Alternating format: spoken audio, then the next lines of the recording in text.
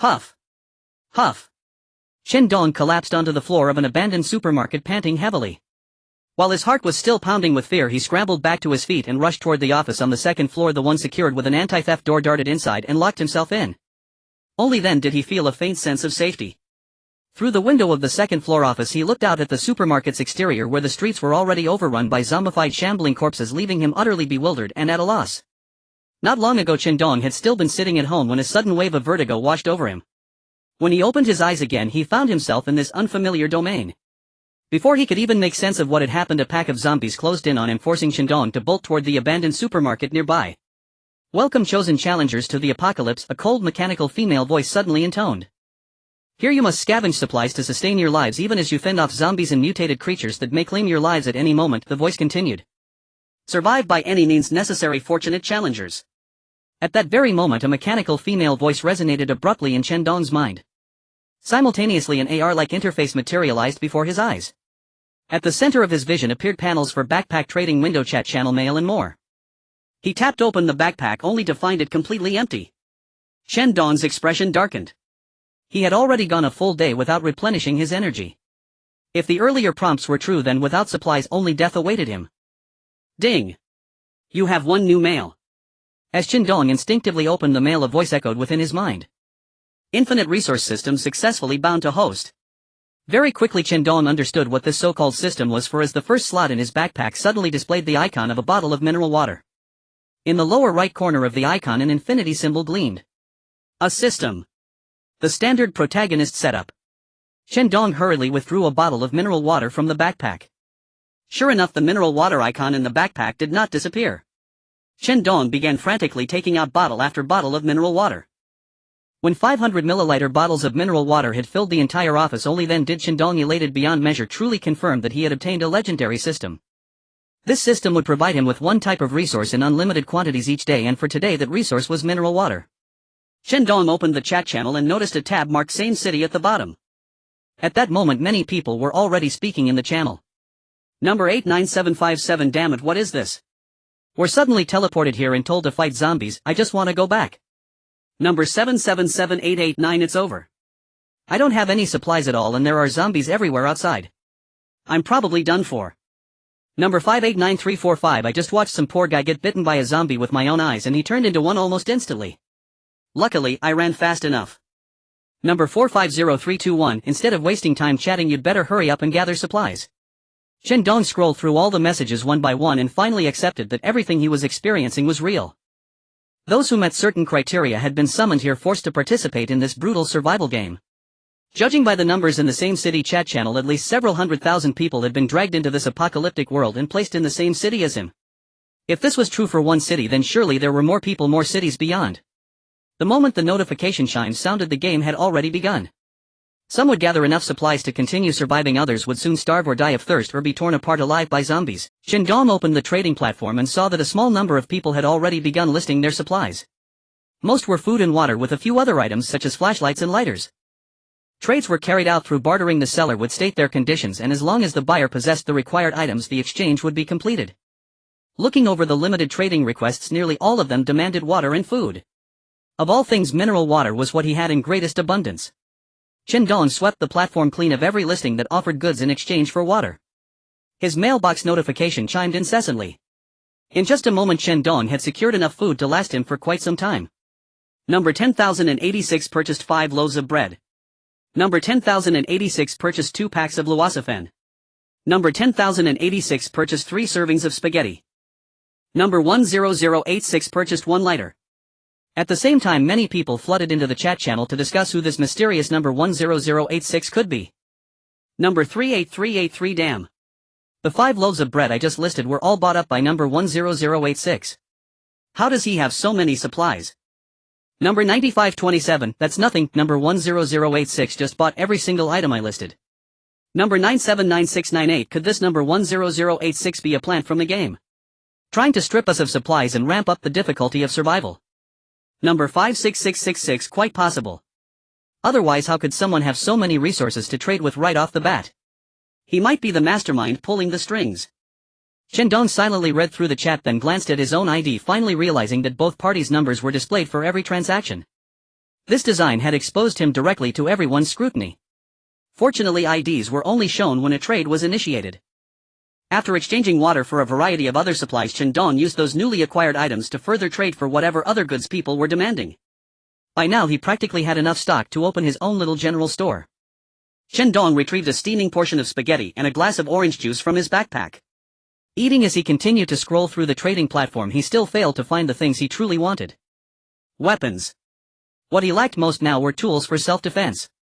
Forget firearms and ammunition, he could not even find a simple baseball bat or a fruit knife. Thinking it through, he realized that anyone who had managed to obtain such items would be unwilling to list them on the trading platform. In a city infested with zombies, a decent weapon for self-defense could significantly increase one's chances of survival. Still, it was only the first day and the pressure to survive was not yet overwhelming. Many people were simply hiding in relatively safe areas, not daring to venture out to scavenge. After a few days, when they reached the end of their ropes, Chen Dong believed that the variety of supplies on the market would gradually increase. For now he simply needed to remain in this abandoned supermarket and wait until he had amassed sufficient strength to protect himself. Chen Dong went down to the first floor of the supermarket to see if there were any leftover supplies. However, after combing through the entire place, he found nothing at all. Finally, when he stepped into the restroom to relieve himself, he spotted a wooden box in front of the sink. "Is this a supply crate?" he muttered as he walked toward it. Successfully opened bronze tier supply crate. Obtained wood 10. Obtained rope 1. Better than nothing, Chen Dong murmured as he stowed all the materials directly into his backpack. He checked the restroom for any usable water, only to find that the faucet was purely decorative. Bang bang bang, just as he left the restroom intending to head back upstairs, he heard someone outside the supermarket pounding on the door and shouting, "Is anyone there? Please open the door, there are zombies chasing me." Chen Dong walked to the entrance of the supermarket and peered outside through the narrow gap in the door, discovering a woman standing there. She was incredibly beautiful, so much so that he could not even bring himself to describe her with cliched phrases such as fair as the moon that shames the flowers or delicate and charming. Giving this woman a perfect score was enough to prove everything.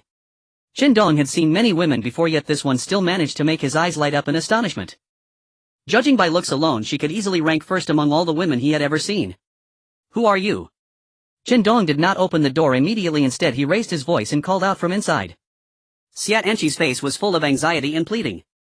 "Little brother, I've been stranded outside for a whole day with no supplies at all. Please let me in first. Afterward I'll gladly work like an ox or a horse for you." Chen Dong frowned. After a brief moment of thought, he took a wooden plank from his backpack and opened the supermarket door. "Thank you, little brother." The woman hurried inside and quickly expressed her gratitude to Chen Dong. Ever since arriving in this apocalyptic world, she had been relentlessly chased by zombies, narrowly escaping death several times. Now that she had finally met another human, a sense of safety immediately welled up in her heart. Yet at that very moment, Chen Dong suddenly made his move. Before the woman could react, he drove the edge of his hand hard into the back of her neck, sending her crumpling unconscious to the floor. Then Chen Dong immediately shut the supermarket door again, tied the woman firmly with rope, and carried her upstairs to the second floor. People's hearts are hidden within their chests. In the end times, one can never be too cautious when dealing with strangers. A single misplaced trust might well cost one's life. The woman woke up groggily, the back of her neck still throbbing with pain. She instinctively tried to reach back and rub it, only to discover that she was tightly bound with rope. "You're awake." Chen Dong, chewing on a piece of bread, walked up to the woman. Her expression was tinged with fear as she struggled violently against her bonds. "What are you trying to do? Do you even know this is against the law?" Hearing this, Chen Dong could not help but let out a derisive laugh. In this world where death might come at any moment, talking about laws and legality was utterly meaningless. It was almost comical. Chen Dong crouched down, placed his right hand directly upon her, and said with a grin, "I have no choice. I can't be sure whether you're a good person, so I can only tie you up first and then see just how good your conscience really is." The woman was startled by his sudden touch, the corner of her eye twitching. Irritated, she snapped, "You bastard, if you dare untie me, I'll let you have a good feel of your conscience." Chen Dong's expression smoothed into cold indifference. He rose to his feet and said tonelessly, "You're a prisoner in chains and you're trying to bargain with me. Aren't you overestimating your own charm? To put it bluntly, if I were to keep you tied up and force myself on you right now, what exactly could you do about it?" The woman bit her lip and fell silent. She understood all too well that what Chen Dong said was the harsh truth. Chen Dong sat down on the sofa, lit a cigarette, and continued, "Tell me your name and background. Perhaps then I might spare your life." After he finished, he waited silently for several minutes before the woman finally broke her silence. "My name is Xia Enchi. I'm a doctor.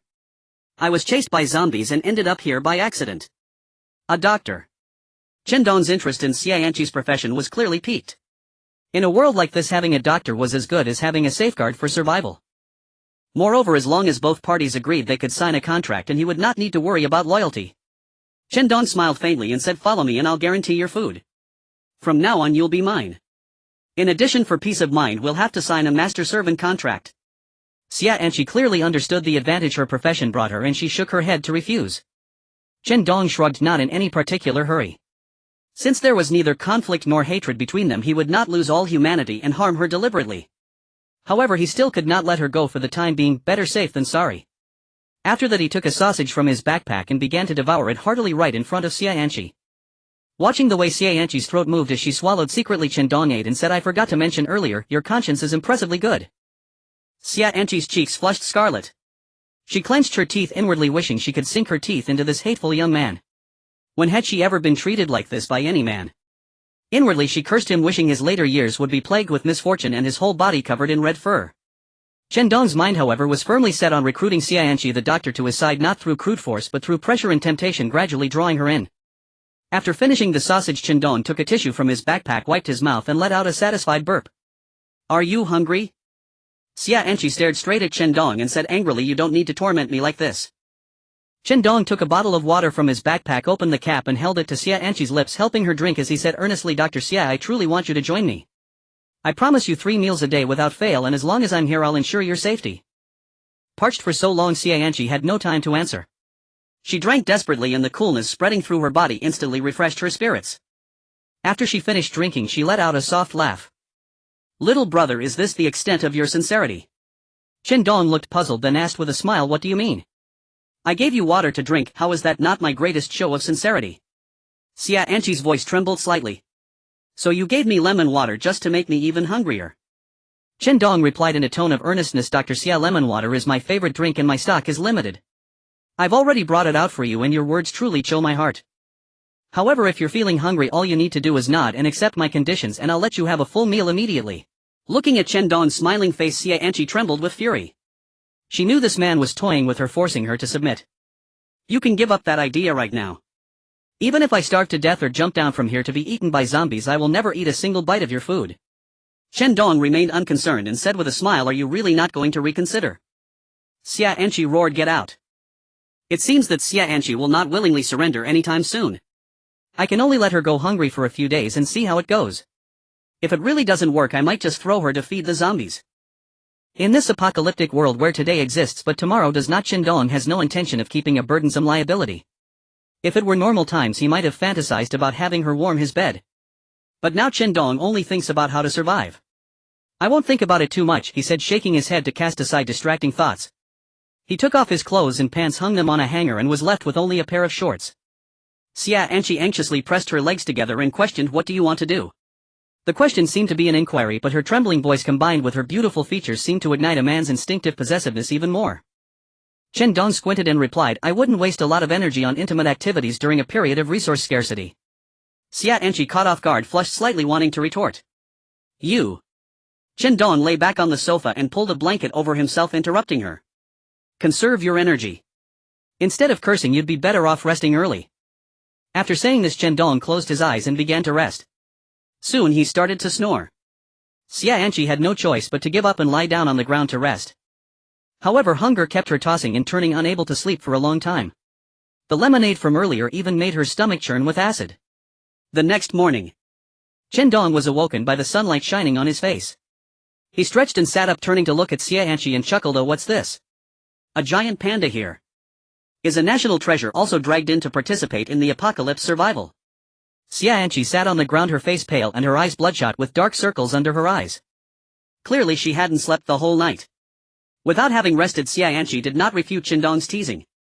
Her mental state was poor, making her a bit dazed. All of this was within Chen Dong's expectations. A woman who had gone hungry all day, finally rehydrated only to have lemonade, would only suffer from intense hunger and sleeplessness. "Are you hungry? Want some breakfast?" Chen Dong took out a sandwich and held it near Xia Yanqi's mouth. Upon smelling the sandwich, her stomach reacted spontaneously with a growl. But she still held back her instincts, turning her head away and refusing to look. Chen Dong grinned and gave her a thumbs up. "You have spirit." Then Chen Dong put the sandwich in his mouth. During the process he exaggeratedly praised delicious. After successfully breaching Xia Anqi's psychological defenses with breakfast, Chen Dong opened his emails. The system timely delivered today's supplies through the email. Unlimited 9mm bullets. It was actually important ammunition. And it was unlimited. Chen Dong's heart couldn't help but race. But he quickly calmed down. After all, finding a gun that fits the magazine wouldn't be easy. Even as time passed, suitable weapons would surely appear on the trading platform. But time waits for no one. The abandoned supermarket where Chen Dong was could be invaded by zombies at any moment. If those zombies didn't hesitate and charged straight into the supermarket, wouldn't he be in trouble? Chen Dong immediately opened the trading platform to start shopping. After a morning, although he had gained a lot, he still hadn't seen any of the items he was hoping for. During lunchtime, while Chen Dong was eating a plate of fried rice, he suddenly paused and sighed. This is so hard. Xia Anqi beside him said in a slightly weak and dry voice, "Can you not eat next to me while making comments?" Chen Dong shook his plate of fried rice and replied, "Sure, but it's unnecessary." Xia Anqi didn't argue but chose to lie down obediently and close her eyes, acting like an ostrich. Chen Dong continued to talk to himself, "This fried rice is too greasy, I can't eat it." Xia Anqi, with her eyes closed, suddenly heard something being thrown into the trash can and instinctively opened her eyes. Chen Dong had actually dumped the fried rice in the trash. "What are you doing?" Xia Anqi questioned angrily. Chen Dong turned to look at Xia Anqi after dumping the fried rice and smiled, saying, "As you can see, if I can't eat it, I just throw it away." Xia Anqi found it hard to believe. "You are wasting food. Do you even know what you are doing? Do you want to eat? Why are you so excited? If you want to eat, I can give you a portion, I have plenty." Chen Dong wore an indifferent expression. Xia Anqi said nothing, just glared at him fiercely and continued to lie down and rest her eyes. Chen Dong looked at Xia Anqi, who was swallowing her saliva merely from smelling the residual rice fragrance in the air, and quietly laughed in his heart. "Let's see how long you can hold out." Chen Dong opened the chat channel and began to browse today's chat content. After the first day of survival, quite a few people had adapted to the rhythm of apocalyptic survival, with many venturing out to gather supplies, and some had even killed zombies. Of course, many more had become lunch meat for zombies. While going through the historical records, Chen Dong's gaze suddenly sharpened as he fixated on a message. ID 72727, selling a P92 pistol, is anyone interested? Private message with offer. This message sparked a series of heated discussions. ID 23452, damn, it's unbelievable. Others are pulling out guns on the second day, and all I have is a razor. ID 23345, so envious. Chen Dong immediately private messaged this player. Brother, is the item still available? What are your terms? Soon the player replied. The item is still available, are you interested? I want 100 bottles of water and 100 portions of food, any type. Chen Dong suppressed his excitement and calmly negotiated, too expensive. Collecting supplies right now is tough, just ensuring I don't starve is already impressive. That pistol probably has no bullets left and I'd have to specifically buy bullets. How much can you offer? Chen Dong replied, at most 10 bottles of water and 10 pieces of bread. This time the other side took a long time to respond. Chen Dong's heart began to race. Just as he hesitated about whether to raise the offer, a response finally came. Alright, consider it a way to make a friend. Without a doubt the value of this pistol was far beyond that. But given the special circumstances, survival was the most crucial matter. There aren't many who can spare extra food and water, and he had no other choice. The other side put that P92 up on the trading interface. Once the parties confirmed the trade was completed and the supplies began to be sent out from the mailbox, the seller, who received water and food, was feeling quite pleased. A handgun that had run out of bullets exchanged for so many essential supplies, this was a huge profit. However, when he saw the ID of the trade counterpart, he was taken aback. Wasn't this the rumored fraudster? The seller announced this information in the chat channel, causing an uproar. Yet Chen Dong was unaware of all this. Of course, he did not care about any of it. Hearing the ding notification from the email, his hand trembled slightly as he clicked it open. Inside lay a P92 handgun quietly waiting. After selecting to receive, a dark weapon appeared in Chen Dong's backpack. Holding the heavy P92 handgun, he felt a surge of reassurance. He opened the window and fired a few shots at the zombies on the street. The hit rate was quite disheartening. But with unlimited bullets, a few zombies still screamed before collapsing. The sudden gunfire startled Xia Anqi, causing her to sit up. She then looked at Chen Dong in shock. Gazing at the fallen zombies and the ones surrounding them, Chen Dong was satisfied as he pulled the window shut, only to notice Xia Anqi staring at him wide-eyed. Chen Dong merely smiled, then caressed the handgun in his embrace, whispering softly, "Finally, I no longer have to be afraid." At that moment he heard a familiar voice in his mind. Experience gained 1, experience gained 1, experience gained 1, experience gained 1. 96 points of experience needed to level up. Chen Dong looked at his personal panel in astonishment, realizing he could actually level up. He just didn't know what benefits would come after the upgrade. Chen Dong noticed that after gaining experience, a window displaying personal information appeared on his interface. Clicking it revealed his body stats clearly. Level 1 4100 Strength 10 Agility 3 Stamina Robust. Chen Dong wasn't clear what the reference standard for these stats was, but it seemed his strength was relatively high. It might also be due to his robust stamina. Next to the personal data was a note: players receive a random distribution boost in stats upon leveling up. The acquisition of experience depends on the number and level of zombies killed. Chen Dong withdrew from his personal panel, resting his chin on his hand in thought. Clearly, hiding in this abandoned supermarket was merely a temporary measure. The note mentioned zombie levels, so it was very likely that later on there would indeed be zombies capable of invading the supermarket. This place was not safe. The intense sense of crisis dulled the joy Chen Dong felt from just acquiring a weapon. To ensure his safety, he needed to take the initiative to level up quickly and enhance his physical abilities. Chen Dong opened his backpack to check his equipment. A P-92 handgun is his main weapon, along with a military dagger, a few Molotov cocktail smoke grenades, and some iron rods. Chen Dong was not satisfied with the quality of his gear. Frankly speaking, against zombies only a P-92 handgun and Molotov cocktails would be of any use. As for the military dagger, Chen Dong was just an ordinary person and lacked the confidence to engage in close combat.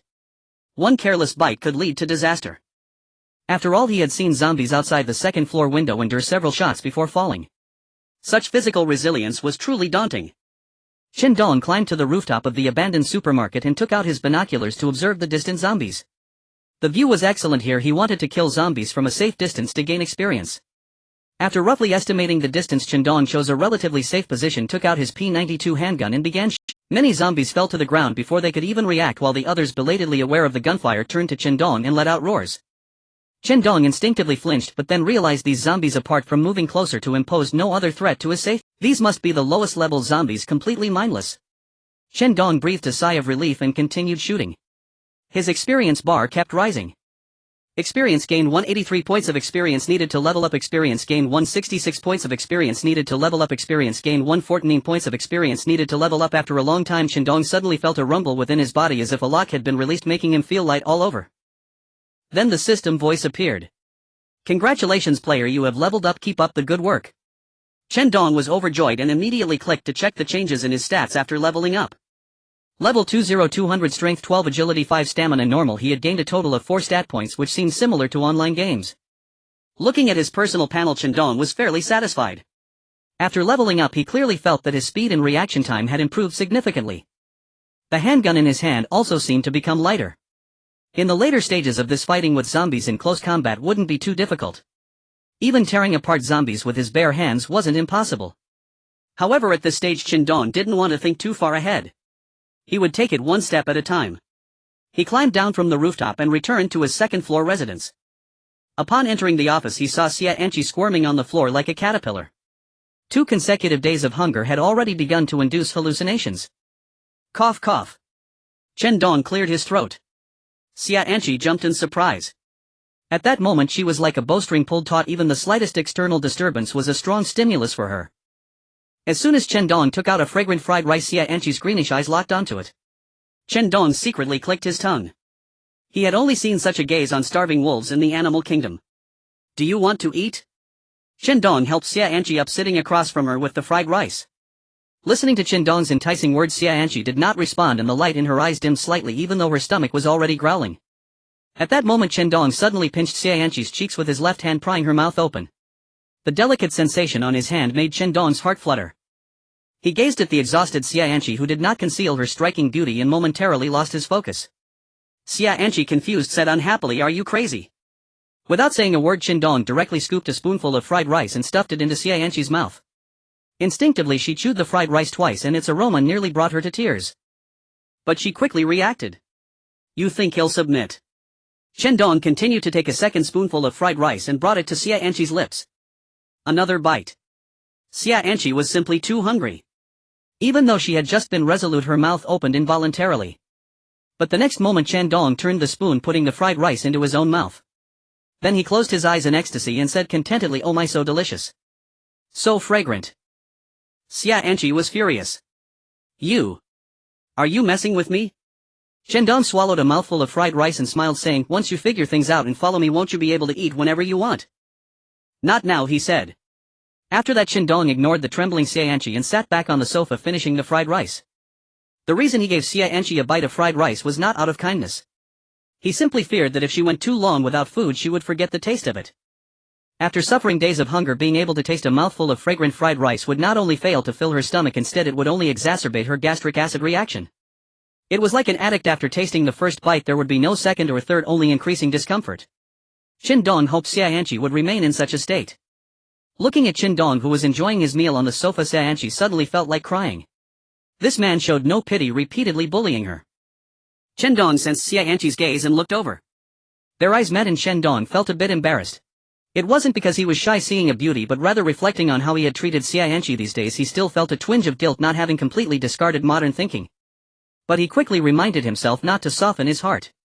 After all, Chen Dong knew very well that in this world only by discarding unnecessary compassion could one survive longer. In a chaotic world, being soft-hearted was a weakness. Chen Dong took out a bottle of mineral water, added some sugar and fed it to Xie Anqi. Then he sat beside her. The weak Xie Anqi collapsed directly into his arms. Chen Dong sighed and said, "Dr. Xie, I have to say you are really stubborn. I offer you such good conditions just to become my teammate and you still refuse." Xie Anqi simply stared at him in silence. Chen Dong was at a loss for words. Just then he suddenly thought of a question. "Dr. Xie, if I let you go, what will you do?" Xie Anqi still didn't speak and Chen Dong didn't bother to continue talking. Thus Chen Dong sat on the floor holding the tightly bound Xie Anqi and they fell into silence. Suddenly Xie Anqi said, "What is your name?" Chen Dong smiled faintly. "Chen Dong. Chen from ear, Dong from east of the red sun." Xie Anqi nodded and then said seriously, "If you let me go, the first thing you'll do is kill you, you scumbag." Chen Dong was speechless and teased, "Dr. Xie, you can't use scumbag on me. That refers to someone who tricks others for money and sex. I can't bear that title since nothing inappropriate has happened between us. However, if you have that thought, I wouldn't mind." Xie Anqi gritted her teeth. "Scum. I'll tentatively accept that term. However, for you to make killing me your first action, I really can't let you go now," Chen Dong replied with a hint of a smile. With his clothes off, Chen Dong lay on the sofa. "Dr. Xie, let's sleep. I don't want you to starve to death only to have a heart attack. I still want someone to chat with me." Xie Anqi also lay on the ground preparing to rest. Upon hearing Chen Dong's words, she immediately opened her eyes and cursed, "Shut up." The next morning Chen Dong woke up and found that Xie Anqi had not moved at all. He couldn't tell if she was sound asleep or had fainted from hunger. Chen Dong walked over and gently pinched Xie Anqi's cheek. "Dr. Xie, it's time to get up." After calling her a few times, Xie Anqi still did not respond. Chen Dong muttered to himself, "She can't really be dead, can she?" Then he placed his hand at Xie Anqi's nose to check. She was still breathing. Only then did Chen Dong feel relieved. Leaning close to Xie Anqi's ear, he said, "Dr. Xie, if you don't get up soon, I might have to give you a full body examination." Pretending to be asleep, Xie Anqi had no choice but to open her eyes. "Get lost." Chen Dong chuckled, took out the prepared glucose water and fed it to her, saying, "Dr. Xie, while I'm away you must behave yourself. Otherwise if a zombie comes and munches on you, don't blame anyone." After drinking the water, Xie Anqi scoffed. "Hat, I won't let you off even as a ghost." Chen Dong shrugged. "It doesn't matter, I'm a reincarnation of Ning Saichen specializing in subduing female ghosts." After feeding Xie Anqi the water, Chen Dong began to eat breakfast and as usual opened his email to see what supplies the system had sent him today.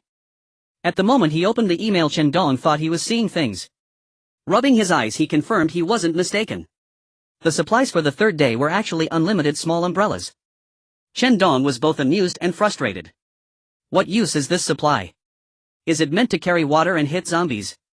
After all, this item seems to be useful only in achieving a harmonious life without wanting to procreate. As for using it as a water balloon, that was just a new game he invented with his childhood friends when they secretly took the small umbrellas distributed for free by the community. Chen Dong took out a small umbrella and turned to Xie Anqi asking, "Dr. Xie, do you know what this thing is used for?" Xie Anqi glanced at the small umbrella in Chen Dong's hand, her face slightly flushed. "Boring." Chen Dong remained unfazed. "What I mean is, does this thing have any other uses? I would still use it for its normal purpose." Xie Anqi explained the material of the small umbrella is rubber. It can act as a bandage or an airbag. When filled with water it can also serve as a simple aerial bomb, but it probably won't be much use against zombies. After Xie Anqi's prompt, Chen Dong began to realize the strategic value of the small umbrella. Bandages are already scarce medical supplies. If there are alternatives, it clearly adds a layer of security for survival. As for the airbag, Chen Dong couldn't be sure if there would be any severe weather or difficult terrain later. If it comes to crossing a river, considering that there are no records of anyone trading vehicles on the current trading platform, it's unlikely to appear in the short term. Thus using small umbrellas to create a simple raft would be a great tool for pioneering. Thinking of this, Chen Dong began to feel satisfied with today's supplies. He casually placed a few hundred small umbrellas on the trading platform and returned to the supermarket rooftop, leisurely killing zombies. Experience gained 1, experience gained 1, experience gained 1, experience gained 1. During his free time, Chen Dong opened the trading platform. Unexpectedly, the small umbrellas were surprisingly popular. It should be noted that his exchange conditions were all essential supplies. While eating bread, Chen Dong murmured to himself, these people are willing to skip meals just to satisfy their impulses. Opening the chat channel, Chen Dong finally understood. User 38343 Brothers, there's a flight attendant in Dongyuan community who offers meat in exchange for supplies. She knows how to have fun. It was exhilarating. I almost got drained dry. User 346304 Wow. Where? Good brothers, share the coordinates. User 3838 Same request. I'm just curious, nothing else. User 38343 Coordinates sent 235452 Not far away, brothers, go for it. User 10101 Is there anyone for one? I'm also available as long as you provide me with food and water. Interested parties, please private message me moi. The chat channel buzzed with fervent discussion. Clearly Chen Dong's quick response was partly due to their efforts. Chen Dong remained silent. He understood that in such an apocalyptic world some people could not survive and resorted to selling their bodies for resources. This was an inevitable occurrence. After all, in such an environment, how much is innocence worth? Yet Chen Dong still felt a sense of discomfort. Suddenly he thought of Xia Anqi. If Xia Anqi couldn't survive, would she also have to rely on selling her body for resources? Chen Dong abruptly halted his unfounded musings, chuckling to himself, damn it, I'm on the brink of death myself, why should I even worry about others? After saying that, he refocused his attention on the zombies in the street. Gained experience 1, gained experience 1, gained experience 1. Congratulations player, you leveled up, keep up the good work. Level 30, 300 strength 15 agility 7 stamina hungry huff. Finally leveled up. Chen Dong shook his slightly sore arms. After more than 10 hours of intense battle, he finally reached level 3 with a strength increase of 3 points and agility increase of 2 points. He had accomplished a small goal. Now feeling hungry, it was time to eat. Chen Dong took out a pack of crispy noodles and a bottle of mineral water, replenishing his strength while browsing the trading platform. Surprisingly, he found something useful. A pistol suppressor. This was a great item. With this he could shoot without making too much noise, greatly enhancing his safety. Upon seeing the other party's condition, it was nearly 10 bottles of water. But the lavish Chen Dong had no intention of haggling. For him that would be a complete waste of time. Soon a pistol suppressor appeared in his hand. Installed onto the muzzle, it inexplicably added a hint of menace. At that moment Chen Dong suddenly felt a sense of alertness. In his line of sight, a shifty-eyed yellow-haired man was stealthily sneaking into the supermarket beneath him. Due to the fact that the zombies on this street had been cleared, the man encountered no danger. Trouble. Chen Dong's gaze sharpened as he quietly descended from the rooftop with his pistol in hand. Just as he reached the stairs, he heard Xia Anqi's cries for help from the second-floor office. Help! Someone please save me! Xia Anqi shouted hoarsely. I didn't expect to find such a beautiful woman while out gathering supplies. I've been dying for a release these past few days, you're perfect for that. A strange man's voice came from the office, followed by the sounds of clothes rustling and tearing. Chen Dong rushed down to the second floor, gun in hand. Damn it, what are you doing? Behave yourself. Just as the yellow-haired man was about to force himself on her, a gunshot rang out from behind. Then a sharp pain shot through his left shoulder. Ah! It hurts! The yellow-haired man cried out, clutching his left arm. Chen Dong's expression turned cold as he stood at the office door, his gun barrel faintly emitting heat. You dare to touch my people? Ah! Chen Dong's voice was low and he fired again, hitting the yellow-haired man in the left thigh. Tears streamed down the yellow-haired man's face as he didn't know which wound to cover, collapsing on the ground to plead for mercy. Big brother, I was wrong. I was wrong. I haven't touched her yet, just let me go. I'll be your servant. Chen Dong remained expressionless. It won't help even if you call me father. The yellow-haired man appeared terrified, trembling all over. Yes, yes, yes. You are my grandfather. You are my ancestor. It's only natural for an ancestor to discipline a descendant. Please, great ancestor, spare me. Chen Dong listened to the yellow-haired man's chaotic words, feeling irritated. Thinking about how the yellow-haired man almost violated Xianqi, for some reason his emotions became uncontrollable. You said too much. Chen Dong raised his gun and turned the yellow-haired man into a beehive. Watching the man fall to the ground fear-stricken and motionless, it took a long time for Chen Dong to come back to his senses. Afterwards he walked over to the panicking Xianqi and rolled his eyes. You're not dead, are you? Xianqi broke down in tears. Having grown up, she had never encountered such a thing. Thinking about how she had almost been assaulted, she couldn't stop feeling aggrieved. Chen Dong said nothing. He waited until Xianqi cried her voice hoarse. He untied her ropes, took out a set of clean clothes, placed them beside her, and walked out of the office. Your previous clothes were ruined, change into the new ones. Chen Dong went downstairs to the abandoned supermarket and collected everything from the yellow-haired man's backpack. There was nothing useful, far worse than his own. After changing into new clothes, Xianqi walked out of the abandoned supermarket and approached Chen Dong. He took out 10 portions of water and food from the backpack. Xianqi frowned. What do you mean by this? Chen Dong shrugged and said, I'm letting you go. But whether you live or die afterward depends on your luck. Without waiting for Xianqi to respond, Chen Dong directly left the abandoned supermarket. Encountering 2 people in 3 days indicated that this place was no longer safe and more players might come in succession. There was no choice, he had to leave. As for Xianqi, he couldn't concern himself too much. Leaving behind some supplies would at least allow her to survive a few more days, which could be considered an act of kindness. Chen Dong walked further away without looking back. The next moment he heard footsteps approaching from behind. After multiple level-ups, Chen Dong's physical abilities had undergone a qualitative leap. The faint sounds he could never hear before were now easily captured. Upon turning back, Chen Dong saw a figure following him about 30 to 40 meters away, Xianqi. He put down his gun and walked back.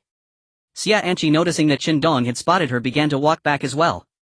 Chen Dong could not decipher what she intended to do, so he allowed her to follow. The two maintained this pace for half a day. When it was noon and time for a break, Chen Dong suddenly heard Xianqi's piercing scream from behind. He hurriedly rushed back. Having followed for so long, Xianqi's legs were beginning to feel sore. However, if she stopped, she would quickly be left behind, so she had to grit her teeth and keep up.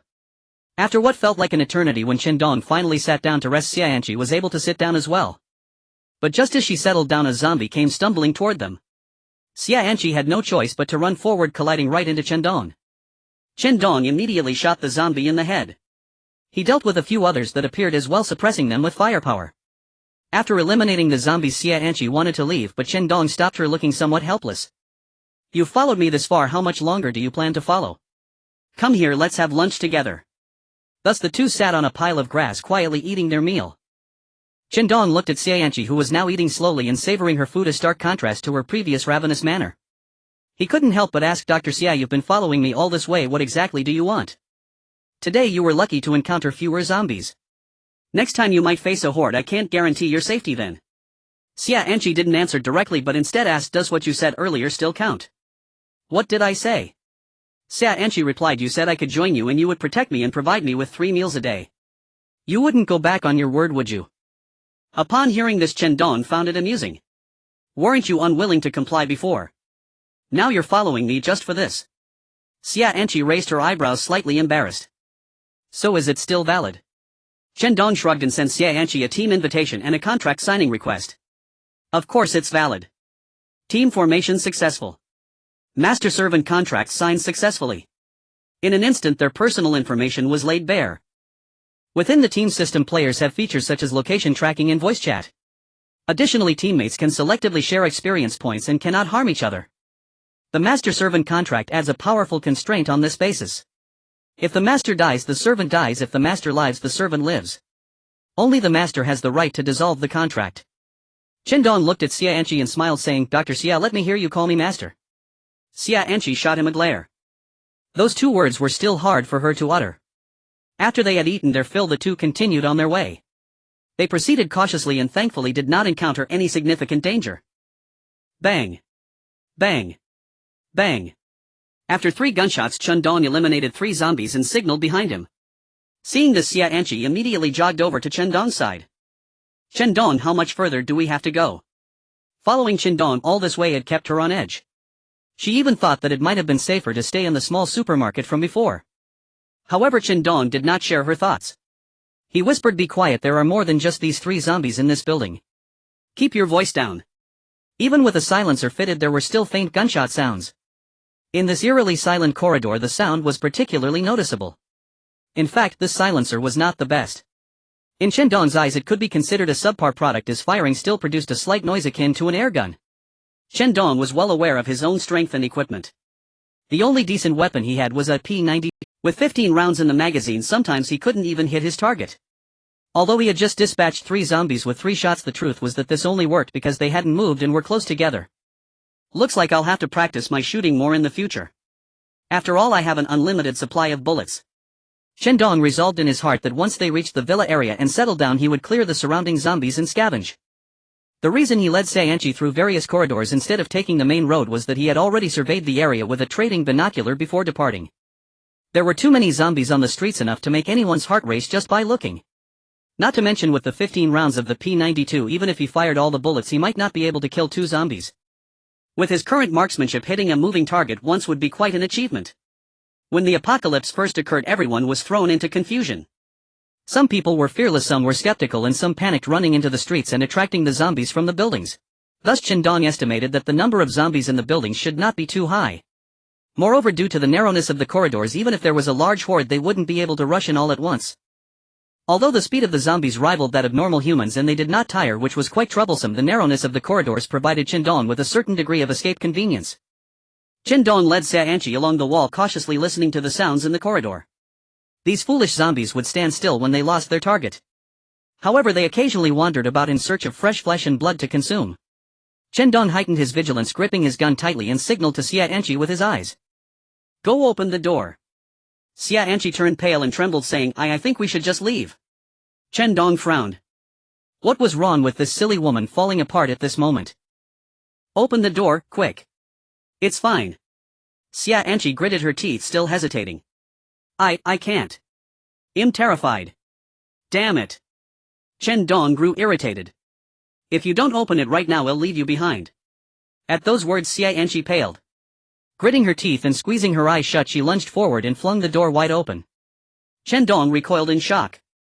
Had this foolish woman lost her mind? Was she truly planning to charge straight into the jaws of the undead? He yanked her back just in time, then darted out, pistol raised, and aimed into the room, firing instantly. Whiz! Whiz! Whiz! A rapid burst tore through the air. 2 zombies crumpled, riddled with bullets. At least the immediate threat within the room had been eliminated. Chen Dong pulled Xianqi inside and slammed the door shut. Then he ejected the spent magazine, retrieved fresh 9mm rounds from his backpack, and began reloading, 1 bullet at a time. This was the most frustrating part. After exhausting a magazine, one had to reload each round manually. Chen Dong turned to Xianqi, voice stern. "Dr. Xia, there's something I must make absolutely clear. First, we are teammates, not master and burden. And as team leader, when I give an order you obey, without hesitation. Never again say I'm scared or let's go as if this were some polite stroll. This is no longer the peaceful world you once knew. Your prestigious medical degree holds no weight here. Had today's mission been a desperate flight from the undead instead of a controlled clearance operation, your indecision would have cost us both our lives." Xianqi's expression darkened, but she knew deep down that Chen Dong spoke the unvarnished truth. "I'm sorry, I understand now. I'll follow your orders without question." Chen Dong nodded, satisfied. "Rest assured, I promise to keep you safe and I never break my word. I asked you to open the door only because I was certain no zombie would reach you." Xianqi nodded, sheepish. Pleased by her newfound compliance, Chen Dong produced a can of luncheon meat, 2 self-heating rice meals, and 2 pieces of fruit. Such a meal in this apocalyptic wasteland was nothing short of luxurious. Xianqi stared at the provisions and swallowed hard. "Eat up. We'll spend tonight here, and tomorrow we'll assess whether we can move beyond this district." Chen Dong had no intention of venturing out further. At night the undead grew markedly more active, and their senses far sharper than by day. To appear within their field of vision then would be like slicing one's finger in the deep ocean. Even the tiniest wound would summon swarms of predators, relentless and inevitable. Chen Dong opened the rice pouch, allowing it to heat autonomously. "Chen Dong, where exactly are we headed? Today's journey left me trembling with dread. Honestly, wouldn't it have been safer to stay in that little convenience store?" A faint smirk flickered across Chen Dong's lips. "What do you know?" "I don't know, so tell me." Xianqi pouted.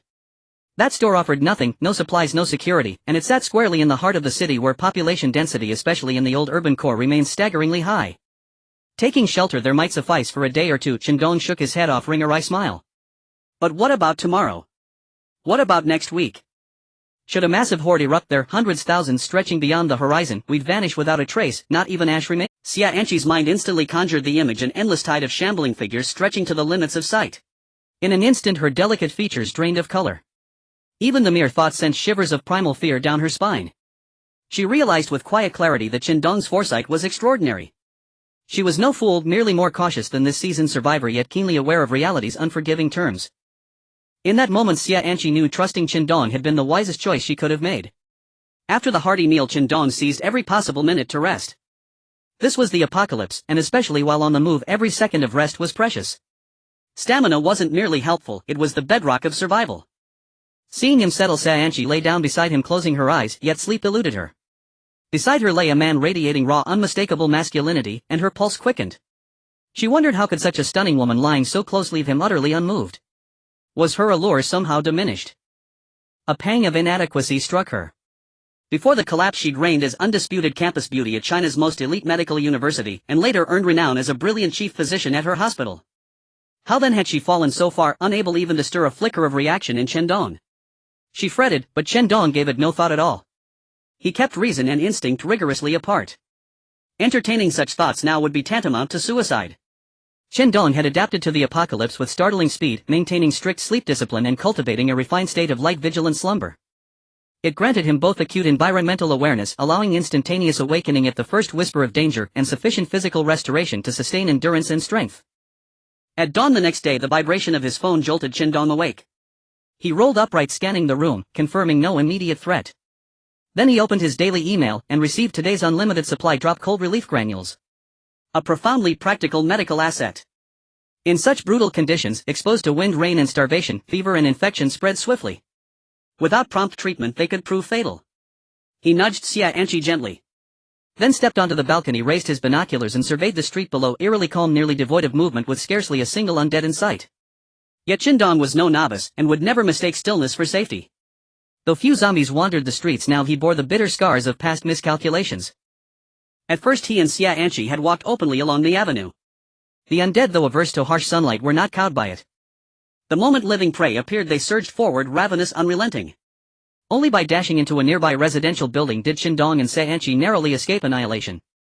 Xia Anqi rubbed her sleepy eyes, gazing mournfully at Chen Dong's back. What a block of wood, he hasn't the slightest notion of chivalry or tenderness. Chen Dong heard her mutter, and smiled. All right, once we reach our destination you may sleep to your heart's content. A soft blush rose to Xia Anqi's cheeks. Sleep to my heart's content. Chen Dong was unaware of the ambiguity in his words and continued, I won't hide it from you, I plan to head to the suburbs this time. Compared to the city, the population density in the suburbs is much lower. I know there's a villa area there where the population density of the wealthy is quite low, so naturally there won't be many zombies. So finding a villa there as a long-term safe haven would greatly improve our living standards, at least much better than a small supermarket. Xia Anqi pouted and murmured, the current living standards aren't that great either. Chen Dong couldn't help but smile wryly. Isn't this a step towards a better life? Alright, stop complaining. Well, set off after breakfast. It would be a cautious journey finding a safe place to rest by nightfall. The next morning Chen Dong woke up and checked his emails as usual. The next moment his expression suddenly turned grim. Damn it, system, you wouldn't be messing with me, would you? Chen Dong looked at the extra infinite supply of cotton in his backpack, his face filled with confusion. What use is cotton? Seriously. I can't eat or drink it, do you expect me to wrap a corpse with it when I die? Chen Dong thought to himself. What's wrong? Xia Anqi had just woken up and seeing Chen Dong's changing expression couldn't help but ask in confusion. Chen Dong shook his head. The system gave him cotton, and although it was an infinite supply, to be honest it was even more useless than a chicken rib. Chen Dong truly suspected this was the system's twisted humor, a prank designed to annoy him. It was annoying indeed, especially since it was placed at the top of his backpack. However, Chen Dong didn't dwell on it and decided to leave it as it was. It's nothing. He shook his head, not paying much attention to the matter. Yet he couldn't help but feel a bit disappointed inside. He had hoped for some medical supplies, after all he had a doctor with him. If he could get some precious items like medical alcohol, it would greatly ensure their survival in this apocalyptic world. The sky was overcast and thunder rumbled in the distance, with gusts of wind occasionally blowing, seemingly signaling the arrival of bad weather. The oppressive feeling brought by the black clouds made Chen Dong more vigilant than ever. After all, he and Xia Anqi were on their way to the villa area, and no one knew how many zombies or malicious people would be there. Xia Anqi followed closely behind Chen Dong, looking at the dark clouds in the sky with some worry. Chen Dong, it looks like it's going to rain. Do we have an umbrella? In this kind of environment, if we catch a cold, the consequences would be dire. Chen Dong held his gun in hand, walking ahead to scout the way. Hearing Xianqi's words, he stopped and turned to say, "We don't have an umbrella, but if you're afraid of catching a cold, I happen to have plenty of cold medicine, more than enough." Xianqi replied with a no, then explained him, "I'm healthy and not afraid of colds. I'm just worried that if you get sick, I'll be the only one left as the healer, anxiously waiting to be overwhelmed by zombies." Hearing Xianqi's caring words, Chen Dong felt a warmth in his heart. But he also found her contradictory words amusing. He teased, "It's alright. Xia doctor, if you're the healer, then just a few sips from you will help me recover." After saying that, Chen Dong continued walking forward. Hearing his teasing, Xianqi's face turned red in an instant. Seeing Chen Dong walking away, she didn't dare linger too long in the same spot, only able to stomp her feet in frustration and quickly catch up. "Stinky Chen Dong, wait for me." Finally nearing the villa area, Chen Dong and Xianqi hid in a nearby watchtower. Chen Dong was observing the situation in the villa area with binoculars. After a long while, Chen Dong slowly lowered the binoculars, remaining silent. Seeing Chen Dong's furrowed brow, Xianqi initially hesitated to disturb him, but after a while, noticing he still hadn't spoken, she couldn't help but ask Chen Dong, "Is the situation in the villa area really bad?" Chen Dong finally snapped out of his thoughts. He saw Xianqi sitting beside him, her eyes filled with concern. Chen Dong patted her hand reassuringly, saying, "It's nothing, just a discrepancy from the previous information. There are quite a few zombies here, even a bit more than expected, but it's not too troublesome, it just requires some arrangements and I'm thinking about how to set it up." Xianqi said seriously, "Chen Dong, if the villa area is really too dangerous, we can actually choose not to go and find another safe haven and come back when we're better equipped." Chen Dong smiled and said, "When have you seen me recklessly charging at zombies? If I said I would take you to live in a villa, I won't lie to you. But you make sure not to let me down. Adapt quickly to surviving in the apocalypse. Even if one day I'm not around, you should be able to take care of yourself well." Xianqi hurriedly said upon hearing Chen Dong's words, "PFF, PFF, PFF, don't say such ominous things." But then she muttered, "I know I can be a liability, but I really get so scared when I see zombies." Chen Dong looked at Xianqi's self-reproachful expression, feeling a bit soft-hearted. "I understand any girl would scream when encountering zombies. But Xianqi, this isn't a game. If you die, it's really over. As your teammate, I hope you can live well and become someone I can rely on. This is the last time I will say this. After this, it's up to you." Chen Dong patted Xianqi's head, saying no more. Xianqi disliked having her head touched, but Chen Dong's words stirred a multitude of thoughts within her, allowing him to stroke her hair like a docile kitten. Chen Dong set his sights on the most luxurious villa in the area. He wasn't looking for anything else, just liked its position facing south. Moreover, it was located by the lakeside. It was a beautiful view. Even in a world of apocalyptic escape, if conditions allowed, no one would want their living environment to be too poor. Chen Dong traded some Molotov cocktails and 2 grenades on the trading platform, preparing to deal with the zombies. Additionally, he bought a crossbow for Xianqi's self-defense. "Dr. Xia, we're about to enter the villa area, so you must stay close to me and follow my instructions. This crossbow is for your self-defense, but don't shoot zombies recklessly to attract attention. Now practice with it a bit." Xianqi firmly took the crossbow and said, "Don't worry, Chen Dong, I will not hold you back. I believe in you. Let me teach you how to use the crossbow." Then Chen Dong taught Xianqi how to operate the crossbow step by step. After ensuring that Xianqi had some self-defense capability, he finally felt relieved. Chen Dong said to Xianqi, "Alright, let's go in now. Looking at this weather, it's very likely to rain. Let's make it quick and sleep in the big villa tonight." Xianqi smiled and said, "Good, I hope there's a big bed inside so we can have a good sleep." The two didn't waste much time on idle chatter, quickly prepared their supplies and set off towards their destination. As they entered the villa area, Chen Dong led Xianqi along a grassy path behind the villas. This path was usually taken by the property management for inspections, and ordinarily not many people would walk here. But now with the zombie hordes, Chen Dong wasn't sure how many zombies might be on this path. He approached it with a gamble in mind. After all, a frontal attack would be like inviting the zombies to dinner. They were fortunate that this grassy path did not encounter any zombies. Just as Chen Dong and Xianqi were about to exit the grassy path, a zombie suddenly appeared at the end of the path. Chen Dong was closest, and as the pathfinder he had been leading the way. It could be said that he almost made direct contact with the zombie. At this moment Chen Dong didn't have time to draw his gun as the zombie lunged at him with its arms flailing. Whoosh! 2 arrows shot past Chen Dong's ears and struck directly into the zombie's mouth. The zombie burst forth with a thick goo, tipping over and falling onto Chen Dong. He pushed the zombie away and, looking at the startled Xianqi behind him who was holding a crossbow, gave her a thumbs up. "I didn't expect you, Dr. Xia, to have such strong shooting skills." Xianqi came to her senses and hurriedly asked, "Are you alright? You scared me to death just now." You shot the zombie with the crossbow and I realized how close you were to it. I was so afraid I'd hit you. But luckily you shot the zombie dead. Hearing Xia Anqi's confession, Chen Dong, who had faced the zombie, felt a cold sweat break out at that moment. Thinking about the arrows that had just whizzed past his ears, he said to himself that was close just a little bit away from dying before achieving anything and being backstabbed by my teammate in such a pathetic manner. Alright, I'm fine. Let's keep going. The shelter we chose earlier is almost here. At that moment sounds were coming from the outskirts of the villa area. Damn it. Rush in and take over a villa once we're inside. The threat from the zombies won't be significant. Fire. Suppress the zombies' attack, burn them. Chen Dong frowned. He hadn't expected that other players had also entered the villa area. However, it was just right, as they could attract the attention of the majority of the zombies. It sounded like they were part of a sizable group. Chen Dong pulled Xia Anqi and, taking advantage of the chaos, dashed out of the grassy path towards the villa they had chosen. Along the way, some zombies did catch the scent of Chen Dong and Xia Anqi and rushed towards them. But before they could get close, Chen Dong used a Molotov cocktail to block them from a distance. Finally, he threw a grenade into the zombie horde. With a loud boom, the zombie horde suffered heavy casualties and the two successfully ran into the villa by the lake. The commotion Chen Dong caused also drew the attention of that group outside the villa area. Damn! There are players in here too. He actually has a grenade. What's so surprising about that? Don't we also have a grenade? He can't have many. I estimate only one. Damn it, I wanted to keep this grenade, but it seems like I won't be able to now. Then the sound of another grenade exploding echoed. After Chen Dong and Xia Anqi entered the villa and closed the door, they saw several zombies on the first floor. Without waiting for the zombies to react, Chen Dong pulled out his P92 and started shooting. Combined with Xia Anqi's random shooting from the side, they quickly cleared out the zombies inside the villa.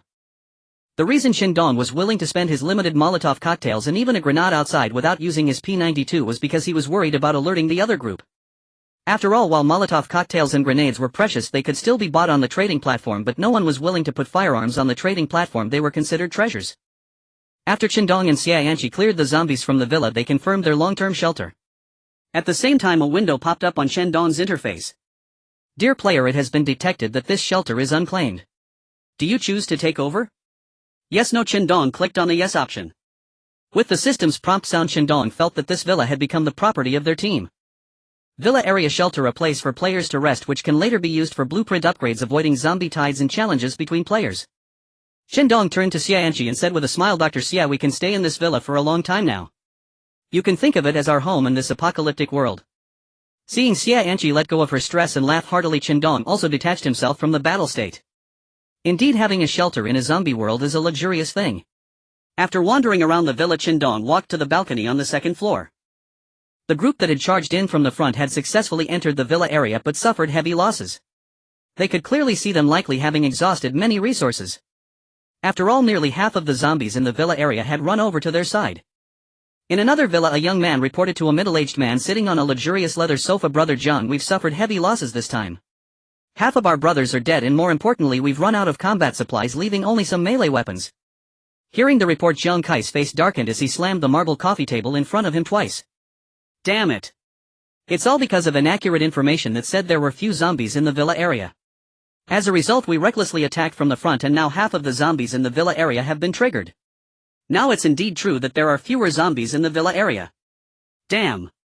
Just as he was furious and cursing loudly, a bolt of lightning suddenly struck down from the sky, followed by a loud explosion.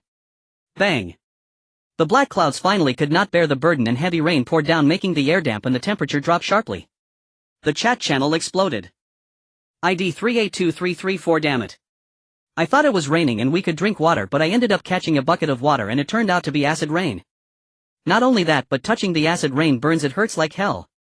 ID 345345. I was just about to catch water. Forget it, I'll keep catching it. If one day there really is no water supply left, boiled acid rain is sweeter than Nongfu Spring. Number 35233. I feel a bit cold now. How long will this rain last? If tomorrow comes, I might freeze to death out here. Number 233333. This little shabby house of mine has drafts everywhere. I can't stand it anymore. I feel like I'm catching a cold. Chen Dong looked at the sky through the glass, seeing no signs of the heavy rain stopping. Moments ago, someone in the chat channel complained about the possibility of it raining tomorrow, and Chen Dong thought it was not impossible. Yawn. Sitting on the sofa in the villa's living room, Xia Anqi sneezed. She rubbed her goosebumps on her arms to warm herself. Chen Dong sat down beside her and asked, "Are you feeling cold?" Xia Anqi nodded honestly. "It is a bit cold. The temperature dropped too quickly and I can't quite adapt." And indeed even the upgraded Chen Dong could feel a hint of chill, let alone Xia Anqi, who had not yet upgraded and was a delicate woman. "I need to find something to keep warm." Chen Dong thought about whether to start a fire for warmth. Suddenly he remembered today's unlimited supplies. What a coincidence. Cotton can be used to make blankets. While he couldn't make a very warm and sturdy blanket, filling fabric with cotton was not difficult for Chen Dong. Moreover, there was plenty of cotton. If one blanket wasn't warm enough, he could always make two. While searching for fabric and sewing supplies on the trading platform, Chen Dong said to Xia Anqi, "Wait a moment, I'll perform a little magic for you." Soon he took out the materials he had gathered to make blankets. Xia Anqi looked at the cotton and fabric all over the floor, her face filled with astonishment. "Chen Dong, how do you have cotton?" Chen Dong laughed and said, "Of course, I exchanged it on the trading platform." "Dr. Xia, if you want to cover the blanket, quickly help me sew the fabric together. I'm not used to embroidery needles." Xia Anqi quickly nodded. He am good at this." With the needle, thread and fabric in hand, Xia Anqi quickly made several covers. This level of difficulty was nothing for her, coming from a medical background. Soon Chen Dong and Xia Anqi successfully covered themselves with blankets. Chen Dong took out steaming food and warm coffee from his backpack, curling up in the blanket while eating and drinking as if he were on a weekend vacation. Outside the villa, the wind and rain battered relentlessly while many players shivered in the cold, completely unaffected by it. After eating and drinking to her fill, Xia Anqi snuggled in the blanket, murmuring happily, "So comfortable." Chen Dong leaned over and asked, "What's comfortable?" Suddenly feeling the strong breath of a man near her ear, Xia Anqi's ears turned slightly red. She shrank her head into the blanket and playfully complained, "You naughty Chen Dong, stop teasing me." Chen Dong burst into laughter and ruffled Xia Anqi's hair. Unlike during battles when he sought caution and was even ruthless, Chen Dong hoped he could relax outside of combat and joke with Xia Anqi, having someone to chat with. If he remained tense for too long, he felt he wouldn't last. Xia Anqi also realized that after just a few days of life and death escape, she was somewhat reluctant to be apart from Chen Dong. Sometimes she felt uneasy when Chen Dong was not around. Reflecting on her initial intent to assassinate him, she couldn't help but feel a bit ashamed. But she knew that her choice was right. Beside Chen Dong, she found the sense of security that was lacking in this apocalyptic world. At that moment, Xia Anqi suddenly had a thought. Biting her lip, her expression conflicted and hesitant, she suddenly looked up and asked Chen Dong, "How about tonight you come to my room?" Chen Dong was startled. Having been single all his life, he couldn't believe such a beautiful woman was making a move on him. Chen Dong's mind went blank and he blurted out, "No way. Women would only slow down my draw speed, not to mention touching. I shouldn't even think about it." Xia Anqi was stunned. Not expecting that as a girl being so proactive would lead to such a merciless rejection from Chen Dong, Xia Anqi stood up angrily, wrapped herself in the blanket and stomped upstairs, forcefully slamming the door shut. At this moment Chen Dong's brain resumed functioning, filled with regret. Damn it! Did my brain get kicked by a donkey? He could only console himself that they had just arrived at the villa area and the crisis was not yet over. Thinking about matters between men and women was inappropriate. Chen Dong looked at the players in the chat channel, still complaining about the weather and the cold, gritting his teeth and muttering, "I'm not happy, so you all shouldn't be either." Then Chen Dong used the system's screenshot function to take a picture of himself lounging on the luxurious sofa wrapped in a blanket. Number 10086. How come you guys don't have blankets? I thought everyone had them. With picture number 878732. Number 45432. Damn. How could there be such a thing as blankets? Number 99923100086. Send me the coordinates and I promise not to kill you. Number 10086. Hee. I just happen to have a few extra blankets. Do you want them? I'm listing them on the trading platform. While chatting in the channel, Chen Dong listed the blankets on the trading platform. However, the trading conditions were strict, only accepting combat supplies. This was akin to a sky-high price. Because combat supplies needed a massive amount of food and water for trades, and exchanging for blankets also required a significant amount of combat supplies, very few could afford it. After the blankets were listed, the chat channel was filled with criticism of Chen Dong. Number 93849. What are you doing? You might as well go rob someone. Trading so many supplies for a shabby blanket. Number 10086. You don't have to trade, I won't freeze anyway. But a friendly reminder, it looks like this rain won't stop anytime soon. Number 77777. Let's all resist. Don't let him sell it, keep it for the new year. Number 85842. Right. Even if we freeze to death outside, we absolutely won't buy this shabby blanket. Number 34341. How did a blanket get sold? Number 552. I'm really sorry, but the blanket is genuinely warm. Brothers, keep resisting, I'll withdraw first. Watching the crowd turn their attacks on number 552, Chen Dong almost laughed out loud. Although he provoked envy in many people in the chat channel, he still successfully traded a few blankets for a large amount of combat supplies. Soon after, Chen Dong listed some cold medicine and shouted in the chat channel, "Brothers, I just listed some cold medicine at a great price. Those in need should snap it up quickly. You don't want to drag your sick body into battle with zombies, do you?" This time the chat channel didn't erupt in the same lively condemnation of Chen Dong as before. Players were not foolish, they understood the importance of cold medicine. Many players who were already somewhat sick looked at the cold medicine still requiring combat supplies for exchange, and although they grumbled inwardly, they still had to grit their teeth and trade. Chen Dong once said, "No one wishes to fight zombies while burdened with an ailing body." Although cold medicine is somewhat expensive if life is lost, then hoarding supplies merely serves to benefit future players. Soon the cold medicine was swept clean. Chen Dong's backpack was filled with numerous battle supplies such as crossbow bolts, bows, daggers and hand axes. There were even people trading with grenades, which Chen Dong had not anticipated. In the chat channel, some individuals continue to issue threats towards Chen Dong. ID 10,10086. The mountains may not shift, but the waters will.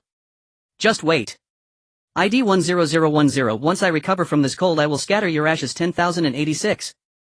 As Chen Dong focused on organizing his battle supplies, he chuckled lightly upon seeing the threats in the chat channel.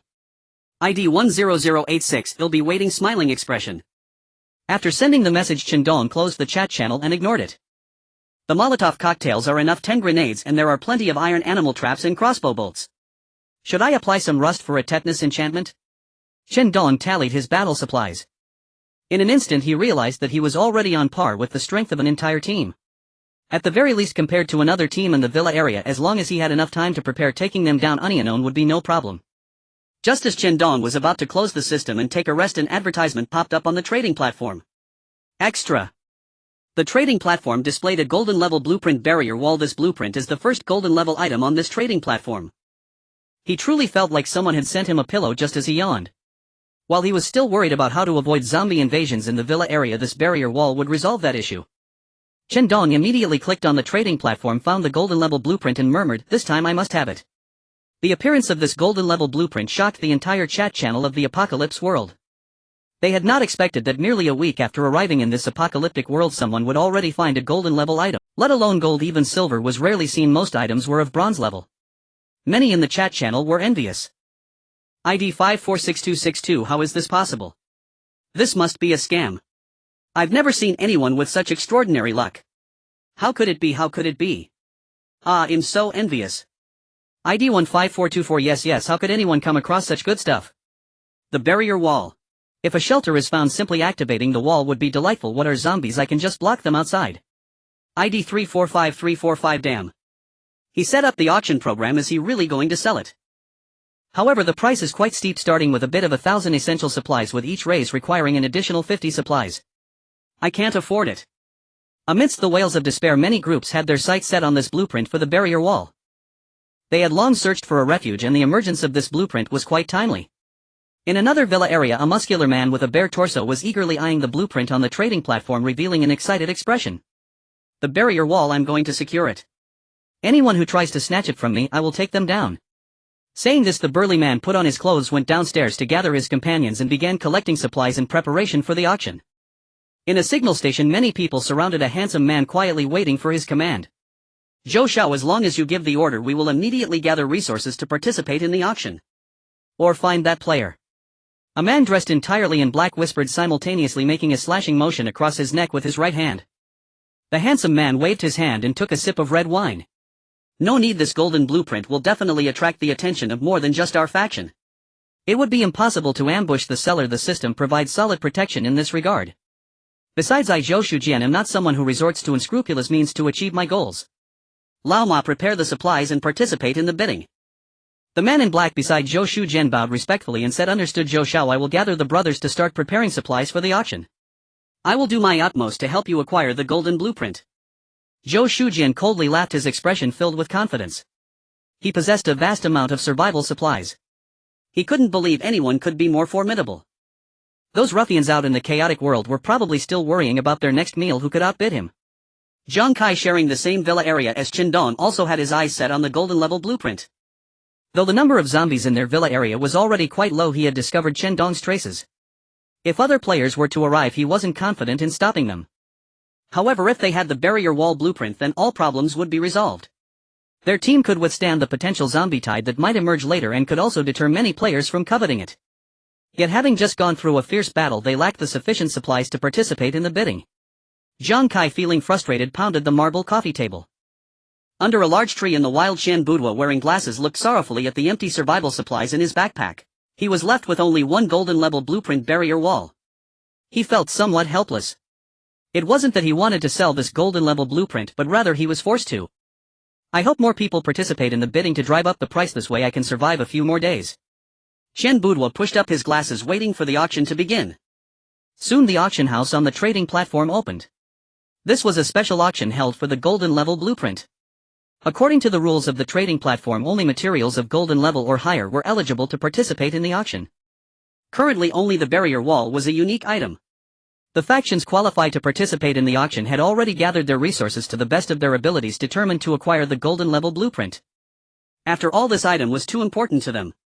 In the chat channel, the golden level wall blueprint also attracted many lone wolf survivors. ID 46543, who do you think will end up buying this golden level blueprint? ID 254318, I don't know about others, but there's a team in the East District led by someone named Niu Zicheng claiming to be the largest faction in the East District. They just occupied the villa area, and I believe they will definitely participate in the auction with a high probability of success. Number 45538, hey. Speaking of large groups, we must mention Zhou Shujian from our southern district. Our Zhou Xiao is warm-hearted and never harms players. He gathers unfortunate players lacking resources, and in just a few days with Zhou Xiao's strategies he captured a signal station shelter in our area. Truly impressive. I think Zhou Xiao can make it. Number 451846, I wonder if that's possible. That number 10086 looks quite capable. Do you think he will participate in the auction? No way. Absolutely impossible. Even if 10086 has a lot of resources, he can't possibly put forth so many to participate in the auction. After all, others are part of a group while he is just one person as far as we know. Wealthy enough to rival nations. Please, if he wins the auction, I will eat zombie meat on the spot. Exactly what is 10,086 even? At most he can only contribute some blankets and thinks he can participate in the auction for the golden level blueprints. Hahaha, don't be ridiculous. He probably can't even gather the 100 essential living supplies required for entry. As the crowd discussed, the auction house began. Niu Zicheng, Zhou Shujian and others submitted the auction house's deposit along with some unknown forces including Chen Dong. When Chen Dong entered the auction house interface, he was shocked to find dozens of buyers. Clearly it was not as few as mentioned in the chat channel who could provide auction resources. The doomsday escape had just begun less than a week ago, yet many people were already banding together for warmth. It also couldn't be ruled out that some had abundant resources. However, Chen Dong quickly dismissed the second guess. After all, his abundant resources were due to the infinite system, which was unlikely for others. Dear buyers in the auction house, welcome to the Doomsday Trading Auction House. We hope all players can auction for their desired items. To increase bids, please click the auction interface's bid panel. At the highest price, the auctioneer will count to 3, and if there are no further bids, the auction hammer will fall, marking the auction as successful. All living supplies owned by participating buyers will be converted into living supplies. A 500 milliliters bottle of drinking water and a 250g portion of food count as one living supply. If food is insufficient, 2 bottles of drinking water can be used as a substitute. Similarly, if drinking water is insufficient, 2 portions of food can serve as a substitute. Chen Dong quietly awaited the auction to start, as did others, all fully alert. The first auction item, golden level blueprint barrier wall. Starting bid 100 essential living supplies, with each bid incrementing by 10 essential living supplies. This auction house will take 2 of the final bid as commission. Buyer number 1 raises their card. The virtual auctioneer's mechanical voice announces, buyer number 1 raises their card, offering 100 essential living supplies. Soon buyer number 3 raised their card. The virtual auctioneer continued, buyer number 3 raises their card, offering 110 essential living supplies. Chen Dong, as buyer number 8, had yet to place a bid, watching the price of this golden level blueprint soar, quickly surpassing 200 essential living supplies. Moreover, judging by the momentum, it seemed to be pushing towards 300. Buyer number 9 raised their card, the first bid reaching 300 essential living supplies. The auctioneer announced, buyer number 9 bids 300 essential living supplies. Instantly, the lone survivors in the public channel were in an uproar. Wow! 300 essential living supplies. That's 300 bottles of water and 300 portions of food, 150 kilograms of grain. How long can that last a person? My goodness, 300 bottles of water and 150 kilograms of food. This guy is a tycoon. I know this buyer number 9, he's Niu Zicheng. Wow, this boss is terrifying. Where did he find so many resources? At the same time, buyer number 9 sent a message in the buyer's chat channel. I Niu Zicheng am determined to secure this golden level blueprint. I dare anyone to compete with me. If you buy it today, if I see you later, I will tear down your house and dismember you.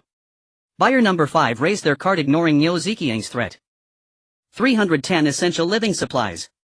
The auctioneer's mechanical voice rang out. Player number 5 raises their card, offering 310 essential living supplies. Buyer number 5 also sent a message in the auction chat channel, who is Niu Zicheng. I'm not interested. I'm also very interested in this golden level blueprint. Sorry, I can't part with it. After buyer number 5 revealed their identity, the public channel erupted. Wow, it's Zhou Xiao. Zhou Xiao is the most famous wealthy heir in our area. No wonder he can put forth over 300 essential living supplies. That's just too impressive. Zhou Xiao, I want to be your little brother, just give me something to eat. Go to hell. Do you think Zhou Xiao's little brother is someone anyone can be? You should look in the mirror. Zhou Xiao, I'm strong, I can help you with work. Zhou Shujian could naturally see the cheers and admiration in the public channel, and he thoroughly enjoyed this adoration, relishing the feeling of being envied by everyone. He was born to deserve the best. No one could oppose him. Moreover, he didn't believe anyone could surpass him. Especially in terms of financial power. Niu Zicheng continued to send messages in the auction chat channel. You are impressive, Zhou Shujian, huh? We've settled this grudge. Zhou Shujian directly replied, Mr. Niu, if you insist on putting this grudge on me, I have no words to refute it.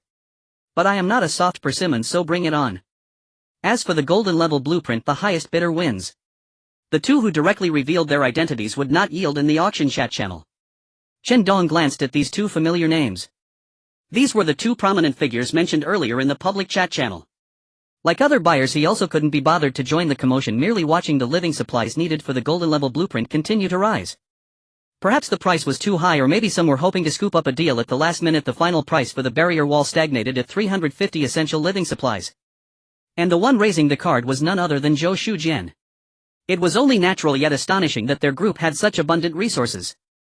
The virtual auctioneer's prompt began to sound. Buyer number 5 bids 350 essential living supplies. Are there any other buyers willing to continue bidding? Niu Zicheng was cursing angrily in his villa. His team could no longer support more essential living supplies to participate in the auction. If this continues, it could threaten their survival. The auctioneer prompted again. Since there are no other buyers raising bids than 350 essential living supplies for the first time. Zhou Shujian wore a sneer at the corner of his mouth. He was the renowned Zhou Xiao. Was there anything he desired that he could not obtain? What a joke, what trash, completely not worth mentioning. Zhou Shujian even felt a chuckle rising within him. He relished this feeling of looking down upon the masses, for he was the sovereign, elevated above all. However, at that moment the voice of the virtual auctioneer rang out. Buyer no. 8 bids 400 units of living supplies. It was Chen Dong making his move at the last moment. What? Zhou Shujian was taken aback. He had not anticipated that someone was waiting to swoop in at the last minute. Moreover, his bid was for 50 units of living supplies. At this moment, nearly all survivors cherished their supplies dearly. These were essential for their survival. Not only Zhou Shujian, but the people in the public channel were also thrown into an uproar. Who is this buyer no? 8. To bid 400 units of living supplies at once. Wow, that's too extravagant. How long can I live on that? This is an invisible tycoon. Who knows who this tycoon is? I want to be his woman. Hey silly girl, what makes you think you're better looking than me? You. Dream on. I am the one destined to be with the tycoon. Buyer no. 8. If you can see this, please private message me. I am quite attractive. You up there, shut it. You think you're pretty. Buyer no. 8. Look at me, I used to have 500,000 followers as an internet celebrity. I can be your lover, I can do any position. 500,000 dead followers, right? Zhou Shujian clenched his fists tightly, his eyes wide as he stared at the screen filled with chatter, his expression turning grim. Damn it, who is this person? How dare they snatch away what Zhou Shujian has set his sights on? Are they insane? I won't believe it. Can you really have that many supplies? Competing in financial strength. Zhou Shujian had never feared anyone. He directly placed a bid 450 units of living supplies. He could not believe that this mysterious buyer no. 8 could afford to keep bidding. This time his move sent the entire public channel into chaos once again. Wow. Zhou Xiao actually added another 50 units, that's just too extravagant. The owner of this blueprint must be overjoyed. Player no. 5 raises the paddle 450 units of living supplies. Chen Dong looked at the rising bid unfazed. He didn't have much else except an abundance of mineral water. While others were agonizing over every unit of supplies, he remained indifferent. Playing against him was like being oblivious in front of a formidable father-in-law, blind to the greatness before him. Raise the bid. 500 units of living supplies. Buyer no. 8 raises the paddle 500 units of living supplies. Everyone's eyes widened as they stared at the numbers on the screen, their breaths growing heavy. Though it was just a simple 3-digit number, the food it represented was enough to drive people mad. What? He's still raising the price. Who is this tycoon? How come I've never heard of such a figure in our midst? This is incredible. Does he own a production factory? He can't be a factory manager, can he? This is just too incredible. I bet he was teleported from a food factory or a drinking water factory. That's impossible. Most things in this world are unusable. Collecting supplies can only be done by opening supply boxes. And everyone knows that the higher the level of the supply box, the more zombies there are. The more supplies there are, the harder they are to acquire. Zhou Shujian also widened his eyes, incredulously staring at the numbers on the screen. How is this possible? 500 units of supplies, and he's gotten them so easily. Who is this person? Damn it, no matter who you are, you can't rob me, Zhou Shujian. This is what I, Zhou Shujian, have set my sights on, and no one can take it from me. Zhou Shujian gritted his teeth and shouted, raise the bid. 550 units. Upon hearing this, a man in black beside him suddenly panicked. Zhou Shao, we don't have enough living supplies. If we keep raising the price, we might have problems with our basic survival. Yes, Zhou Shao, we can't raise the price anymore. Otherwise we'll have to go out and scramble for supplies against those terrifying zombies, and we'd have to go to places swarming with zombies. It's not worth the risk.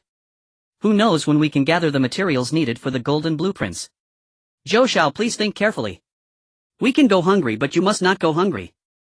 If we can't find enough supplies, we're all finished. Zhou Shujian roared, get out of my way. I don't believe he has that many supplies. No one can steal from me, Zhou Shujian. Buyer no. 5 raises the paddle 550 units of essential living supplies. Chen Dong frowned. This Zhou Shujian certainly had a substantial background. He was able to gather that many supplies. It seemed he was not to be trifled with. However, it would end here. Chen Dong casually raised the bid again. Buyer no. 8 raises the paddle 600 units of living supplies. What? 600 units of living supplies. That's just 2. This time the entire channel fell silent. They were deeply shocked. What day is it? How can someone gather so many supplies? Who is this person? And he raised the bid without the slightest hesitation. Even Zhou Shao had to hesitate for a while before raising the bid. In contrast, this buyer no. 8 almost followed Zhou Shao's bid closely. Whatever Zhou Shao raised, he raised by the same amount, not caring about the minimum bid of 10 units of supplies. It seemed to him that these supplies were merely a trivial matter. Zhou Shujian's eyes were bloodshot and his gaze was filled with unwillingness. He did not want to give up like this. However, when he raised the bid again, he was actually prompted that he did not have enough supplies. Zhou Shujian stared at the screen in front of him with fierce intensity. I want to see who you are. This time Zhou Shujian did not raise his paddle against Chen Dong. His living supplies were insufficient. He truly felt powerless. The virtual auctioneer began to prompt player no. 8 bids 600 units of living supplies. Do other buyers wish to bid? After a while the auctioneer spoke again. If there are no other bidders, please allow me to enter the countdown phase. 600 units of living supplies first time. 600 units of living supplies second time.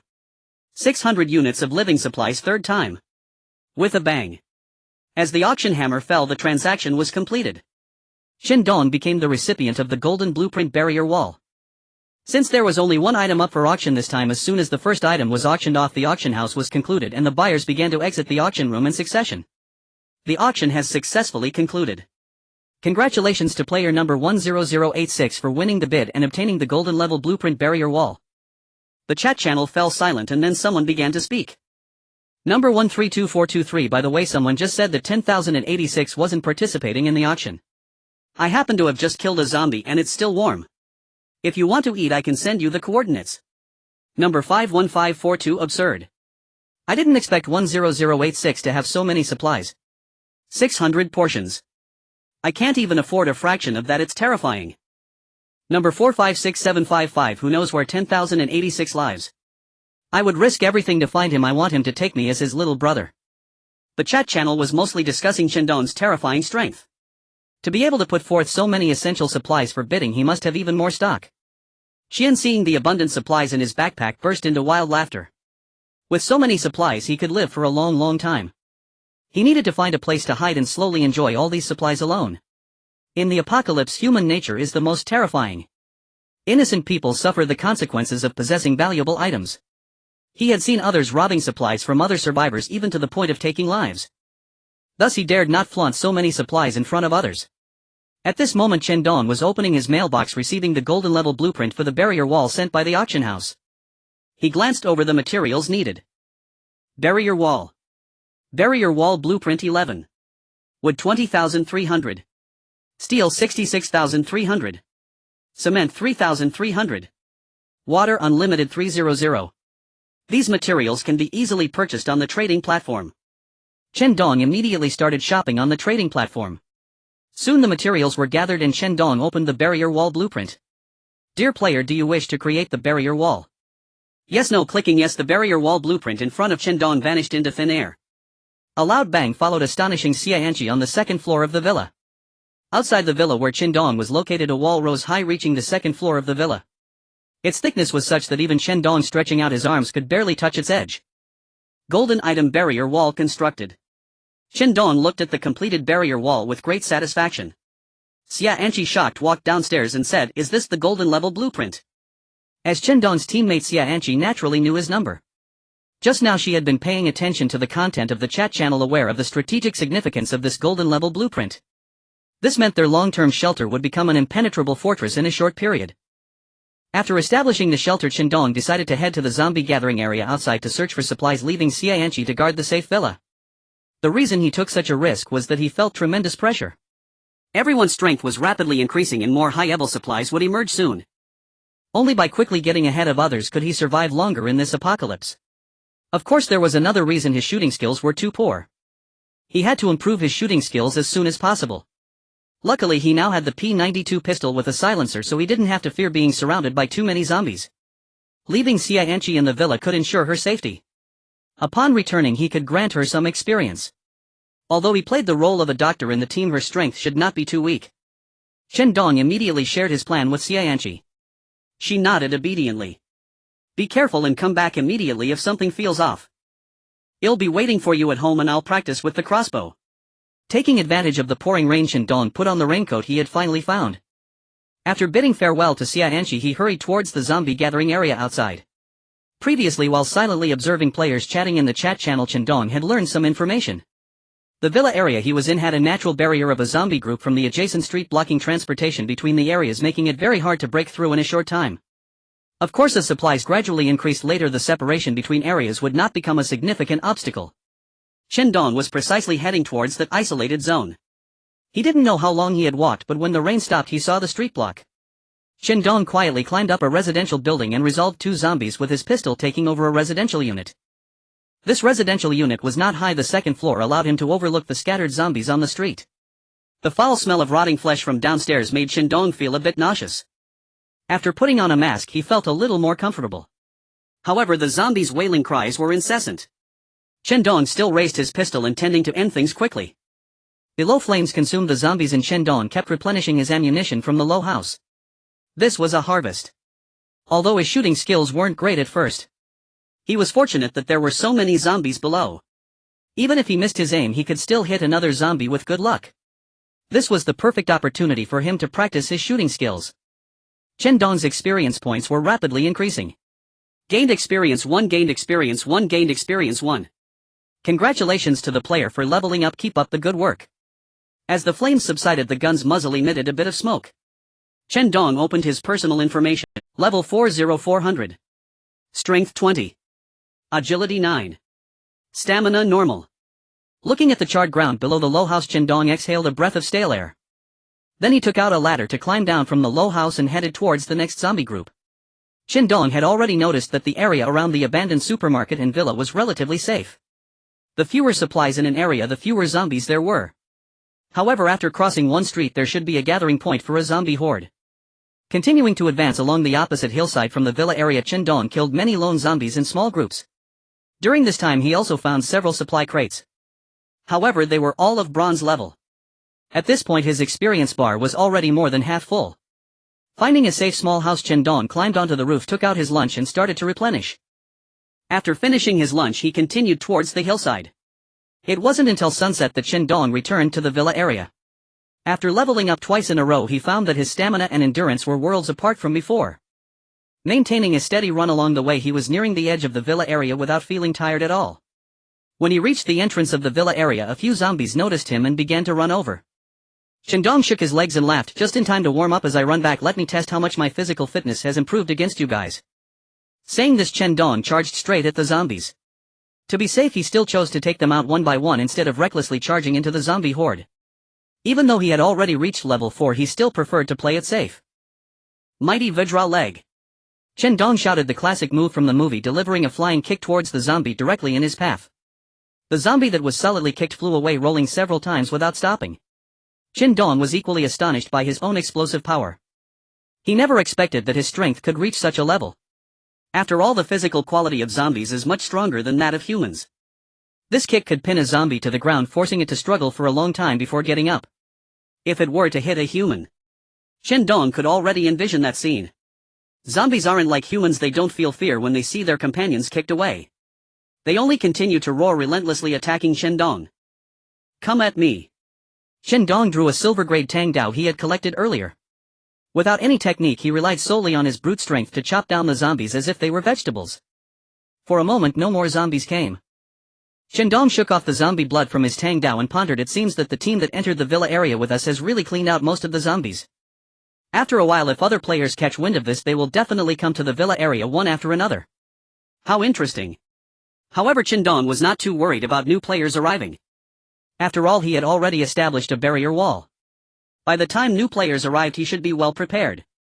The most concerning issue was still the group living next door. Ultimately they were still a group and Chen Dong was uncertain whether the barrier wall could stop them. What if they climbed over with a ladder? The barrier wouldn't stop them, would it? Chen Dong could not guarantee that. He thought to himself that he had to deal with the most immediate threat. As long as he dealt with the nearby threats, Chen Dong was confident that by the time new players arrived in this villa area his villa would become an impregnable fortress. "I need to find an opportunity." Chen Dong returned to his villa and passed through the facial recognition of the barrier wall. Before stepping inside he glanced at the villa, silently murmuring. Upon entering, Xianqi was already waiting by the door, inspecting around Chen Dong's surroundings. "Chen Dong, you finally returned. Are you hurt?" Chen Dong grabbed Xianqi and smiled, saying, "How could I get hurt so easily? I am blessed and I even found a divine artifact while out." Next, Chen Dong shared some of his experience and Xianqi directly leveled up to level 3. ID 9527, level 3, 2300 strength, 7 agility, 13 stamina, abundant. Leveled up to level 3, not bad. Chen Dong nodded in satisfaction. However, the most important thing right now was to ensure his own progression. In a short time she would likely fall behind him by a level. Perhaps when the experience requirements increased later on they would have the chance to level up together. Moreover, Xianqi's physical attributes didn't seem as impressive as Chen Dong's. He did not know if it was due to the differences in physical quality between genders or some other reason. Xianqi allowed Chen Dong to check her information panel while complaining, "You don't know how worried I was at home watching the experience bar rise rapidly. My heart was in my throat." Chen Dong ruffled Xianqi's hair and laughed. It did have some twists and turns, but it was without danger. This wave of experience directly led to a qualitative leap in their physical attributes, especially for you. You now possess a bit of self-defense capability. Xianqi noticed that Chen Dong particularly liked to ruffle her hair. However, she didn't mind it, she was just a bit curious. "Chen Dong, why do you like to mess with my hair so much?" Xianqi twirled her hair, feeling somewhat shy. Upon hearing this question, Chen Dong realized that he indeed enjoyed ruffling Xianqi's hair. He couldn't help it. It felt like petting a cat, a bit intoxicating. Chen Dong placed his hand back on Xianqi's head and said, "Why? If I don't ruffle your hair, do you want me to ruffle your big conscience instead?" Xianqi blushed at his words. "You had your chance before, but you didn't do well." Chen Dong felt slightly moved. Before him, Xianqi's fitted clothing accentuated curves that ignited a man's hormones. Her expression was both inviting and hesitant, her hands fidgeting nervously. Indeed, beautiful women are the greatest stumbling blocks for men. Chen Dong swallowed hard. "But I want to challenge my soft spot." Chen Dong suddenly embraced Xia Anqi. Their lips meeting as pent-up hormones exploded at that moment. Anqi, do you want to take a shower? Xia Anqi wrapped her arms around Chen Dong's neck softly saying, I washed my hair and wiped my body. At that moment an untimely system notification popped up. Dear player, several unidentified players are approaching outside the barrier wall you constructed. Chen Dong was stunned as if a bucket of cold water had been thrown over him, instantly waking him up. Xia Anqi noticed the change in Chen Dong's emotions, releasing her legs that were wrapped around his waist and standing on the ground asking with concern what's wrong. If it weren't for an urgent situation, Chen Dong would never have such a sudden change. Chen Dong exhaled deeply, his expression serious as he said, there are unidentified survivors approaching outside the wall, I need to check it out. Xia Anqi tidied up her clothes. I'll go out with you to take a look. Chen Dong took out his pistol, checking the bullets inside. He shook his head saying, you stay inside. Go to the second floor and grab the crossbow. If anything seems off, support me. Xia Anqi also entered a combat-ready state. She took out the crossbow, nodded to Chen Dong and ran straight up to the second floor balcony, finding a suitable spot for ambush. Chen Dong reloaded his pistol while opening the door, muttering angrily, it's all because of you guys ruining a cooked duck. If you don't have your eyes open, don't blame me for treating you as live targets. Chen Dong shouted over the barrier wall, people outside, stop. No matter what your intentions are, if you get any closer to my shelter, don't blame me for being rude. Outside a woman spoke in a deliberately sweet tone saying, hello big brother, please open the door. I am Xiao Qian from the neighboring team sent by the captain to discuss with you. Chen Dong frowned. He didn't expect the neighboring team to come knocking before he even made a move. If it's about teaming up, I'm not interested. Please go back. Chen Dong did not open the gate but directly refused. For others, banding together would make it easier to gather supplies and deal with zombies, thus increasing their chances of survival. But for him, other people were the biggest threat. Oh big brother, don't be so quick to refuse. Let me in first. Look at me, my backpack is empty, I have nothing.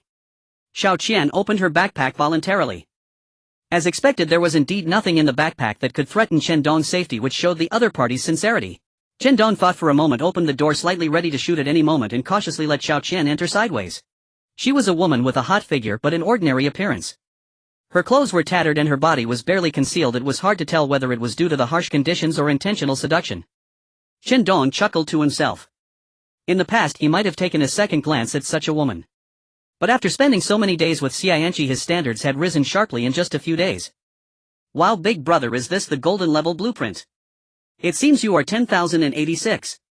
Xiao Qian said with a look of admiration. Chen Dong's expression remained unchanged. This was exactly what he feared. The moment the barrier wall was completed, Zhang Kai's team would immediately know his identity. Although Chen Dong did not expect his identity to remain hidden forever, it was not the right time.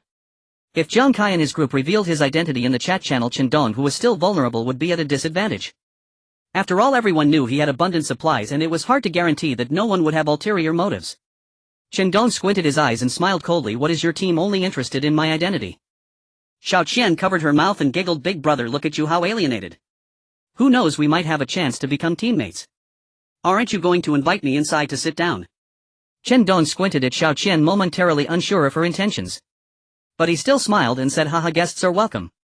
Since your team has shown sincerity, I won't be stingy. Come in please. In another village, Zhang Kai and the others received a message from Xiao Qian in their team channel. She had successfully entered the 10086 shelter and began scouting the situation. Xiao Qian successfully entered Chen Dong's villa. Just as she reported, she was here on a mission. That was to probe Chen Dong's true situation. They couldn't possibly be unaware of 10,086 lavish spending on 600 essential supplies to purchase the golden level blueprint. After all, they had once considered building the barrier wall. However, their strength was insufficient. When they saw Chen Dong establish the barrier wall, they realized his identity. He was the elusive player known as 10,086. Zhang Kai's subordinates had once advised him to treat Chen Dong's information as intelligence and sell it to those forces or players interested in Chen Dong and the golden level blueprint. But he immediately rejected the idea. He even scolded the fool. Then he revealed his own plan. Zhang Kai planned to send someone to probe Chen Dong's true situation, then take down this big fat sheep himself. He clearly saw that only Chen Dong and Xia Anqi had entered the villa. This indicated that there were only 2 people with Chen Dong. On the other hand, his side had as many as 8 people. Although Chen Dong's supplies were abundant, 2 fists could not fight 4 hands. As long as they understood the layout of Chen Dong's villa, when the opportunity was ripe, they could quietly climb over the barrier wall and easily capture the 2 of them. At that time, they would no longer have to worry about supplies. Such a plan was simply flawless. Thus the night before Jiang Kai called for Xiao Qian. He first asked her how she was doing. "Xiao Qian, how has brother Jiang treated you?"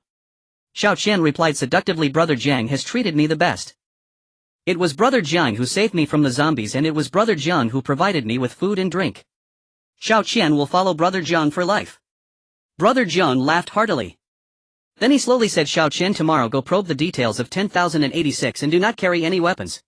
Once inside you must gain the other party's trust, and if necessary you can meet all his demands." Xiao Qian looked at Jiang Kai in shock. She naturally understood Jiang Kai's meaning and her expression was momentarily hesitant. "Brother Jiang." Jiang Kai interrupted directly, coldly saying, "What do you want me to repeat myself?" Xiao Qian, feeling helpless, could only nod bitterly. "Yes, brother Jiang." Jiang Kai then turned his anger into joy, laughing, "That's my good sister." This led to the scene where Xiao Qian voluntarily visited after Chen Dong returned the next day. After leading Xiao Qian inside, Chen Dong first ordered Xianqi to remain on the second-floor balcony occupying the high ground to observe whether Xiao Qian's teammates made any unusual movements. Then he let Xiao Qian sit in the living room. "So Xiao Qian, let's talk while sitting. I happen to not have eaten yet, would you like some fried rice and orange juice?" "Sure, since Big Brother invited me to dinner I certainly can't refuse." Chen Dong nodded and took items out of his backpack, placing them on the dining table. As the aroma of the fried rice wafted through the air, Xiao Qian couldn't help but swallow hard. After coming to this apocalyptic world, even filling her stomach had become difficult. Fried rice and orange juice were things only found in dreams. It felt as though the experiences of these past few days were merely illusions, and she was still the goddess being adored by a devoted admirer. After taking a few bites of rice and a drink of orange juice to moisten her throat, Chen Dong returned to the main topic. "Xiao Qian, you mentioned wanting me to join your team. I'm curious, knowing my identity, what confidence do you have to invite me to join?" Xiao Qian wiped her mouth with lingering desire and smiled. "Big Brother, we have a big team of 8 people. You must have seen how we exterminated the zombie horde in the villa area. That is not something just any team can accomplish." Chen Dong nodded. "I admit that I have seen your strength. You are indeed very powerful." If it were before, he wouldn't have had such a profound understanding of Jiang Kai's team's capabilities. It wasn't until he went out alone to hunt zombies that he realized how strong Jiang Kai's team was. Seeing this, Xiao Qian continued, "Although we lost almost half of our people while clearing the zombies in the villa area, we will continue to develop and come back. Given time, we can completely become a dominating force. At that time, everyone in the team will enjoy immense benefits." After listening to Xiao Qian, Chen Dong raised an eyebrow. "Are you done?" Xiao Qian was taken aback, unable to comprehend his expression.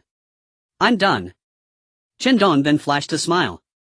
"If this is your confidence in wanting to recruit me, then I'd suggest you reconsider. You should know that since I can single-handedly produce thousands of essential supplies to purchase a barrier wall and even offer precious food and drinks to entertain you, do you really think I need to join your team?" Xiao Qian was left speechless. "So don't waste your time on me. We might as well consider ourselves neighbors. Please accept this small gift. If there's nothing else, please leave." Chen Dong took out 20 portions of essential supplies from his backpack and handed them to her. Xiao Qian stared in shock at the extra 20 portions in the backpack. She never expected Chen Dong to be so generous.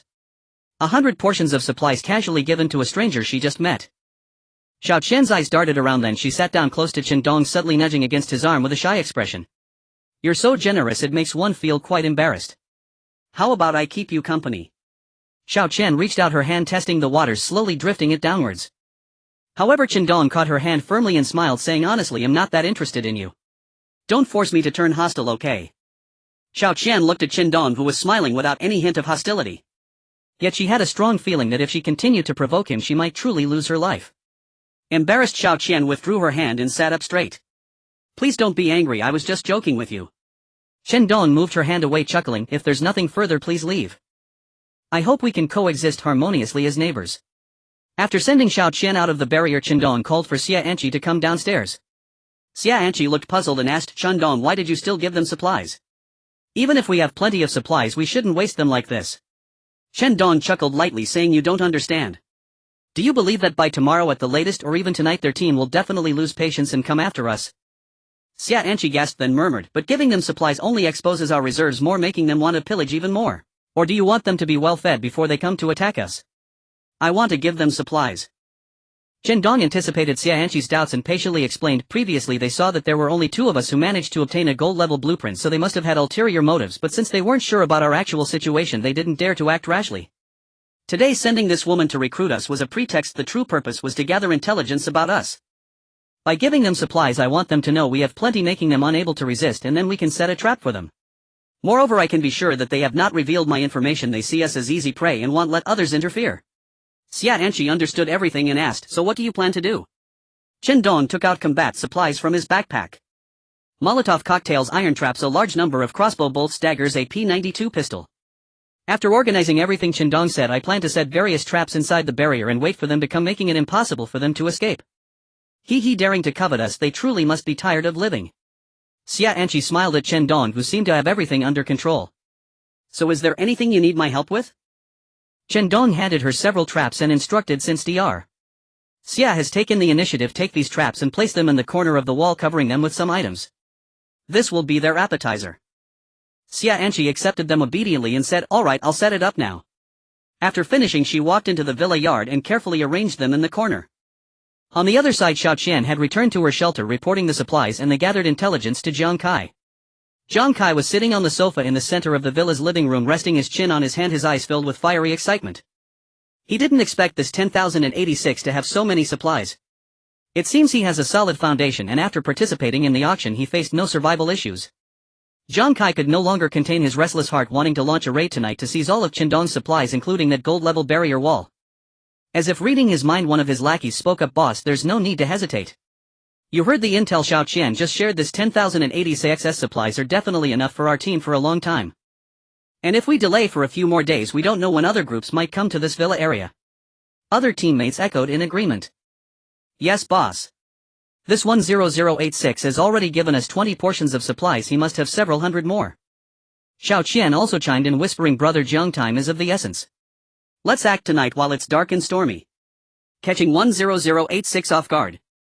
Jiang Kai slammed a crossbow bolt on the table, growling, let's do it. Tonight we'll take down 10,080 excess stronghold. The crowd began to cheer. Boss is mighty. Jiang Kai also started to fantasize about the spoils of victory tonight, laughing wildly. Chen Dong wiped the sweat from his forehead, looking at the trap set up inside and outside the villa yard, hands on his hips, sneering, this time let's play the farmer, waiting for the rabbit to come. In the apocalypse, human nature is the most terrifying. It's not that Chen Dong is heartless, it's that in this apocalypse there's such a huge threat around him that he can hardly sleep peacefully. At certain critical moments, that group of people could very well become a dagger aimed at him. So when Chen Dong sensed their ill intentions, he knew he had to strike first and eliminate them completely. The night in the post-apocalyptic world seemed to arrive much faster than in the real world. The survivors sighed, grateful to have lived another day. As night fell, the greatest fear for the survivors was not the zombie attacks but the fellow survivors around them. No one could guarantee that aside from their own teammates there wouldn't be other survivors lurking in the shadows. Even among the same team, it was not uncommon for survivors to abandon each other without hesitation when faced with life-threatening danger. The shelter in the villa area where Chen Dong lived was silent, as if all things were asleep, with only the faint sounds of Chen Dong and Xia Anqi's breathing audible in the room. Inside the walled barrier there were no candles or wood fires lit for illumination. The two were quietly lying in ambush in the living room on the first floor, waiting to see if any uninvited guests would arrive tonight. Xia Anqi quietly tugged at Chen Dong beside her in the moonlight, lowering her voice to ask Chen Dong, do you think they will really come to ambush us tonight? It's already been so long. Chen Dong scratched his ear, which was tickled by the warm breath Xia Anqi exhaled, and replied in a low voice, just wait. We must be on high alert these couple of days, they will come sooner or later. However, I'm also taking a gamble, wondering if they'll be anxious enough to strike tonight and fall into our trap. Jiang Kai's team was indeed preparing for battle, just as Chen Dong had predicted. Jiang Kai loaded the crossbow and distributed other cold weapons. You all gear up, take your suitable weapons, and let's take them down tonight. The other team members laughed and joked, seemingly confident about the imminent battle. Big brother, we have so many people, let's charge into 10,080 CXS house in one go. It's late at night, they must be resting, we can catch them off guard. Yeah, this time 10086 is definitely in for it. Don't blame us for being ruthless just because he's so brazen. Jiang Kai waved his hand, signaling his teammates to stop discussing it further, then licked his lips. We can talk about this after we finish the job. Now let's move out. All of you be quiet, don't do anything foolish. The crowd nodded in agreement, whispering, yes big brother, we will not mess up. Jiang Kai nodded in satisfaction. That's best, let's go. Under the cover of darkness, Jiang Kai led a few people silently to the side of Chen Dong's villa. They prepared to scale the barrier wall to attack Chen Dong. Inside the villa, Chen Dong received a system alert and said softly, speak of the devil and he shall appear. They had already reached the edge of the barrier wall. Due to their lack of information about the barrier wall, Jiang Kai and the others did not know that after the wall was built, if a stranger survivor approached, the system could not prevent them but could send a notification to the wall's owner. Thus Chen Dong had already received the information, immediately learning of their actions, while Jiang Kai and the others remained oblivious, thinking they were flawless. At that moment they leaned against the wall corner, taking out the long ladder and rope they had prepared earlier. These were props specifically prepared for this operation, exchanged with the few essential supplies they had. At that time Jiang Kai was quite reluctant about the expense. However, thinking that without taking risks they wouldn't catch the fox, he resolutely made the purchase. He placed 3 long ladders against the barrier wall and signaled 3 subordinates to climb up first and check the situation on the other side. The 3 climbed up the ladder, swiftly stepping lightly to avoid making noise. Upon reaching the top of the barrier wall, they surveyed the villa. Due to the height of the wall, the villa was shrouded in darkness. However, it seemed there were no defenses. The 3 signaled an OK gesture to the others outside the wall. Jiang Kai and the others below nodded. The 3 then tossed down the rope, gently pushing against the wall, sliding into the villa's courtyard. As they expected, the villa was eerily quiet, and 10086 was indeed lax in defense, having no protective measures at all. He must have thought that with the barrier wall he was safe. Jiang Kai's team consisted of 8 people. Excluding the 3 who went ahead to scout, the remaining 5 climbed up to the top of the barrier wall and retrieved the ladders. Then they transmitted their backpacks into the courtyard through the system. After tossing them, Jiang Kai and the others above caught them quietly without making a sound. Soon all 8 people arrived in Chen Dong's villa courtyard. Jiang Kai couldn't help but chuckle inwardly at Chen Dong's surprisingly low vigilance. While the barrier wall could block zombies for survivors, the ability to use supplies and tools rendered it nearly useless. Without traps set in the courtyard, how could they possibly stop them? How ridiculous. Jiang Kai waved his right hand, making a forward motion. Everyone cautiously moved towards the villa. Ah! At that moment a scream suddenly came from behind. Jiang Kai instinctively tried to cover the person's mouth, but upon turning around he found the other person clutching their right leg. Blood was gushing from the right leg and a cold iron animal trap was firmly clamped on it. Meanwhile, another subordinate exclaimed in shock. Jiang Gu, look! It's 10086. Jiang Kai looked in the direction his teammate was pointing. On the balcony of the 2nd floor of the villa stood Chen Dong. In the moonlight, Chen Dong's expression could be vaguely seen. His calm demeanor, as if he were orchestrating everything, made Jiang Kai's heart race with alarm. Not good. Quickly retreat. Jiang Gu felt a chill run down his spine. He had initially thought Chen Dong was lax in defense and could be easily manipulated. He never expected that Chen Dong was just waiting for them to fall right into his trap. As soon as he finished speaking, a strong smell of gasoline suddenly wafted through the air. Then came the sounds of explosions. Molotov cocktails shattered, enclosing them in the courtyard in a square of flames. The intense flames left them no room to maneuver, forcing them to huddle together. As the fire blazed, Jiang Kai and the others in the courtyard finally saw Chen Dong's face. Standing on the 2nd floor balcony of the villa, Chen Dong wore an air of authority and smiled as he said, "Everyone, you've all come, don't rush to leave." Jiang Kai's eyes widened with rage, taking the initiative to raise his crossbow and shoot. Chen Dong stepped back from the balcony, no longer giving him a chance to aim. Some of Jiang Kai's teammates skilled in ranged combat focused on the situation outside, looking for opportunities to counterattack. However, the next scene instantly shattered their psychological defenses. Through the flames, a teammate suddenly screamed and fell to the ground. The others hurried forward to help him up but found a bullet-sized hole glaring on his forehead. Chen Dong had a gun. Bang! Another shot fired and yet another subordinate fell to the ground. The others looked at Jiang Kai with fear, anxiously asking, "Big brother, what should we do? Big brother, say something." But Chen Dong did not give them much time. One teammate after another fell, leaving only Jiang Kai standing. Jiang Kai felt a sense of despair, holding the crossbow bolt and shouting frantically, 10,086, if you're a man, come out. Hiding is not a skill." In response, he was shot in the leg. The intense pain almost made him drop the crossbow bolt. Perhaps out of sympathy, Chen Dong then heartlessly shattered the crossbow bolt in his hand. Then he slowly walked out of the courtyard. Chen Dong looked at Jiang Kai as if he were watching a mouse caught in a trap, allowing himself to manipulate it. Bang! Chen Dong fired again, hitting Jiang Kai's hand as he tried to quietly grab another crossbow bolt from his fallen teammate. He quietly watched the other cry out in pain, his heart unmoved. Jiang Kai remained defiant, perhaps knowing he had no chance of survival. He spat out harsh words. "Damn it, if you want to kill me, then do it. Stop dragging it out." Chen Dong chuckled. He did not fire again but said, "You're quite good at this trick of playing the victim. It's clear you had ill intentions towards me and I merely struck back in self-defense." Jiang Kai snorted, spitting out a mouthful of blood, and said fiercely, "I admit I underestimated you. Just give me a quick death."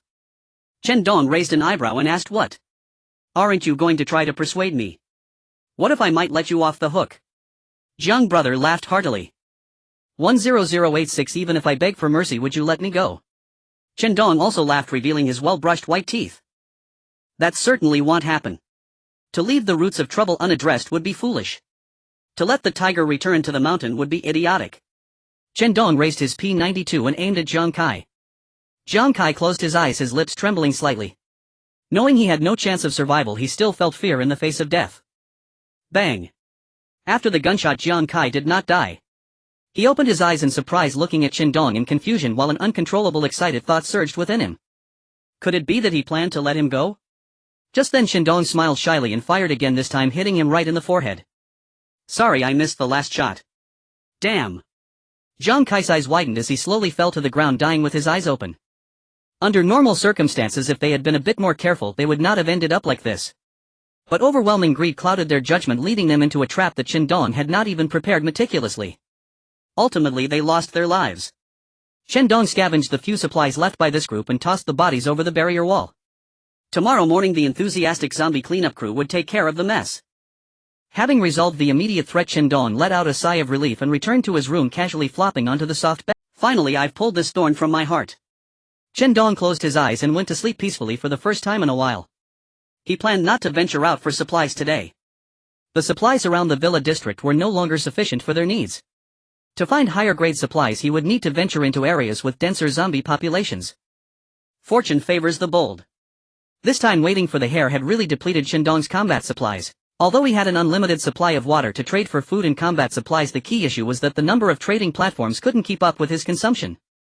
Whenever he had free time, Chen Dong would scour the trading platforms, even giving some supplies to Xianqi, who stayed at home to specifically shop for him. But the results still did not meet expectations. Due to the shortage of combat supplies, Chen Dong had to halt his plans to go out again for scavenging. After all, the P-92 did not have a strong sustained combat capability. Once a magazine of 15 rounds was fired, he would have to reload. Facing a large number of zombies, he would be at a disadvantage. If he were bitten, it would mean death. Thinking of this, Chen Dong couldn't help but daydream. If one day the system were to give him an unlimited AK-47 or an unlimited supply of Molotov cocktails, he would soar directly to success. Remembering the unlimited supplies, Chen Dong suddenly recalled that he could claim them again today. He quickly opened his email and received the promptly sent unlimited supplies from the system. Red wine. Chen Dong took out the red wine and looked at the foreign text on the bottle, feeling speechless. After all, he was terrible at English and could barely recognize a few words. He wondered what this wine would be like. Chen Dong pulled out a regular glass from his backpack and effortlessly twisted open the wine bottle. The speed was so fast that the bottle cracked cleanly as if cut by a knife. Holding the red wine, Chen Dong brought it to his nose and sniffed. Even without letting it breathe properly, he could still sense the rich aroma of the wine. Drinking wine always feels like something is missing. Chen Dong held the handle of the glass, gently swirling the red wine while muttering. Then Chen Dong suddenly realized. He took out several servings of marinated chicken feet from his backpack. Right, how could I forget the snacks to go with the wine? It's a pity there are no beer peanuts, otherwise it would be perfect. Chen Dong uploaded a photo of the red wine and chicken feet on the coffee table to the chat channel. ID 10086 red wine with chicken feet is still missing something. It would be great if there were beer and beer peanuts too. Brothers, if anyone has collected related supplies, please post them on the trading platform with a photo. As soon as this message was posted, the chat channel erupted. You see, even basic necessities are scarce and many people are going hungry, let alone luxuries like beer and beer peanuts. Even if they did have some, they had long consumed them as normal supplies. After all, survival was the priority. Chen Dong posting this photo during this time was clearly a provocation, flaunting his luxurious lifestyle. It was similar to the last time when he was under a blanket buying gold blueprints, which ignited a lot of people's anger. ID 10,10086, you're going too far. Everyone is still starving and you post these pictures to show off. What are your intentions? ID 10010, exactly. It's one thing to eat yourself, but to flaunt it, that's just demoralizing. ID 12306, exactly. I'm about to starve to death. 10086, why don't you show some kindness and give me some supplies? He'll say nice things about you. Right. Just because you can eat well doesn't mean it's a skill. If you have the guts, share some supplies with us. If we can eat well too, well, definitely remember your kindness. Chen Dong looked at the many people denouncing him, feeling a hint of moral coercion, and couldn't help but chuckle. ID 10086. Sure, if you call me dad I'll give you some supplies. Otherwise don't ask. I can post whatever I want. If you don't like it don't look. Or you can go collect supplies and post them too. Hee smiling emoticon. If you don't put in the effort who can you blame? Chen Dong naturally would not pay attention to those trying to morally bind him. By now he had long since changed his mindset. Moral coercion. I'm sorry, as long as I stand on a moral high ground you won't be able to bind me. Number 10010100086. You are far too arrogant. Number 89454. Dad, can I have a glass of water? Number 453643. Damn, seeing 10086 living so comfortably I am truly envious. Number 894759. Have you guys noticed that this wine seems to be Romanée-Conti? Amidst numerous accusations against Chen Dong, a survivor suddenly emerged recognizing the wine in Chen Dong's photo. You should know Chen Dong himself couldn't recognize it. However, that's quite normal, he has no knowledge of wines. Number 10010. What Romanée-Conti? Can you say something that others can understand? Number 894759. Romanée-Conti is a top French wine, very expensive. Number 345634. Damn, how expensive can a bottle of wine be? Is it more expensive than mutated? Number 894759. Hee. If you take 30 or 50 year mutated then it would naturally be much pricier than Romanée-Conti, but if you compare it to 10 or 8 year mutated, Romanée-Conti would probably be worth several bottles. The chat channel erupted in astonishment. They did not expect that the bottle of wine Chen Dong drank was such a precious top-tier wine. Chen Dong was equally surprised. He never expected that the system would provide him with such an expensive unlimited supply of wine. If it were in the real world it could be said that his value had skyrocketed, ensuring a lifetime free from worries about food and clothing. Unfortunately, in the apocalyptic world, Romanée-Conti was merely an ordinary wine. Here no one would indulge in the absurd wine market. Chen Dong looked at the French on the wine bottle, feeling both amused and exasperated. So it's not in English, it seems my image of being terrible at English has not collapsed. Number 345634100086. Do you sell wine? I just want a good drink, I haven't had one in days and it's killing me. If you're willing, the price is negotiable. Number 345654. Good grief. Tens or hundreds of thousands for a bottle, high class. At this moment Zhou Shujian, who had previously interacted with Chen Dong, was also watching the chat channel. He was holding a goblet swirling some inferior wine. Zhou Shujian was thoroughly enjoying the high-class experience of drinking top-tier wine. In the past, Romanée-Conti would have been nothing extraordinary to him. However, in this apocalyptic world he could only afford to drink one bottle of inferior wine a day. He had initially consoled himself thinking that at least he could still drink wine, which was already a rare enjoyment. Countless people had to risk their lives daily just to gather essential supplies. But upon seeing the photo Chen Dong posted, he lost it. Zhou Shujian angrily threw the glass away and with a loud crash the wine splashed against the wall. Why? Why does this 10086 have so many resources to buy barrier walls? Why can he still drink Romanée-Conti in this apocalyptic world? Number 10086. Exchanging resources. Anyone wanting wine or chicken feet can have them, I just want combat supplies. Number 10010. Laughing to death. Do you think it's like last time with the blankets? That was due to uncontrollable weather, so I had to be taken advantage of. Wine. Chicken feet. Those are just unnecessary supplies. Are they worth exchanging for combat supplies? Number 10086. So you poor folks should not try to join in on this. I am selling to survivors rich in resources who want to improve their quality of life. Sorry, but you don't seem to belong to my target market.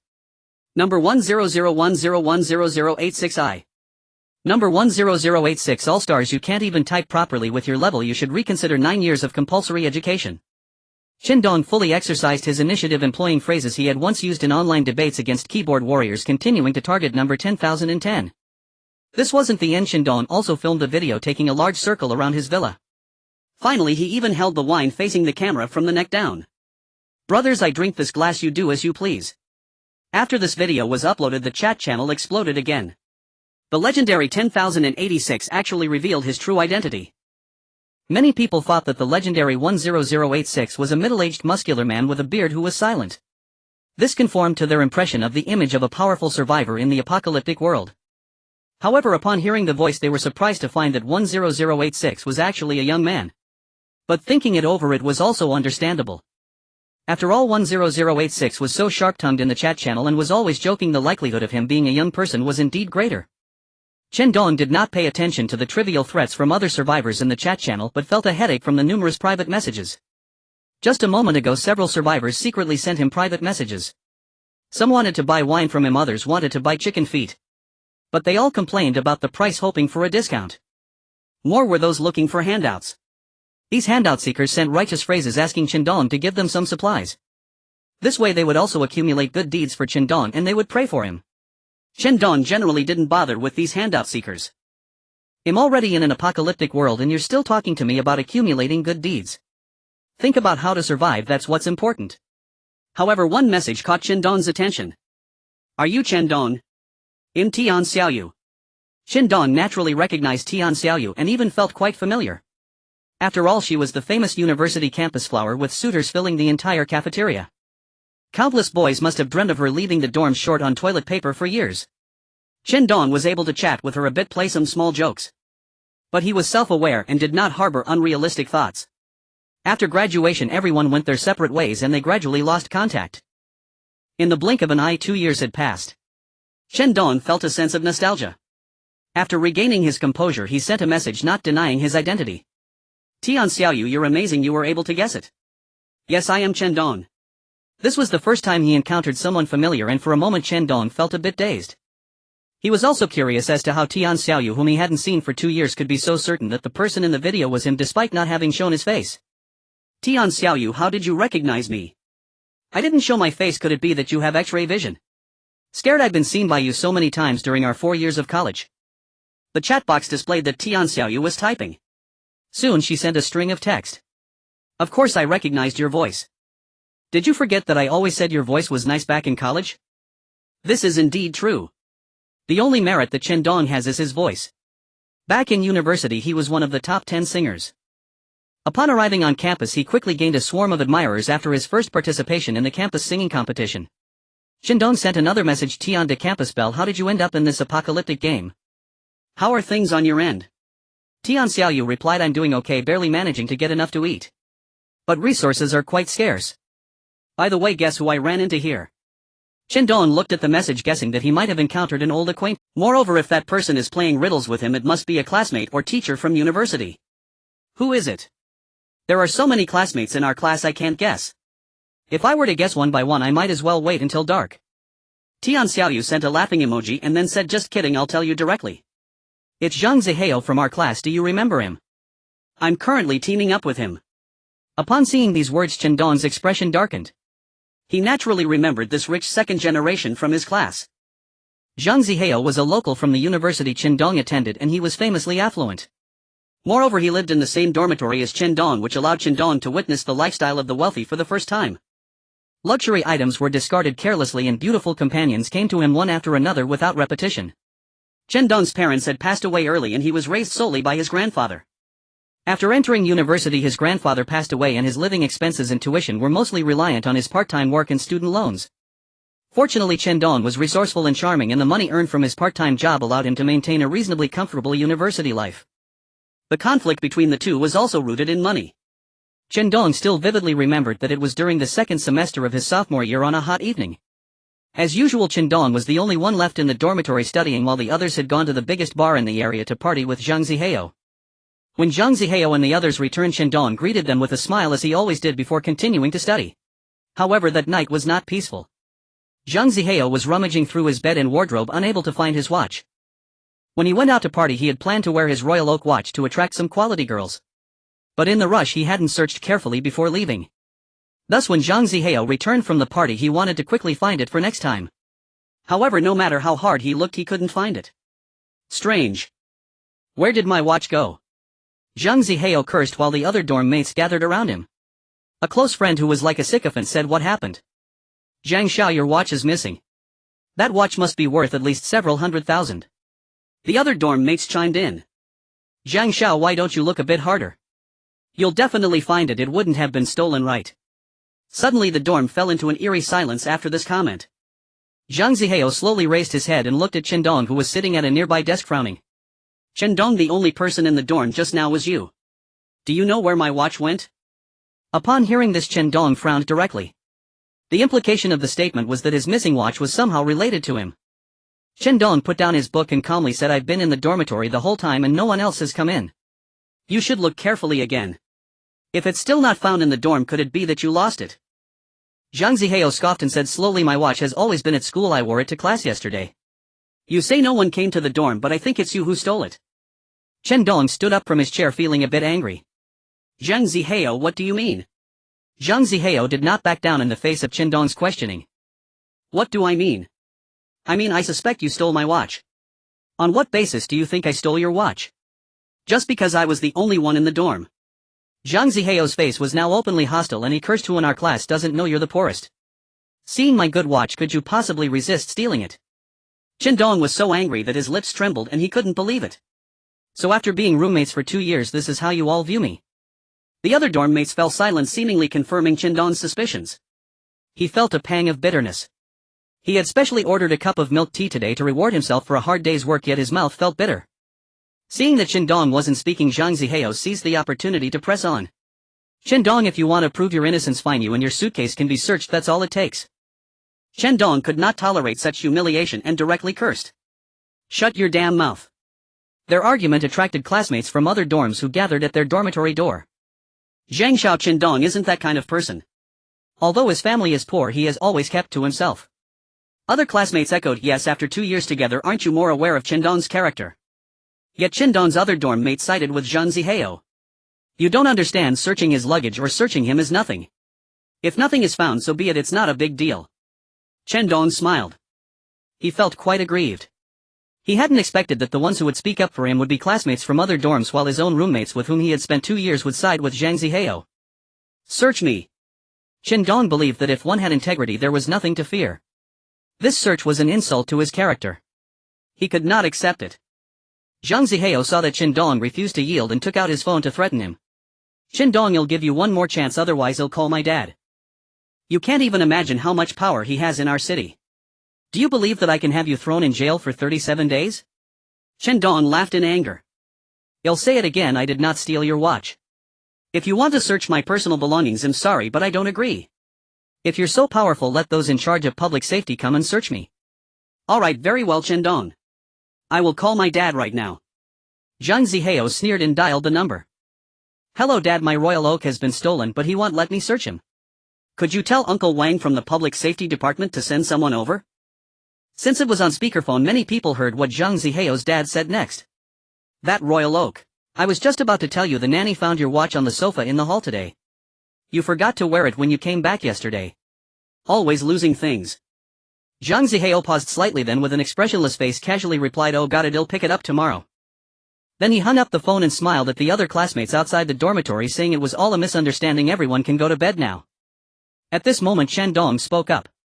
Zhang Zihao, since the misunderstanding has been cleared, shouldn't you say something to me? Zhang Zihao's smile suddenly froze. After a moment of silence he walked up to Chen Dong, patted his arm with his right hand and smiled, saying, I misunderstood you, Chen Dong. Throughout the encounter he never uttered the words I'm sorry, but instead acted as if he were a superior addressing a subordinate. The day after this incident, Chen Dong completed the formalities to move out. This was the entanglement between the two. Even nearly 2 years after graduation, recalling this unpleasant memory still left Chen Dong furious. As for Zhang Zihao, he held no goodwill towards him at all. He never expected that Zhang Zihao would also enter this apocalyptic world. Moreover, he had teamed up with Tian Xiaoyu. Chen Dong pondered, so you and Zhang Zihao, I mean, are you two together now? Tian Xiaoyu quickly replied, not at all, I don't like him. It's just that in this kind of environment I need to find someone to help me. After all, Zhang Zihao was a classmate for 4 years in college, so he can be trusted to some extent. Chen Dong looked at Tian Xiaoyu's message and inexplicably felt relieved. In 4 years of college, Tian Xiaoyu had never had a boyfriend. Now that she didn't end up with Zhang Zihao, it could be considered good news. By the way, you suddenly came to find me, you aren't really here just to reconnect, right? We are old classmates, so don't be too distant. Tian Xiaoyu replied, you really can't hide anything from you. Indeed, I have a bit of selfishness. I want to buy some supplies from you, the price is negotiable. I'll send you my list of supplies and you can see what you want to exchange for. Chen Dong had long guessed that Tian Xiaoyu was most likely here for supplies. After all, almost everyone knew he never lacked food and water.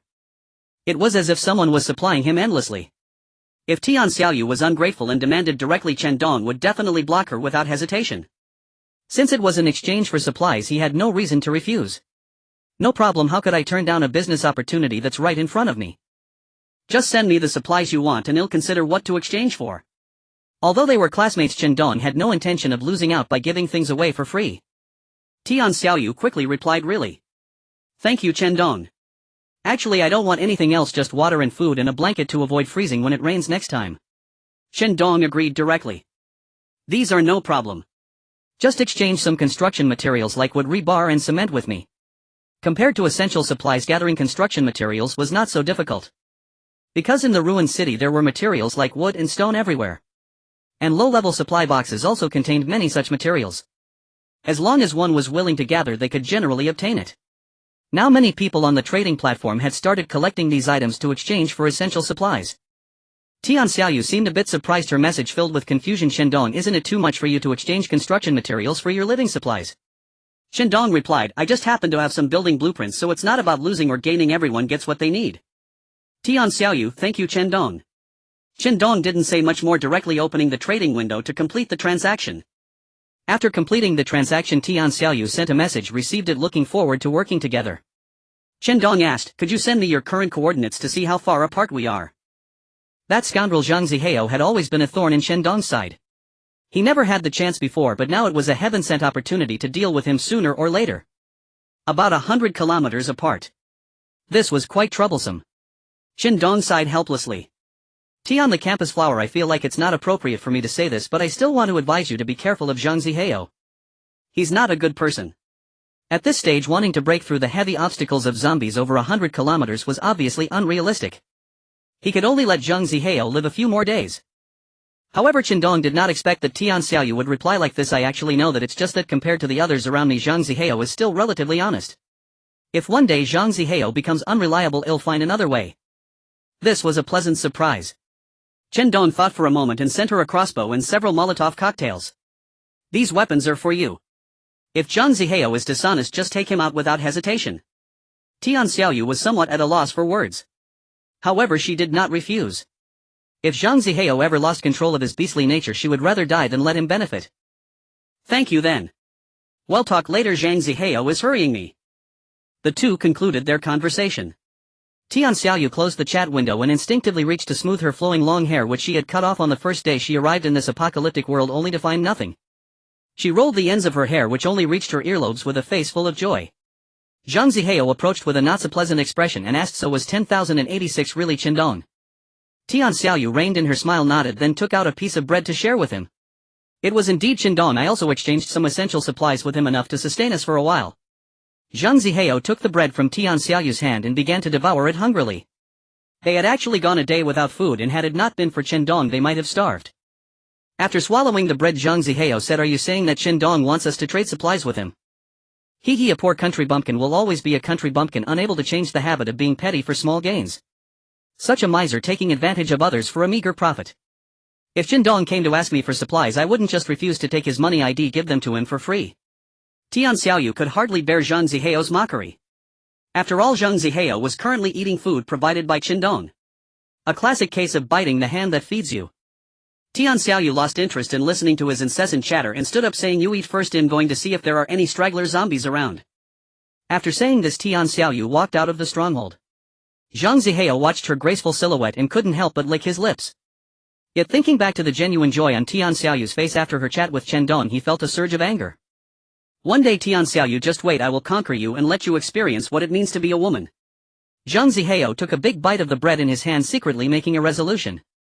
As for why he didn't dare to act on it now, it was entirely because Tian Xiaoyu had acquired a military dagger and he didn't want to force her.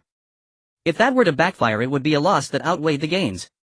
What Zhang Zihao didn't know was that Chen Dong had quietly given Tian Xiaoyu a crossbow and several Molotov cocktails. And Tian Xiaoyu was hiding it well. Chen Dong, of course, had no idea that after trading with Tian Xiaoyu it would provoke such a strong reaction from Zhang Zihao. Meanwhile, Chen Dong continued to browse the chat content in the channel, hoping to gather some useful intelligence. Hard work pays off.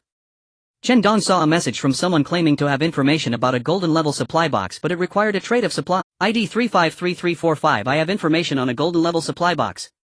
Is there a big shot interested? Message me privately with your offer. The highest bidder wins. Honesty is key. ID 343454. How do we know this is real? Just saying it's real isn't enough, you need evidence to prove it. Anyone can make empty claims, and once they trick you, they're gone. Classic scammer tactics from over a decade ago. ID 563434 exactly, at least post a picture or take someone to see it, otherwise who would dare buy your information? The crowd began to discuss animatedly. Although this message sparked heated debate, few were willing to believe it. Seemingly realizing he couldn't convince everyone, ID 353345 quickly posted a picture. The photo showed a large warehouse, and through the glass windows one could see a supply box glowing with a golden hue in the center. However, surrounding it were hordes of zombies. ID 353345, so do you believe it now? I'm just trading a coordinate for some supplies with the attached image. ID 32532, it really is a golden level supply box. I wonder what good things it can yield. ID 787754, it won't be too shabby, just think of the barriers auctioned before and you'll know that golden level supplies at this stage are practically divine artifacts. ID 75234, so what? Do you even have supplies to buy the information? ID 74567, looks like it's time for the big shots to compete again. For someone like me who can only afford to eat once in a while, I might as well just watch from the sidelines. Chen Dong was naturally very interested in such supplies. Moreover, he was among the few survivors who could offer a high price. It was only at this moment that he felt the grandeur of the former richest man in Huaxiao Wangwanda. 100 million, a small target. Chen Dong directly messaged ID 353345, brother, is the information still available? Supplies are not a problem. ID 353345, I need a lot of supplies. Chen Dong raised an eyebrow. Are you doubting my capabilities? Chen Dong continued to send a message, I said supplies are not a problem. ID 353345, then I need 100 portions of life supplies, water, rice flour and biscuits will do. The price of this information was indeed steep. After all, it was just information. Knowing where the golden level supply box was didn't guarantee it would belong to him. Previously at the auction house, the highest bidder won, and buying information only to end up giving it to someone else wasn't impossible. However, Chen Dong didn't hesitate for too long. Alright. 100 portions of life supplies, send me the coordinates. I'll verify them tomorrow, and if they are accurate I will send you the supplies. These 10 portions will serve as a guarantee. ID 353345 blankly opened his backpack. Looking at the 10 portions of life supplies sent by Chen Dong, he fell into deep thought. Was the price set a bit low?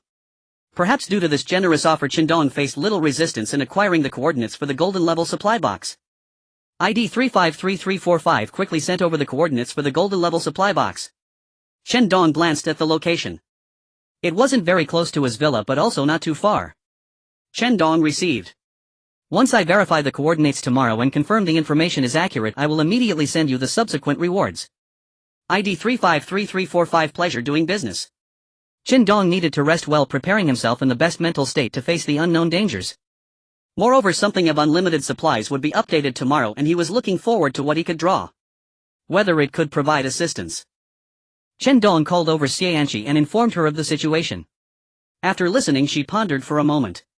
Chen Dong, I feel there's a high chance this coordinate is a trap. There's no need to take unnecessary risks. If the picture that person posted was fake or from another location, recklessly going to the coordinates he provided alone could easily lead to trouble. Chen Dong nodded. In fact, he had also considered this possibility. In this dangerous world, one must not think too highly of others.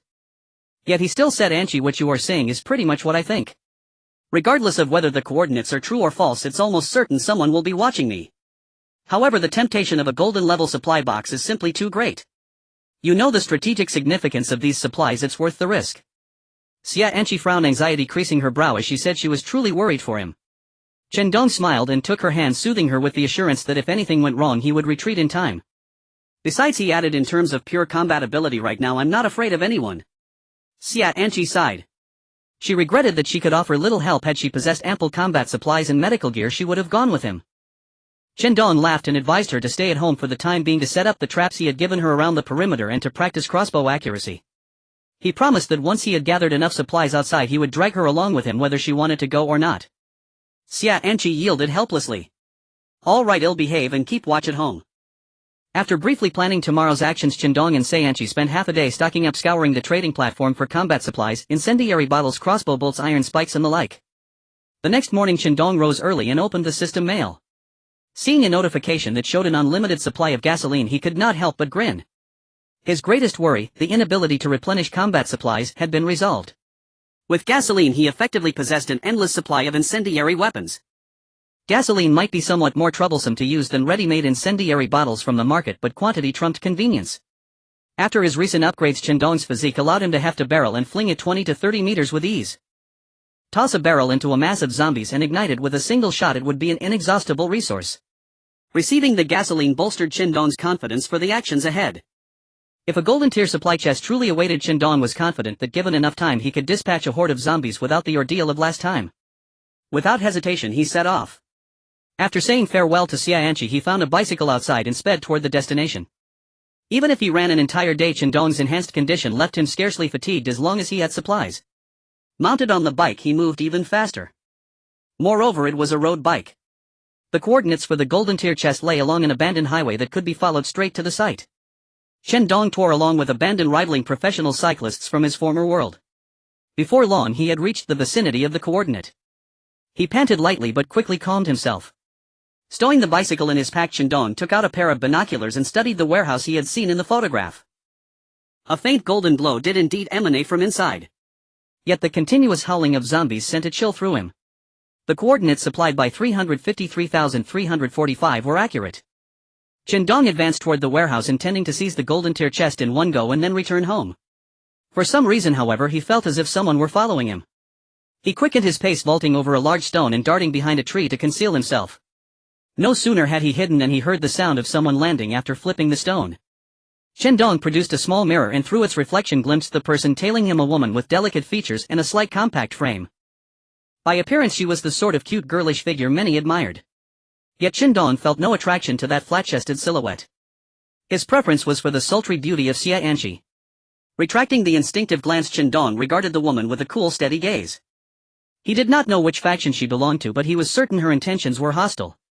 If she showed no mercy, he would not be merciful in return. Taking advantage of her inattention, Chen Dong hurled 2 incendiary bottles at her feet. The devices detonated violently on impact. The woman was driven back against the stone, encircled by flames. She tried to retreat the way she had come but discovered that Chen Dong had at some point unnoticed crept behind the stone, drenched it in gasoline and set it alight. Trapped once more in the center of the fiery ring, she found herself barred on all sides. Chen Dong held a crossbow bolt aloft and demanded loudly that she confess who she was. The woman, hemmed in by the flames, went pale. She had not expected Chen Dong to detect her stalking or to set such a silent ambush. What had given her away? When she remained silent, Chen Dong loosed an arrow. Startled, she whimpered pathetically, identifying herself: 10086 and 353345. I was worried you'd missed the coordinates, so I hurried over to explain. It's all a misunderstanding. Chen Dong rolled his eyes and retorted with impatience that her girlish charms meant nothing to him. Come clean quickly and I may spare you, he said. 353345 bit her lip in anger. She considered herself a charming beauty, yet Chen Dong had dismissed her as a flat-chested ingenue. But the immediate peril dissolved such thoughts.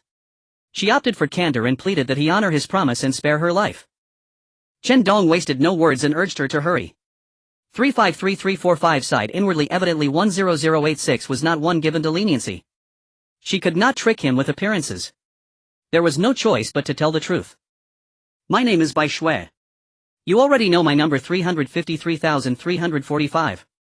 I sold you the coordinates because I hoped you'd scout ahead or draw the zombies away so I could reap the rewards. Even without her confession, Chen Dong had suspected as much. Bai Shui intended to use him as the bait while she snatched the prize like an opportunistic scavenger. Unfortunately for her, she had encountered Chen Dong. With abundant supplies, he had the means to turn the tables. What puzzled him was how audacious Bai Shui had been to follow him alone. Hey Bai Shui, right? Your status showed you were in a team. Where are your teammates? Bai Shui raised her hands to her head and, sounding dejected, admitted that she wanted the loot all to herself and had not informed her team. Chen Dong provisionally accepted this explanation. He kept his gaze fixed on Bai Shui as he slowly moved toward the warehouse.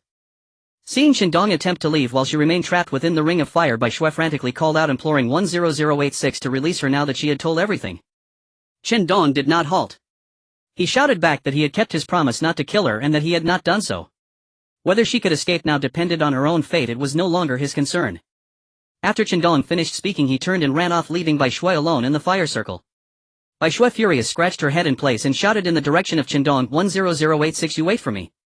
Chen Dong naturally heard Bai Shui's voice, but he continued running towards the warehouse with the golden grade supplies without looking back. Chen Dong had no interest in letting go of a woman who wanted to harm him. Leaving her with a chance at life was already a display of mercy. For others it would be a valid concern that Bai Shui might seek revenge, and they would have likely killed her on the spot. However, Chen Dong chose not to act directly. Yet he did not believe that Bai Shui could survive in such a fire circle. With the flames spreading, it was only a matter of time before she was burned to death. Chen Dong reached the warehouse crowded with zombies, observing the situation inside with a furrowed brow. This was a large flat warehouse with limited maneuvering space. Chen Dong glanced at the surrounding forest and made a decision. The zombies wandered aimlessly inside and outside the vast warehouse, instinctively wanting to stay near the golden grade supply box. It was this supply box that had already allowed them to feast several times. Bai Shui was not selling information for the first time. In fact, her information was not exclusively provided to Chen Dong. Before Chen Dong, Bai Shui had interacted with many survivors in groups. However, those people ultimately became food for the zombies. Bai Shui also took the opportunity to extract information fees and supplies dropped by the deceased survivors. This time Bai Shui thought that Chen Dong would also end up empty-handed. If she lost her life, she could seize the chance to loot. However, she did not expect that frequent visits to the river would eventually wet her shoes, and she fell for Chen Dong's trap. Clang! The zombies outside the warehouse were attracted by the sound, growling and approaching to investigate. Immediately after, a huge noise sent the zombies flying. More zombies rushed out of the warehouse. The loud noise was caused by the grenade Chen Dong threw to attract the zombies' attention. Following that, Chen Dong forcefully threw out 2 gasoline cans. As they flew towards the zombie group, the burning bottles tied to the gasoline cans exploded upon impact, igniting the gasoline and quickly forming a sea of flames. It was not that Chen Dong did not want to use a gun to ignite the gasoline barrels, he simply lacked confidence in his shooting skills at that moment. Thus it was safer to tie the burning bottles on. Just as the zombies were drawn in by the blazing fire, Chen Dong had quietly circled around and entered through the window at the back of the warehouse. Even though most stayed outside, there were still plenty of zombies around the supply box. Chen Dong merely pretended to create a diversion outside the warehouse. What he truly wanted was to stealthily steal the supply box.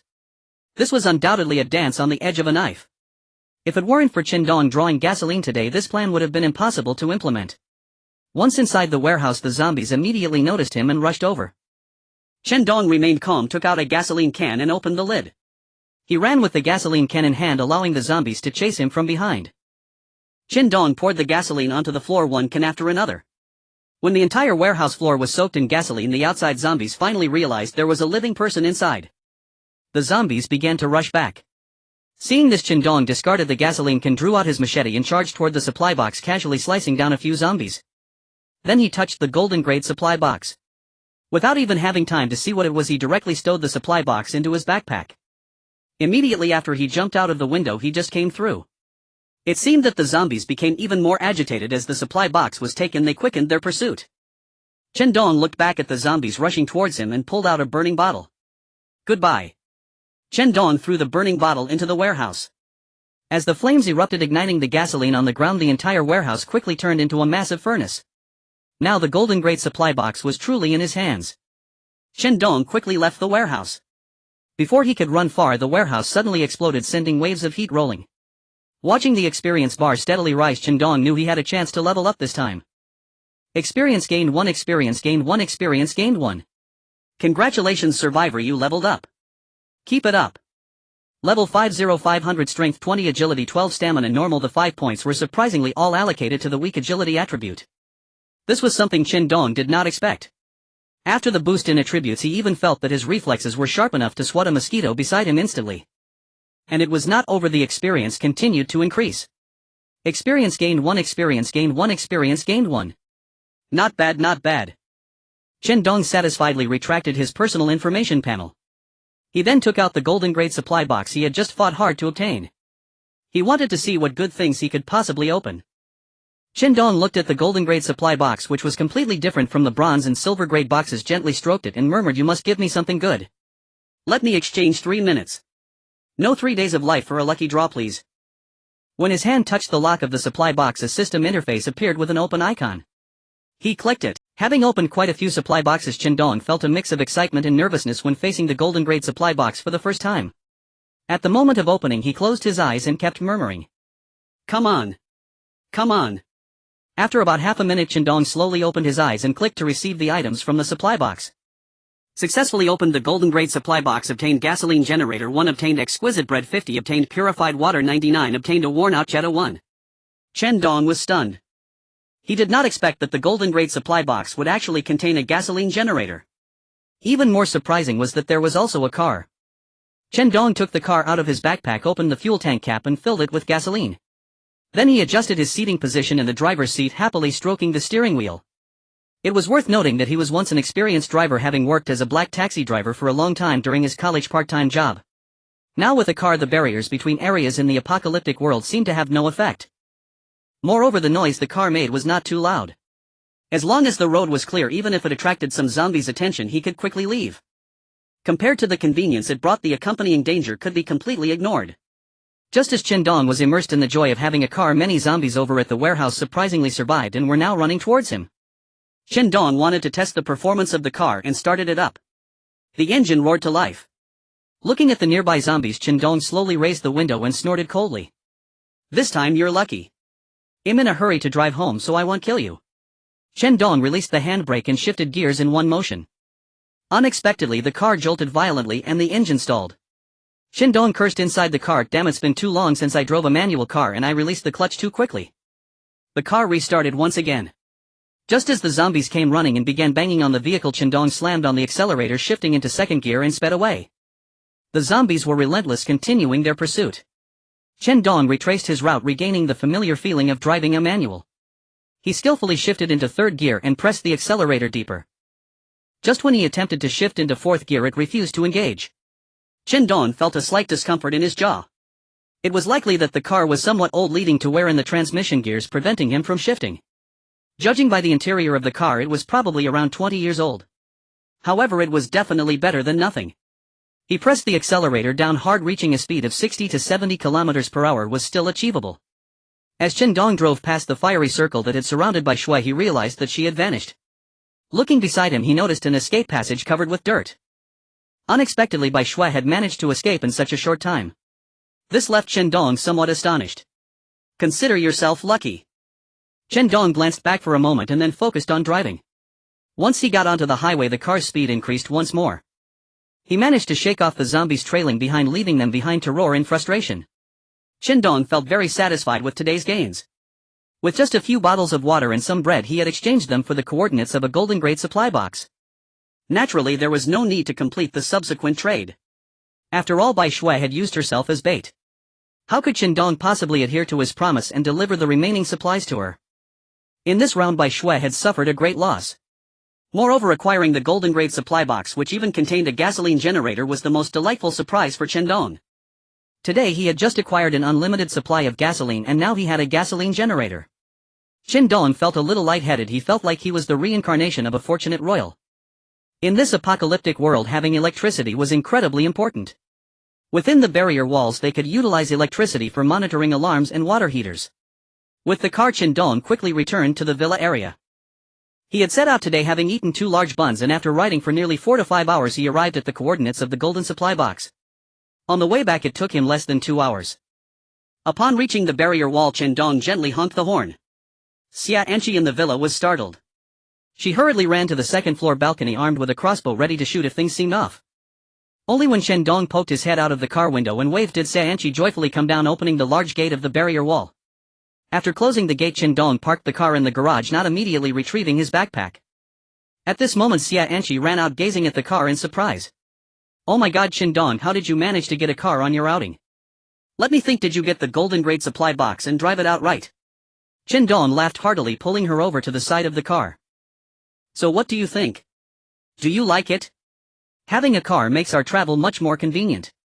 Xia Anqi nodded happily. "Of course I like it. With this car, gathering supplies will be much easier. Moreover, the most important thing is that I can join you in gathering supplies. One can drive while the other Chen Dong directly gifted her 300 experience points. Checking Xia Anqi's personal panel, he found that she had indeed leveled up. ID 9527. Level 40400. Strength 10. Agility 15. Stamina abundant. From the panel's values, it was clear that Xia Anqi's physical fitness was already quite good. Chen Dong felt reassured to take her along to gather supplies. After all, keeping Xia Anqi confined to the villa area without the opportunity for real combat training against zombies was not good for her.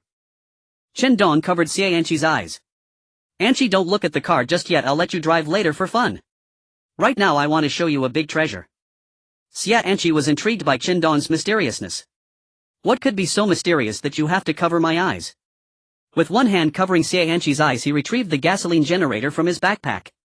Then he released his hand from her eyes. "Look at what this is."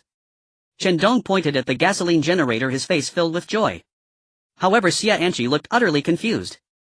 What is this? A lawnmower. Chen Dong smacked his lips. He had intended to surprise Xiayanqi, but instead he found that she didn't recognize a gasoline generator. With a hint of annoyance, Chen Dong ruffled Xiayanqi's hair and explained, "Hey you silly girl. This is a gasoline generator, now we can have electricity." A gasoline generator? Xiayanqi exclaimed. Forgetting about her disheveled hair, her eyes lit up. Chen Dong, does this mean we can use electric lights now? Chen Dong looked at the exuberant Xiayanqi and affectionately said, "Can't you be a little more ambitious? What else could we do?" Xiayanqi fell into thought, biting her finger and pondering hard, yet unable to think of any other uses. Suddenly a spark of inspiration hit her. "I got it. We can install surveillance cameras and put alarms on the barrier walls." What Xiayanqi said was naturally also what Chen Dong intended to do later. Installing surveillance and alarms on the barrier walls was a must-do task. Chen Dong had realized this long ago. The villa was equipped with alarms and surveillance systems. It was just that without electricity they couldn't be used normally. However, that was not the answer Chen Dong was looking for. Chen Dong extended his finger and gently flicked Xiayanqi's forehead, shaking his head with a smile. "Miss Xiayanqi hasn't taken a shower in several days, don't you feel uncomfortable?" Xiayanqi replied, pouting, "Of course I feel uncomfortable, my body is always sticky. Did you not think that with the gasoline generator we could take a nice hot shower?" Xiayanqi had indeed not considered this aspect. After all, water was a precious survival resource in the apocalyptic world. She was reluctant to drink more, let alone take a shower. Initially she had thought that in the future she could take a shower by the river or on rainy days. However, she didn't expect that in this apocalyptic world natural water resources were undrinkable and harmful to the body. As for rain, it was acid rain. This naturally dashed Xiayanqi's hopes. So upon hearing Chen Dong's words, she felt a bit helpless. Even if it can generate electricity, we still need water to take a shower. Using precious water resources for bathing is too wasteful. Chen Dong took out several boxes of mineral water from his backpack, saying, "We have plenty of water, so you don't need to worry about that. But we can't waste too much, let's agree to shower every 3 days from now on." "Really?" Xiayanqi exclaimed with excitement, hugging Chen Dong and planting a kiss on his cheek. "Chen Dong, you're the best." After that, Xiayanqi hurriedly ran into the villa, grabbing a change of clothes and rushing into the bathroom. Chen Dong couldn't help but chuckle. The gasoline generator hasn't even been set up yet. Upon acquiring the gasoline generator, Chen Dong naturally took it to the electrical room of the villa to connect the power. This was the first time he entered this electrical room, having only glanced at the electric meter during his initial inspection of the villa as a refuge. He never expected that there would actually come a day when it would be useful. And so soon. Chen Dong took out the gasoline generator from his backpack and poured gasoline into it with a steady flow. In general, such a large generator would suffice for a long period of time. After all, times have changed and there are not many places to use electricity in this apocalyptic world. However, Chen Dong did not plan to conserve electricity. The gasoline generator runs on gasoline, and what he lacked the least was gasoline. He started the gasoline generator filled with fuel and connected it to the villa's main power supply. Soon, with a beep, the lights of the entire villa lit up. Then Chen Dong went up to the rooftop, continuously pouring mineral water into the water tank. This would be the water they would use for bathing later. It was at the moment the power was activated that Chen Dong received a system notification. "Dear survivor, your villa refuge has activated monitoring and alarm services. You can access the monitoring and receive alarm information at any time through the information window." Chen Dong tried to take a look at the monitoring and found that the entire villa was under 360-degree surveillance. The sensors would intelligently identify strangers attempting to trespass and send alerts directly to Chen Dong. This ensured that Chen Dong would know of any situation at the earliest opportunity. Coupled with the existing alerts of the surrounding walls, it was absolutely impossible for an ordinary person to come and go unnoticed. Bathing feels so good. After finishing all the trivial matters, Chen Dong naturally wanted to enjoy a nice bath. He soaked in the bathtub, letting the hot water soothe his entire body. However, before he could completely relax, suddenly. Beep beep beep. "Warning, warning, someone is attempting to climb over the wall, please handle it promptly." Chen Dong quickly tore off the hot compress covering his eyes and opened the system to check the monitoring. The clear footage showed several survivors looking around curiously inside the brightly lit barrier, even attempting to climb over the wall. Chen Dong did not expect that other survivors would arrive at this villa area so quickly. Through the surveillance camera he warned, "Don't sneak around my house. Leave immediately or don't blame me for taking action." The few survivors outside the wall were taken aback. They hadn't expected that this villa actually had surveillance. Just as they intended to climb the wall to see what was inside, they were discovered. Ultimately, this led to the expulsion by the villa's owner. The several survivors left, but Chen Dong continued to observe through the monitoring. He had reasons to suspect that they harbored ulterior motives. Just like the Jiang Kai team before. Sure enough, after the survivors walked away, they whispered among themselves. A chubby one said, "Damn, are others able to use electricity now? I want to enjoy some air conditioning too." A skinny one beside the chubby one said, "Why not go and do something tonight?" The other survivors nodded in agreement. That could work. The chubby one suddenly thought of the alarm and expressed some concern. What about that surveillance? The other survivors, however, completely disregarded it. No worries, there will be blind spots in the surveillance. I think the few big trees behind the villa should be out of sight. We can climb in from that side, sneak in and eliminate the people inside. Hee hee, then the villa will belong to us, right? These survivors had fled from the north. They hadn't originally planned to enter this villa area but were instead driven here by zombies. With zombies everywhere, it was only when they reached this villa area that they felt somewhat safe. After all, since Jiang Kai and others had cleared the zombies, this place could be considered a safe zone. Once inside the villa area, these survivors were attracted by the villa where Chen Dong and the others lived. It was quite shocking to suddenly see a brightly lit villa. This is the apocalyptic world. Thus they curiously approached to observe. Although they were quickly expelled by the villa's owner, they still developed ideas about this villa. This group in reality was a theft gang. After inexplicably arriving in this apocalyptic world, they did not separate but gathered together.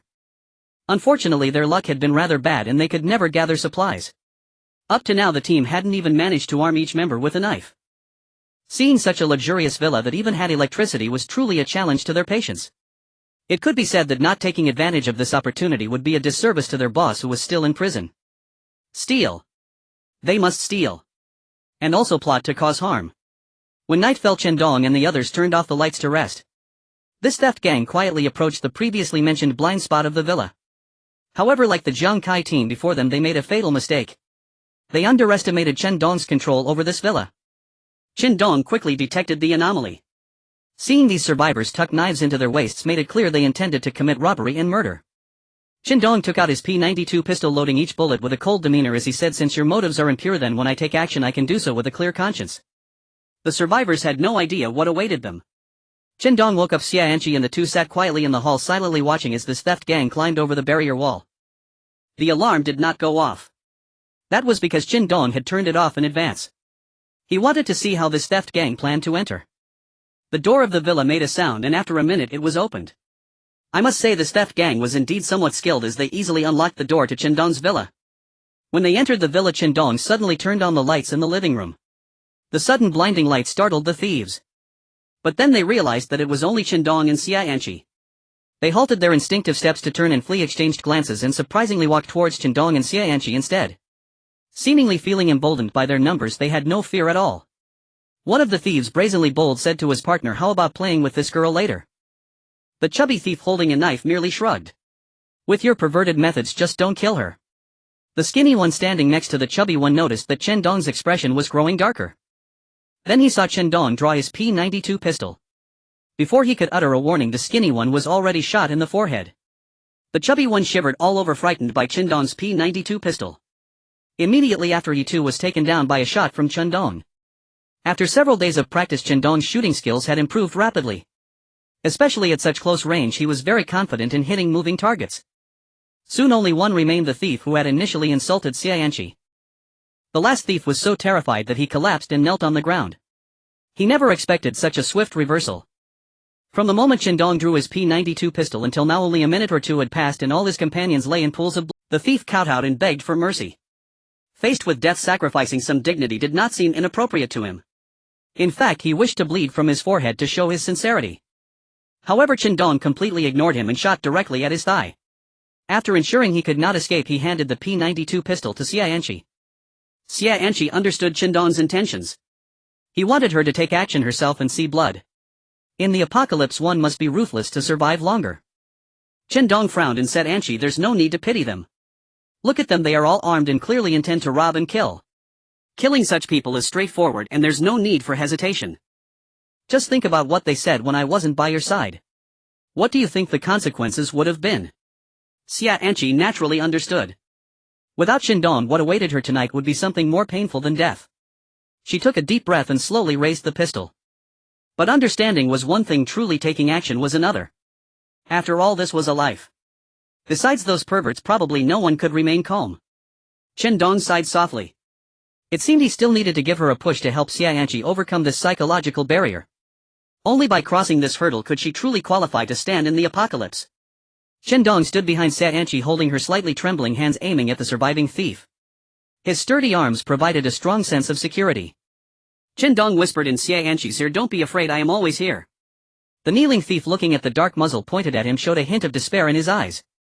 A strong will to survive made him endure the intense pain, dragging his shot-through thigh, limping toward the villa's entrance, hoping to escape. Chen Dong pressed down on Xianqi's finger on the trigger. Bang! The sound of the silenced gun rang out, hitting the thief squarely in the back of his head. The tremendous impact shattered the thief's head, splattering brain matter and accompanied by the sound of gushing blood. Xianqi dropped the pistol and quickly ran to the bathroom on the first floor of the villa, vomiting uncontrollably. In fact, Chen Dong also felt a bit nauseous. Although it wasn't his first time killing, it was the first time he had witnessed such a raw and bloody scene. He was somewhat worried that Xianqi might develop a psychological scar. After a while, Xianqi walked out of the bathroom with a pale face. Chen Dong approached with concern to support her. Just as Xianqi was about to speak, she saw the headless corpse lying in the villa and turned back to rush into the bathroom. Chen Dong, feeling helpless, could only clean up the villa first and send Xianqi back to her room to rest. Whether Xianqi could overcome her psychological threshold would have to rely on her own efforts. Chen Dong felt that Xianqi had changed during this day. He didn't know how she overcame her psychological barrier, but afterwards Chen Dong tried to take Xianqi to search for supplies in the zombie area. Faced with zombies, Xianqi was no longer panic-like at the beginning. Instead, she calmly raised her crossbow and shot the zombies. Whoosh! Whoosh! Whoosh! The zombies before Xianqi were hit by crossbow bolts and fell to the ground. Not bad, Anqi, you've been getting more accurate these past few days. Chen Dong, having dealt with the zombies beside her, praised her with a smile. Xianqi revealed a smile. She was also pleased not to be a burden to Chen Dong. Because I've been practicing hard, okay? This was the third day of the two of them teaming up to collect supplies. They had been accumulating experience and both of their physical qualities had become quite strong. Even Xianqi could sprint for over 10 kilometers without changing her expression, her stamina comparable to that of a special forces soldier. After dealing with the group of thieves that invaded the villa, they altered their original plan. Due to the survivors' levels and supplies increasing, the entire city began to connect. The villa area where Chen Dong and the others were also started to have other survivors arriving one after another. Some survivors, out of caution, settled in nearby villas. Others, like Zhang Kai and the thieves before, were up to no good. However, in the end they were all shot by Chen Dong and hung in the public flowerbed of the villa area to warn others. From then on, the survivors who settled in the villa area understood Chen Dong's strength and dared not act recklessly. However, considering the increasing number of survivors, it was possible that some strong survivor groups would arrive in the future. If they did not prepare in advance, did not upgrade their levels and gather supplies when that day truly came, relying solely on the P92 pistol and unlimited gasoline, it would be quite impossible for Chen Dong and the others to defend this villa. They couldn't just pour gasoline on the walls and trap themselves, right? In that case, they would be burned to death without anyone needing to lift a finger. In the resource-scarce apocalyptic world, their shelter was still in the most obvious villa area, which prevented them from becoming a hoarding squirrel party for self-protection. Therefore, Chen Dong and Xianqi chose to drive actively to the distant zombie horde, starting to search for supplies and level up. During the upgrading process, Chen Dong discovered that after reaching level 5, the improvement of his physical attributes had significantly decreased. Previously, leveling up once could lead to substantial gains. However, if he continued to level up like before, by the time he reached around level 10, his physical qualities would probably be strong enough to confront zombies and tear them apart. Unknowingly, the two had already leveled up several times. Chen Dong was even on the verge of level 10, just a little short. According to the system's description, survivors who reached level 10 would undergo a body enhancement, undergoing a transformation. Chen Dong was somewhat looking forward to it. At this moment, he had already reached a physical quality comparable to that of a special forces soldier. If there were another body enhancement, wouldn't he reach the pinnacle of human physical quality? Chen Dong planned to level up to level 10 today and see how much he would improve. He hoped it wouldn't disappoint. Since they were at a gathering point of zombies relatively far from the villa area, the coordinates where Chen Dong and the others were located had enough zombies to provide them with experience. If it were the Chen Dong without unlimited gasoline from before encountering so many zombies, he would have run away without looking back. But now, with a car, gasoline and homemade Molotov cocktails, Chen Dong just wanted to say bring it on. While resting in the car to regain stamina, Chen Dong told Xianqi about his plan to level up to level 10 today. "Anqi, I've reached level 9 now and I plan to push through today to reach level 10 and see what changes my body undergoes." Xianqi wiped the crumbs from her mouth and nodded repeatedly. "Great. This is indeed a wonderful thing. Moreover, it hasn't been easy for us to come out here. It takes over 2 hours to drive, so it's a good opportunity to accumulate experience and level up. Chen Dong nodded while loading bullets into his pistol. Then it's settled, you'll drive while I handle the zombies. Xia Anqi responded with a sound of agreement and then asked, do you have a battle plan? Chen Dong pondered briefly before replying, I'm thinking this. Do you see that patch of grass up ahead? We'll first soak the grass in gasoline, then drive up to the zombies. I'll shoot to attract them, leading them over, and then set it on fire to roast the zombies alive. And look, after igniting the grass we can quickly drive to that dirt slope on the left. The range is enough for us to complete the harvest. Xia Anqi clapped her hands in admiration. What a great idea. Chen Dong, you're so clever. Chen Dong felt a bit embarrassed and scratched his chin.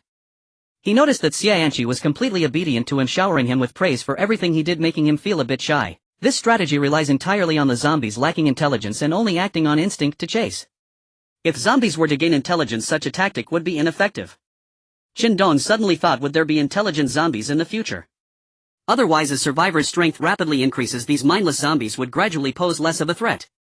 Chen Dong had watched plenty of similar zombie movies before. Usually in the later stages there would always be mutated zombies or higher-level zombies. However, right now those matters were not Chen Dong's concern. First, he needed to level up to the 10th level and receive a body enhancement from the system. That was the most important thing. As for whether mutated or high-level zombies would appear in the future, Chen Dong was confident that by then he would still be able to live. Chen Dong and Xia Anqi got out of the car and poured gasoline onto the grass. Their work efficiency was quick, and the entire patch of grass soon reflected a shiny gloss under the sunlight. After pouring the gasoline, Xia Anqi drove straight towards the zombie horde. As they approached, Chen Dong squatted on the roof of the car and began shooting. For those zombies that slipped through, he took out a crossbow to finish them off. Suddenly a large group of zombies began to rush over. After attracting their attention, Chen Dong shouted to Xia Anqi in the driver's seat, turn, follow the route we planned earlier. Drive slowly, make sure to keep the zombies following us. Xia Anqi complied. Chen Dong kept shooting to harass the zombies, and when they got close to the gasoline trap he withdrew his pistol and held a torch instead. As their car passed over the gasoline-soaked grass, the zombies stumbled into the trap. Chen Dong threw the torch into the grass. Whoosh! A fierce blaze erupted, instantly igniting many zombies and trapping them in the grass. At this moment the two of them reached the dirt slope they had mentioned earlier. Watching the raging fire in the grass, Chen Dong still felt unsatisfied. The fire is still too small, we need to give our dear zombie brothers a little more fire. Chen Dong took out a gasoline canister from his backpack and, relying on his powerful physique, tossed it directly into the grass. With more fuel to burn, the whole patch of grass blazed fiercely. The flames even spread to the nearby forest. Chen Dong heard many zombies roaring from within the forest. The sustained burning of gasoline was highly damaging to the zombies. Such a straightforward and brutal approach was much quicker than finishing off the zombies with pistols or crossbows from the dirt slope. As for warnings about setting fires in the apocalypse, they would not hold any weight. Chen Dong didn't care about environmental protection, surviving was all that mattered. After watching for a while, he pulled Xia Anqi back into the car. Standing on the dirt slope, they were already sweating profusely from the heat waves produced by the raging flames. They turned on the air conditioning and drove off to the next zombie gathering point. Because the fire in this area was too large, it attracted the attention of nearby survivors. They began discussing it in the chat channels but couldn't figure out what was happening. User 984594, damn, I'll send you a picture. Look, how did that forest catch fire? Did someone set the mountain on fire? Or did it self-combust? Attached is a photo of the forest burning in the distance. User 893743, setting the mountain on fire, that would lead to prison time. In this weather it shouldn't have self-combusted, right? That acid rain fell for an entire day a few days ago, how could it possibly self-combust? It must be arson. Isn't anyone going to put out the fire? Trees are also life. User 947254, in this apocalypse you expect me to go put out fires and rescue people? Not to mention there's no water, who would risk their lives for that? Do you think being a firefighter is easy? User 234323, God. What a blinding light of Buddhism, a living Buddha among us. Since you're concerned about saving the trees, why don't you go put out the fire yourself? User 984594, send your coordinates so this living Buddha can save everyone. Many survivors were left speechless by such nonsensical remarks. In this world there are still people thinking about putting out fires. How has the other party survived this long? Luckily Chen Dong was busy driving and didn't have the time to check the chat channel. Otherwise he would have directly exposed that he was the one who started the fire, and would have loved to see how user 984594 would respond to him. While driving, Chen Dong listened to the system's notifications. His experience points were rapidly increasing, getting closer to level 10. Experience gained 1, experience gained 1, experience gained 1. Still need 1 experience point to level up. Just as he was about to level up, Chen Dong found that the experience bar was not increasing. It was evident that the fire had burned all the zombies in the forest and they no longer provided experience points. Chen Dong felt a bit speechless. At that moment a zombie appeared not far from the front of the car. Chen Dong was taken aback and stepped on the gas. With a bang the zombie flew through the air in a graceful arc. Experience gained 1. Congratulations to the survivor for leveling up. Keep up the good work. After crashing into that zombie he successfully leveled up to the 10th level. In an instant Chen Dong felt his physical abilities soaring. It wasn't just a leap in strength and agility, it was an indescribable sensation. Chen Dong felt that he could jump down from the 2nd floor without a scratch. Sitting in the passenger seat, Xianqi sensed the change in Chen Dong and glancing over exclaimed in surprise, "Chen Dong, you leveled up." "That's great. Yes, I leveled up. Let's head home now and when we get back we'll slowly study what changes this upgrade brings." Chen Dong pressed down on the gas pedal. The car's revs increased and the engine roared with excitement. Since they had leveled up they decided not to continue to the next zombie gathering point. After all, they had been out searching for supplies and hunting zombies for 2 to 3 days. It was time for a good rest. Chen Dong and Xianqi drove back to the villa area. Under the watchful gaze of many eyes, both overt and covert, the barrier walls slowly opened the electric gate. The two of them calmly drove the car inside.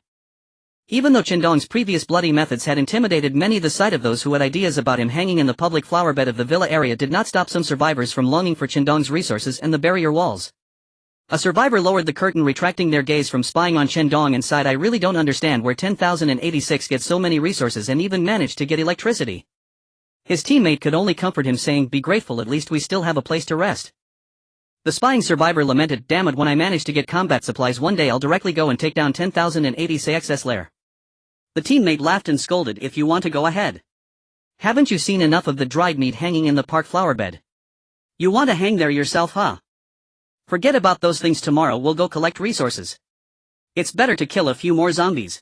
The survivor, who was mocked by his teammate, wasn't angry. He just scratched his head and said, "Damn it, of course I know 10,086's resources are bottomless. If I provoke him, isn't that just looking for death?" Chen Dong parked the car in the garage and lowered the electric roll-up door. While walking, Xianqi counted on her fingers, saying, "Chen Dong, we got quite a lot of resources this time, several boxes of bread and also towels, clothes and so on." Chen Dong. Where did you go?" Just as Xianqi was talking to herself, sorting out the resources, she turned to look at Chen Dong, only to find that he was not beside her and the surroundings were empty. Suddenly Xianqi felt a slap on her perky backside, but when she turned around there was no one. Then her face was pinched again.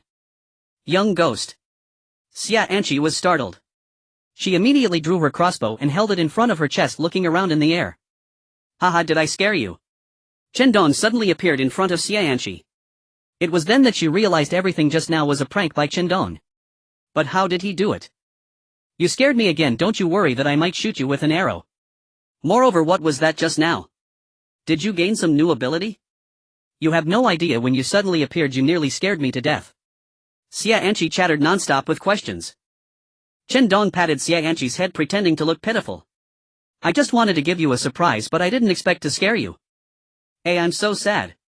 Looking at Chen Dong's somewhat aggrieved expression, Xianqi felt a little soft-hearted. "Chen Dong, I didn't mean it that way, I was just a bit scared, not blaming you." Chen Dong didn't speak but pointed at his face and nodded. Xianqi immediately stood on her tiptoes and kissed Chen Dong on the cheek. Chen Dong nodded in satisfaction. "Now that's more like it, I forgive you." Xianqi was taken aback. This isn't right, clearly she was the one who got scared by Chen Dong. Why did she have to apologize to him? Realizing she had fallen into Chen Dong's trap, Xianqi felt both shy and annoyed. "Alright, you nasty Chen Dong, you tricked me again. I'm ignoring you." Chen Dong laughed heartily and hugged Xianqi. The two sat on the living room sofa and Chen Dong smiled at the puffed up Xianqi, saying, "Who told you to be so easy to fool? Don't you think you're a bit foolish?" Xianqi's face turned red and she reached out to pinch Chen Dong's thigh, only to find she couldn't pinch it. "Eh?" Xianqi looked puzzled. It should be known that even when Chen Dong had a very low body fat percentage, his muscles would not remain so taut and engorged. It seemed to be the hardness of the skin surface rather than the muscles. "Have you noticed?" Chen Dong laughed. Xianqi, being a doctor herself, quickly noticed the change in Chen Dong. The elasticity of the skin surface remained as if it was coated with a thin invisible protective film safeguarding Chen Dong's entire body. Xianqi curiously said, "Is this the body enhancement provided after reaching level 10? Chen Dong shrugged. He wasn't sure either. The system merely hinted that reaching level 10 would provide physical enhancements. But the specifics of what was enhanced were rather vague. What I feel at the moment is that my defensive capability has greatly improved. Chen Dong took out a dagger and drew it across his arm. It left only a red mark and did not cut through the skin. Xia Anqi was startled by Chen Dong's self-inflicted act and pulled his arm to check continuously. Finding that he indeed had no injury, she finally felt relieved. Then she was greatly amazed. How could he draw across with a knife and not get hurt? Chen Dong retracted the dagger and said, using a knife to draw, if not done with particular force, my skin won't be cut. However, during combat others would definitely exert deadly force, so he would still get injured. Nevertheless, being able to reduce a lot of damage is quite good. Then Chen Dong suddenly vanished in front of Xia Anqi. Yet Xia Anqi could still feel that she was holding onto Chen Dong's hand. In the next moment Chen Dong reappeared before her. This is the second change I've discovered. Xia Anqi exclaimed, is this invisibility? This is amazing. This is unscientific. After saying this, Xia Anqi couldn't help but chuckle at her own words. Waking up to find herself in a post-apocalyptic world with zombies and game-like interfaces was already quite unscientific. Yet she was saying invisibility was unscientific. That was just nonsensical. Chen Dong said, it seems to be a skill and I haven't seen any limitations. I can use it whenever I want. This skill is truly a divine ability for stealth. I suddenly thought of invisibly sneaking behind a horde of zombies, setting off a massive explosion for a beautiful scene. Xia Anqi covered her mouth laughing at what Chen Dong said. Then she asked Chen Dong, does this invisibility have any drawbacks? Also, have your physical stats changed at all? Chen Dong opened his personal information and said, not much has changed, but it feels sufficient, basically reaching the limit of what a normal person can achieve. Right. ID 10086. Level 10 01000. Strength 20. Agility 20. Stamina abundant. Skill stealth. Xia Anqi looked at Chen Dong's personal data, pondered for a while and said, I think this is likely the system intentionally capping the stats at 20, ensuring that everyone won't be eliminated due to physical quality, making us rely more on resources to deal with zombies and other threatening survivors. Of course, it's also possible that the stats will have other uses later on. In the end, everything is decided by the system. Indeed, as Xia Anqi mentioned, Chen Dong previously only thought that leveling up would bring numerical improvements until it reached the point of collapsing mountains and splitting stones. But in reality it was not so. Upon reaching level 10 he suddenly unlocked skills. Arriving in this apocalyptic zombie world, the survivors function like game players, leveling up and learning skills. Chen Dong couldn't understand what the system or the mastermind behind their arrival in the zombie world was thinking. He shook his head, not wanting to dwell on such distant matters. After all, even if he knew the truth he couldn't resolve it. It was more practical to focus on the present. Chen Dong said to Xia Anqi, let's experiment with this stealth skill and see its wonders. Naturally, one must master a new skill as quickly as possible. Moreover, he couldn't be foolishly chatting in the public channel. He didn't know if this skill was unique to him. Without knowing about others, this would be a trump card. If he carelessly exposed his information in the chat, it could really lead to deadly consequences. He certainly did not believe he could wake up one day and be at odds with the entire world. For now he could only continuously experiment with this skill and thoroughly grasp its nuances. Xia Anqi nodded and said, alright, let's figure out this stealth skill together. After an afternoon of experimentation, the two summarized the uses and limitations of this stealth skill. The stealth skill, when used, would completely hide oneself, including their shadow. However, it could not block sound. Therefore, during the experiments, Xia Anqi was able to ascertain Chen Dong's approximate location several times from the sound of his breathing and footsteps. It is important to note that zombies have very acute senses of smell. This detail is crucial. Both agreed that this stealth skill was perfectly suited for assassination or as an absolute divine technique in noisy environments. Especially for infiltrating enemy territory. Survivors do not possess the keen hearing and sense of smell that zombies have. For Chen Dong, acquiring the stealth skill was as valuable as a golden grade resource box. He was quite satisfied. On the second day after Chen Dong reached level 10 and mastered the stealth skill, the climate of this world underwent another change following the last torrential rain. This morning when Chen Dong and the others woke up, they were awakened by the heat. By the time it should be a crisp autumn, not something that would wake them up with heat. Yet the reality was that when they woke up they were drenched in sweat, their backs soaked. Even in the early morning the sky was scorching. The intense ultraviolet rays, even if they did not directly shine on Chen Dong, made the sunlit room where he resided feel like an oven. Chen Dong got out of bed, shielding his eyes with his hand as he looked outside. He seemed to feel the streets distorted by the heat. Such terrible weather was nearly comparable to that of the Sahara Desert.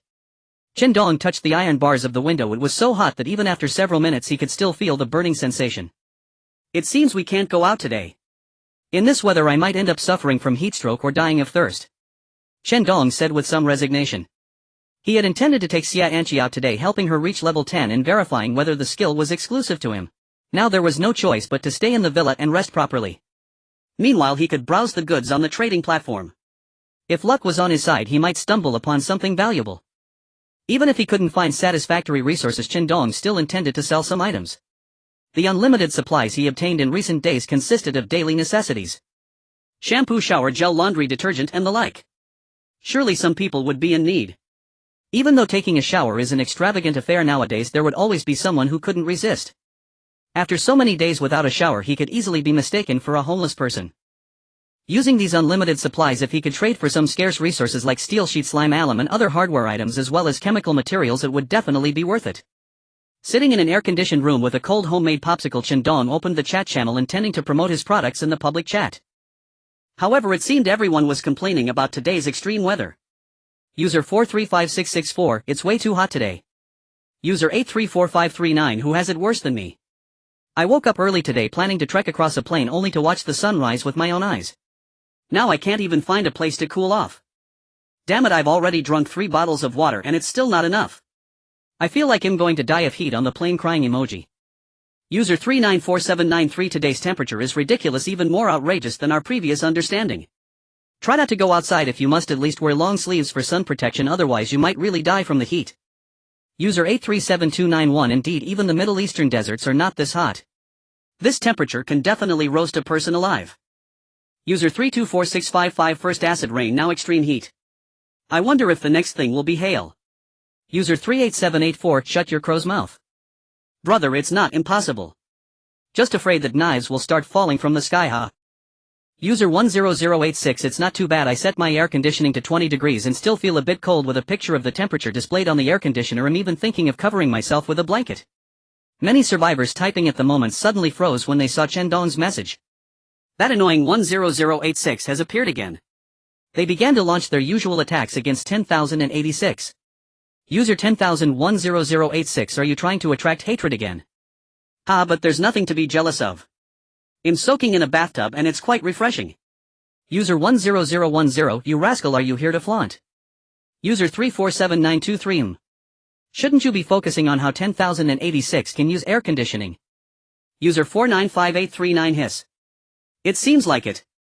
How can 10,086 use air conditioning? Does he have electricity? What the hell? User 397454, no. I can't accept this. I haven't even had enough to eat and someone is living a middle-class life. User 894759, it can't be, brother. It's been over a week and you're still struggling to meet your basic needs. User 397454, whoa, I'm useless now, I can only have 2 meals a day, crying emoji. User 10086, cough, I've used electricity for several days now. You all hang in there, bread will be available, milk will be available, everything will be available. User 93749, I never expected to come to the apocalyptic world and end up in such a miserable state. User 10086, almost forgot to say I've listed some shampoo, shower gel, laundry detergent and so on. If you want them you can buy them at a cheap price, fair and square. Chen Dong discovered a new business opportunity in the chat channel. The survivors were all troubled by the scorching heat. With his refrigerator he could make popsicles and sell them to the survivors. He was completely unconcerned about not being able to sell the popsicles. With so many survivors around, there would always be someone unable to resist the heat and willing to buy a popsicle to cool off. Chen Dong immediately called over Xia Anqi, excitedly sharing his idea as he prepared to make popsicles in bulk.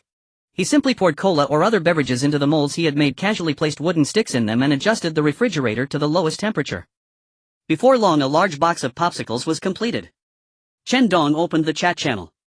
ID 10086, brothers, would you like to have some popsicles? Along with a picture of the popsicle. Not at all, man, should not, at least cannot. Come on, are you trying to attract hate again? ID 834674, I love popsicles the most in summer. Please ID 10086, send me a popsicle. A good person will have peace throughout his life. ID 34582, in fierce competition of flower blooms on the other side. Boss 1, give you a home. No matter the distance, feelings remain. Can I have a popsicle? ID 10086, stop talking nonsense, I've put them on the trading platform, you can buy them there. Some survivors even privately messaged Chen Dong. ID 34543, hey handsome, let me show you something nice, can you send me 2 popsicles? Soon after, Chen Dong received a photo from that survivor. The photo was quite revealing. Unfortunately, Chen Dong was completely unmoved and even scoffed. Did he think he was still the same Chen Dong from before who joked around in the group to seek a mysterious link? To actually think he could buy him off with a few photos. With a teasing mindset, Chen Dong messaged the survivor saying, "What can I see from this?" There's no sincerity. What he didn't expect was that this female survivor actually sent him more photos for a few popsicles. It was evident that she was quite experienced and not her first time doing this. Otherwise she would have hesitated at least a little. Not long after, the other party even sent a short video. Looking at that ordinary face, Chen Dong felt no ripple of emotion, even considering closing the chat. However, he still wanted to promote his product. Hee, is this all? If you want popsicles, let's trade for resources. Given how hard you've worked for it, I can give you a discount. ID 34543. Damn. You should have said that earlier, wasting my time. Chen Dong simply replied with a smile emoji and said nothing more. He wasn't really angry, just a bit contemplative. It was his first time encountering such a situation and it felt a bit strange. However, in this world it was hard to say who was right or wrong, it was simply different ways of survival. After the extreme heat, Chen Dong and Xia Anqi threw themselves back into the intense battle for resource gathering. As more and more survivors began to arrive in the villa area where Chen Dong and his group were, a great sense of crisis arose in him. Chen Dong knew that once the number of survivors increased, there would come a day when he would be besieged by them. With abundant resources, he was like a boss in the game that players needed to team up to defeat. Defeating him would yield all the resources: barricade walls, a P-92 pistol, a gasoline generator, and even Xia Anqi. Everything would be taken by others. Such an outcome was unacceptable to Chen Dong.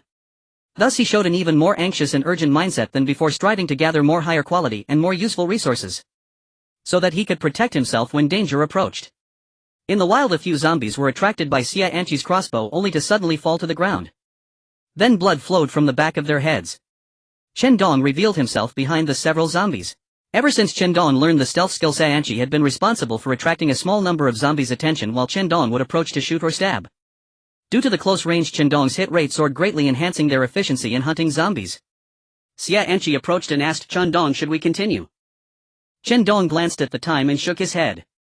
"No, let's go back. It will soon be noon and we need to replenish for lunch. Let's rest well in the villa." On the way back in the car, Xia Anqi looked at the chat channel and teased, "It seems that the once troublesome ID 10086 has fallen out of favor recently. No one has mentioned you these days, unlike before when everyone was cursing you. How annoying." Chen Dong, holding the steering wheel, said indifferently, "It's good to be quiet, it helps lower our visibility. We can take this opportunity to gather more resources. However, I'm still quite curious. Is that person called the sheriff really that formidable? Recently a person claiming to be the sheriff has risen to prominence. The chat channel is filled with discussions about this individual named the sheriff. User 45346, did you know there is a person named the sheriff who was recruiting and expanding his influence? User 34534, isn't that nothing surprising? User 45346, it's clear you are out of the loop. Has the internet just reached your village? User 45346, the influence of Niu Zicheng has been wiped out by the sheriff. User 4535536, what? Didn't Niu Zicheng have a team of over a dozen people? User 4535536, wiped out. How is that possible? User 646754, I've heard about this too. The sheriff seems to have plenty of resources. Under the cover of night he threw several Molotov cocktails and grenades into Niu Ziqiang's villa, with 2 or 3 people burning them alive. User 3555663, holy crap. Is it really that terrifying? So this sheriff is looking to expand his influence and dominate. User 94785, of course. That's common sense, isn't it? However, I've heard that the treatment at the sheriff's place is quite good. It doesn't matter if you have combat resources, as long as you go you can receive food and water. User 346533, is there really such a good deal? I only have a fruit knife, would the sheriff take me in? User 234546, of course. I personally saw a resource-depleted survivor seek refuge with the sheriff and he was accepted. User 12315, hello everyone, I am the sheriff. I can assure you, as long as you join our family, we are all one and will support and help each other to survive until the end in this apocalyptic world, seeking the dawn of hope. Here are my coordinates: 250-857. I will sincerely await everyone here. Other survivors in the chat channel are discussing the sheriff. To everyone's surprise, the sheriff personally made an appearance and issued a recruitment order, shocking many survivors. After Niu Zicheng was eliminated and replaced by the sheriff, Zhou Shujian felt extremely tense. It is important to note that the sheriff is not far from him. Sooner or later he would have a conflict with the sheriff. Zhou Shujian's confidants were worried that this day might come sooner than expected, so they advised him to take the initiative. Zhou Shujian sat on a genuine leather chair swirling his wineglass deep in thought. The rapid growth of the sheriff's influence was alarming. In just a few days it had subtly begun to rival Zhou Shujian's team. If he did not act decisively to eliminate the opponent soon, it would truly be too late once the sheriff grew stronger. After a comprehensive comparison of their strengths, Zhou Shujian finally made up his mind, agreeing to his confidant's suggestion to strike the sheriff one night. Thus one night Zhou Shujian's men surged forth, lying in wait at the sheriff's stronghold. With their faces covered, Zhou Shujian waited for the right moment, and once the sheriff dispatched some personnel to patrol, he waved his hand. In the darkness, a dozen people rushed in, only to find the sheriff calmly seated in the living room sipping tea and smiling at them. It was evident he was well prepared.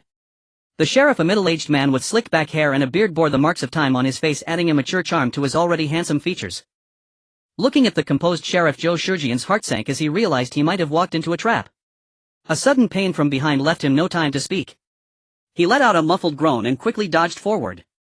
Turning around, he discovered a hidden assassin had appeared behind him, wielding a sharp knife dripping with Zhou Shujian's blood. Suddenly several members of Zhou Shujian's team turned on their unsuspecting comrades, killing them mercilessly. Before Zhou Shujian could comprehend the situation, a large number of his brothers had already fallen. Only a few traitors armed with knives remained behind the sheriff. Zhou Shujian muttered, "Impossible, teammates cannot inflict direct harm on each other." "How did you do that?" The confidant who had suggested the night raid on the sheriff now stood behind him. Hearing Zhou Shujian's question, he stepped forward. "Zhou Shou, it's true that teammates cannot harm each other, but what if they are not?" The traitors removed their masks, revealing unfamiliar faces to Zhou Shujian. Zhou Shujian then realized that at some point his subordinates had been replaced by the sheriff's internal supporters. Bleeding excessively, Zhou Shujian pointed at the betraying confidant, cursing viciously, "You fickle villain, may you die a terrible death." With a thud, Zhou Shujian collapsed, dying with hatred. Zhou Shujian's confidant, seeing him dead, wasted no time rushing to Zhou Shujian's side, taking all his resources and shamelessly presenting them to the sheriff. "Sheriff, I have fulfilled my duty. Here are all of Zhou Shujian's resources, please have a look." The sheriff accepted all of Zhou Shujian's resources and nodded. After the sheriff took the resources, the confidant rubbed his hands and said, "Sheriff, well, Zhou Shujian has also died. Can I now receive the resources you promised me? However, I am now your man, Sheriff. I want to join you and pledge my loyalty." The sheriff smiled slightly. In the incredulous gaze of the traitors, a knife plunged into his chest. He had thought he would rise to greatness alongside the sheriff. Yet he never expected such a result. He looked at the sheriff in disbelief, wanting to speak, but blood quickly filled his mouth, silencing him. The sheriff looked down at the corpse before him, coldly stating, "I do not like traitors. If you could betray Zhou Shujian today, you could betray me tomorrow. Thus your death is the best choice. You all clean up the bodies in the yard and feed them to the zombies." After instructing his subordinates to handle the battlefield, the sheriff no longer glanced at the dead Zhou Shujian and others walking into the yard. The next day, news of Zhou Shujian's elimination spread once again, shocking many survivors. The sheriff had eliminated two rival forces in quick succession, showcasing his exceptional capabilities. Even Chen Dong was somewhat astonished. He had interacted with Zhou Shujian in Niu Zichang before. Judging by their ability to produce such a wealth of resources for bidding, they must have been quite strong. Yet unexpectedly they were eliminated by the sheriff in such a short time. Chen Dong was unclear about what had transpired, assuming the sheriff possessed formidable combat weapons, possibly even firearms. Otherwise, how could he have so quickly wiped out Zhou Shujian in Niu Zichang? While Chen Dong pondered these questions, a private chat window popped up with an application. Upon opening it, he recognized the familiar number. User 12315100086. "I am the sheriff." Chen Dong frowned. Why did the sheriff suddenly seek him out? Now the sheriff felt like a harbinger of disaster, and Chen Dong did not want to get involved. "Is something wrong? Need to buy supplies." The chief followed with a voice message, 10,086. "Let me be frank, I sincerely invite you to join my team. If you join, aside from myself, you will be the one whose word is law in the group. I know your stores are ample, but the zombie threat will only grow fiercer. Only by joining forces can we survive. 10086, join us." After hearing the message, Chen Dong laughed aloud. This chief might very well have been one of the lecturers from the Nanpai Yangwan project. His grand promises were layered one upon another. Chen Dong was confident he could keep Xie Anqi alive in this apocalyptic world. Besides, he possessed the absolute game-breaking advantage of seemingly limitless supplies. What would joining the chief's team gain him? What could an old man like the chief possibly offer? So Chen Dong answered without hesitation, "Well said, but I refuse." The chief, intent on expanding his power, was very interested in Chen Dong. After all, 10,086 excess abundant supplies were plain for all to see. If they could win over 10,086, it would be an immense boon to the entire group. Perhaps for a long while they would not have to worry about provisions. Yet to the chief's surprise Chen Dong rejected his invitation so decisively. Faced with such a rebuff the chief was unwilling to relent. He reasoned that Chen Dong must have declined because he saw no need to join. Then the chief resolved to appeal to his emotions and reason. 10086 You must understand, the zombie waves will begin soon and higher tier zombies will appear in time. Yes, your supplies are indeed plentiful, I admit that, but can you guarantee they will remain so? Can you sustain them through the later onslaughts? This could become a long ordeal. Although Chen Dong would not confide his true thoughts to the chief, he felt the need to offer a polite reply. The chief cares about me, he began. Thank you. But you worry too much. I'm not one to boast, yet I have absolute confidence that I can survive in the coming apocalyptic world. So do not waste your time on me. The chief pressed on. 10,086 Please reconsider. I will speak plainly, if we cannot be friends then one day we will become enemies and I do not wish that day to arrive. Gentle persuasion had no effect on Chen Dong, so the chief resorted to threats in hopes of bending him. Even so, he was only trying his luck and did not hold great hope.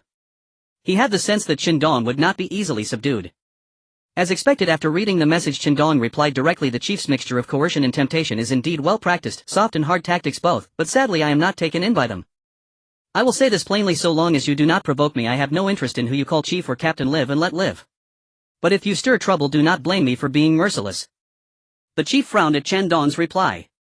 This 10086 was like a stone, unyielding and immovable. It seemed there was no way to recruit him. If they could not be friends then they would become enemies.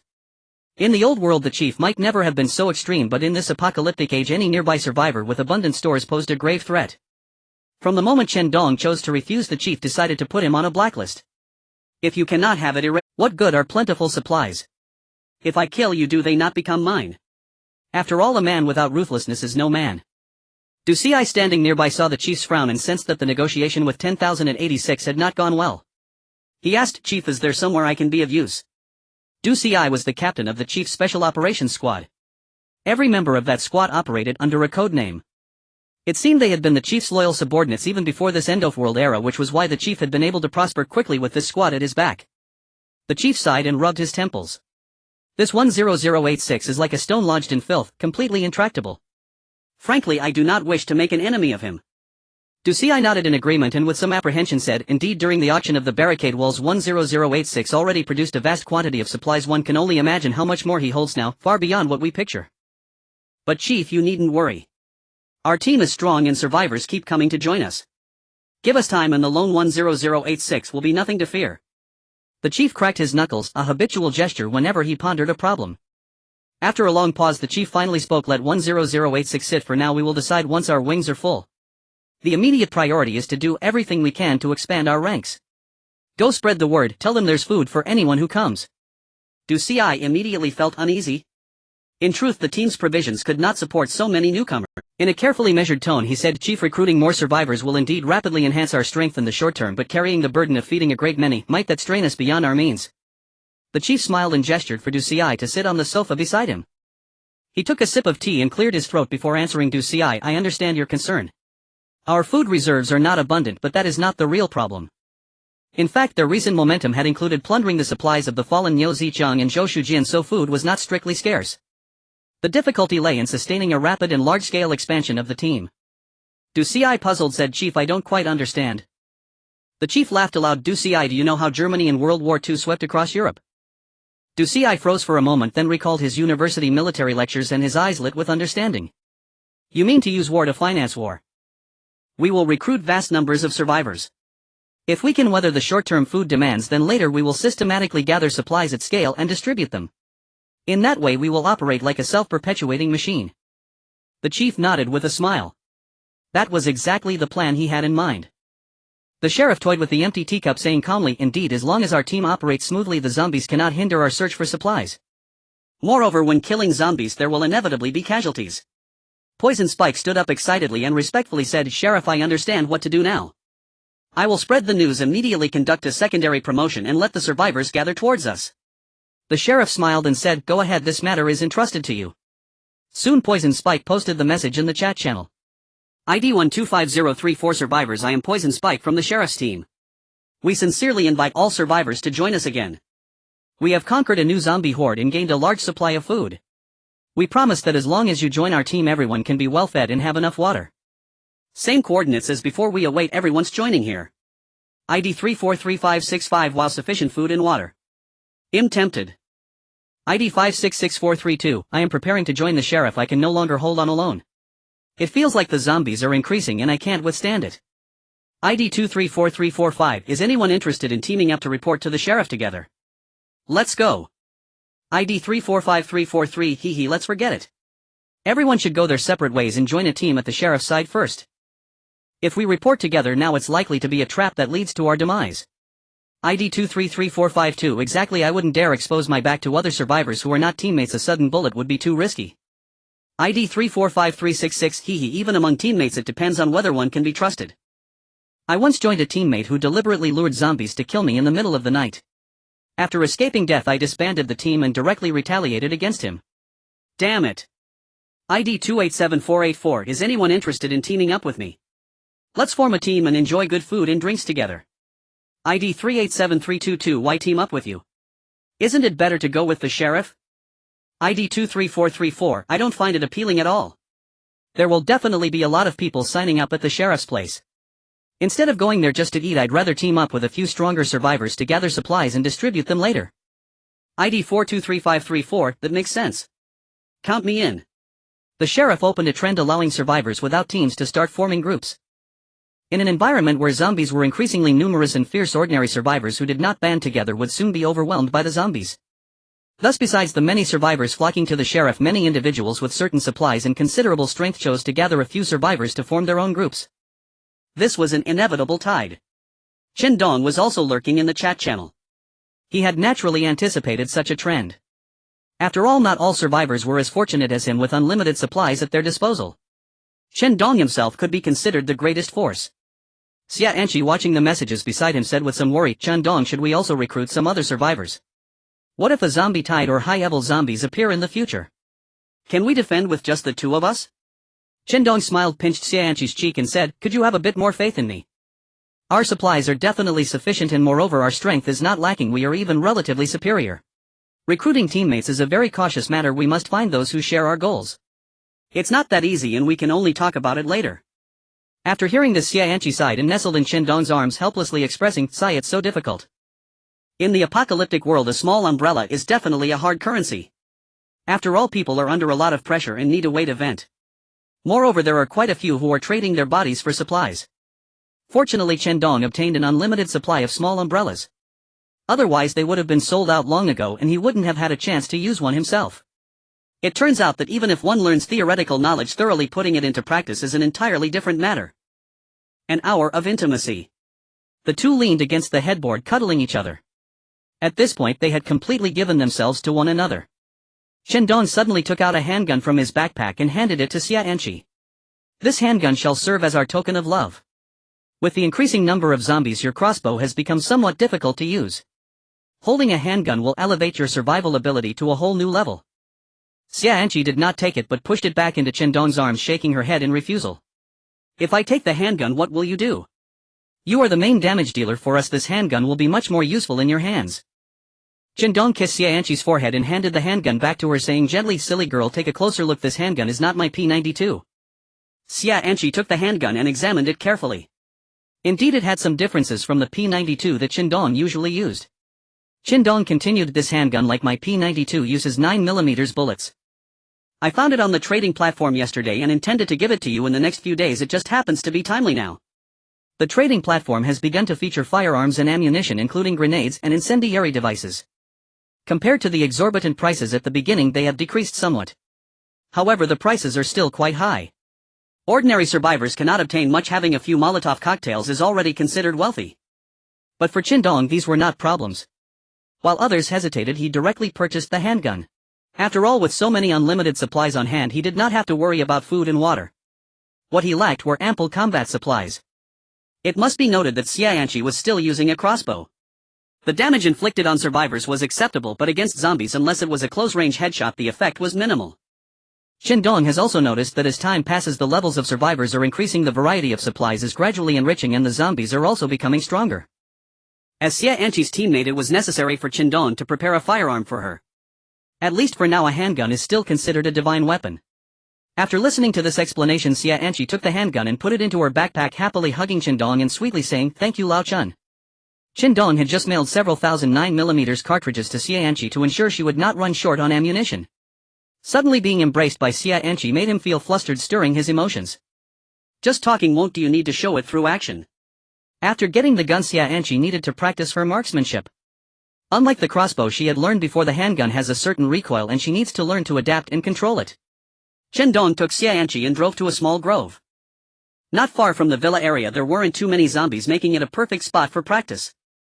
Chen Dong took out a handmade doll, tied it to a stick and placed it 10 meters away.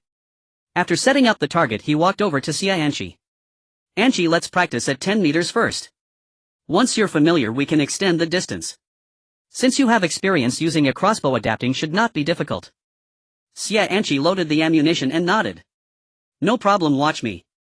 Chen Dong guided her on the proper grip of the handgun, and once she was in position let her fire. Initially Xia Anqi, who was new to firearms, couldn't hit the desired spots.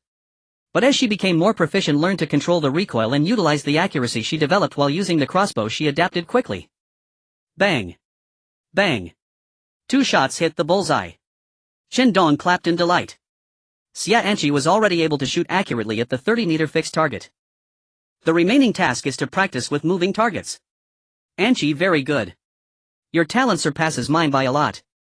With a bit more practice on moving targets we can directly sweep through the zombie stronghold together." Xia Anqi pouted. "I don't want the nickname Double Kill, it sounds like a villain's title." Chen Dong laughed. "All right, let's come up with a nice nickname together later." Afterward Chen Dong continued to assist Xia Anqi in practicing with moving targets. Once Xia Anqi mastered the skills of handling the firearm, moving targets posed no significant challenge for her and she quickly became adept. Zhang Zihao has been feeling quite pleased lately. He managed to reconnect with his former lackey Ergo in this desolate apocalyptic world. At this moment he was planning to call Ergo over to be his assistant. All along Zhang Zihao had felt out of place in this zombie-infested world. After all, he came from a wealthy background where everything was handed to him on a silver platter, surrounded by countless women. However, after arriving in this world he was unable to organize a force like Zhou Shujian and live a comfortable life. Instead he found himself sleeping outdoors, eating sparingly. Fortunately, within a few days he met the campus beauty Tian Xiaoyu, whom he had long coveted since college. The two naturally became teammates since they already knew each other. During this process Zhang Zihao's ulterior motives began to surface as he set his sights on Tian Xiaoyu. However, she proved to be a tough nut to crack, refusing to let him get close. After contacting Chen Dong and chatting occasionally while purchasing supplies, Tian Xiaoyu always smiled radiantly.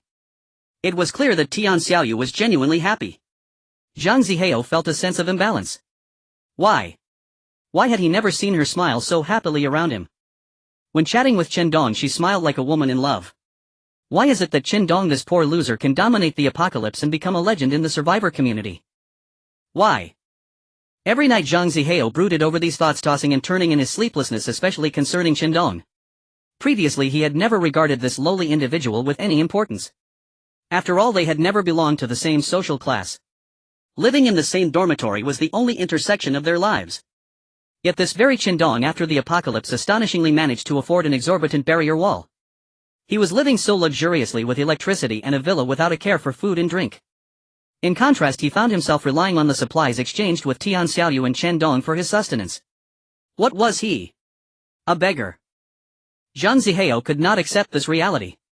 "One day I will train you, Tian Xiaoyu, to become my plaything. And as for you, Chen Dong, I will dry you out like cured meat to feed the zombies." This was the thought deep within Zhang Zihao's heart. It just never had the chance to manifest. Until one day he saw a survivor boasting in the chat channel, the claims sounding quite credible.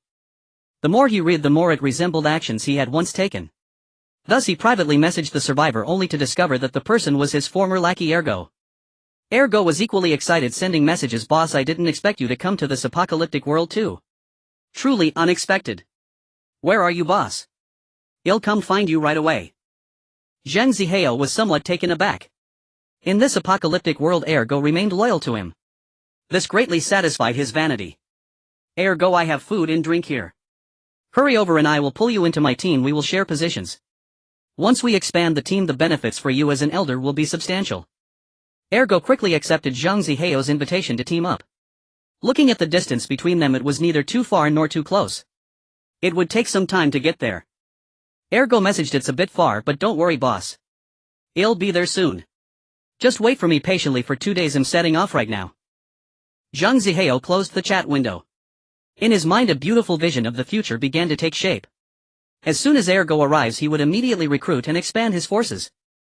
Soon he would become a figure on par with the sheriff. At that time not even the sheriff let alone Chen Dong would he regard with any importance. By then wouldn't Tian Xiaoyu also be in his grasp?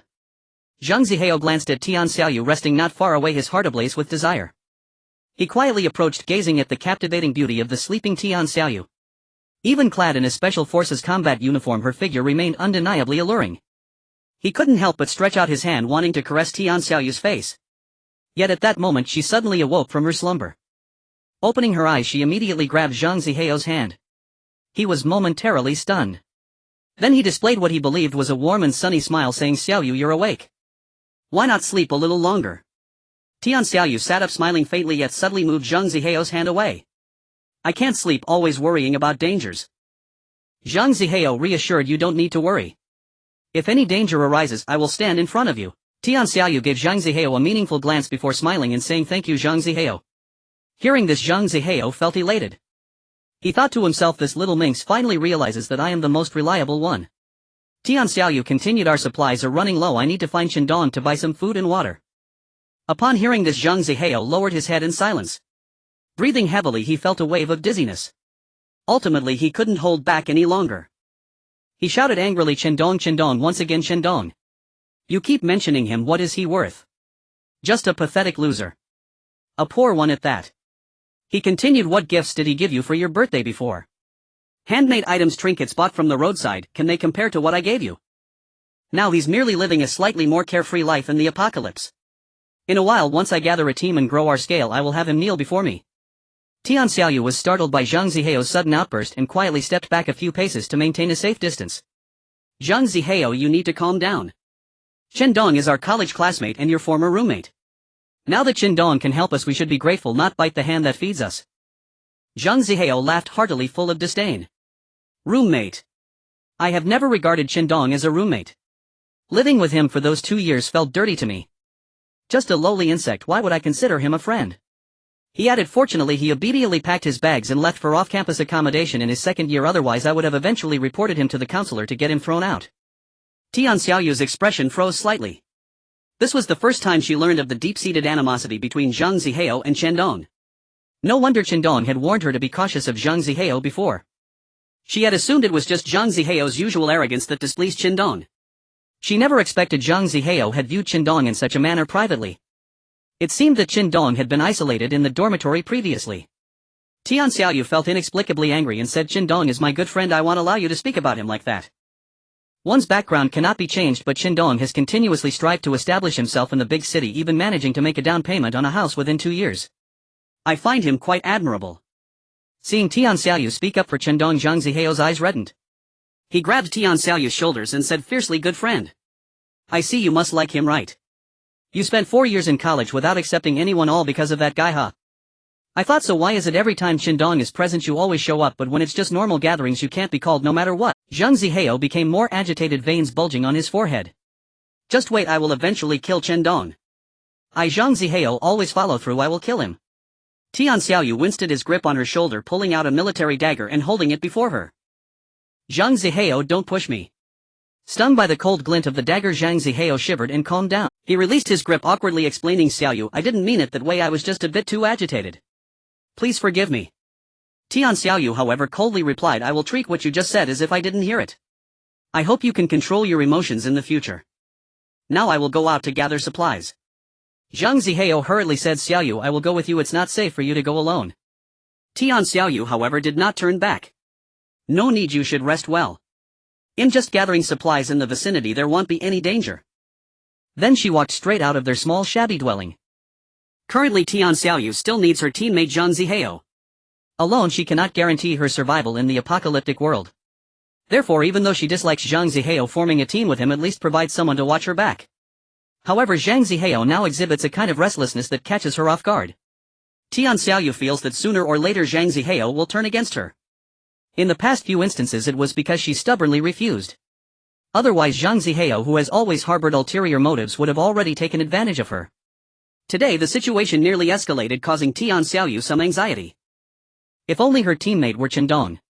Tian Xiaoyu opened the chat window for Chen Dong and instinctively typed, "Chen Dong, how wonderful it would be if you were by my side." In recent days Chen Dong has been purchasing information from other survivors. The surrounding villa area has seen a surge in survivors leading to a sharp decline in resource availability. This prompted him to choose to buy information. The advantage is that the information currently being sold mostly pertains to silver tier resource boxes or small groups of zombies, which are very suitable for Chen Dong. With some everyday supplies, a bit of bread and water can be exchanged for silver tier information or even the chance to obtain golden tier resources. Chen Dong feels he is not losing out at all but rather making a profit. However, golden tier resources are still too scarce. Since acquiring the gasoline generator last time, he has not yet come across any information regarding golden tier resource boxes. Of course, it is also possible that other factions banding together have acquired this information ahead of him. After all, the many survivor teams led by the sheriff are currently dominating the scene. Thus Chen Dong is sipping a drink, scrolling through the chat channel, carefully examining every piece of information without missing anything. Ding! A private chat notification popped up showing a message from Tian Xiaoyu. During this time, Tian Xiaoyu has been in contact with Chen Dong. Tian Xiaoyu is using some of her limited supplies to exchange for living necessities with Chen Dong. A bundle of firewood for 20 loaves of bread, 2 lighters for 10 bottles of water, and so on. The two have rekindled their old friendship, becoming as familiar as they once were. However, upon opening Tian Xiaoyu's chat box and seeing her message, Chen Dong nearly spat out his soda. Such ambiguous words truly caught him off guard, and he could not help but let his imagination run wild. Chen Dong blinked and discreetly glanced at Xianqi, who had just gone upstairs. Then, maintaining a calm demeanor, he replied with a message. After sending the message, it showed as read. As a result, the message Tian Xiaoyu sent was immediately retracted. In a twist of fate, while Tian Xiaoyu was dazed thinking about the past, she inadvertently sent a message to Chen Dong. It wasn't until Chen Dong's message notification snapped her back to reality. Seeing her own message, Tian Xiaoyu hurriedly clicked to retract it. Luckily, the time interval since sending wasn't long enough to prevent the retraction. If it couldn't be retracted, she would have felt too embarrassed to face Chen Dong. Tian Xiaoyu blushed as she sent a message of explanation. "Sorry, I typed the wrong thing." Chen Dong found it somewhat amusing. "Are you going to exchange supplies with me again today? I just wanted to chat with you. Is that not allowed? Is our relationship reduced to mere transactions?" When Chen Dong saw this message, it was as if he could sense Tian Xiaoyu's grievance. It was quite amusing. Chen Dong hurriedly played it off. "Haha, that's not true. We are classmates. You can chat with me anytime. Occasionally I can be your emotional trash can. However, that will cost extra." Tian Xiaoyu sighed. "So it really is just treating me like a friend. But this is also what sets Chen Dong apart from other boys. She is quite beautiful." Tian Xiaoyu has known this for a long time. Since childhood, the boys in her class have been too shy to talk to her. There were piles of love letters from the boys in the neighboring class. When she was younger, she might have felt a bit of pride in that. But as she grew older, Tian Xiaoyu only felt that the boys around her were too superficial. She looked down on them. Until she met Chen Dong. He was the first boy she encountered who was indifferent to her. There had been others before, but they all feigned indifference to attract her attention. Initially, Tian Xiaoyu thought Chen Dong was one of those boys. But as time passed, she realized that Chen Dong seemed to genuinely have no other thoughts about her. Unfortunately, this boy seemingly does not like her. Coming from a poor family, he is indifferent to romance and only focused on making a name for himself. Tian Xiaoyu recalled the time she tentatively asked what kind of partner Chen Dong planned to find in the future, only to receive a playful and self-deprecating animated emoji in response. "I don't have time to listen to any bullshit love stories right now. I just want to make money." Tian Xiaoyu smiled bitterly. Shaking off the lingering thoughts with effort, she sent another message. "Forget it. Right now I still need to rely on Chen Dong to provide me with supplies. If I have small emotions, they'll just swallow my pride and endure. I can't afford to spend money crying. However, my supplies are indeed running low and I was hoping to trade for some with you." Chen Dong replied, well said, well said. Those firewood you gave me earlier helped me burn quite a few zombies." Tian Xiaoyu fell silent for a moment. "Chen Dong, can you sell me some weapons? I really need them." Chen Dong looked at the message and frowned. You see, Tian Xiaoyu hadn't actively asked for these things before. They were all basic supplies like rice flour, water and bread. Aside from the crossbows and Molotov cocktails that Chen Dong had previously given her, Tian Xiaoyu had never mentioned anything else. Now she was actively requesting to purchase weapons, which surely indicated a change. This made Chen Dong a bit worried. He listed some crossbows, gasoline, Molotov cocktails and a few grenades in their trading window. He typed and asked, "What happened? Is there danger around you? Zombies or survivors? Do you need me to come help? I have a car now and can reach you in half a day." Tian Xiaoyu received the supplies Chen Dong had sent, and seeing his concerned words, a slight curve appeared at her lips. She then sent a message: actually there aren't many zombies around me and the area I'm in is relatively safe. Chen Dong was puzzled. Then what exactly is going on? Tian Xiaoyu sent another message at Zhang Zihao: he's been acting a bit strange lately and I'm quite worried. She then told Chen Dong about Zhang Zihao's outburst today and everything he had said. Zhang Zihao has been getting more and more irritable recently. Today when he found out I was continuing to trade supplies with you, he threatened me not to have any contact with you again. Moreover, he even threatened to kill you. Today he has already shown aggressive tendencies towards me and I have to be cautious. So arrogant, he wants to kill me. Seeing this message, Chen Dong smiled disdainfully. To put it mildly, if he wanted to kill this useless Zhang Zihao, he could do it with one hand without moving an inch. Given the situation, Zhang Zihao is really up to no good. Be careful yourself. If you need any help, you can come to me. Also, if Zhang Zihao really does anything excessive to you, don't hesitate. Tian Xiaoyu greatly appreciated Chen Dong's concern, even though she knew that Chen Dong was acting from the standpoint of a good friend.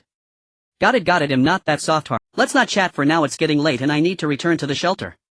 Chen Dong and Tian Xiaoyu bid each other farewell and ended the conversation.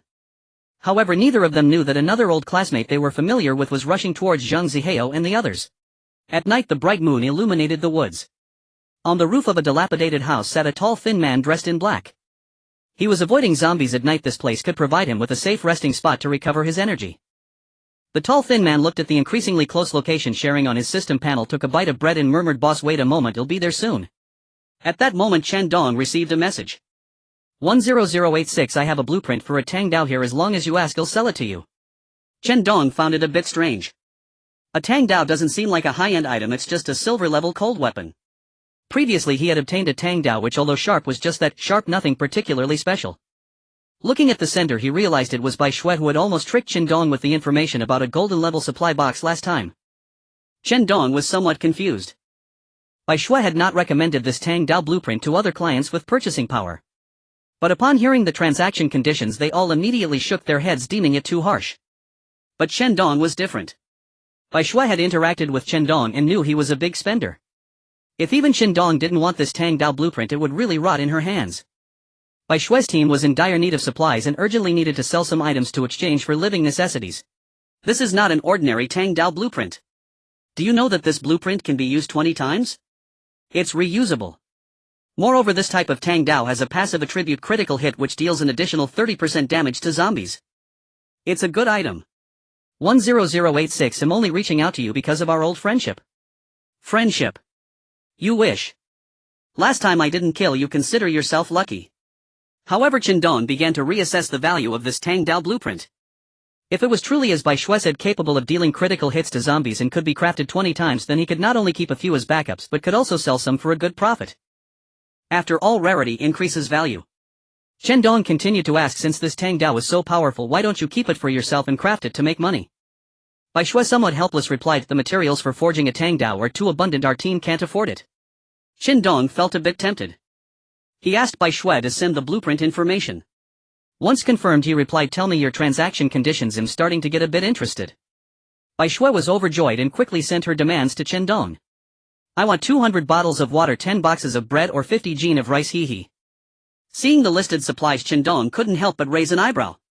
These items, when converted, were quite expensive.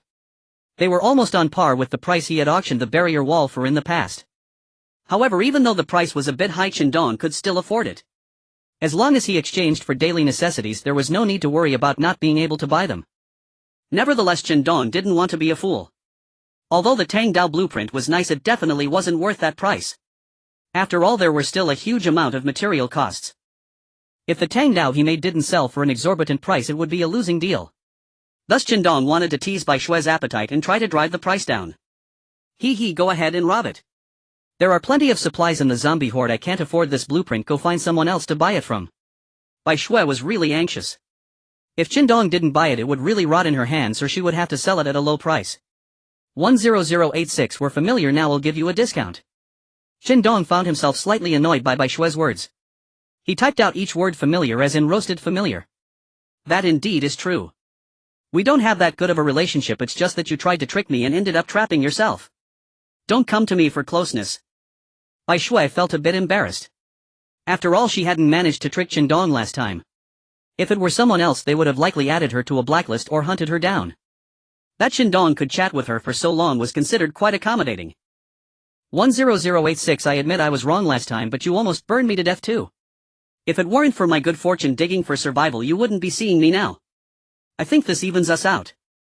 Moreover, regarding this deal, it's an online transaction, so you don't have to worry about me tricking you. It seems she was indeed eager to make a deal for daily necessities. Perhaps she was running low on rice. Looking at Bai Shui's series of flattering explanations, Chen Dong secretly chuckled. He naturally wanted the Tang Dao. It seemed like it was time to bargain. He then lower the price, 50 bottles of water and 20 gin of rice. This price was quite reasonable as long as you agreed I would let bygones be bygones regarding our past matters and we could continue discussing future collaborations. Seeing this price, Bai Shui immediately disagreed and replied, this price is absolutely impossible, it's too low. Chen Dong didn't waste any more words. Then you can keep it, I'm not interested and can't afford a higher price. But Bai Shui suddenly sent a threatening message, 10086, then I want you to provide the same supplies as before to buy a video of yours, how about that? Then Bai Shui sent a short video of Chen Dong escaping from zombies in a car. It was unclear how she had captured it, but Chen Dong's face was clearly visible in the video. Chen Dong's expression darkened. He knew that if his identity were exposed it wouldn't be good. Too many people coveted the supplies of 10,086. Even though many survivors had already moved into the villa area where Chen Dong lived, they only knew that 10086 was, here, they didn't know what 10,086 looked like. Chen Dong had hidden himself well. Whenever he and Xianqi went out to collect supplies, they sat in the car wearing hats or masks. And while in the villa, the towering barrier walls perfectly concealed their situation inside. As for survivors who infiltrated the villa, Chen Dong never left any survivors. Thus the vast majority of people had no idea what 10,086 looked like. If Bai Shui released this video, Chen Dong would truly find himself in a situation where everyone was his enemy. When hunting zombies outside, he would have to guard against other survivors. That would be very inconvenient. He needed to quickly find Bai Shui's location and retrieve the video from her. Otherwise the consequences would be dire. Chen Dong immediately bought a drone without charging it on the trading platform and began charging it. Now the trading platform had many electrical appliances such as rice cookers, washing machines, drones and so on. However, many people weren't lacking these items but rather electricity. After charging, Chen Dong deployed the drone to start searching for Bai Shui's traces. Coincidentally, Bai Shui was not far away. Or rather, she had intentionally come near the villa area where Chen Dong was located. It was unclear what her intentions were. But because of their close proximity, the drone Chen Dong sent out quickly discovered her whereabouts. Chen Dong immediately set out towards the woods where Bai Shui was. One must say Bai Shui's choice to hide in this forest was a very wise one. Many survivors were quite afraid of the woods, fearing that there were many zombies inside. However, in reality the zombies in the park's woods had long since died off. Only a few stragglers remained, if any. This was because zombies tended to gather. If the zombies in one area started to decrease, they would spontaneously regroup into a new horde. This was also the reason why zombie hordes could never be completely eradicated and why another wave would quickly appear. Chen Dong was very familiar with the environment around the villa area and knew that there were no zombies in this forest. However, many people still thought this forest was very dangerous. It seemed Bai Shui was indeed skilled in intelligence gathering. Chen Dong was quick. Running at full speed, he was not inferior to a cheetah. But like a cheetah, he couldn't maintain such extreme speed for long. Before long, Chen Dong ran into the woods. The drone in the sky continuously provided him with Bai Shui's location. Bai Shui remained in her spot. At this moment she was frowning tightly, looking very puzzled. Why had she sent so many messages and 10086 hadn't replied? Unbeknownst to her, at this very moment someone was approaching her slowly from behind. Bai Shui seemed to sense something and suddenly turned her head to look back. There was no one there. She thought she was being overly sensitive, muttering to herself, could it be that I haven't rested well recently and my mental state is too poor, always being suspicious? Crack! Suddenly there was a sound of a branch snapping behind her. Bai Shui drew her crossbow and turned to look back. Behind her was still a dense forest. Bai Shui frowned. She had clearly heard the sound of a branch breaking. It couldn't have been a natural break, it must have been caused by a heavy object. But why couldn't she see anything when she turned around? If there were any people or animals, how could they hide their presence so quickly? Just as Bai Shui was puzzled, a sharp pain shot through her neck. Before she could react, she instantly lost her ability to resist and collapsed to the ground. As she looked at Chen Dong, who suddenly appeared, a hint of shock flashed in Bai Shui's eyes. Calmly she said, 10,086, capturing me is useless. Although the blueprint is on me, if you kill me you can access my backpack, but I tell you I have a backup of the video at my father's place. If I die he will definitely release the video. Now is your best chance to let me go. We should sit down and talk it over for peace's sake. Hearing this, Chen Dong smiled, revealing his white neat teeth. He raised Bai Shue's chin with his hand and casually said, "What if I don't want to let you go? I don't think you have anything to negotiate with me. If you think my identity being exposed will greatly affect me, then I must inform you that you are mistaken. Many people in my residential area know my appearance. This video is of little significance to me." Bai Shue, with her chin being held up by Chen Dong, heard his words and smirked slyly, revealing her cute little tiger teeth. "You're lying." Chen Dong was taken aback but maintained his composure and said, "Oh, how can you tell?" Bai Shue's smile grew broader as she slowly replied, "How could a single Tang Dao blueprint make you go to such lengths to find my location, and yet you didn't kill me immediately? It must be for the video. But you are concerned about the risk of a backup leaking, so you want to interrogate me, right? I wasn't sure earlier, but seeing your reaction and expression it's already quite obvious." Chen Dong was somewhat speechless. He didn't expect Bai Shue to see through his thoughts. Gently pinching Bai Shue's cheek, he narrowed his eyes slightly, a hint of murderous intent surfacing. "This woman is very dangerous. Since it's come to this, I have no choice but to kill you. Afterward you'll go home and take a shower to wash off the bad luck." He do as you please."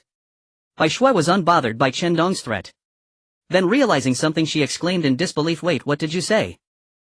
You can actually take a shower? How is that possible? That's such a luxurious thing." Bai Shue couldn't believe it and was unwilling to accept this fact. Ever since she arrived in this apocalyptic world, she hadn't been able to take a shower. The most extravagant act she could manage was to wipe her face with water every few days. Then she would save just enough water to wash her hair properly. Chen Dong could actually take a shower. It was simply unbelievable. However, upon closer inspection she noticed that Chen Dong still carried the fragrance of shampoo and body wash, seemingly confirming that it was indeed true. Chen Dong shrugged with a smile. "Nothing is impossible. Is there really someone who hasn't been able to take a shower for over 10 days in the apocalypse? No way, there can't be someone so unhygienic, right?" Hearing this, Bai Shue gritted her teeth in anger. Wasn't he just talking about her? Just as Bai Shue was about to speak, Chen Dong suddenly changed his expression and leaned closer. The distance between them was only a few centimeters, and Bai Shue could clearly feel Chen Dong's breath against her face. Bai Shue was leaning against a tree, unable to avoid it. Her heart began to race. She had never been this close to a boy before, and it made her a bit nervous. "What do you want to do?" Chen Dong, however, was staring intently at the strange bite mark on Bai Shue's neck. Upon hearing her question, he finally pulled away. "You yourself said it, as a big man seeing a beautiful woman I must act." Bai Shue felt a bit annoyed, but at that moment Chen Dong suddenly grabbed Bai Shue's face, making it impossible for her to speak properly, and she could only mumble, "I have to ask you something. That bite mark on your neck was made by a zombie, right? But how come you weren't infected?" The bite mark on Bai Shue's neck was unmistakably a zombie's. Normally, being bitten by a zombie would definitely lead to infection. Yet Bai Shue had not died. In fact, she seemed to show no sign of being affected at all. Could it be that Bai Shue had an antiviral serum in her body? Or had she taken some kind of medication? Chen Dong was very curious. Upon hearing his words, Bai Shue instinctively shrank her neck. Then she stubbornly retorted, "No way, that's from a zombie. That's a hickey from my boyfriend." Upon hearing this, Chen Dong was momentarily stunned, then burst into laughter. He revealed the genuine hickey left by Xie Anqi from last night on his neck and mocked, "Boyfriend? A hickey? You must have never even seen a movie, right? A bite mark and a hickey are not the same. This is a hickey." Bai Shue looked at the hickey on Chen Dong's neck, feeling utterly speechless. She hadn't expected that what was called a hickey was actually made by sucking out bruise after bruise with the mouth. She had always thought it was just a bite mark. After all, she had never tried it herself. Chen Dong pulled up the collar of his shirt and said, "Seriously, you need to honestly explain why you are not afraid of being infected by zombies." However, Bai Shue still refused to speak. At that moment, the drone overhead displayed an image of a group of people approaching their direction. Chen Dong frowned and asked, "Are they people you called?" Bai Shue instantly felt more confident and replied, "What else could it be?" Unbeknownst to her, Bai Shue had quietly sent out the message through her own means. Now her teammates had arrived. Chen Dong sighed silently, putting on a mask and a baseball cap, and patiently waited. Soon a group of people walked over. Leading the group was a middle-aged man, elegant and exuding a scholarly aura. Upon closer inspection, he bore a striking resemblance to Bai Shue. Sure enough, when the leading middle-aged man saw Bai Shue, he immediately shouted excitedly, "Xiao Shui, are you okay? Are you hurt?" "Dad, I'm fine." Bai Shue, bound by Chen Dong, could only shout loudly in response to reassure him. Everyone revealed their weapons. Some held knives while others grasped crossbows. However, there were no firearms in sight. Clearly this group's strength was relatively weak. No wonder they always sold information. The main reason was that they lacked the ability to take it all in. Chen Dong drew his Tang Dao. He didn't pull out a handgun but chose to engage in close combat. He wanted to test his physical abilities since his upgrade to see where he stood among the survivors. He had never had the chance before, and this time he certainly couldn't let it slip away. Everyone believed this would be a crushing defeat. In fact, it was just that. Yet the outcome was unexpected. Chen Dong single-handedly felled 3 people in an instant, scaring the others into retreat. Chen Dong was also quite surprised. He originally thought his physical fitness would only be slightly better than that of the other survivors. He had not expected it to be so absurdly strong. His speed was so fast that Bai Shui's teammates couldn't even aim their crossbows at him. Blood flowed from the Tang Dao, and in a moment he had slain 3 armed survivors on the ground. "Stop, we surrender." Bai Xianqing quickly called for a halt. If Chen Dong continued his killing spree, it was likely that none of them would survive. "May I ask your esteemed name?" "As long as you release Xiao Shui, any condition I Bai Xianqing will fulfill with all my might." Chen Dong nodded and replied, "My surname is Chen. I don't want much, just give me that Tang Dao blueprint. Also, I'm very interested in why Bai Shui wasn't infected after being bitten by a zombie. The Tang Dao blueprint is no problem, it's in Xiao Shui's backpack. As long as Mr. Chen lets Xiao Shui open her backpack, you can take it." Bai Xianqing readily agreed, but then hesitated. As for why Xiao Shui wasn't infected, Chen Dong narrowed his eyes. He walked over to Bai Shui, hung the Tang Dao around her neck and coldly said, "It seems Mr. Bai doesn't care that much about your daughter's life, does he?" At this point he was still hiding things. Bai Xianqing grew anxious. Seeing his precious daughter possibly in danger, he quickly said, No. I'll speak. Mr. Chen, don't be impulsive." The second-in-command of Bai Xiangxing's team stood nearby. Hearing Bai Xiangxing's compromise, he quickly interjected, "Boss, this won't do. That thing is the foundation of our team. If you reveal it now, it will bring disaster upon us." Yet at this moment Bai Xianqing couldn't hear anyone's advice. He only wanted to ensure his daughter was not harmed. The reason Xiao Shui wasn't infected after being bitten by a zombie is entirely because we obtained the antiviral serum. Chen Dong suddenly understood. This was why Bai Shui was different from the others.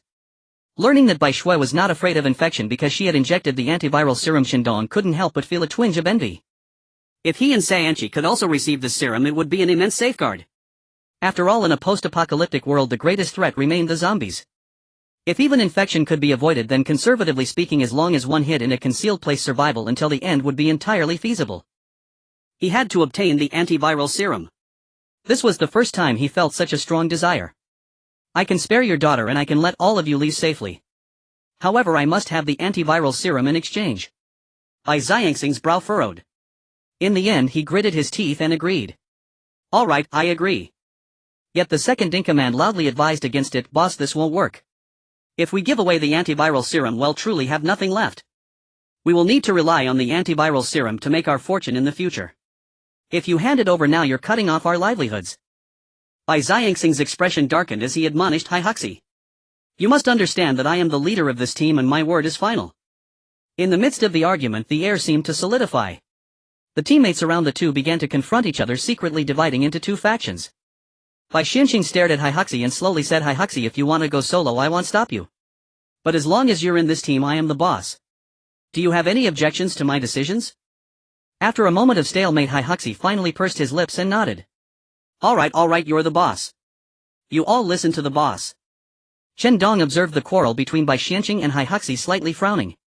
He had no interest in their internal conflicts. He only cared about the antiviral serum. Chen Dong impatiently said, "Hurry up and hand over the antiviral serum and I will let the person go. It's just a matter of moments, there's no need for you to dawdle, Mr. Bai." Bai Xianqing smiled and explained, "Mr. Chen, you may not know, but the quantity of the antiviral serum is extremely limited. For safety reasons we did not bring it with us but sent someone to guard it. We still need to go back to retrieve the antiviral serum before we can make a deal with Mr. Chen." Chen Dong nodded, accepting this reasoning. Then he proposed a condition, "So please bring 20 bottles of the antiviral serum here at noon 3 days from now. At that time we will exchange the person for the goods." Upon hearing this exorbitant demand, Bai Xianqing suddenly panicked. "Mr. Chen, we can't produce 20 bottles of the antiviral serum." Chen Dong's expression immediately turned cold. He gently pressed the tip of the knife closer to Bai Shue's neck and chuckled coldly. I was sincerely making an offer, yet you want to play tricks here. It's just 20 bottles of the antiviral serum and you actually say you can't produce it. Bai Xianqing helplessly explained, Mr. Chen, it's not that I lack sincerity. Xiao Shue's life is in your hands, how could I not be honest? It's just that we simply don't have that many bottles of the antiviral serum. Chen Dong thought for a moment and then felt relieved. Indeed, if the antiviral serum was so common, it would be quite unreasonable. The threat of zombies would drop several levels. Thus Chen Dong changed his mind. Alright, I won't make it hard for you. 10 bottles of the antiviral serum, no less. But Bai Xianqing shook his head, saying, Mr. Chen, 8 bottles. This is all of our antiviral serum. Initially we obtained 9 bottles from the supply box and one was given to Xiao Shui, who was unfortunately bitten by a zombie. We still kept the others. The rest will be given to Mr. Chen. Chen Dong carefully observed Bai Xianqing's expression and felt he wasn't lying. Alright, 8 bottles it is. Next, Miss Bai Shui will stay at my place for 3 days. After 3 days, according to our agreement, we will meet here to exchange the goods for the person. After Chen Dong finished speaking, he told Bai Xianqing and the others to leave. They could only comply. Yet Bai Xianqing remained uneasy before departing. Mr. Chen, please, for these next few days do not harm Bai Shui, she is still young. Chen Dong naturally discerned the implication behind those words. What do they take me for? Chen Dong said calmly, Mr. Bai, your concerns are excessive. You must have seen the video. I am no lecherous fiend. I have principles. Rest assured your daughter will be returned unharmed. Only then did Bai Xianqing remember that the 10086 in the video had also been a young man with an upright bearing, not the sort of petty scoundrel who preys on the weak. Bai Xianqing said, somewhat ashamed, Chen Dong, please do not take offense, my worry made me foolish. Well, I will take my leave. He then turned and departed. After walking a few steps, he could not help but turn back to admonish Bai Shui, you must behave these days, do not provoke Chen Dong. In 3 days your father will return with an antiviral serum to take you home. Bai Shui nodded. Dad, I will behave, you should go back first. Bai Xianqing could not suppress a sigh. He then led the team and left first. Hey, who glanced back at Chen Dong and Bai Shui before following them away. Only after Bai Xianqing and the others had gone out of sight and the drones in the sky could no longer track them did Chen Dong lower his guard. Then Chen Dong suddenly bound Bai Shui. What are you doing? Let me go. Chen Dong chuckled, I can let you go, but you must open your backpack to me. Otherwise I cannot risk letting you be too far from me, who knows if you might strike in the dark. Bai Shui's expression darkened. In her heart she indeed harbored thoughts of escape. She had not expected Chen Dong to be so vigilant, affording her no opportunity. Bai Shui had no choice but to unlock her backpack permissions. Its contents were at Chen Dong's disposal. Chen Dong cast a glance inside. The supplies were pitifully scant. The sole valuable item was a set of Tang Dao schematics. Chen Dong left only a few basic provisions, bread, bottled water, that sort of thing. Everything else that might pose a threat to him he stripped away completely. Only after removing potential dangers did he untie the rope binding Bai Shui. Bai Shui rubbed her wrists and suddenly bolted. She had scarcely gone far when the pursuing Chen Dong seized her with a swift grab. Behave and do not test my patience. As long as you are obedient I will not lay a finger on you, I will even feed you well and keep you comfortable. But if you are foolish and run out to be devoured by zombies or are taken captive by other survivors who fancy you as a plaything, I will not be responsible. Having said that, Chen Dong released her and walked toward the villa complex. Let's go. Bai Shui remained behind him. After a long hesitation she followed. Without a weapon she could not travel far alone. Let's go. When Chen Dong left he had taken a car from the garage and placed it in his backpack. Driving back with Bai Shui aboard saved quite some time. Upon returning to the villa enclave, the defensive wall sensed Chen Dong's car and automatically opened the gate. After allowing them through, the gate slowly closed. Inside the villa, Xianqi heard the sounds beyond the wall and the rumble of an engine. She knew Chen Dong had returned. Elated, she rushed into the yard without even changing her slippers to greet Chen Dong. Yet the scene before her left her somewhat bewildered. Chen Dong had returned, but with a woman. She stepped out of the passenger seat he often occupied. Bai Shui at first glance saw Xianqi, whose beauty was on par with her own. Bai Shui said sourly, oh, who would have thought, hiding a beauty in a gilded house. Then she walked straight into the villa, brushing past Xianqi. Once inside she rummaged through the refrigerator and produced an ice-cold cola as if she were no stranger. Xianqi, still standing outside, hurried up to Chen Dong and asked anxiously, Chen Dong, who is she? How could she come to our home? Chen Dong explained, Bai Shui is the person who sold me the information about the golden level material box before. Do you remember today when I mentioned I wanted to buy a special Tang knife blueprint? It's Bai Shui who wants to make a trade. Originally I just wanted to haggle, but unexpectedly she pulled out a video of me. Can you guess what happened next? Xia Anqi listened intently, seeing Chen Dong pause and even tease a bit. She quickly poked at his side to urge him on. I won't guess, just tell me. Chen Dong laughed heartily and continued, then I discovered that Bai Shui is actually not afraid of being bitten by zombies. After asking, I found out she had taken an antiviral serum. So I made an agreement with her father to exchange 8 bottles of antiviral serum for his daughter in 3 days. Upon hearing this, Xia Anqi finally understood. So that's how it is. I thought. Chen Dong responded with a sound of acknowledgement. Thought what? Xia Anqi whispered, I thought Bai Shui was a wildflower you brought back from outside. Chen Dong burst into laughter. You silly woman, why think about these nonsensical things? Isn't one of you enough at home? Why would I go looking for wildflowers? Xia Anqi chuckled lightly. Oh. What about that person you always chat with? Chen Dong hurriedly explained. Anqi, don't misunderstand. Tian Xiaoyu and I are just good friends. Xia Anqi extended a finger and gently tapped Chen Dong's lips, signaling him to stop. Then she spoke softly, Chen Dong, you don't need to explain to me. You just need to know that I love you very much and will always be by your side.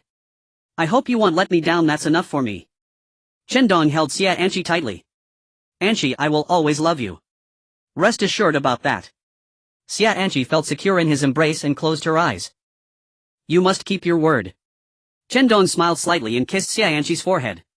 The next morning, Chen Dong took out the special tang knife crafted from the materials he had just purchased and examined it closely.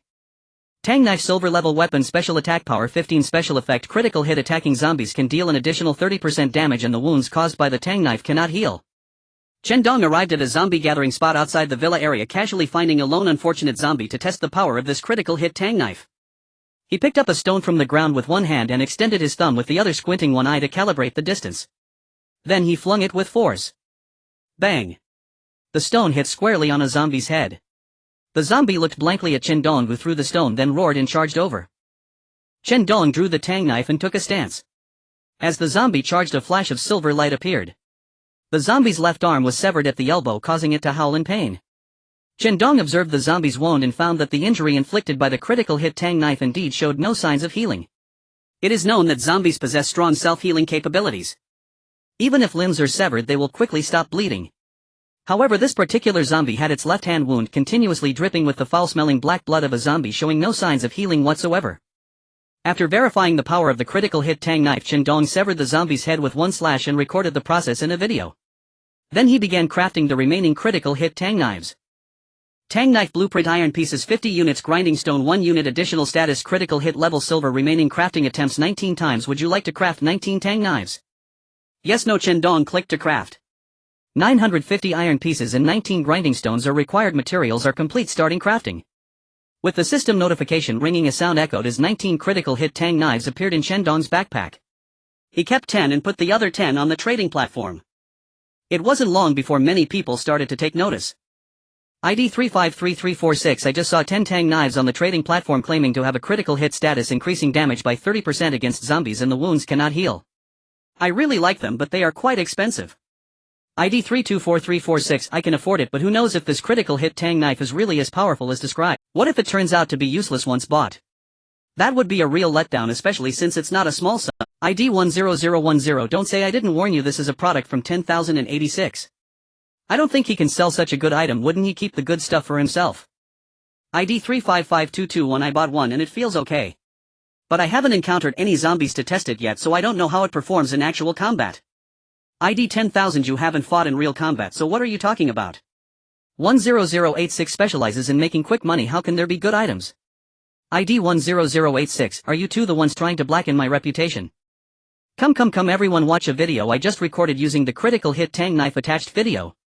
Chen Dong uploaded the video of him using the critical hit tang knife to take down a zombie. The video clearly showed the state of the zombie after being struck down by the critical hit tang knife, as well as the attack power of the critical hit tang knife. It could undoubtedly be regarded as one of the best cold weapons known. After all, most cold weapons on the trading platform are still ordinary mass-produced items. Once the video was released, the critical hit tang knives he listed were instantly sold out. Scarcity increases value. There were only 10 critical hit tang knives, and even though the price was relatively high, many were willing to pay that price. It was just a matter of willingness. In the next moment many survivors who hesitated and failed to seize the critical hit tang knife began to wail in the chat channel. ID 453543A. I didn't get the critical hit tang knife, I feel terrible. ID 674567100086. Do you have any critical hit tang knives left? I'm willing to pay even more than before for one. ID 563278. Yes, I also want to buy one. I've sent a private message 10,086. Please check your messages. ID 10010. I really can't believe you people, it's just a broken tang knife. What's the big deal? ID 10086. Unfortunately I only have 10 critical hit tang knives for sale. The blueprint for the tang knife has been damaged and there are currently no new critical hit tang knives being produced. It can be said to be temporarily out of stock and the same blueprint will have to wait until later to be released again. Suddenly, amidst the wailing of survivors who failed to grab the critical hit tang knives, an astonishing message from the sheriff's team echoed in the chat channel. The entire survivor community was shaken. Higher-level zombies and mutated creatures will appear, and this has nearly become an established fact among all the survivors. However, they did not anticipate that this day would arrive so swiftly, catching them off guard. Just recently the sheriff's team released an announcement in the public chat channel. ID 12315. Hello survivors. I am the sheriff.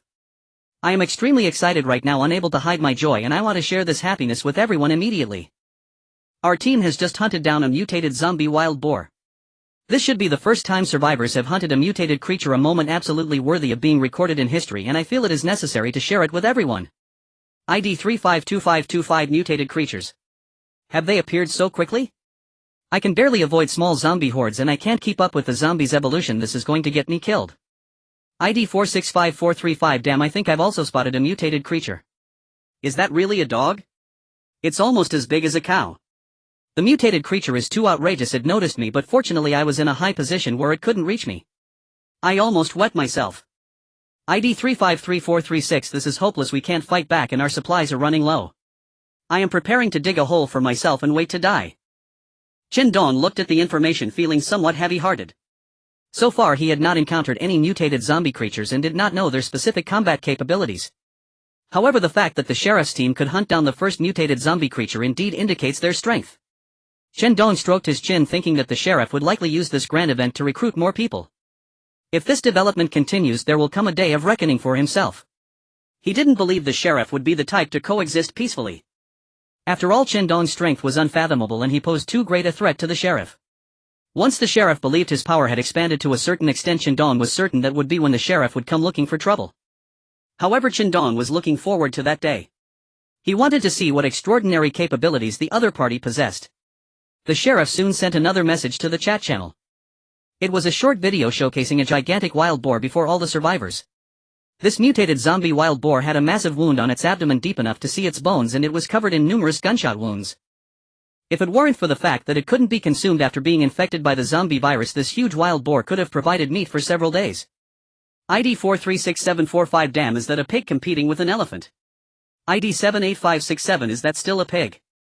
I thought it was just a slightly larger mutated zombie wild boar, but I didn't expect it to be so outrageous. This is practically a different species now. ID 457346. TSK Tisk. The sheriff's team is so powerful and they have guns, that's impressive. Then the sheriff sent a message. Survivors, what are you still hesitating for? Hurry up and join the police station. Our powerful strength is evident to all. In this apocalyptic world, only by uniting can we have a chance to survive.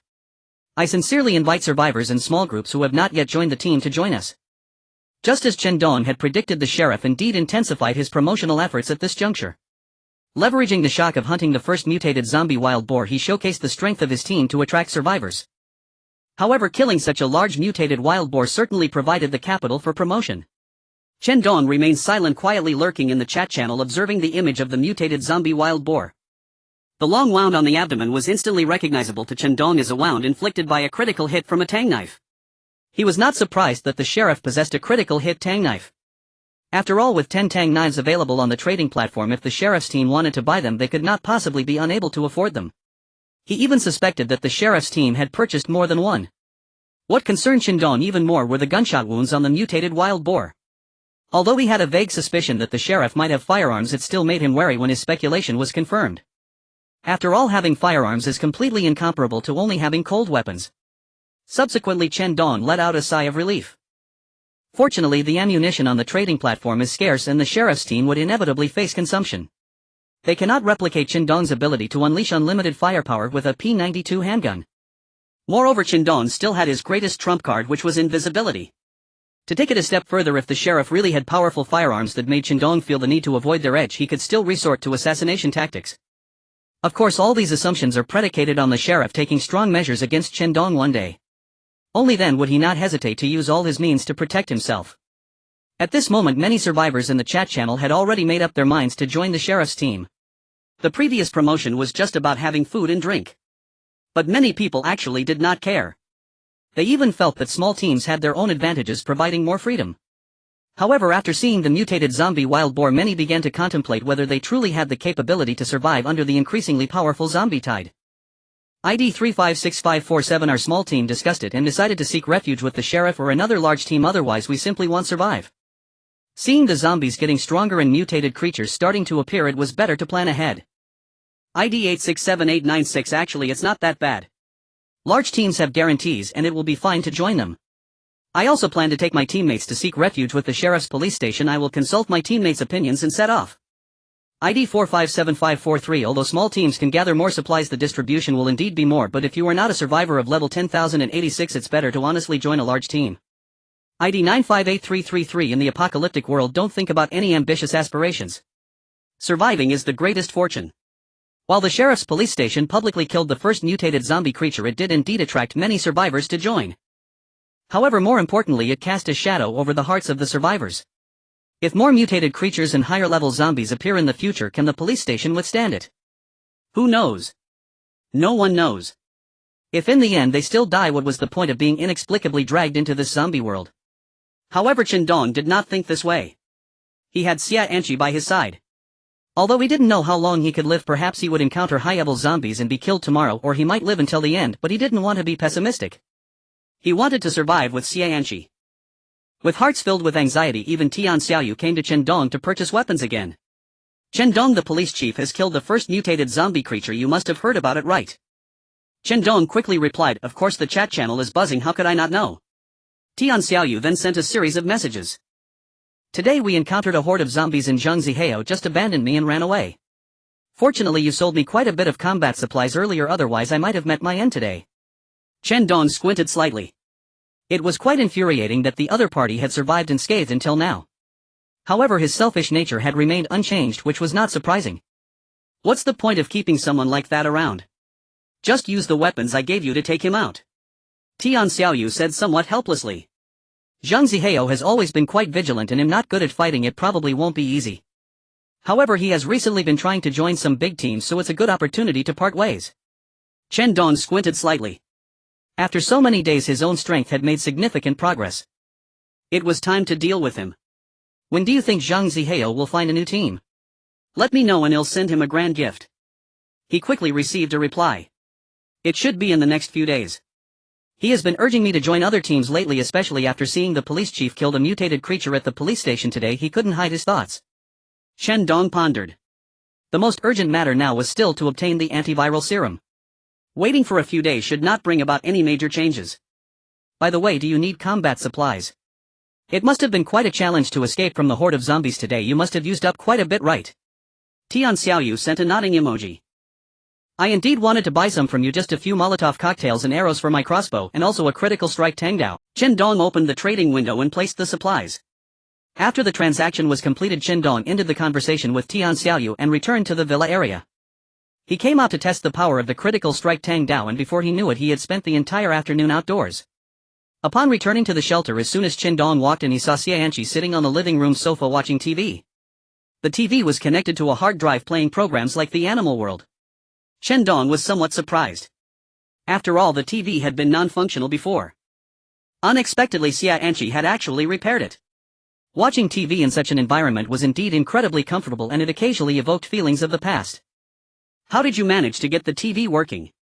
I fiddled with it for quite a while but couldn't get it to turn on. Xia Anqi hugged Chen Dong's arm and smiled. It was just a circuit board issue, it wasn't a big problem. I tried to fix it and it worked. Impressive. Chen Dong gave a thumbs up. But how did you learn to fix TVs? Fixing electrical appliances is quite a specialized skill, not something just anyone can master. Xia Anqi casually replied, I've seen others fix it a few times, so I picked up a bit. This time I was just lucky. If the problem were more complicated I wouldn't have been able to do it.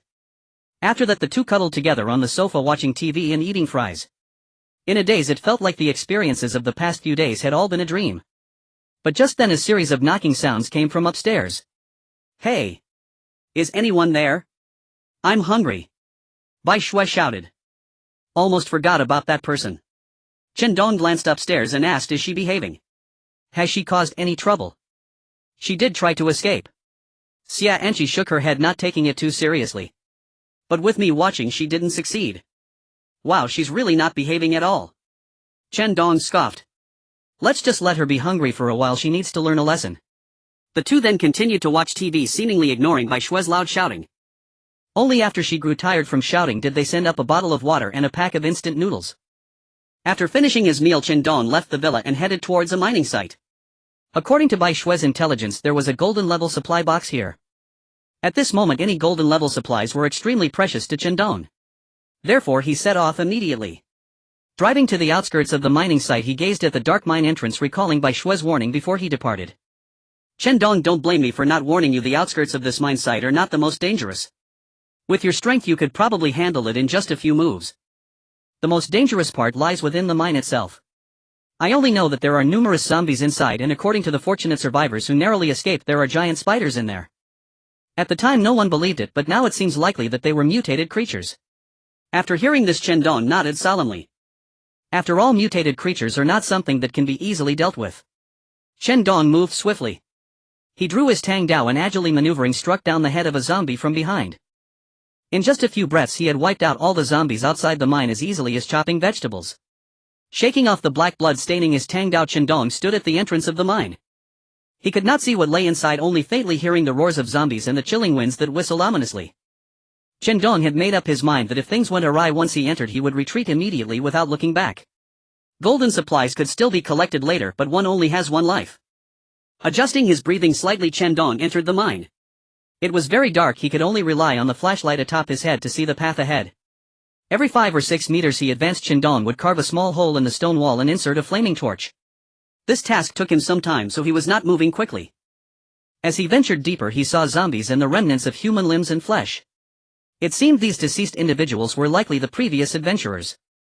If he could not escape from here it would only lead to a dead end. A few zombies were attracted by the light of Chen Dong's flashlight and began rushing towards him.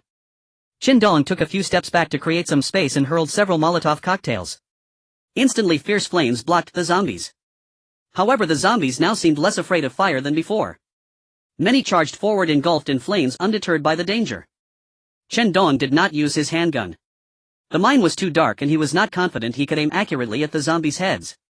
So he chose to wield his Tang Dao. Holding a Tang Dao in each hand he struck fiercely. Chen Dong did not know how to use a Tang Dao, let alone two at once. However, his physical prowess allowed him to overpower the zombies. With wild swings of both Tang Daos his speed was astonishing and he dismantled the zombies into pieces. After the last zombie fell, Chen Dong took a deep breath and slowly exhaled. One strong force can overcome 10 skills. This saying is not just a mere expression from our ancestors. Chen Dong, armed with 2 Tang Daos, pressed deeper into the mine like a force of nature. It must be said that possessing the critical hit state with the Tang Dao in the confined space of the mine was simply divine. Roar! Chen Dong pulled his Tang Dao from the head of the last zombie and the entire mine fell silent once more. However, he did not find the golden level supply box that Bai Shui had mentioned. Something felt off. Chen Dong furrowed his brow. Could it be that Bai Shui's intelligence was incorrect? Or could someone have gotten there first? Yet considering the zombies he had just faced, such speculation seemed implausible. Just at that moment a strand of spider silk ensnared the unsuspecting Chen Dong, pulling him deeper inside. The force was so great that even he nearly lost his footing. In the depths of the darkness a long strand of spider silk was tightly bound around Chen Dong's left hand. He had not noticed the giant spider lurking in the shadows while he was busy slaying zombies. It was only when he relaxed a bit that it suddenly struck. How sinister! Chen Dong cursed inwardly and hurriedly tried to save himself. He decisively took out a torch and burned the spider silk. Using the torch on the ground and the flashlight on his head, Chen Dong finally saw the legendary giant spider. The massive spider was perched atop the mine, its body radiating a purple glow, its beautiful compound eyes resembling emeralds as they observed Chen Dong. Its 8 legs, thick and longer than those of an ordinary spider, gradually extended, occupying the entire ceiling of the mine. Chen Dong stared at this creature resembling a boss one would encounter in a game with 1,000 thoughts racing through his mind, but they all coalesced into one sentence. Damn. Facing such a colossal mutated spider, Chen Dong felt uncertain. After all, the first mutated creature hunted by the police chief and his team had required the combined efforts of the entire group to succeed. Only they knew how arduous the process had been. Now Chen Dong was alone against this mutated spider. It was clearly a perilous challenge. Chen Dong wanted to quietly retreat, exiting the mine. Since he had not found the desired golden level supply box here, there was no need to risk his life by confronting such a giant spider. Giant spider, you go ahead and play, I have to go home and accompany my wife. However, a single spider like you probably wouldn't understand. As Chen Dong cautiously stepped back, he quipped at the mutated spider. Hiss. Hiss. The mutated zombie spider let out a series of shrieks and then shot out a massive amount of spider silk. Chen Dong instinctively rolled to the side to avoid the silk, cursing as he did. Is it really necessary, brother? I was just joking. If I offended you, I apologize. It was then that Chen Dong realized the spider silk was not aimed at him but at the exit behind him. By the time he recognized this issue, the mine entrance had already been sealed off. Chen Dong frowned. He had not expected that such a mutated zombie creature could possess such high intelligence. He had thought it was no different from the usual mindless zombies that acted solely on instinct. Now he had to admit that mutated zombie creatures had a certain degree of intelligence. With his escape route blocked, Chen Dong stood up, drew his handgun and aimed at the mutated spider's head. Bang! A shot found its target. The spider's beautiful compound eye, which sparkled like a gem, was shattered by Chen Dong's bullet, erupting in a spray of foul dark blood. The mutated spider let out a terrible scream and then used its legs to shield its eyes. Chen Dong, seeing his first shot had been effective, naturally seized the opportunity, firing one shot after another. But each shot was blocked by the spider's legs. The shell of the mutated spider was very hard. Although the bullets Chen Dong fired hit its legs and abdomen, they merely lodged in the outer layer, failing to penetrate completely and leaving only bullet holes. Chen Dong had no time to be surprised. His handgun was out of ammo, and as he was reloading, the spider seized the opportunity to leap down from the top of the mine, diving straight at him. Chen Dong retracted his handgun and drew his devastating Tang Dao. The mutated spider swung its 8 legs at him. Chen Dong quickly made a block. If he hadn't temporarily reached the peak of his physical enhancement, he truly wouldn't have been able to block it. Although the mutated spider was large, its 8 legs were extraordinarily agile. Moreover, their destructive power was immense. Chen Dong dodged one leg that was aimed at his face, while the stone wall behind him was swiftly sliced through with a thud as if it were tofu. Chen Dong threw a Molotov cocktail, igniting the web that sealed the cave's entrance. However, because the web was too large, the Molotov cocktail merely exploded and burned slowly. Previously, when Chen Dong's left hand was ensnared by the spider silk, he had already discovered that the silk of this mutated spider had also mutated, showing a remarkable resistance to fire. At that time, he had desperately rubbed the fire to break free from the spider silk at the last moment. It seemed that burning a passage to escape would take some time. During this time, he could only use all his strength to find a way to stall the mutated spider. Throughout this process, Chen Dong continuously utilized his agile form to dodge, occasionally stabbing the Tang Dao into the relatively soft abdomen of the mutated spider. The pain made the mutated spider even more frenzied. Unlike ordinary creatures which grow weaker as they take more attacks, this mutated spider seemed to be stimulated, launching even more ferocious assaults. Chen Dong bit his lip, thinking that this was just like those enraged bosses he faced in video games. Just when he thought he was about to succeed, the boss calmly entered its second phase and knocked the player back to a respawn point.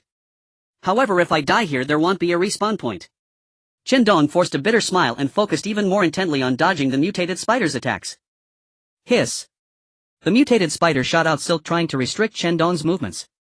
Without hesitation, Chen Dong immediately threw 2 Molotov cocktails. Then, taking advantage of the momentum, he slid under the mutated spider and made a cut on its abdomen with the devastating Tang Dao. Chen Dong grinned and said, "Good thing you're not a mutant tiger, or else that slide would have been for nothing." He wasn't truly fond of banter, it was merely his unconscious way of relieving stress through talking in such a highly tense situation, even if he was talking to himself. The mutated spider's eyes gradually turned red, and this was a true red state. Its originally green compound eyes were slowly turning crimson. Chen Dong could clearly sense a significant change in the mutated spider's aura. At this moment, the mutated spider exuded an indescribable presence that made Chen Dong feel somewhat uncomfortable. Perhaps this was the wildness inherent in mutated creatures. At that moment, Chen Dong had a sudden idea. Since it was a spider, could insecticide be effective against it? During this time, one of the daily supplies provided was an unlimited amount of insecticide. He threw out 2 bottles. The mutated spider lightly brushed its leg against the insecticide, easily tearing the fragile tin packaging apart. Boom! In an instant, the liquid inside the 2 bottles of insecticide erupted.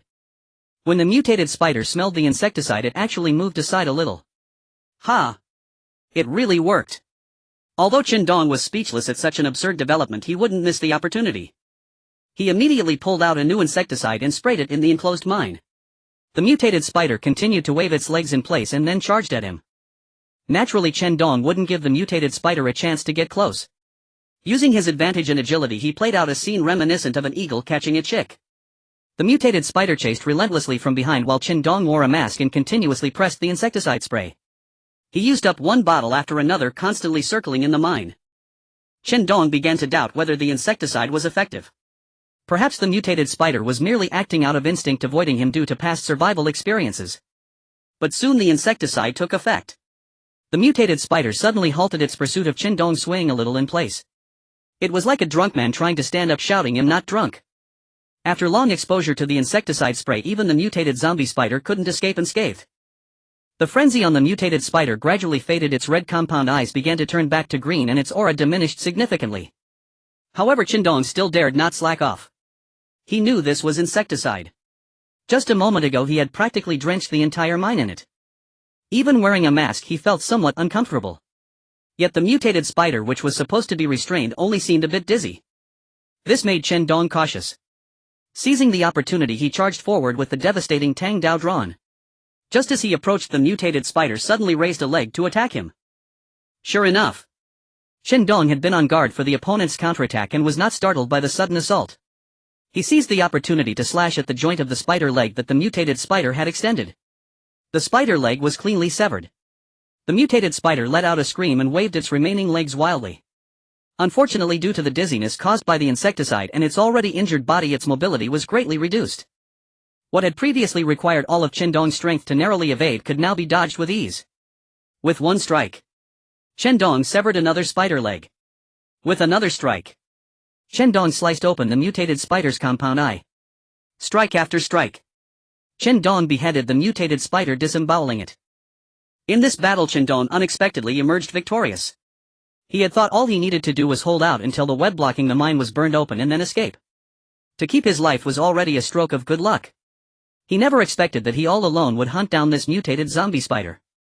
Feeling somewhat uneasy, Chen Dong delivered a few more strikes. After chopping off all the spider legs, he finally sat down on the ground to rest. This battle was more perilous than all the previous ones he had experienced. Although he ultimately succeeded in killing the mutated spider after witnessing the true strength of mutated creatures, Chen Dong felt heavy-hearted. It seemed to be true, as many survivors had said. In this apocalypse, survival would become increasingly difficult. One could imagine that soon a large number of survivors would likely be wiped out again. The spider silk sealing the mine's exit had just burned open a hole large enough to escape. Chen Dong stood up but was drawn in by the glow emanating from the mutated spider's abdomen.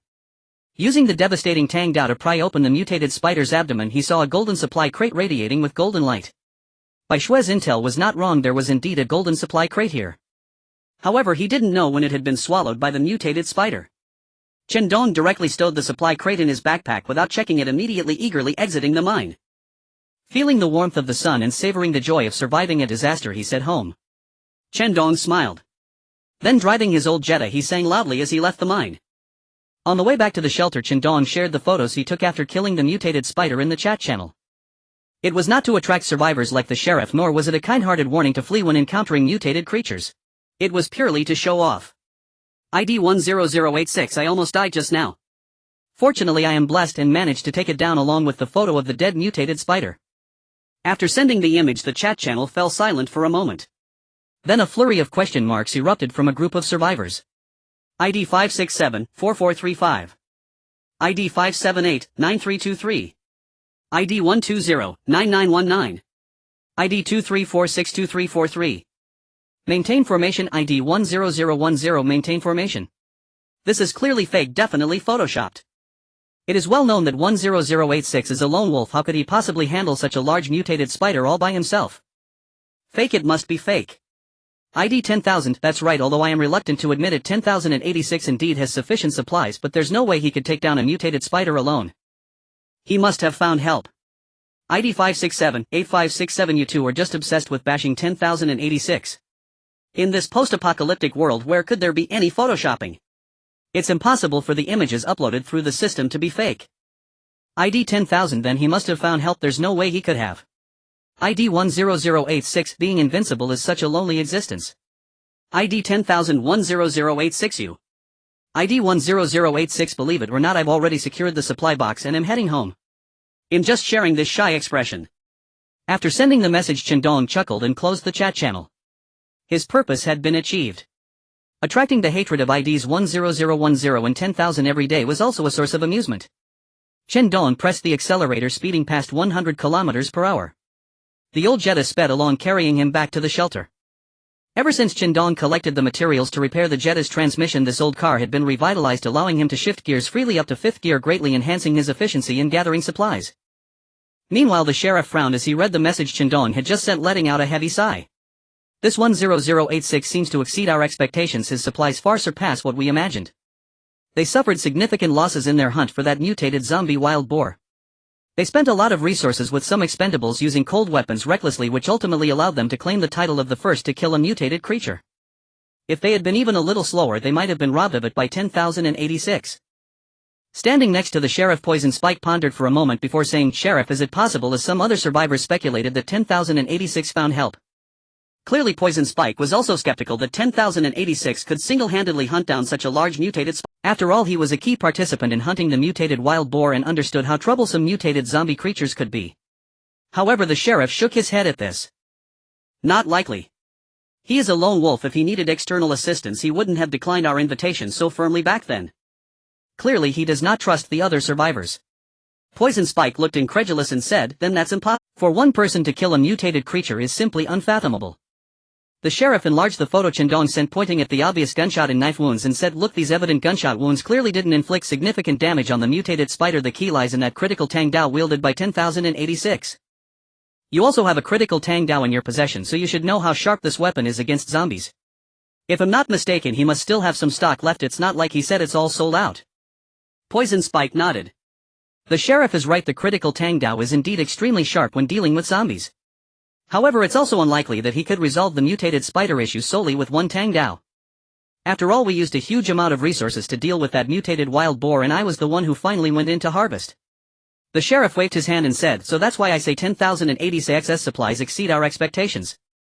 Similarly, he must have consumed resources to deal with the mutated spider before finally using the critical Tang Dao to harvest it. That has to be the case. Poison Spike frowned and asked, "So are we going to befriend him?" The sheriff scoffed. "Be friends? That's absolutely impossible. Even though his strength does make me somewhat wary, as long as we are willing to invest some resources to resolve this concern, it will all be worth it." "Sheriff, so are we going to start dealing with him?" The sheriff nodded. "That day is coming soon. Let him enjoy his freedom for a while longer." At this moment, Chen Dong could never have imagined that just because of a single image the sheriff had completely resolved to eradicate it. Chen Dong drove back to the villa area and the barrier slowly opened. "Welcome back, my master." Xia Enqi and Bai Shui had also come out ahead of time to greet Chen Dong, who had been out for a day. Bai Shui was quite unwilling. "Why do I have to come out to welcome you? I'm a hostage after all. Since when do hostages receive such a warm welcome from their captors?" Xia Enqi laughed and said, "That's not quite right. Since you're a hostage, shouldn't you be trying to please your captor? Don't you fear that Chen Dong might just decide to get rid of you?" "That's right. If you annoy me, I'll just throw you out to feed the zombies." Chen Dong parked the car in the garage and walked over, hearing the conversation between the two. Xia Enqi naturally took Chen Dong's hand and asked softly, "Are you hurt?" "What could happen to me?" "Don't worry." Bai Shui looked a bit strange. "I didn't expect you to actually kill a mutated spider by yourself. I really underestimated you."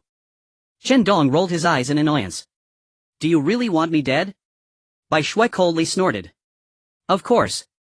If you die, I can just fly away. Who would care about your life or death? Haha, I really appreciate you. However, I am strong and have returned with a golden level supply box. Are you mad?" Chen Dong was in a good mood. On the way back, he opened the golden level supply box.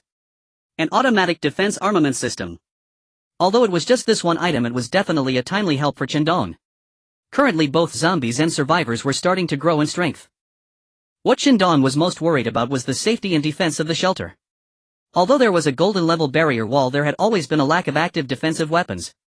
Once they went outside, it was very likely that the shelter would be occupied by other survivors. Now that worry no longer existed. Chen Dong opened the blueprint, preparing to craft. He decisively clicked the yes button for the automatic defense system. Subsequently, the system displayed the materials needed to create the automatic defense system.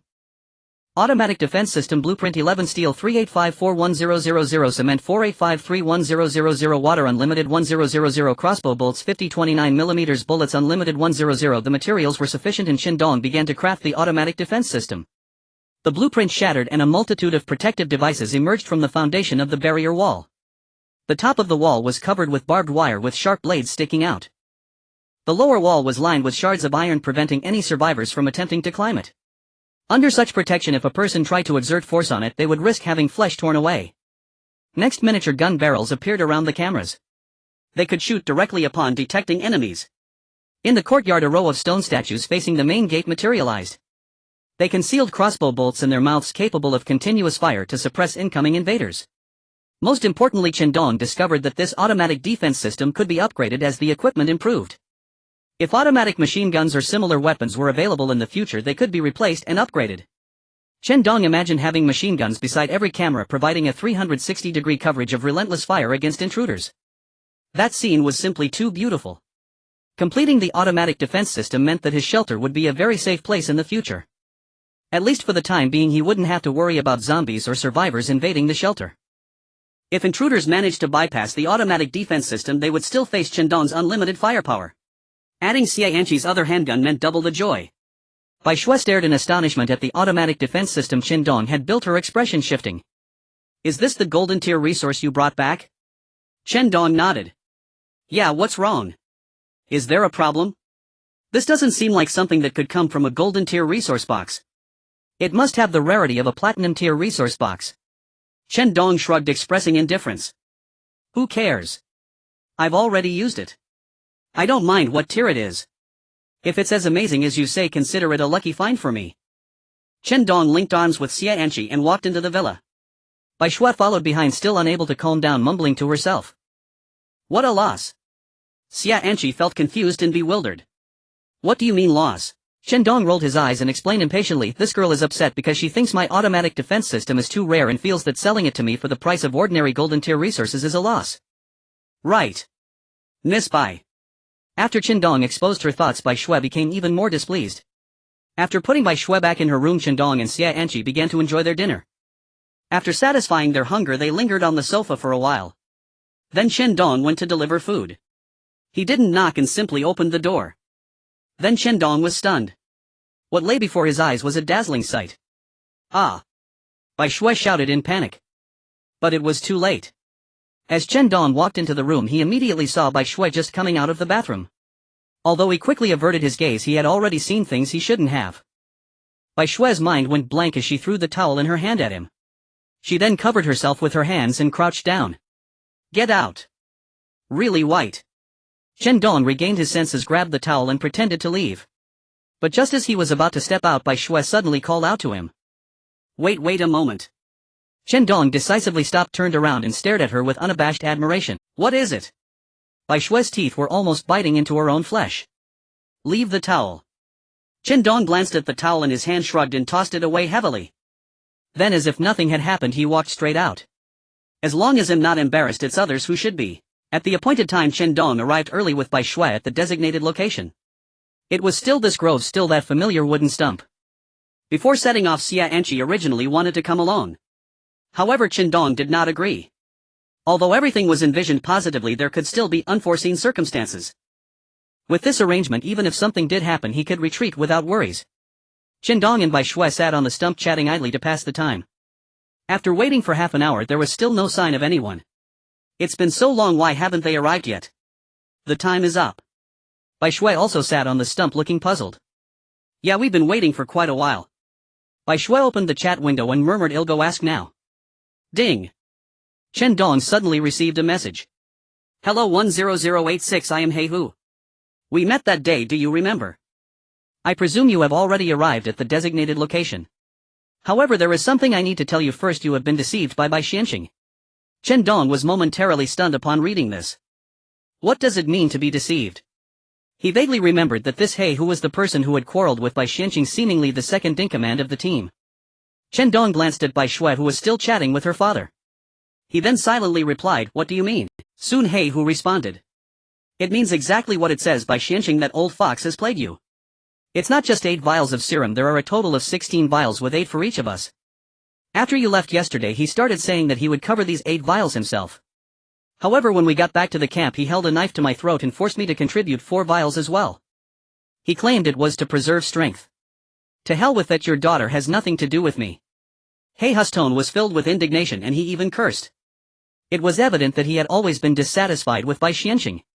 This time, in order to save Bai Shui, he actually wanted to get his hands on the serum in Bai Xianxing's possession, which He Hu could no longer tolerate. Oh. Chen Dong narrowed his eyes, realizing that He Hu had ulterior motives. What are you trying to achieve by saying this? Upon hearing this, He Hu immediately smiled. Haha, it's simple, why don't we make a deal? I know you have the capability. As long as you help me kill Bai Xianxing, not only will you get those 8 vials, but I'll throw in 2 more for you. What do you think? Isn't this a lucrative deal? He Hu laughed heartily, exuding a bandit-like aura. Upon hearing this, Chen Dong's heart raced. A total of 10 vials of antiviral serum. In such a brutal post-apocalyptic world, each vial was an incredibly precious treasure. Now he could suddenly obtain 10 vials. It was simply a windfall. Fortunately, Chen Dong did not lose his composure and quickly calmed down. Was this matter really that simple? Alright, I agree to your proposal. Glad to hear it, see you soon. In the next moment, Bai Shui suddenly turned her head. Chen Dong, I've already discussed it with my dad, he has sent He Hu to pick us up. What's wrong? Your face is so red. Bai Shui noticed Chen Dong's expression and curiously inquired. It's nothing, I'm fine. Chen Dong smiled faintly and suddenly grabbed her wrist. Bai Shui felt a twinge of pain. Let's hurry over, you should know He Hu's location, right? Yes, my dad already sent it to me. Bai Shui nodded. However, when she walked behind Chen Dong, a cold glint flashed in her eyes. Meanwhile, at the other end of the grove, He Hu and several others had been waiting here for quite some time. Brother Hu, we are ready. We're just waiting for that kid to walk into the trap, huh? He definitely didn't expect our boss to be so clever, thinking he could easily get 10 vials of serum. A few of the younger brothers boasted around. He Hu sneered. Hey, this kid is too greedy, he thinks he can swallow an elephant. He doesn't even consider whether he has the capability. Alright, hurry up and bring over the canister and get the gas masks ready. He Hu waved his hand and the younger brothers immediately went to drag it over. Soon a canister marked with a skull insignia appeared. Upon seeing the canister, He Hu and the others quickly put on their gas masks and hid far away. This canister contained the chemical gas they had collected. It was enough to instantly kill an elephant. This was meant for Chen Dong. He Hu is the trap set. Make sure no one sees it. He Hu received a message. It was from Bai Xianxing. Don't worry boss, I've got it all under control. First we'll rescue Xiaoxue and after that there will be good fruit for him to eat. All of this was Bai Xianxing's scheme. He had He Hu contact Chen Dong pretending that the team was in disarray, making Chen Dong think he could profit from it. In reality, a trap had long been set, just waiting for Chen Dong to jump in. Well done. Once we rescue Xiaoxue, she'll take us to the villa. The villa. At the mere mention of those 2 words, everyone's mouths watered. They had gone to such great lengths precisely because Bai Shui had told them that Chen Dong resided in a luxurious villa fully equipped with electricity and running water, and that a beautiful woman lived there as well. Brother Hu, they're here. Hearing footsteps approaching, He Hu hastily retreated from the toxic gas pit. After taking a few cautious steps forward, he indeed spotted Chen Dong and Bai Shui emerging into view. This way. He Hu waved urgently. Chen Dong nodded and strode directly toward him. He Hu, I've brought the person you requested. Where's what you promised? What are you talking about? What thing? Bai Shui's delicate brows furrowed, something felt deeply amiss. The next instant He Hu produced 2 vials of serum. His expression twisted with reluctant pain. He Hu, you. What do you think you're doing? Where's my father? Why isn't he here? Miss Bai He Hu winked playfully and smiled, no need to shout, surely you see how things stand. I've already allied with 10,086. In moments you'll be reunited with your father. Though by then both of you will descend into hell together. At those words Bai Shui's face drained of all color. How is this possible? Traitor, she cried, but before she could utter another curse several underlings slapped adhesive tape over her mouth, silencing her completely. Then they dragged Bai Shui back without ceremony. Only 2 vials. Chen Dong weighed them in his palm, frowning. Ahem, brother, no need to rush. The remaining 8 vials remain in Bai Xianxing's possession. These 2 are merely my advance payment. Once Bai Xianqing is eliminated, every vial will be yours. He Hu patted his chest confidently. The next moment he draped an arm familiarly over Chen Dong's shoulder. Let's go, this place is crowded and full of prying eyes. We'll talk over there. Bai Xianqing is no easy opponent, he's cunning beyond measure. Chen Dong gave a slight nod, a glint of icy resolve flashing across his eyes. Fine, let's talk properly. Elsewhere, watching Chen Dong and He Hu vanish into the forest depths, several underlings quickly peeled the tape from Bai Shue's mouth and untied her wrists. Sister Shue, are you alright? I'm fine. She offered a disdainful smile, her shrewd calculating demeanor fully restored. That so-called 10,086, I'd assumed he was cleverer. Yet at the mere mention of 10 vials he lost all restraint. A complete fool. The underlings nodded in vigorous agreement. Enough, we must return to camp immediately. Gather our people and seize 10,086's villa. Ha ha. On the other side of the woods, He Hu led Chen Dong to a secluded spot. Suddenly he whistled sharply, and within seconds 3 or 4 figures emerged silently from the trees. Chen Dong's brow tightened. What is the meaning of this, He Hu?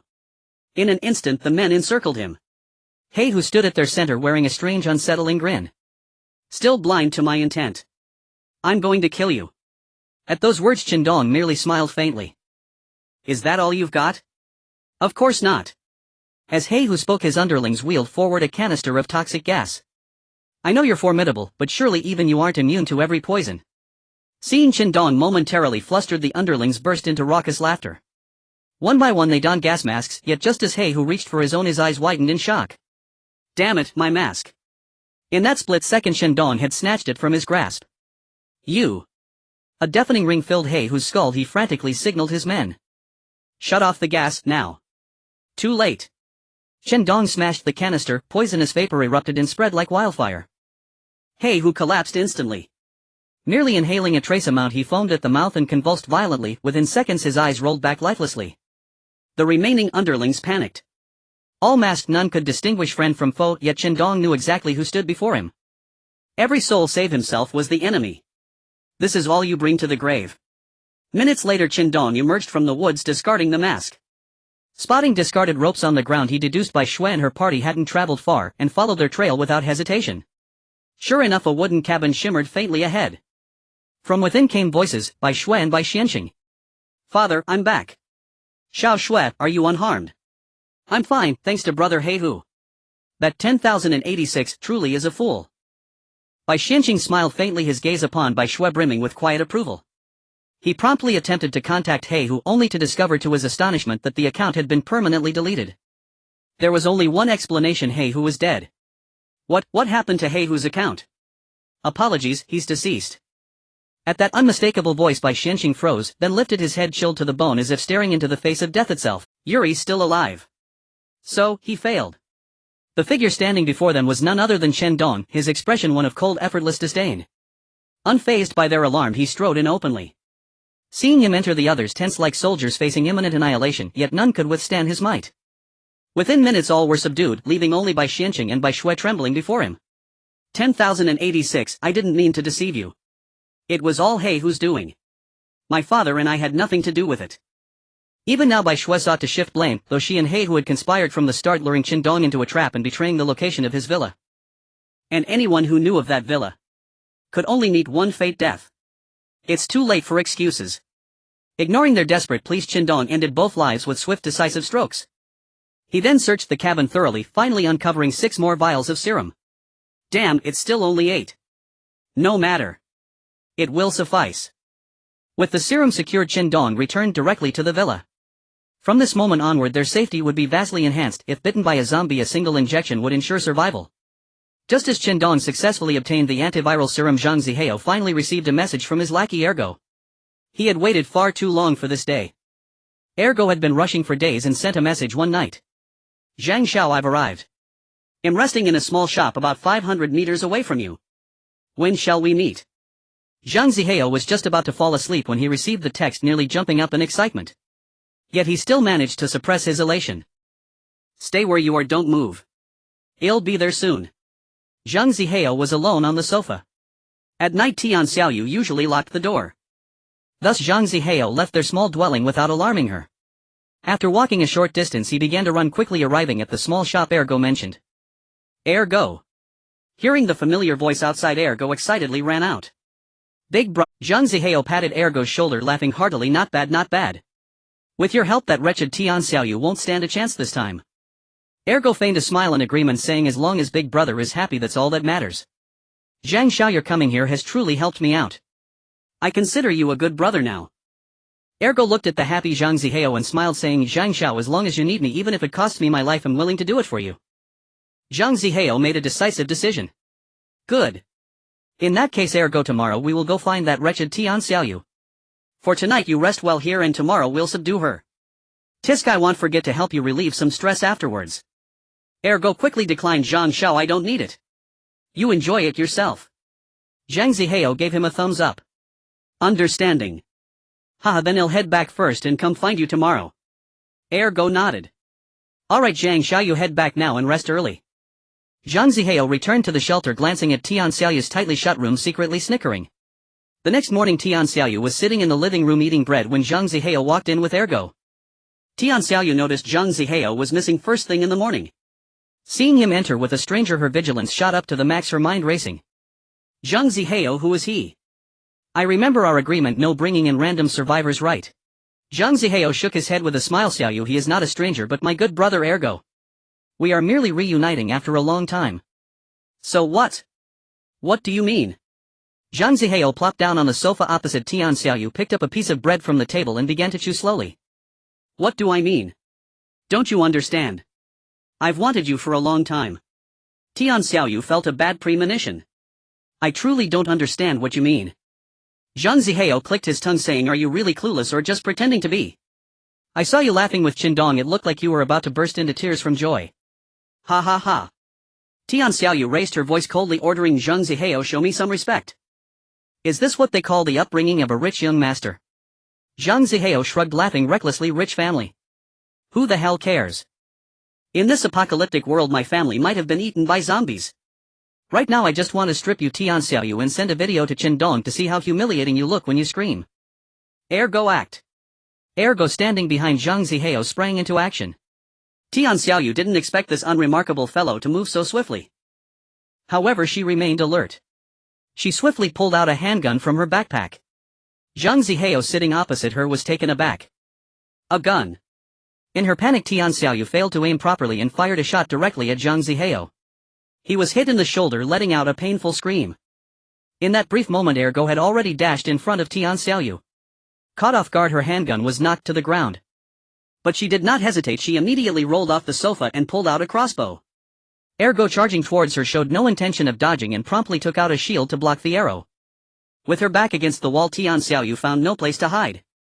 Suddenly she remembered she had collected a suit of battle armor earlier and hurriedly pulled it out from her backpack. Just as the battle armor was put on, Ergo's shield came crashing down hard against the armor. Zhang Zihao clutched his shoulder, staring in disbelief at Tian Xiaoyu, now clad in the armor. Is this for real, Iron Man? Tian Xiaoyu wore the armor but felt terrible. The impact from the shield made her dizzy and nauseous. Ergo continued to hit the perfectly fitting impenetrable armor hard. By the time he slowly stepped back, Tian Xiaoyu was already feeling lightheaded inside the armor, struggling to stand against the wall. Zhang Zihao rushed in from the side and kicked Tian Xiaoyu down with all his might. He then used his other hand to hit her with a wooden stick, repeatedly knocking her unconscious. Tian Xiaoyu's vision faded and she soon lost consciousness. Zhang Zihao was still unsatisfied and kicked her twice more, cursing, damn this wretched girl, how did she even get a gun? It hurts like hell. It must have been that poor bastard Chen Dong who gave it to her. Damn it. Ergo approached, looking at the gunshot wound on Zhang Zihao. Zhang Xiao, let me treat your wound first. Zhang Zihao shook his head. Looking at the unconscious Tian Xiaoyu, he ordered, not yet. First tie up that wretched girl, don't let her escape. Ergo nodded, took out chains and securely bound Tian Xiaoyu, hanging her arms from the beam. She was now suspended in the air. Then Ergo took out alcohol and bandages from his backpack. Zhang Xiao, it might hurt a lot. Bear with it. Zhang Zihao gritted his teeth and said, damn it, hurry up. Better short pain than long pain. Ergo nodded, cleaning a dagger with alcohol, inserting it into Zhang Zihao's wound to extract the bullet. Zhang Zihao had overestimated himself and let out a howl of pain before passing out. Tian Xiaoyu woke up. Looking outside, it was already deep into the night. It seemed she had fainted for an entire day. Soon she discovered that she was bound tightly with sturdy chains, her hands suspended, leaving her unable to retrieve any supplies to cope with her predicament. Zhang Zihao had risen early. He and Ergo had been pondering how to unlock the battlesuit on Tian Xiaoyu. But no matter what they tried, their efforts were ultimately in vain. There was nothing they could do. Zhang Zihao was filled with frustration. After all the trouble of capturing Tian Xiaoyu, they were now helpless, unable to do anything but stare at her. Ergo asked, "Boss, should we try other methods?" Tian Xiaoyu let out a cold snort. "I advise you not to waste your efforts. This battlesuit is impervious to blades and bullets, and you cannot do anything to me." Zhang Zihao chuckled. He walked up to Tian Xiaoyu and coldly said, "Tian Xiaoyu, you can do this. However, I changed my mind. I want to give you to the leader of the wolf pack as a meeting gift to win their acceptance." The wolf pack was the newest and most prominent team in their area, the one Zhang Zihao had longed to join. Tian Xiaoyu glanced at him with disdain. "What can the wolf pack do? You can't unlock my battlesuit, so what can you do to me?" Zhang Zihao laughed heartily. "Tian Xiaoyu, the resources of the wolf pack are beyond your imagination. They will certainly have a way to get you out." Tian Xiaoyu felt a twinge of panic in her heart and questioned Zhang Zihao, "You keep saying you like me, is this your attitude?" Zhang Zihao's face turned furious upon hearing this. "You have no right to talk to me about attitude. You little whore, all you think about is Chen Dong. I've realized it doesn't matter whether I have you or not anymore. What I want is for Chen Dong to suffer, to see you being violated by others while he is powerless to do anything. Haha, just thinking about it brings me joy. You've gone mad, you're insane." Zhang Zihao ordered Ergo to bring over a wooden stick. He intended to knock Tian Xiaoyu out and take her to the leader of the wolf pack, the wolf. Tian Xiaoyu had no way to resist. She could only send a voice message to Chen Dong before losing consciousness. "Chen Dong, help me." When she woke up again, she was no longer in the small dilapidated house but in a vast warehouse. What hadn't changed was that Tian Xiaoyu was still bound by chains. "Oh, the pretty girl is awake." A one-eyed bald man noticed Tian Xiaoyu awakening from her slumber, approached and grinned, revealing a set of golden teeth. This man was the leader of the wolf pack, the wolf. While Tian Xiaoyu was unconscious, Zhang Zihao and Ergo had already brought her to the wolf pack, offering her to the wolf as proof of their allegiance. At this moment, Zhang Zihao followed behind, smiling as he said, "Boss, you've seen the photos I took of this woman. Only such top-notch goods are worthy of you." The wolf suppressed his smile. "The photos you showed me, could you see her face clearly? Taking pictures from that far away, how could I see anything properly? However, her figure does indeed look appealing." Zhang Zihao pointed at Tian Xiaoyu, who was dressed in her battlesuit, and patted his chest to assure, "Boss, I guarantee with my life that this woman will definitely not disappoint you." The wolf snorted coldly and said, "Haha, I doubt you would dare to deceive me. If you do, I'll have your head." Zhang Zihao forced a smile, saying, "Of course not, I am wholeheartedly loyal to you, boss. I will only offer the best to you." The wolf patted the helmet of Tian Xiaoyu's battlesuit, looking somewhat impatient. "But bringing back this iron lump, are you trying to make things difficult for me?" Zhang Zihao did not expect that the battlesuit Tian Xiaoyu was wearing would be so troublesome. Even after arriving at the wolf pack, they could not figure out how to unlock it. Facing the wolf's inquiries, Zhang Zihao kept bowing and apologizing, repeatedly explaining, "Boss, I truly did not expect that this filthy woman had always hidden such a powerful battlesuit. This is why I was careless when I captured her, allowing her to wear the suit. What can you do to get her out?" The wolf shot him a sideways glance and asked. Zhang Zihao's eyes darted around before he said, "Boss, since we can't open the battlesuit by force, why not let this little whore go hungry for a few days and see if she opens it herself?" Upon hearing this, the wolf slapped Zhang Zihao on the forehead. "Are you stupid?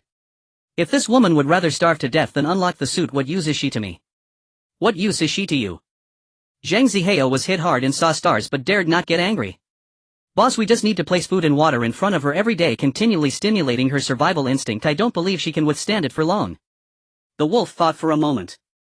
There truly was no better option at the moment, so they could only proceed this way. "All right, then we'll do as you say. If you can't handle this, I will hold you accountable." Zhang Zihao nodded repeatedly. Yes, boss, don't worry." The loud whispers between the wolf and Zhang Zihao were heard clearly by Tian Xiaoyu. "You think you can make me yield this way? I would rather die than let you succeed." The wolf looked at Tian Xiaoyu, sizing her up. "Little girl, you might as well submit to me now. I promise you, as my woman, you won't have to worry about food and drink, and I will ensure you are not bullied. Why suffer and starve?" Tian Xiaoyu spat and replied fiercely, "Easier said than done. You and Zhang Zihao are just two of a kind." The wolf cursed and left the warehouse with Zhang Zihao. But before leaving, he said something to Zhang Zihao that Tian Xiaoyu also heard, chilling and disgusting. "If worst comes to worst, let her starve. It's not a bad idea to take her while she's hot." Tian Xiaoyu felt a sense of despair. How she regretted her earlier choices. She had initially worried that abandoning Zhang Zihao might lead to his downfall, ultimately being devoured by zombies. Yet she never expected that her compassion would become Zhang Zihao's opportunity. Now she had become a prisoner and at any moment she might be violated. Ding! Ding! Ding! At this moment she noticed that after her unconsciousness Chen Dong had sent her many messages. After receiving the distress signal Chen Dong immediately inquired about the situation. However, every time he sent a message it fell into silence.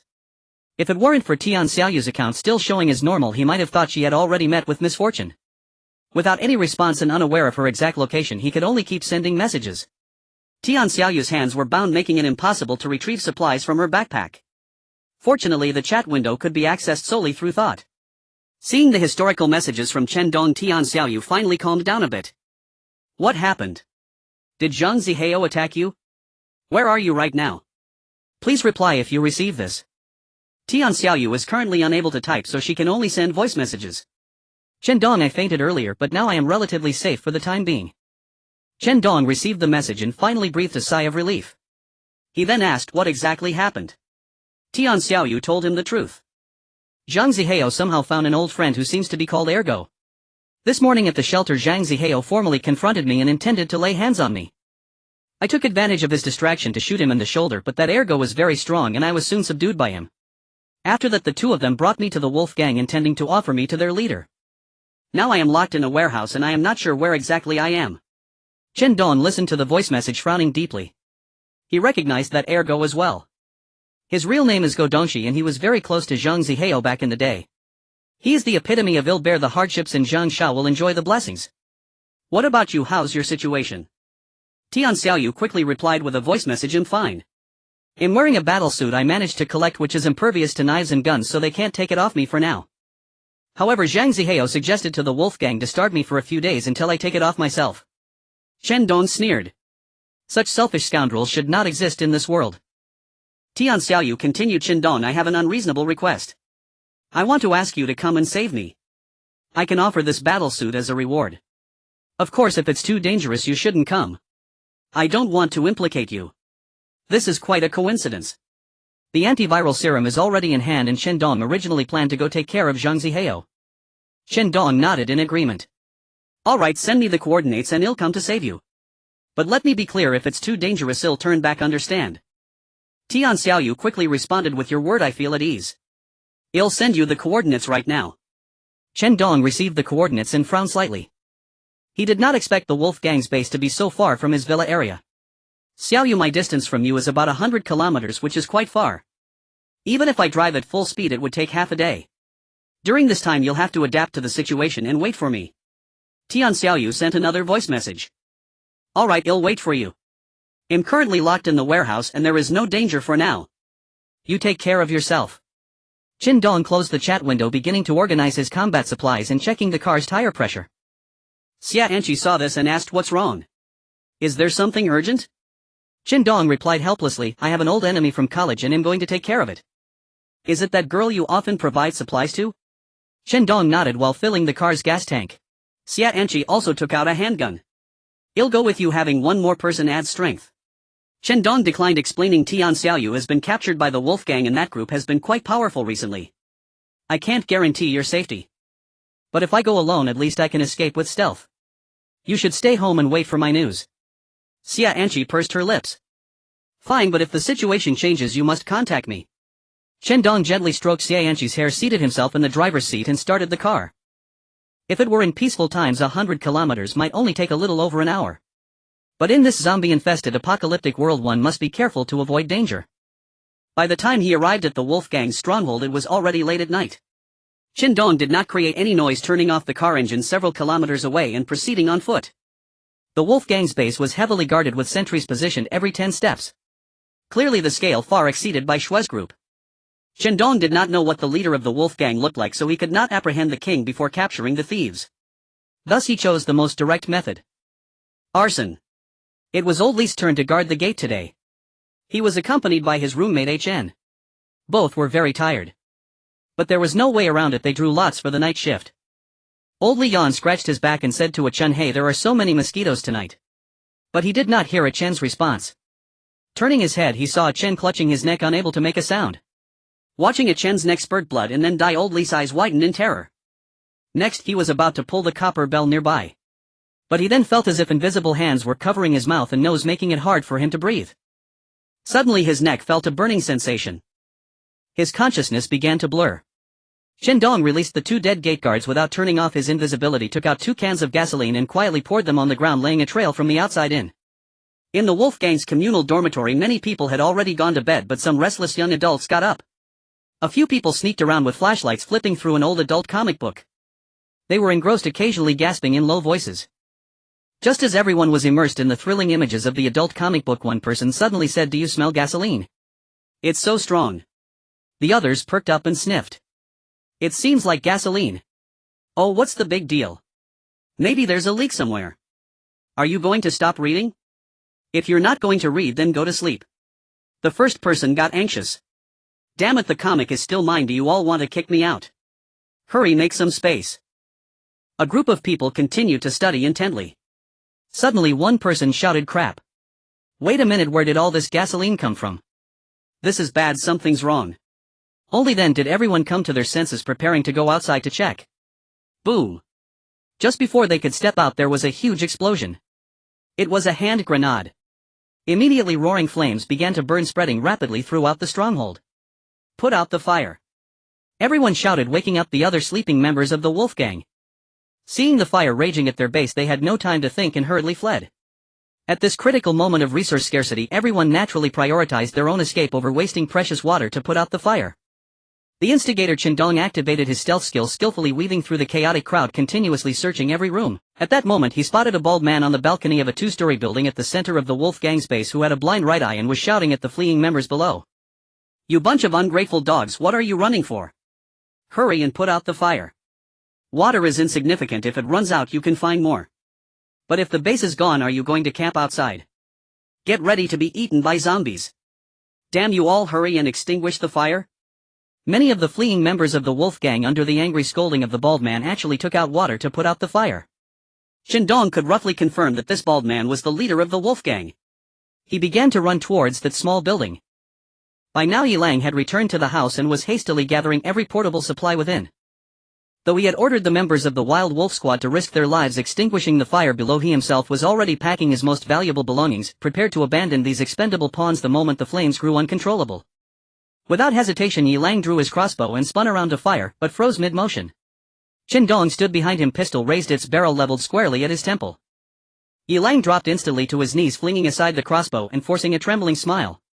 "Brother, let's talk this through, no need for weapons. Name anything you want, I'll hand it over freely so long as I have it." Chen Dong wasted no words. "Tell me, where is Tian Xiaoyu?" Yilang blinked in confusion. "Tian Xiaoyu? Never heard of her." A sharp crack echoed, the bullet shattered his kneecap and he screamed in agony. Yilang scrambled to plead, "Brother, truly, I don't know who she is. Spare my life." Chen Dong frowned, silent and unrelenting. "Then surely you know Zhang Zihao and the woman he brought with him. Where is she?" Yilang's face twisted in despair. Inwardly he cursed Zhang Zihao's ancestors to the 9th generation. Damn it, the woman's name is Tian Xiaoyu. A calamity incarnate, absolute disaster. Yet aloud he bowed low. "Brother, if I reveal her location, will you spare me?" Chen Dong replied coldly, "Speak truthfully, and your life may yet be spared." Yilang kowtowed, repeatedly shouting thanks, then disclosed Tian Xiaoyu's whereabouts. "She's inside the large warehouse to the right, barely 100 meters from here."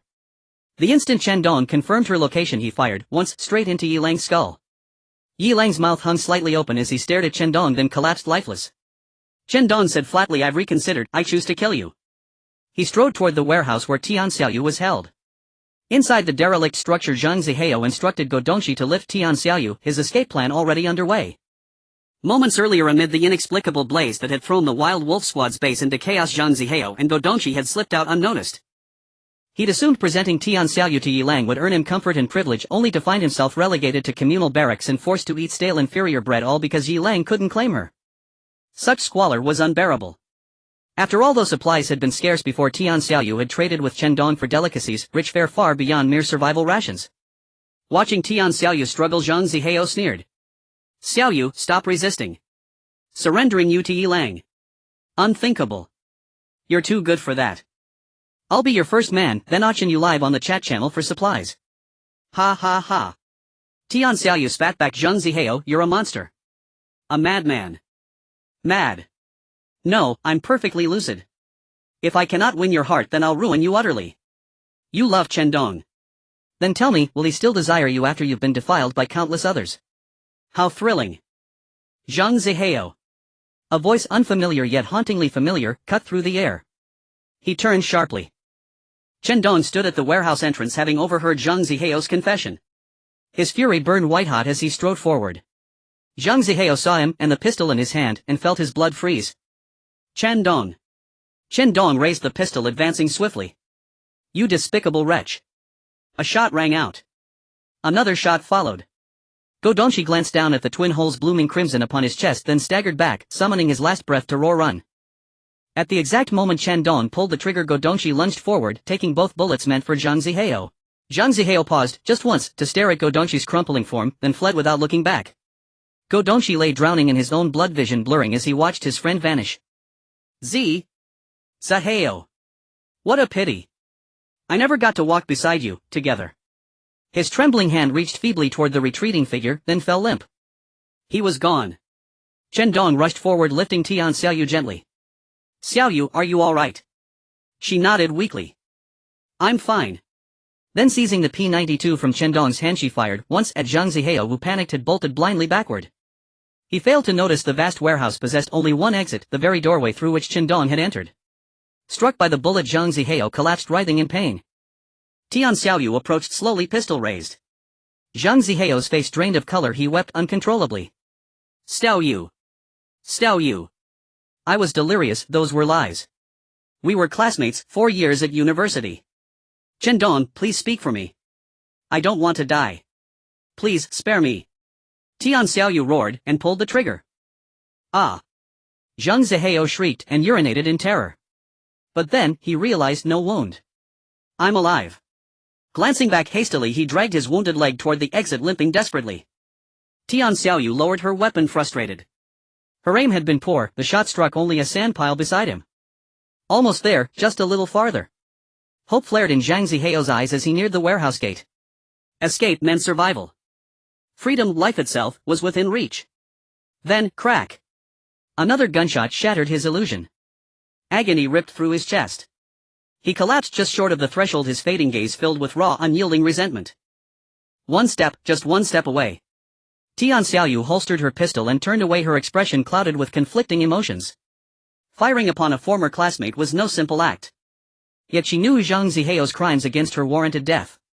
And in this merciless world, mercy was a luxury the living could not afford. Chen Dong sighed softly beside her. Let's go. They departed, leaving 2 bodies behind. All of it, the betrayal, the sacrifice, the vengeance, would soon be consumed by the spreading inferno.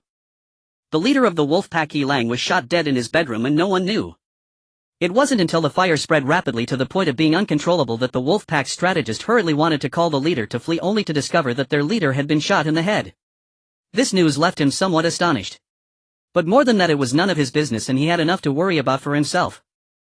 If it weren't for the fear of future retribution, he would have fled with a bucket like the other members. How could he risk danger to find the leader? The strategist showed no hesitation as he walked up to Yi Lang, crouched down and searched for supplies. Unfortunately, they had already been claimed by Chen Dong. Immediately after shooting Yi Lang, he collected the supplies before heading to the warehouse to rescue Tian Xiaoyu. The strategist searched high and low but found no valuable supplies, feeling somewhat displeased. Looking at the fallen Yi Lang, he kicked him several times in anger. Damn it, you useless piece of trash. You acted like a big shot in the wolf pack, but in the end you got shot in the head and couldn't even protect the supplies. Bah! You're not even worth being called a wolf, more like a wild dog. Truly unlucky. After cursing, the strategist spat a little and shook his hands. It was as if he was trying to shake off the bad luck of rifling through a dead man's belongings. Then, without lingering any longer, he made a quick exit, fleeing the scene. After Yi Lang's death, similar situations unfolded across various locations of the wolf pack. Faced with danger, everyone scattered. Who would care about the fate of the wolf pack? After all, they only sought to survive. The most amusing part was that after the strategist left Yi Lang's room, others sneaked over hoping to pick up the leftovers. However, each of them found nothing. They then kicked Yi Lang a few times in frustration. Poor Yi Lang, who had once been glorious, was pitifully beaten to a pulp after death. However, this situation did not last long. Before long, the fire spread to the 2-story villa where the leader of the wolf pack lived. Quickly, the flames engulfed Yi Lang. At this moment Chen Dong and Tian Xiaoyu stood on a vantage point not far away watching the wolf pack's stronghold being devoured by flames. Tian Xiaoyu had already taken off her combat gear, a reward for Chen Dong's life-risking rescue, completing their transaction. Watching the fire burn, Tian Xiaoyu suddenly recalled the story of burning down the camp. The current situation at the wolf pack stronghold was strikingly similar. At that moment Tian Xiaoyu suddenly thought of something, exclaiming and turning to Chen Dong. Chen Dong, with the wolf pack's supplies burned, isn't it a waste? Chen Dong, who had been watching the direction of the flames at the wolf pack's side, turned his gaze back, chuckling lightly. There's no waste. The people below the wolf pack were dirt poor and the real wealth was monopolized by Yi Lang alone. I've just taken care of him and his supplies are now in my hands. In a way, killing him is almost like looting the wolf pack. Tian Xiaoyu responded with a slightly amused expression. Oh, I thought you came directly to save me, but instead you went to kill Yi Lang and grab supplies first. How sad. Chen Dong knew Tian Xiaoyu was joking but still found himself speechless, putting on a wronged expression. I had to find your location first, so I looked for Yi Lang, but it was all to find you. Tian Xiaoyu huffed a few times. Who would have thought you could act like a little puppy? Alright, I admit defeat, I'm getting goosebumps. Chen Dong laughed heartily, patting Tian Xiaoyu on the shoulder. Who told you to tease me earlier? This is what I call winning without a battle. Now you know my strength, right? Tian Xiaoyu, caught off guard by his sudden action, instinctively shrank her shoulders. Chen Dong suddenly felt a bit awkward, realizing Tian Xiaoyu was a girl. By the way, you mentioned you got Yi Lang's supplies. Were there any rare items? As a leader of a not-osmal force, there should be quite a few good things, right? Chen Dong shook his head, feeling somewhat helpless. The wolf pack is the epitome of beauty on the surface but rotten within. Yi Lang as a leader not only lacked firearms but also had only a few useful items in his backpack, mostly everyday supplies. Tian Xiaoyu listened, feeling somewhat speechless. She didn't know how to respond to Chen Dong's casual display of superiority. You have to know that in this apocalyptic world many people are still starving. For someone to possess a good amount of everyday supplies like water, bread or milk is a sign of great strength. Yet in Chen Dong's words such characters became mere trash. Tian Xiaoyu bit her lip and asked, so you mean there are still some rare items you can show off? Chen Dong nodded, taking out two items from his backpack, an astronomical telescope and a blueprint for a basic underground fortress. He honestly felt these were not particularly useful. An astronomical telescope. In this environment, who has the leisure to look at the stars? At least I don't. Moreover, I can't even understand it. As for the blueprint for the basic underground fortress, I find it rather useless considering I already have walls and a villa. Who would want to hide in an underground fortress anyway in total darkness? These two items can be considered rare supplies, I guess. This is my first time seeing an astronomical telescope, and the blueprint for the basic underground fortress is an upgradable construction plan. Referring to my automatic defense system, this underground fortress has great potential. However, right now I have no idea what help they can provide me. They seem more like decorative items for emergencies. Hey! An astronomical telescope. Tian Xiaoyu's eyes lit up upon seeing the telescope. Chen Dong suddenly remembered that Tian Xiaoyu had previously organized an astronomy club at university and had even invited him to join. Tian Xiaoyu had loved stargazing since she was a child. When she turned 6, her family gifted her a telescope as a birthday present. From that moment on, she began to study the mysterious night sky, learning to observe celestial phenomena. Upon hearing Chen Dong's words, Tian Xiaoyu felt a mix of surprise and shyness. After all, the value of a telescope is not low. It's too precious, I can't accept it. Chen Dong chuckled nonchalantly. There's no need for us to be polite, it's just a telescope. Tian Xiaoyu looked at Chen Dong's carefree demeanor and explained, Chen Dong, this is a high-end telescope worth at least 100,000, and in being modest. Chen Dong was taken aback. Indeed, poverty limited his imagination. He thought to himself that even an expensive telescope would only cost a few thousand. Unexpectedly, 100,000 is still an understatement. But he didn't mind and laughed heartily, saying, Xiaoyu, I don't care about its value in my hands, it's just a pile of scrap metal. In yours it can truly shine and flourish. Moreover, in the post-apocalyptic world, don't use past prices as a reference. I reckon that now it would be hard to exchange this telescope for even 10 kilograms of rice. Don't feel bad about it, just accept it. Then I'll accept it, thank you, Tian Xiaoyu said as she took the telescope and didn't say more. This was already enough, saying more would be excessive. As for the blueprint of the underground fortress, Chen Dong put it back in his backpack. He and Tian Xiaoyu discussed it and agreed that the underground fortress might not be needed for now. They could only keep it for now. The flames at the wolf pack stronghold were doused with gasoline. Without fire extinguishers it was hard to extinguish. Chen Dong watched as the wolf pack stronghold gradually turned to char and decided not to linger, taking out his car. After starting the car, he called for Tian Xiaoyu to get in. Xiaoyu, the villa area where our shelter is located is still quite far from here. If you feel tired you can lie down and rest in the car, I'll wake you when we arrive. Tian Xiaoyu shook her head. Don't sleep, I've been dizzy all day, how could I still sleep? It'll keep you company while you drive, let's chat about what you've been up to these past 2 years. Chen Dong laughed heartily. Sure, it's been 2 years since we've seen each other, we should catch up properly. Then buckle up and we can chat while I drive.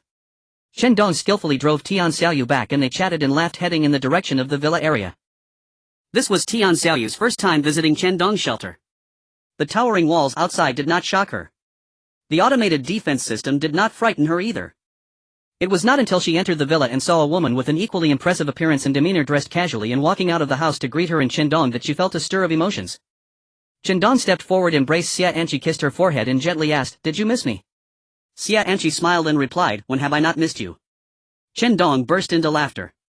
Tian Xiaoyu, following behind, approached them with a somewhat awkward expression. "Xiaoyu, let me introduce you. This is Xia Anqi, our team's doctor and also my girlfriend. Anqi, this is Tian." Just as Chen Dong was about to introduce Tian Xiaoyu to Xia Anqi, he was interrupted by Tian Xiaoyu. She smiled and extended her hand to Xia Anqi, saying, "Hello, I am Tian Xiaoyu, Chen Dong's classmate. It's a pleasure to meet you." They shook hands. Xia Anqi smiled back and said, "Chen Dong has often mentioned you before, you're indeed very pretty. When do you have time to tell me more about Chen Dong's embarrassing stories from university? I need to keep him in check in the future." "Sure, I know a little about Chen Dong's embarrassing moments." The two women laughing linked arms and walked into the villa together.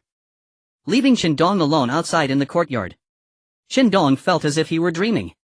When Tian Xiaoyu and Xia Anqi first met, he even sensed a hint of tension in the air. But in the blink of an eye the two were arm in arm, leaving him behind in the villa courtyard. Chen Dong's expression was somewhat strange. Yet he was more pleased. The fact that the two could get along so well so quickly saved him a lot of trouble. In the following days, with Tian Xiaoyu's arrival, Chen Dong was driven to another room by Xia Anqi along with his bedding. Chen Dong was somewhat confused, but he only received a simple explanation from Xia Anqi: "There are plenty of rooms at home, we should still live separately." Chen Dong felt quite aggrieved. In the past it was always Xia Anqi who clung to him, sometimes waking him up in the middle of the night. Yet now with Tian Xiaoyu's arrival he was directly kicked out of the room. However, Chen Dong still complied. He tidied up a new room and settled in. In the following days he did not go out to gather supplies but stayed at home with the two women. In the morning, enjoying breakfast made by Xia Anqi and chatting with Tian Xiaoyu about past events was quite pleasant. Yet this pleasantness was soon disrupted. "Xiaoyu, can you guarantee that what you just said is absolutely true?" Chen Dong looked at Tian Xiaoyu with a serious expression, struggling to believe the terrifying statements she had just made. Tian Xiaoyu nodded, emphasizing each word. "Absolutely true, this will be a catastrophe." On a cloudless night dotted with stars, Tian Xiaoyu took out the astronomical telescope given to her by Chen Dong, enjoying the rare moment of stargazing. Unfortunately, she could neither see the blue star nor the familiar constellations. Today was a perfect environment for stargazing, and as Tian Xiaoyu observed, she suddenly spotted an unusual trajectory. She found it hard to believe. Rubbing her eyes and leaning closer to the telescope, she was horrified to discover that it was not an illusion. Groups of meteors trailing behind like broomtails were plummeting towards the apocalyptic world. If nothing goes wrong, they would likely arrive next month. Thus Tian Xiaoyu without much hesitation hurriedly woke the already sleeping Chen Dong and Xia Anqi, informing them of this despairing reality. Chen Dong rested his chin on his hand, lost in thought. "Xiaoyu, are there many meteors? If they hit the ground, what level of destruction will they cause?" "Destruction? It's nothing but destruction. It will damage the ecological environment, causing trees to wither. It will ruin the ground, leaving it pitted and uneven. Most importantly for the survivors, this is a disaster." Chen Dong tapped his fingers on the armrest of the sofa, murmuring, "The construction blueprint for the underground fortress we obtained earlier has finally come in handy. However, the construction materials are quite hard to come by. The underground fortress could help them safely navigate through the calamity of the meteor storm. Yet this underground fortress required a special material that had never been encountered before, S-alloy. Despite collecting so many resources, it was the first time Chen Dong had heard of it. But to build the underground fortress, S-alloy was essential. Chen Dong felt a mix of joy and worry. Tian Xiaoyu was unaware of the materials needed for the underground fortress and remained very excited.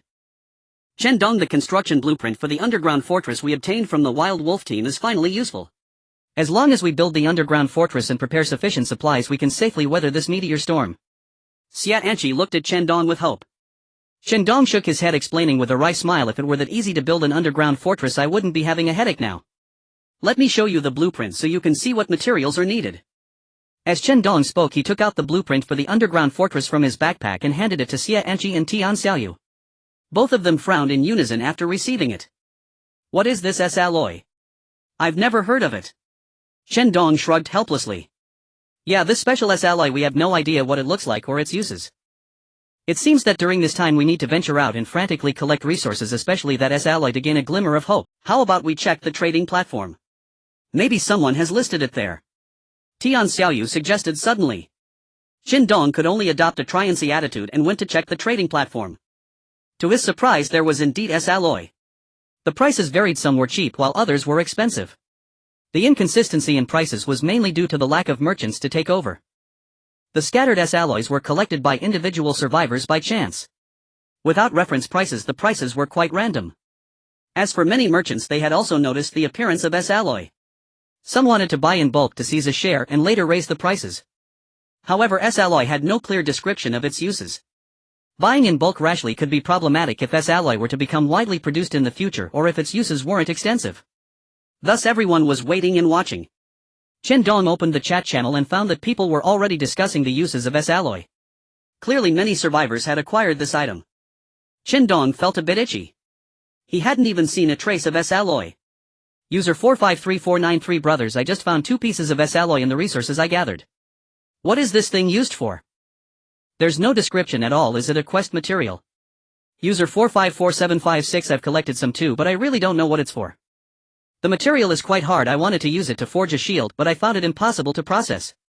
User 967969 Haha, do you think you're that muscular guy in tight clothes forging a shield? I don't think this S-alloy is meant for us to create equipment, right? Could it be for making battle armor? User 223954 You guys are truly out of your minds. If you can't even make a shield with this rough material, how do you expect to make battle armor? I think there might be something that needs to be crafted with S-alloy. Upon seeing this person's comment, Chen Dong secretly admired him. The truth was indeed like that. If a meteor storm occurred later, the underground fortress would be essential for the survivors. Thus the indispensable S-alloy for building the underground fortress would become an object of desperate competition. When that time comes, skyrocketing prices would be just a matter of an instant. User 957565 So is there anything that needs S-alloy for crafting? I really don't know. User 754534 Exactly, this S-alloy has no use at all right now. I was thinking of stocking some on the trading platform to flip later, but now I don't dare to act. I'm afraid of losing my investment if things go south. At that point I won't even need to wait for zombies to eat me, you'll starve to death. User 948292 I listed S-alloy for a pound of rice, come grab it, huh?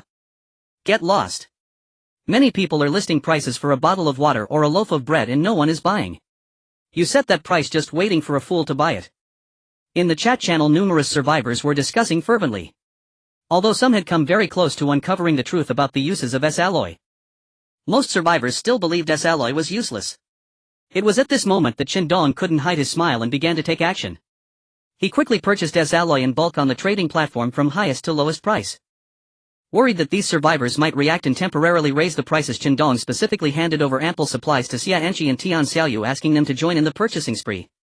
The 3 of them eagerly began to buy. Chen Dong chose not to touch the exorbitantly priced S-alloys at auction.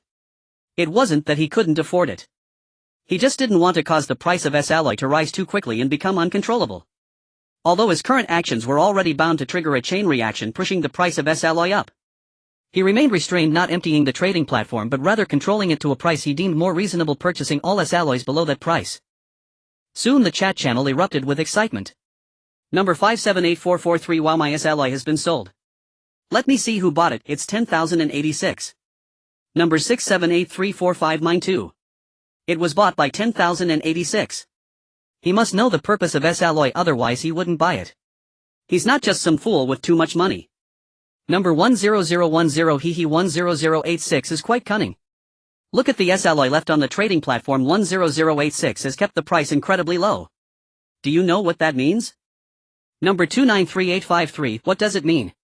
Number 10,000 It means that 10,086 after realizing the purpose of S-alloy hoarded a large quantity of it. Once there is a high demand for S-alloy he can sell it for a profit. After all, he acquired it at a very low price.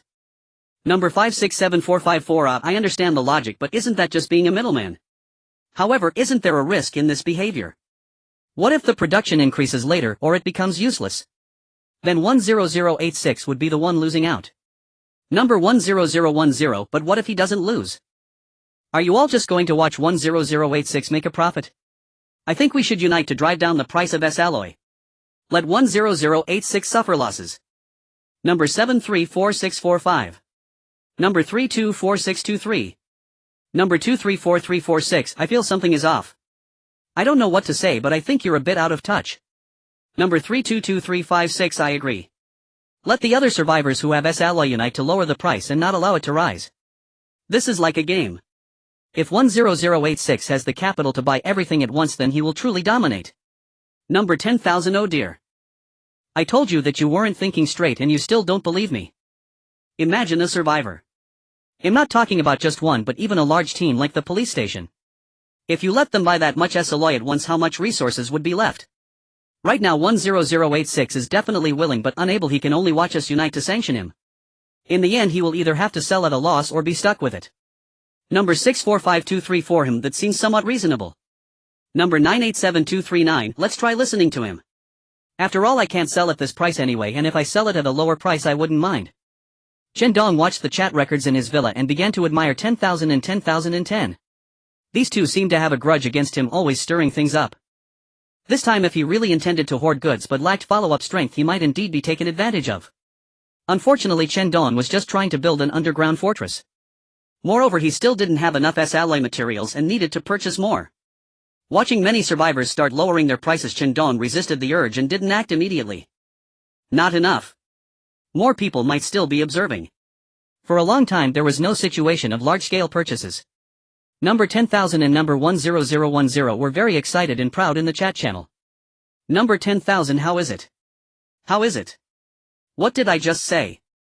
The price is even lower than before, yet there are no signs of large-scale purchases, which indicates that 10086 is unable to hold strong.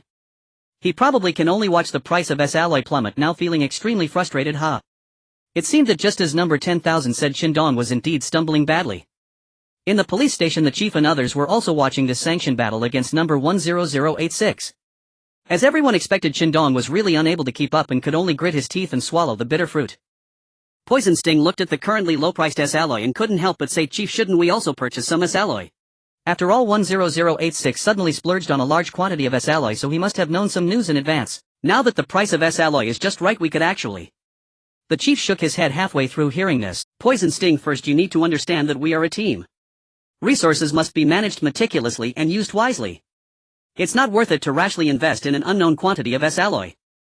But Chief, if S-alloy has a special use in the future, buying it later will not be at this price. What's there to be afraid of? The chief laughed heartily, not taking it to heart at all. With so many people in the police station, we don't need to purchase just from our own output. Future S-alloy will be enough. Looking at the current situation, the output of S-alloy won't be too low. Meanwhile, Chen Dong was in the villa watching TV with Xia Anqi and Tian Xiaoyu. He directly closed the chat channel, completely dismissing the so-called sanctions. In fact, when he saw them aggressively claiming to sanction him, he couldn't help but laugh. If it weren't for the special situation of S-alloy and the fact that he didn't have so much time to gather, Chen Dong wouldn't have made such a big fuss about bulk purchasing. After all, it would attract too much attention. However, Chen Dong was still grateful to 10,000 and 10,010. Now more and more survivors holding S-alloy had set their prices within a standard range. Those slightly cheaper were immediately purchased by some speculative merchants and resold at standard prices. The expensive ones were left at the end of the trading page. The prices had begun to stabilize. After watching an episode of the drama, Chen Dong cleared his throat at the two girls who were still debating whether the male lead should choose the first or second female lead. So what's there to discuss? As a man, of course I want both. Xia Anqi's gaze held a hint of meaning. Tian Xiaoyu's face turned slightly red as she softly retorted, "When we were in school, how come I didn't notice that you Chen Dong had such a scheming side?" Chen Dong exclaimed in innocence. "Ladies, my comments are only about the plot of the drama, please don't take it personally." Seeing Chen Dong being put in a spot, Xia Anqi and Tian Xiaoyu laughed even more heartily. Chen Dong then reached out and continually tickled the sensitive waists of the two girls, making them laugh uncontrollably. It wasn't until he heard their pleas for mercy that he withdrew his hand in a victorious manner. "Now that we've had our fun, it's time to get down to business and prepare to purchase S-alloy again." Hearing this, Xia Anqi and Tian Xiaoyu quickly got into the zone, opening the trading platform and standing by. What Chen Dong was waiting for was the moment everyone relaxed, thinking that he couldn't purchase S-alloy, and carelessly tried to maintain a monopoly by unifying prices when he would strike decisively. The three moved together, buying up all the low-priced S-alloy. In an instant the entire trading platform was left with only a few S-alloys. The remaining ones were priced exorbitantly, belonging to merchandise meant for amusement. For example, previously 10 pounds of rice could be exchanged for 1 piece of S-alloy. Some survivors were just looking to list the S-alloy they had just gathered on the trading platform. Seeing the reference price listed, they couldn't help but be stunned. They thought to themselves, when did the price of S-alloy rise so outrageously? The recently listed price was clearly still quite low. When they opened the trading platform, they realized that S-alloy was almost sold out. A large number of survivors began to denounce in the chat channel. Number 367434, refund me. 10,000 you two come out. Wasn't it said that 10086 has no S-alloy to purchase? Now almost all S-alloy has been acquired by 10,086. What the hell? Number 464242, exactly, it has caused us to set such a low price. Number 10,000, I didn't expect 10086 to have so many resources. I haven't seen them take action before. It seems this person is quite cunning and we have all been played. Number 10010, yeah, who would have thought? This time 10,086's acquisition effort is even greater than the first time. They must be loaded. Number 356735, don't talk nonsense. Regardless of how rich 10,086's resources are, let's first calculate. You two promised us to unify the price and now we are in this situation. Whose fault is it? Number 46453, damn it, I didn't want to sell so cheaply at first, but ended up selling high and was directly pushed to the back pages. If it weren't for my urgent need for resources, I would never have sold at such a low price. This is really bad luck. Number 10086, 10,000, thank you. I have already sent the agreed resources to you. Let's continue next time. Number 856897, what does this mean? 10,000, can you explain what this means to us? Number 29845, you really are something. 10,000, working in tandem with 10086 to acquire S-alloy at a low price. Number 10,000, let me explain. Chen Dong looked at the large amount of S-alloy in his backpack, overwhelmed with joy. These were all acquired back at a low price. I wonder what expression those sellers will have when they realize the importance of S-alloy after the upcoming meteor shower. At this moment Chen Dong had already collected enough S-alloy to support the construction of an underground fortress, so he naturally wouldn't delay any longer. Although Tian Xiaoyu said that the meteor shower would arrive in about a month. However, the earlier the underground fortress is built, the better. Chen Dong planned to build the underground fortress beneath his villa. First, it would be convenient for entry and exit. Secondly, because the villa already has a barrier wall and an automatic defense system, building the underground fortress here would be safer. Thirdly, it is also because the villa already has a basement. The construction of the underground fortress can completely utilize the basement's structure for expansion. Chen Dong took out the construction blueprint for the underground fortress and along with Xia Anqi and Tian Xiaoyu went to the basement of the villa to witness the construction process of the underground fortress. Underground Fortress initial construction blueprint for the Underground Fortress 11 S-alloy 25920. Do you want to build the Underground Fortress? Yes, no. Chen Dong clicked to build the Underground Fortress and the S-alloy in his backpack began to melt, slowly adhering to the walls of the villa's basement, continuously integrating and expanding. It was still the same basement, but it was no longer the original basement. Chen Dong looked at the walls of the basement, which should now be the Underground Fortress. The smooth walls of S-alloy shimmering with a silver quality made the Underground Fortress resemble a white space of transit full of a sci-fi feel. The construction of the underground fortress was completed, eliciting exclamations from Xia Anqi and Tian Xiaoyu. However, Chen Dong rested his chin on his hand, feeling that this underground fortress looked familiar. After racking his brain, he finally slapped his forehead. This understated restrained silver texture with metal covering the entire wall is not just the upgraded version of the iron window tiers. As long as one accepts the set notions in their heart, they can never change the inherent impressions brought by their subconscious. Now looking at this underground fortress, Chen Dong increasingly found it displeasing. Fortunately, the construction of the underground fortress was based on the original basement, so it retained the original spaciousness. There was a -1 level living room, 2 maid rooms, a bar counter, a study, and many functional areas. This did make Chen Dong quite satisfied. After all, the underground fortress he initially envisioned was like something out of a movie, cramped with a lot of supplies and survivors. Looking at the underground fortress, where the only changes were the walls covered with S-alloy and almost everything else remained the same, Chen Dong was very satisfied. In such an environment, even without a meteor shower, living here would be very comfortable. Chen Dong looked at Xia Anqi and Tian Xiaoyu. He wanted to renovate this underground fortress. After all, the original basement followed the initial design layout, which he didn't like much. Of course, renovations to the underground fortress would definitely require the participation of Xia Anqi and Tian Xiaoyu. Chen Dong smiled and said, Anchi Xiaoyu, I want to renovate the underground fortress. What do you think should be changed? Xia Anchi was taken aback. Renovation. What kind of renovation? Armament or home design?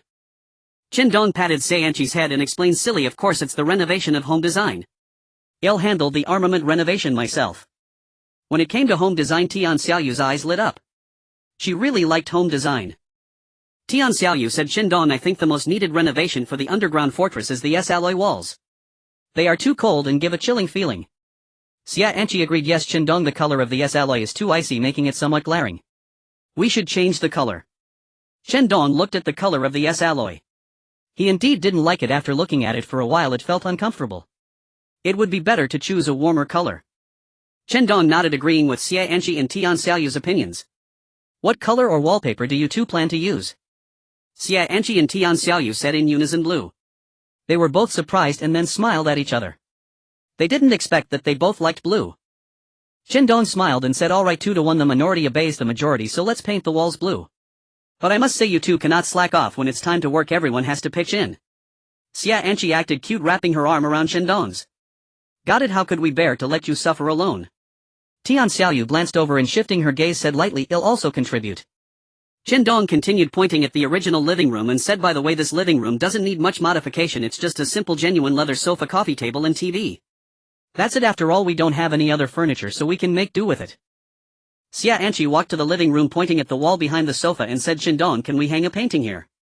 I really like a painting from our upstairs room, it would look nice here. Chen Dong nodded.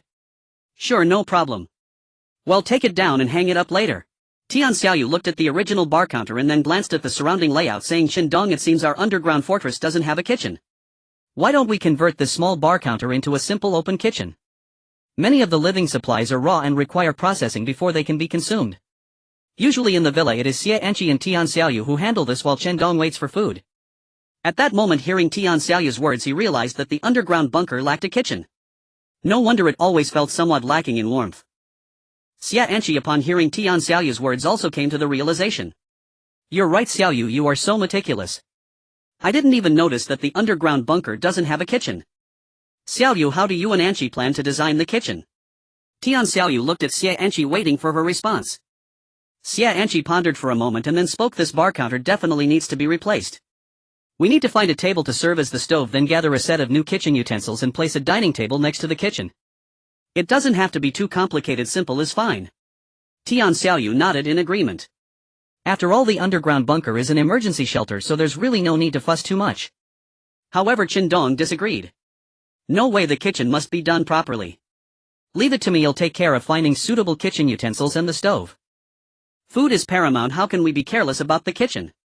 Moreover, if you two don't set up a proper cooking area, if one day you get upset and take it out on the food, making it inedible, I will suffer too.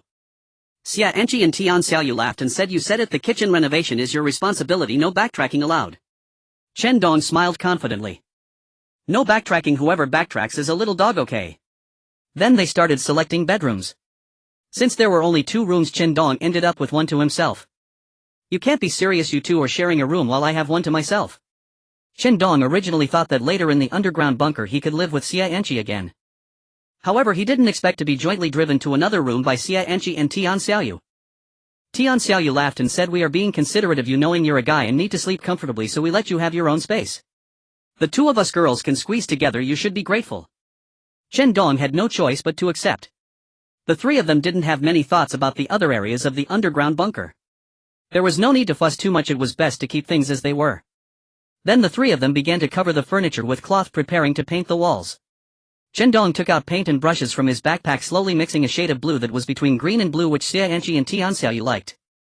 He remembered that in the previous world this shade of blue was called Tiffany blue. Mixing the paint wasn't difficult. Chen Dong took out a large bucket of blue paint and mixed it with white paint.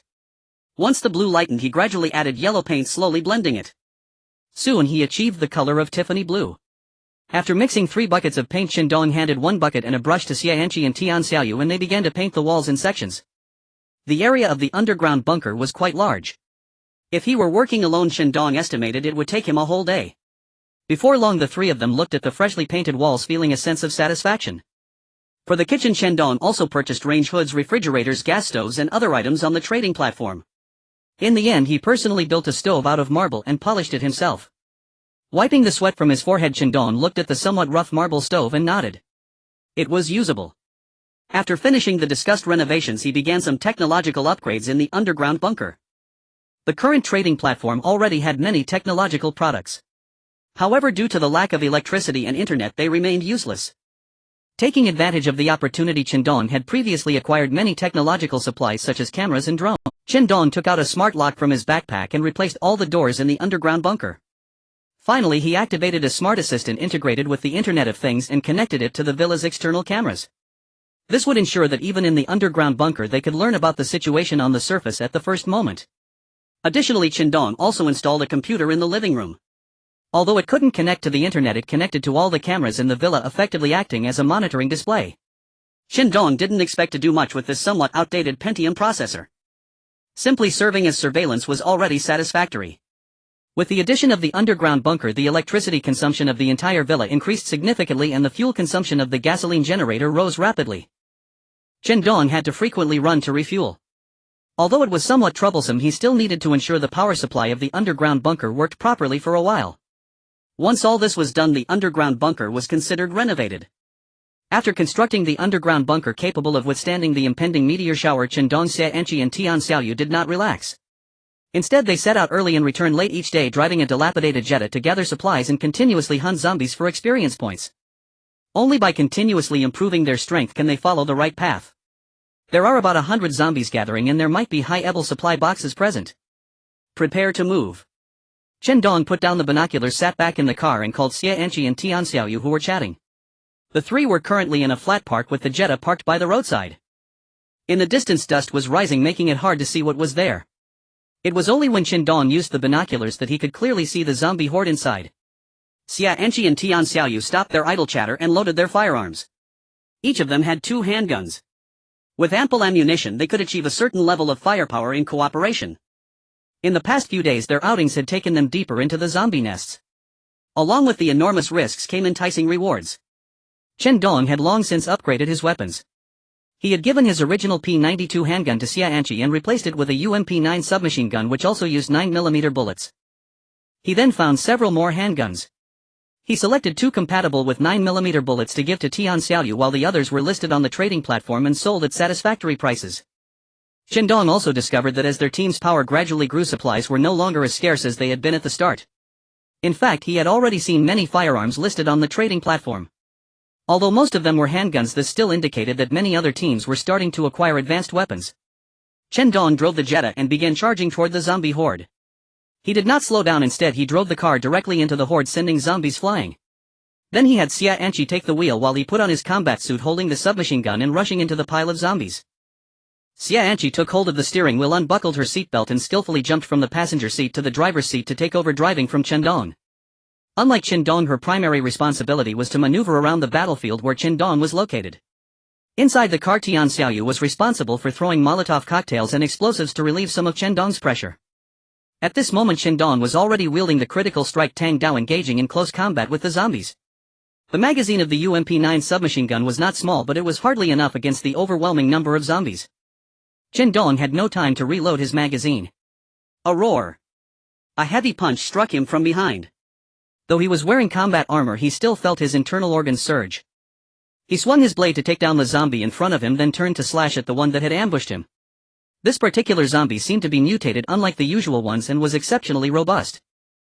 However, Chen Dong was already accustomed to it. Since the emergence of mutated creatures, mutated zombies had begun to appear as well. These types of zombies had enhanced physique and strength. Chen Dong suspected that in the future there might even be zombies with intelligence and various special abilities. Just like the bosses in the Resident Evil games. Even the critical strike Tang Dao could not inflict fatal wounds on such mutated zombies, he had to chop at them repeatedly. Just like the mutated giant spider Chen Dong was fighting. Any creature associated with mutations was exceedingly troublesome. Fortunately, this mutated zombie had not yet gained intelligence. Although it recognized the danger posed by the critical strike Tang Dao in Chen Dong's hands, it continued to attack with its body without attempting to evade. Chen Dong was not in a good position either. Despite wearing combat armor, the powerful strikes from the mutated zombie continuously caused recoil. Blood even trickled from the corner of Chen Dong's mouth. Seeing Chen Dong in trouble, Xie Enqi and Tian Xiaoyu wanted to help him. However, they were blocked by zombies. They had no choice but to remain at the outer perimeter of the zombie encirclement, trying to attract the zombies while utilizing ranged attacks to eliminate them. After all, unlike Chen Dong, they were not wearing combat armor and could not recklessly charge through the horde of zombies. Ordinary people, even if they had consumed the antiviral serum, still feared zombie infection. But zombies could devour a person alive, which was far more terrifying than infection. With Chen Dong restrained by the mutated zombie, more zombies quickly surrounded him. He had to break free immediately. Otherwise, if this dragged on, he would exhaust himself to death. Gritting his teeth, Chen Dong threw a few grenades on the ground not far from him where the zombies would inevitably pass. Boom! The grenades exploded, tearing the zombies apart. The mutated zombie was also staggered, its movements slowed. However, Chen Dong was also caught in the explosion radius. The armor's defenses were so sturdy that it showed no signs of damage even in such a tremendous explosion. However, Chen Dong's internal injuries worsened, leaving him dazed. He could only think that he would never stand in a grenade's blast radius again. The true explosion of a grenade was deadly. The energy backlash was enough to rupture a person's internal organs. It should be noted that Chen Dong had undergone body enhancement. Even he nearly couldn't withstand the internal injuries, let alone an ordinary person. Chen Dong tore open a breach, choosing not to entangle with the mutated zombie any longer, and turned to flee. While retreating, he frantically threw Molotov cocktails and grenades behind him. The Molotov cocktails and grenades impeded the ordinary zombies, but the mutated zombie would not be affected by such minor injuries. It did not stop its pursuit, but instead chased after Chen Dong at full speed. Chen Dong cursed his luck. However, there were still many zombies behind the mutated one. He could only choose to maneuver, letting Xia Anqi and Tian Xiaoyu eliminate as many zombies as possible to lessen the pressure on him. Of course, he would also look for opportunities to take down some ordinary zombies. Only by completely eliminating the ordinary zombies could the three of them jointly deal with the mutated zombie and have a chance of success. If Chen Dong were to face the mutated zombie alone, it would truly be uncertain. The last time he killed a mutated creature, it was due to sheer coincidence. These mutated zombies required a significant amount of firepower to suppress. But Chen Dong had no time to change magazines. They chased each other.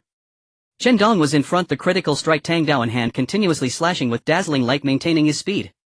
The mutated zombie trailed behind, always just a step away from catching up, yet each time Chen Dong narrowly escaped. Chen Dong was dragging things out. Even though his stamina had decreased significantly, he was still waiting.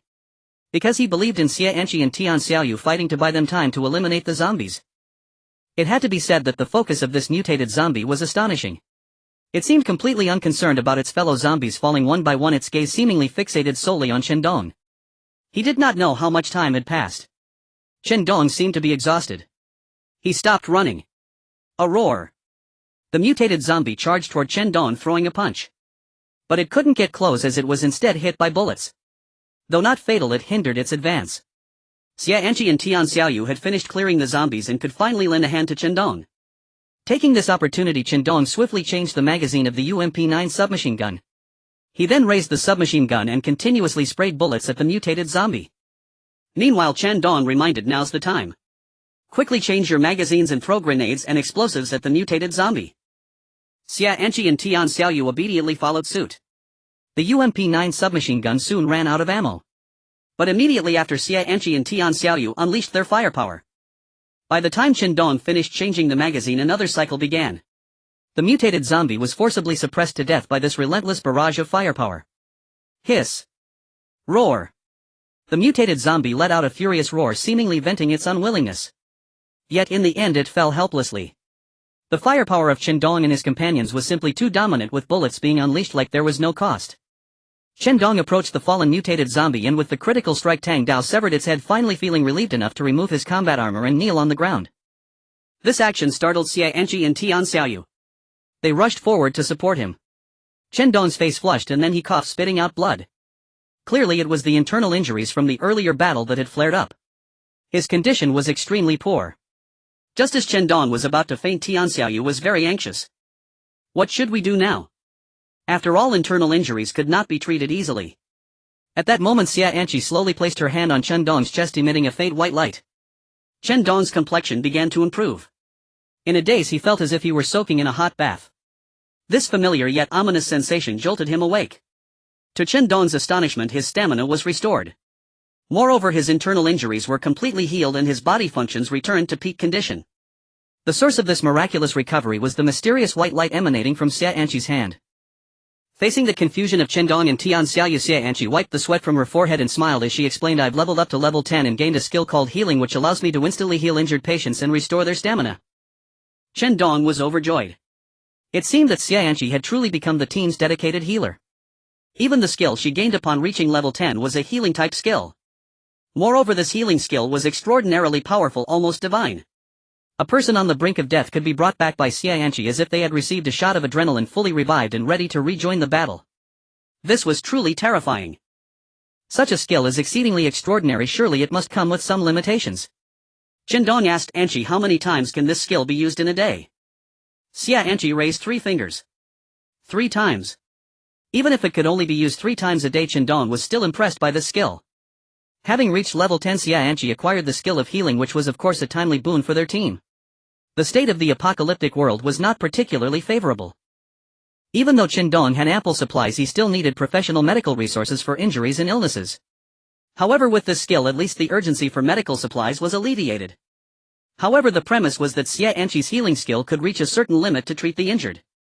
This was something Xie Anqi did not fully understand. Thus Chen Dong could only abandon the matter. The scope of healing would have to be explored through ongoing practice. Now what was more important was that they had killed a mutated zombie and a golden level supply box radiating a golden glow was placed before them.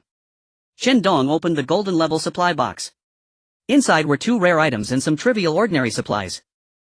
Laser defense device, automated Gatling gun, 100 bottles of mineral water, 2 pounds of ribs. This golden level supply box could be considered quite generous.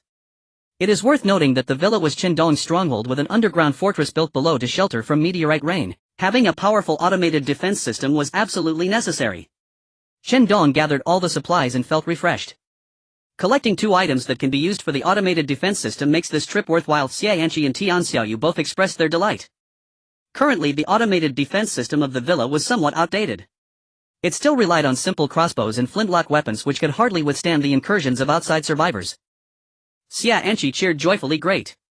Our automated defense system should have been upgraded long ago. We had no way to do it before and could only stare anxiously. Tian Xiaoyu also let out a long sigh of relief. Yes, during this time other survivors in the villa district have been constantly eyeing us. I estimate that they won't be able to hold back much longer. After all, times had changed. It was no surprise for survivors to possess firearms. Crossbows and most melee weapons, even Molotov cocktails, were gradually being phased out. What replaced them were powerful firearms and even deadlier remote grenades or explosives. Chen Dong smiled, now we can be at ease. If anyone is foolish enough, we'll ensure they come and never return. Let's go home. The 3 of them got into a Jetta and set off for their return. Shortly after arriving at the shelter in the villa district, the system issued an announcement. Survivors, a meteorite rain will descend upon this world in half a month, causing immense radiation and energy shock on the surface. The only way to avoid the meteorite rain is to build an underground fortress. The system will distribute the construction blueprints of the underground fortress to survivors' mailboxes throughout the day. Please check. We hope that all survivors will promptly construct underground fortresses before the arrival of the meteorite rain to seek survival. The system announced the impending meteorite rain. It had been a week since Tian Xiaoyu observed the meteorite rain. Chen Dong and the others had already constructed the underground fortress early on.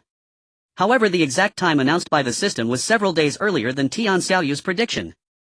This was not good news. The other survivors had not been informed in advance. Therefore, after receiving the system announcement, they were at a loss for quite some time. In the chat channel, many were already anxious and uneasy. They had been tormented by zombies to the point of being on edge, and now another disaster was looming. Moreover, it was the most terrifying meteorite rain. After all, it was this very phenomenon that led to the extinction of prehistoric dinosaurs. How could it not instill fear and worry? ID 948524 Meteorite Rain. Ah, what a relief. I'm done playing. Whoever wants to can continue. Hee, let's enjoy the last moments of life. ID 435324. Remember when a brother predicted recently about possible natural disasters? I really want to say you're a genius. Damn, this time it's meteorite rain, next time it could be an earthquake or tsunami. Hey, it's truly miserable to fight for survival. I don't even look human anymore. ID 352534. Is the meteorite rain small scale or large scale? How long do we need to hide in the underground fortress? Supplies are insufficient. ID 575673. It's truly despairing. ID 756543. Forget about that for now. Have you received the blueprints for the underground fortress? ID 548560. Not yet. What's up? ID 967864. Hehe. The construction condition for the underground fortress is S-alloy. Survivors were discussing how to survive the impending meteorite rain in the chat channel, and some had started receiving the construction blueprints for the underground fortress, realizing the sudden appearance of S-alloy and its significance. ID 564533. What? Say that again. What is the underground fortress made of? ID 345235. I also received the construction blueprints for the underground fortress. It really is S-alloy. It requires 20 pieces of S-alloy which can be upgraded later. Damn it, I sold all of them before. ID 764322. Damn, it's all because of the nonsense from IDs 10,000 and 10010 that now S-alloy has basically been acquired by 10,086. ID 645452. My goodness. The price of S-alloy is about to skyrocket. It seems like 10086 is going to make a fortune. Chen Dong was also very efficient, quickly listing a significant amount of S-alloy. He had stored quite a lot beforehand. The small amounts on the trading platform could not shake the prices he had set. If anyone priced lower than his, they were swiftly snapped up by Chen Dong and his companions, who were keeping a close watch on the trading platform. They would then modify the price and relist it. Of course, some people managed to snag good deals. But gradually only Chen Dong's large stock of S-alloy remained listed as the first item on the first page. And the selling price was double the average price he had acquired. Number 86743110086. Please be a decent person. 10 hand grenades, a pistol, 2 bulletproof vests, or a silver level crafting blueprint in exchange for a piece of S-alloy. You might as well go rob someone. Number 346335. Damn, I hoarded over a dozen pieces of S-alloy before but couldn't help but sell them all. Damn, now with all my wealth I can only afford 8 pieces. My mindset is completely broken. Number 989234. Hey, what's the use of saying all this now? Let's find a way to gather resources to exchange for S-alloy. In half a month a meteor shower will come. If we don't hurry and build an underground bunker, we'll be completely finished. Number 7564234. What good does it do to exchange everything for S-alloy? If we finally manage to build the underground bunker but have no supplies to live on, well, starved to death down there, how frustrating is that? Chen Dong was continuously watching the content in the chat channel. He felt no compassion for these survivors. On the contrary, he was even more determined to stabilize the prices and seize the opportunity to earn more resources. In this disaster, he only wanted to ensure that his team of 3 could survive. If he lowered the prices due to momentary compassion, the worst scenario would be that other speculative survivors buy from him and resell at a higher price. Rather than let others benefit, it's better for him to seize the first opportunity. Selling S-alloy this time, whether the price rises or falls later, has nothing to do with him. He had already reserved enough S-alloy for emergencies. Chen Dong spoke in the chat channel. Number 10086. Everyone, S-alloy is now on the shelf. This is a must-buy resource. Aren't you planning to buy it? Number 353452. I can't afford it. Can't I just go gather it myself? Number 10086. Bro, I'm not trying to rain on your parade, but collecting S-alloy isn't as easy as it sounds. I've been out multiple times these past few days and have only managed to gather a dozen pieces. The risks involved are better left undiscussed. So I advise you exchange for S-alloy as soon as possible to survive this meteor shower disaster. Number 54634210086. Can't you lower the price a bit? Number 10086. That's not possible. As the saying goes, rarity increases value. With the current scarcity of S-alloy, I can't sell it cheap without letting everyone down. Number 67745410086. We are all human. Are you not afraid of retribution for being so ruthless? Number 10086. I've heard this so many times it's really quite boring. I only know that if I don't gather resources I will starve to death or die of thirst. Besides, don't talk about retribution this time of meteor shower. If you don't build an underground bunker, it can also be considered a form of retribution, right? The other survivors were completely helpless. It was clear that Chen Dong was impervious to persuasion. He was a competent survivor harboring no unnecessary sympathy. Unless there are sufficient ships to move him. Thus many survivors still chose to submit. After all, in the face of real danger, what do resources even count for? The meteor shower can indeed kill. Unlike the zombies of the past that could be avoided, the meteor shower was explicitly mentioned in the system announcement. Only by hiding in an underground bunker can one escape unscathed. The S-alloy that Chen Dong put up for sale began to sell out one after another. Although the price was high, it was not entirely unacceptable. After all, building an underground bunker only required 20 pieces of S-alloy. Many people still had some supplies on hand. Some survivors, despite the pain of spending, bought 20 pieces of S-alloy from Chen Dong all at once, leaving them with nothing. Chen Dong didn't care how many pieces these survivors bought, he earned all the profits regardless. He just lamented that it's really profitable to strike it rich. And organized the infinite resources he had acquired recently. Unlimited hand sanitizer, unlimited cotton swabs, unlimited gauze, unlimited alcohol, unlimited anti-inflammatory drugs. Now they didn't have to worry about supplies for the time being. They could even guarantee meat for every meal, replenishing enough protein every day. Sometimes they would enjoy a glass of Romanée-Conti wine while relaxing in the villa, enjoying the air conditioning and watching TV. Such a life compared to other survivors could really be considered a top-tier enjoyment. However, at this moment many people could no longer tolerate Chen Dong.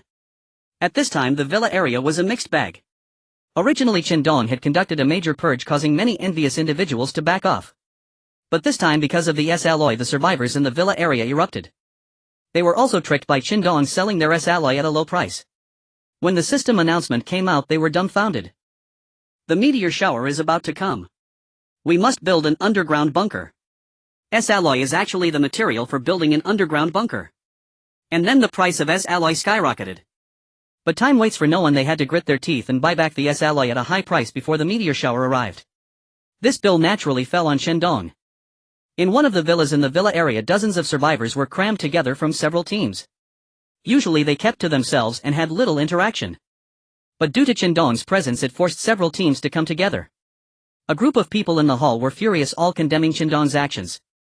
A strong man said unhappily, 10086 relies on his abundant resources to monopolize several times, and the resources we painstakingly gathered were easily plundered by him through despicable means. He took all the benefits for himself. A scholarly young man with glasses next to the strong man also frowned. That's right, this monopolization of S-alloy has already caused a huge uproar. Everyone living in the villa area must be in a frenzy over this matter. And what about 10,086? He must be watching our jokes with glee right now. We must overthrow such a capitalist lackey. The words of the young man in glasses resonated with many present, and they all expressed their stance. That's right, we must unite and remove 10086 together. Previously we were wary of 10,086's pistol and that automated defense system, but times have changed. We also have pistols and grenades now. 10,086's few pistols and the crossbows and guns on the defense system are simply not intimidating. Take down 10086 and build a harmonious order. At this moment the young man adjusted his glasses and narrowed his eyes, saying 10086 must be eliminated, but if we launch a full-scale assault, casualties are inevitable. We need to come up with a plan to achieve our goals without bloodshed. Those survivors who had originally proposed a strong attack suddenly fell silent. They hadn't thought that much before. After all, with so many people, one spit could drown 10,086. Why would they be afraid of him?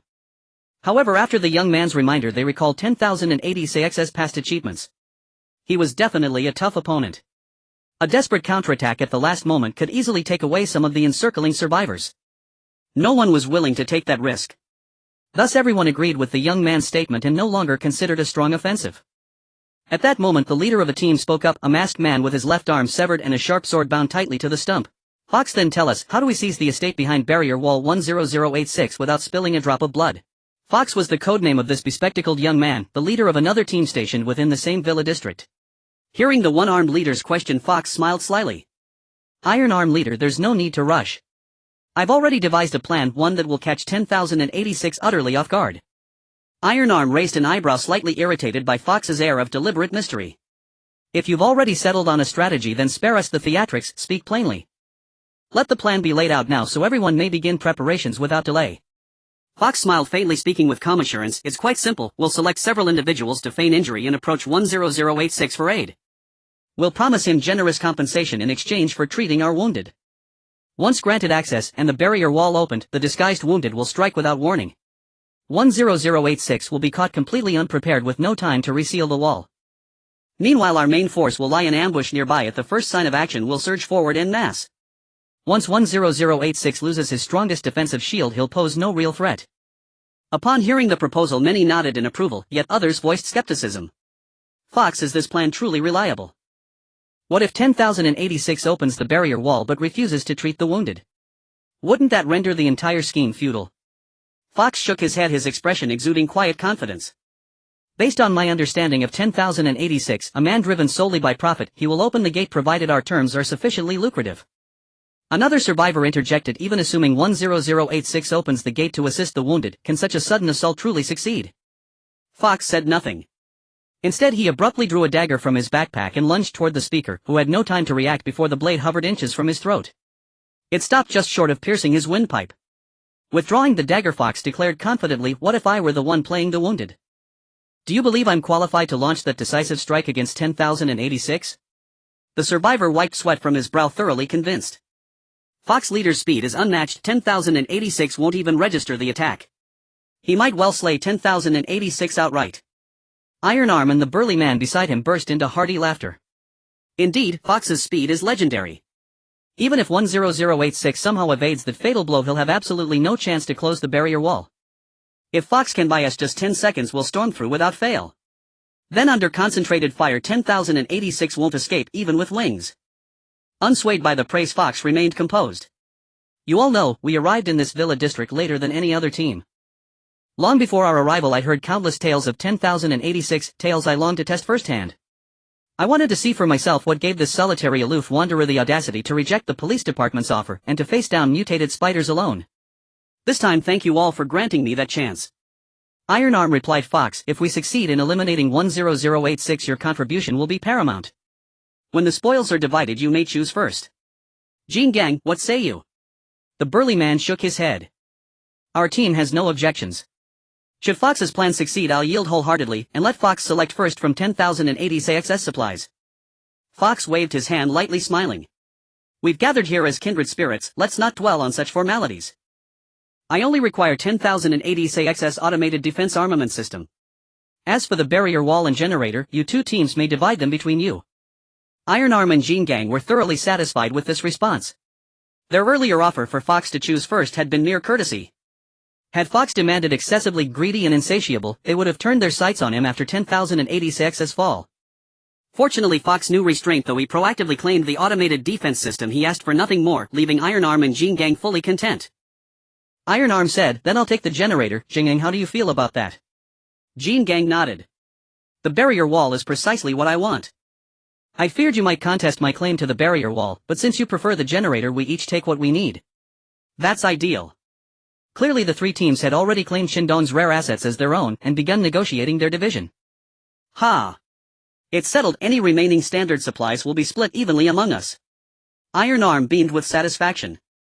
He had been among the earliest arrivals in the Villa District, having witnessed Chen Dong's brutal clash with Jiang Kai's team and later Chen Dong's iron-fisted rule. He longed for Chen Dong's demise, for sleeping soundly beside such a harbinger of calamity was impossible. After finalizing the plan, Fox added, "Leaders, I propose we lace the supplies we offer 10,086 as payment with poison, both food and water alike. If we can trick 10,086 into consuming them directly we'll achieve true bloodless victory, no risk, no confrontation required." Jean Gang frowned. But wouldn't that waste valuable supplies? Iron Arm strongly endorsed Fox's suggestion. Jean Gang, nothing ventured, nothing gained. Yes, some resources will be lost, but if we eliminate 10,086 every sacrifice will be repaid tenfold, perhaps even 20-fold. Jean Gang clenched his teeth. "Very well, so be it. Spray all the supplies with poison." Fox nodded, then addressed the assembled members of all three teams. "Comrades, soon we'll enjoy hot showers and air-conditioned comfort once more. So steel your resolve, let us eradicate 10,086 in one decisive stroke." A chorus of cheers erupted. Shouts of vengeance against 10086 filled the air as if their future prosperity were already assured. Chen Dong rose early that day. Yet he was furious, not because he'd awakened naturally but because he'd been roused prematurely. He usually slept until 8, then stretched languidly and performed joint exercises before rising. Today, however, he was jolted awake just past 7 by a group of survivors from the Villa District. 7 or 8 people, several bearing bandaged wounds, pounding fiercely on his gate while shouting demands. Chen Dong seethed. Damn it, what's with the racket at dawn?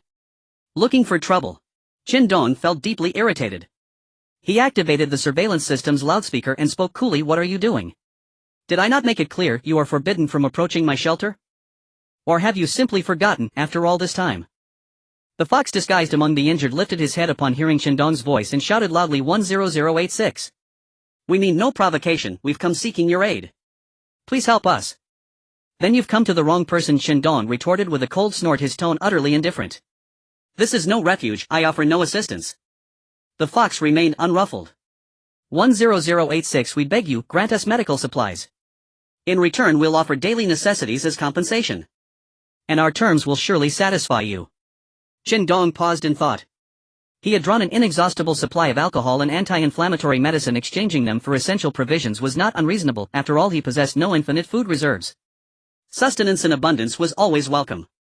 He stepped to the loudspeaker and declared, "Very well, I'll be right down to open the gate." A flicker of triumph flashed across the fox's mind. As expected, 10086 couldn't resist the lure of reward. Men die for wealth, birds perish for grain. This time, however, you shall fall into my trap. Chen Dong descended the stairs to the second floor.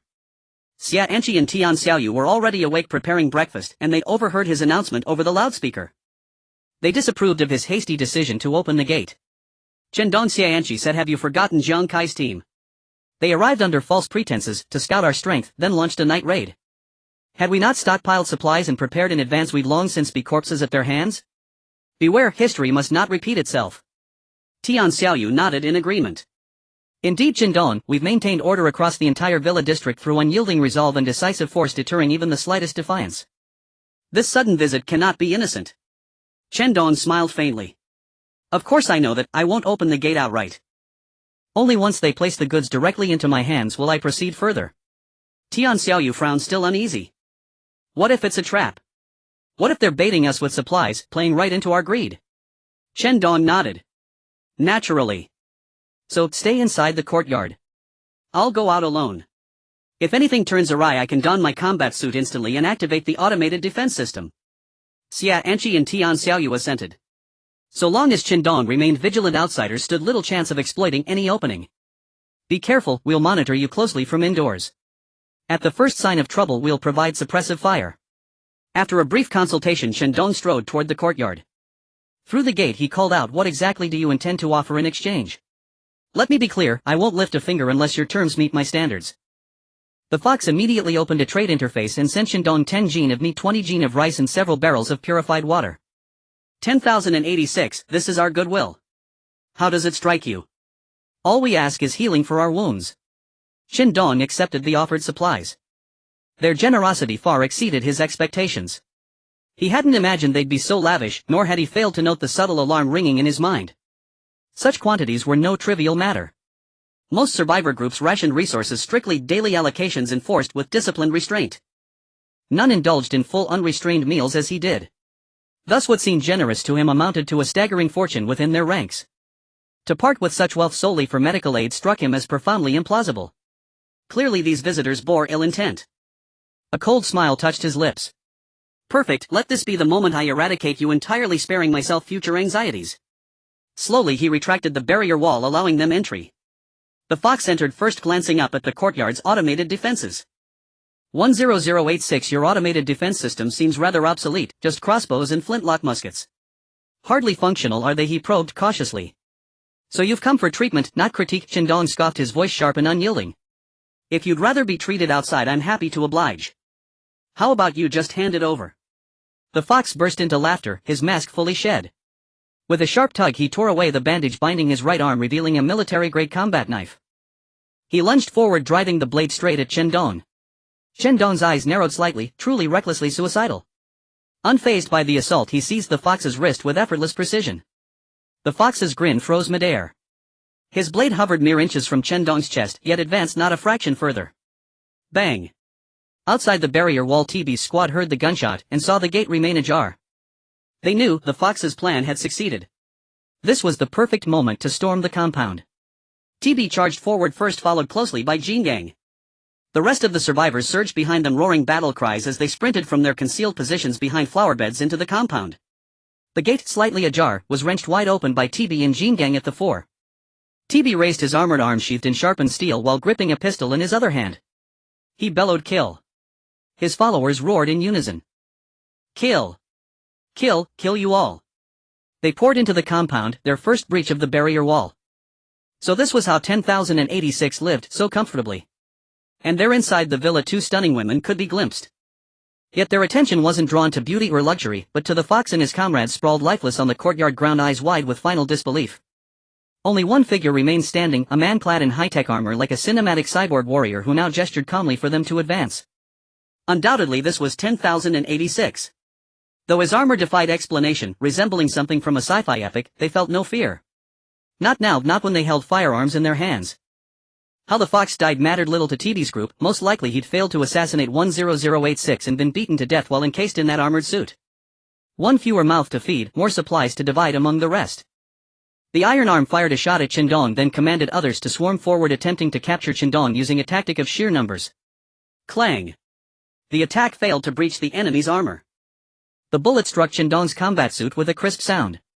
Aside from leaving a scratch, it caused no substantial damage. Chen Dong naturally saw through the iron arm's intentions. Capturing him alive was a very effective method against someone wearing a combat suit, just like what happened with Tian Xiaoyu before. However, Chen Dong would not give them the opportunity. He pulled out his UMP-9 submachine gun. Damn it! The Iron Arm and the Iron Man at the forefront cursed loudly and wanted to stop. But they were pushed forward by teammates rushing into the barrier. At that moment, Chen Dong had already disengaged the safety on the UMP-9 and began to spray fire into the dense crowd. In fact, the power of the UMP-9 submachine gun was not that overwhelming. But with so many people, it was inevitable that things would get crowded as 30 or so individuals rushed into the courtyard. There was no need to aim. A volley resulted in cries of anguish. Those who had been so confident yesterday, eager to hunt down Chen Dong, instantly became victims under his gun. Some who hadn't managed to rush into the barrier saw their teammates quickly fall utterly defenseless. They turned and fled.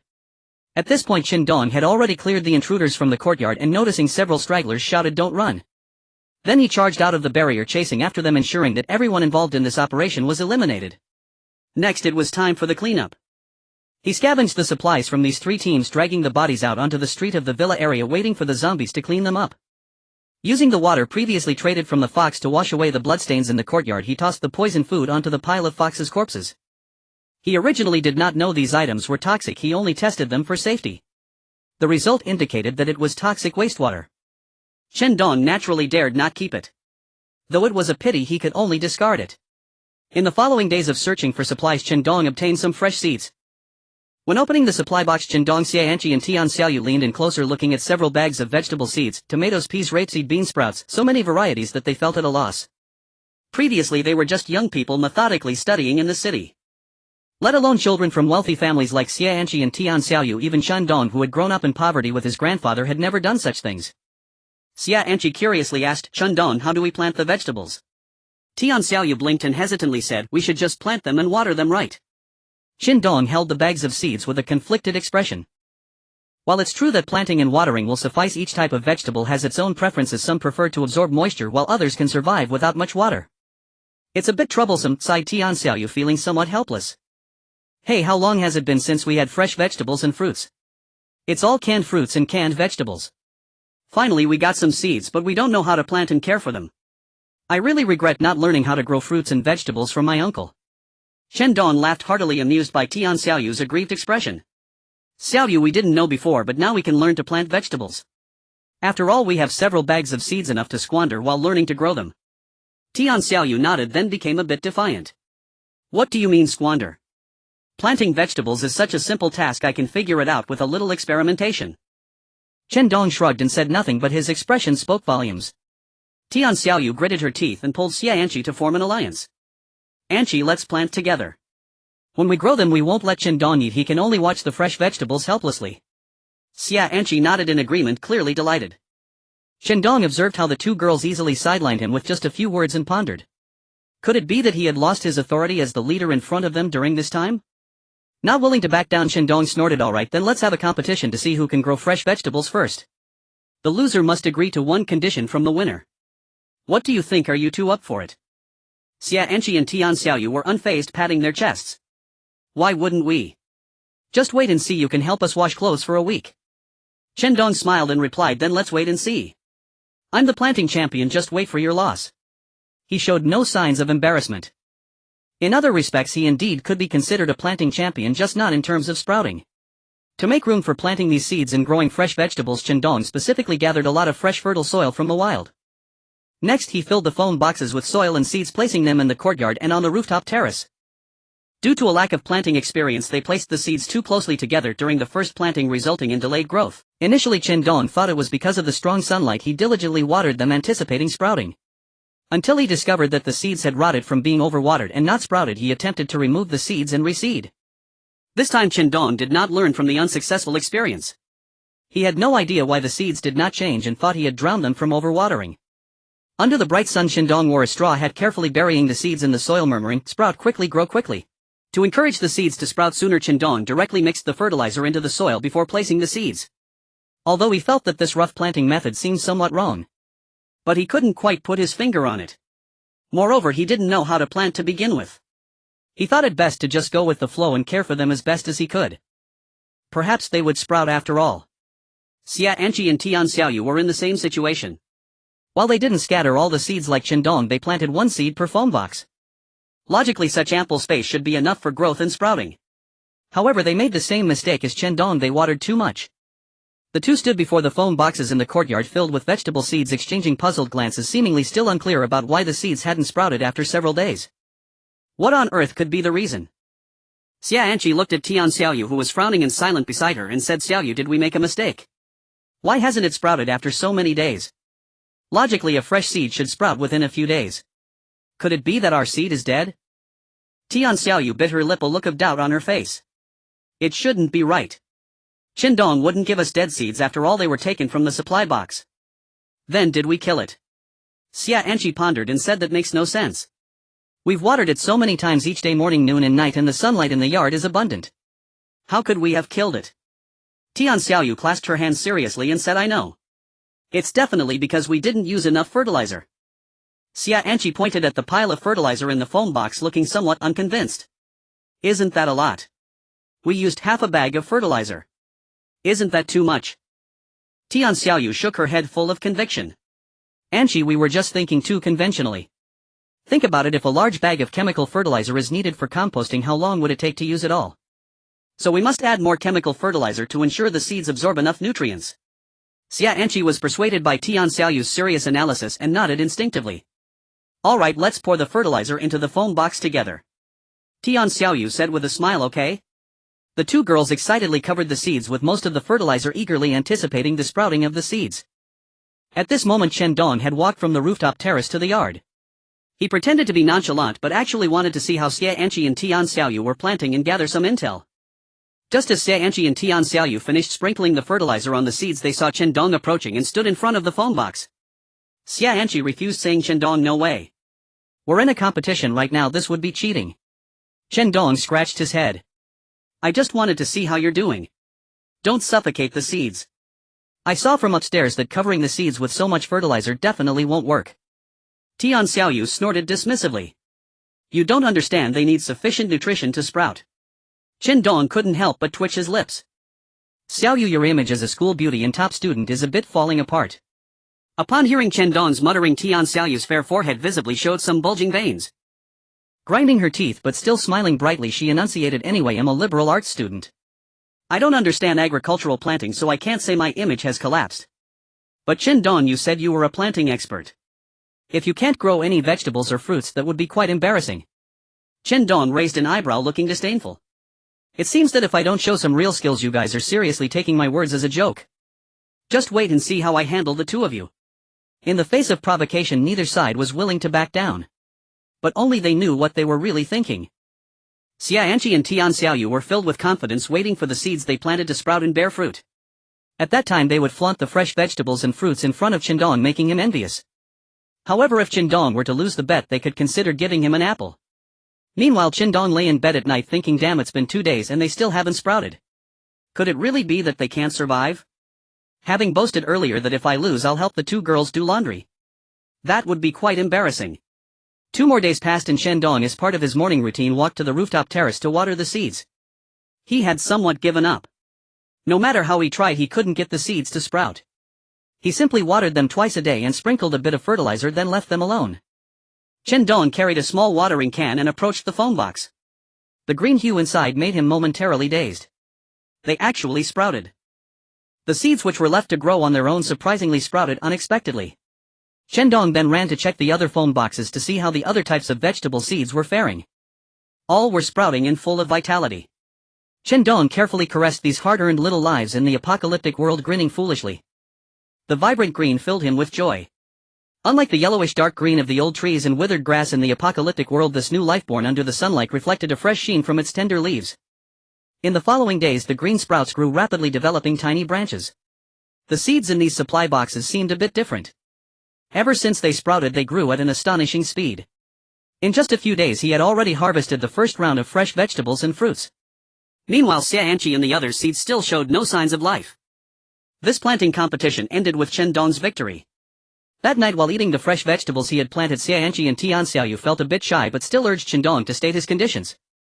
However, Chen Dong did not rush, planning to save it for later use. He needed to establish a planting area, and at that time he would have to relocate these foam boxes to the underground fortress. Everything he did was meaningful. The meteor shower was about to arrive and the canned fruits and vegetables they had on hand were not plentiful. Even with sufficient staple foods and meats, the human body requires various vitamins, minerals and fibers. If the meteor shower continued for a long time and the canned fruits and vegetables were consumed with no way to go out and gather supplies, the lack of various elements could harm their health over time. Therefore, growing fresh fruits and vegetables was extremely necessary for them. Planting fresh vegetables and fruits before the meteor shower arrived, and because of the special nature of these seeds, Chen Dong and the others had already harvested 2 or 3 rounds of fruits, accumulating a considerable stockpile. Having resolved the issue of vegetables, the next concern was the defense of the villa. Recently, after experiencing a surprise attack, Chen Dong felt a strong sense of crisis. He planned to take this opportunity to upgrade the automatic defense system before the meteor shower arrived. Fortunately, he had already obtained the laser defense device and the automated Gatling gun. For others, these 2 items might not show their value immediately. But in Chen Dong's hands, they were just the icing on the cake. These 2 items first needed to be compatible with the automatic defense system. However, as of now, many survivors, even the police station, had not acquired them. Chen Dong was unique in this regard. Upgrading the automatic defense system required a cooldown period of 1 day, and he had not upgraded it until now. After all, constantly going out to gather supplies meant he had to guard against external survivors invading during this downtime. As a result, survivors truly invaded. Although the automatic defense system had not entered cooldown, it made Chen Dong realize that the current system was somewhat outdated. Now survivors wielded firearms like mushrooms after rain. Handguns had become extremely common. In this situation, it was surreal that Chen Dong's automatic defense system was still equipped with crossbows and flintlocks. Moreover, Chen Dong discovered that even with invading survivors dressed in combat gear and wielding a UMP-9 submachine gun with Xianqi and Tianxiaoyu assisting with handguns, he hardly needed the lackluster defensive measures of the automatic defense system. It was imperative to upgrade. This matter could not be delayed any longer. The group of survivors led by the Fox and Iron Arm had just been annihilated by Chen Dong, and taking advantage of the residual intimidation was perfect for the upgrade. Chen Dong activated the shelter's intelligent assistant. The system's shelter assistant appeared from his personal window asking in a mechanical female voice, "Dear Master, how may I assist you?" Chen Dong opened the status bar of the barrier wall and clicked to add materials for the upgrade. Barrier wall upgrade. Do you need to inject materials for the upgrade? Chen Dong continued to click and then added S-alloy. The system alerted, "Dear Master, the S-alloy material is special. If you wish to upgrade the barrier wall, a large amount of S-alloy will be required and there is a possibility of failure. Do you wish to continue?" Without hesitation, Chen Dong clicked yes. Required materials for the barrier wall upgrade: S-alloy 24,950. Upgrade failed. Chen Dong was stunned. He looked at the red box that popped up from the system indicating that the barrier wall upgrade had failed and his backpack was short by 50 pieces of S-alloy. Hiss. Chen Dong inhaled sharply. He couldn't believe that his upgrade of the barrier wall could actually fail. Chen Dong asked the shelter's intelligent assistant, "What is the success rate for upgrading the barrier wall?" The intelligent assistant replied immediately, "Dear Master, I am sorry, but I cannot disclose the success rate for upgrades. If you fail, please try again." Chen Dong gritted his teeth, cursing the system as a scammer. "You really are something. With the S-alloy resources being so scarce, you still come up with a failure for the upgrade and don't even mention the success rate. This move is learned from some penguin company, isn't it?" The intelligent assistant did not respond. After all, it wasn't truly fully intelligent and could only reply to preset questions. Chen Dong clicked to upgrade again, unconvinced. "I don't believe it. If it failed the first time, how could it fail the second time? Bring it on." Barrier wall upgrade failed. Chen Dong looked at his backpack's S-alloy, which had decreased by 100 pieces. This feeling was like throwing money into the water. Nothing happened yet, something had already occurred. Chen Dong pressed his lips together. Now the S-alloy he had could only support 2 upgrades. If the upgrade was still unsuccessful, it would truly be a waste. However, the barrier wall had to be upgraded. The current barrier wall was merely a solid wall made of a mixture of cement and steel. Although hard facing the meteor shower, Chen Dong dared not guarantee that it wouldn't be smashed to pieces. Chen Dong gritted his teeth again. When has a gambler always lost? Barrier wall upgrade successful. S-alloy wall upgrade completed. It worked. Chen Dong couldn't help but nod vigorously, cursing a few times, then exhaling a deep breath. Never gamble again. The upgrade of the S-alloy wall was complete and the original barrier wall was covered inside and out with S-alloy absorbing the sunlight without being ostentatious, preserving its matte silver texture. Fortunately, everything was worth it. Chen Dong could only comfort himself in his heart. Then he asked the intelligent assistant, will future S-alloy equipment upgrades also have a failure rate? The intelligent assistant replied in its gentle mechanical female voice, Dear Master, S-alloy equipment upgrades will not fail. The reason for the barrier wall's failure was due to the enormous resource consumption, hence the possibility of failure. Of course you can also opt for a guaranteed upgrade. Chen Dong was puzzled. He had not heard of guaranteed upgrades before. What is a guaranteed upgrade? The intelligent assistant then listed the guaranteed materials for upgrading the barrier wall. Chen Dong exclaimed in delight. The guaranteed upgrade for the barrier wall only required 120 pieces of S-alloy. He had spent 150 pieces of S-alloy to successfully upgrade. He couldn't even recognize the way home. Knowing he had been tricked by the system, Chen Dong was helpless. Alright, I got it. You can go now. The intelligent assistant replied, Understood, Master. Chen Dong adjusted his frustrated state and continued to upgrade the automatic defense system. Compared to the barrier wall, this upgrade was much easier. Chen Dong opened the panel for the automatic defense system and clicked the upgrade button. Do you want to upgrade the automatic defense system? Yes, please insert equipment for the automatic defense system upgrade. A pop-up window appeared with an ad panel showing several equipment options. All of them could be used for this upgrade. Chen Dong glanced roughly at those items that could further upgrade the automatic defense system in the future, feeling excited. If all these assorted equipment were fitted for the automatic defense system, it would truly be impregnable. Chen Dong found the laser defense device and the automated Gatling gun, clicking to add these two already owned pieces of equipment. Upgrade. Automatic defense system upgrade successful. Cooldown period countdown 23 hours 59 minutes 59 seconds.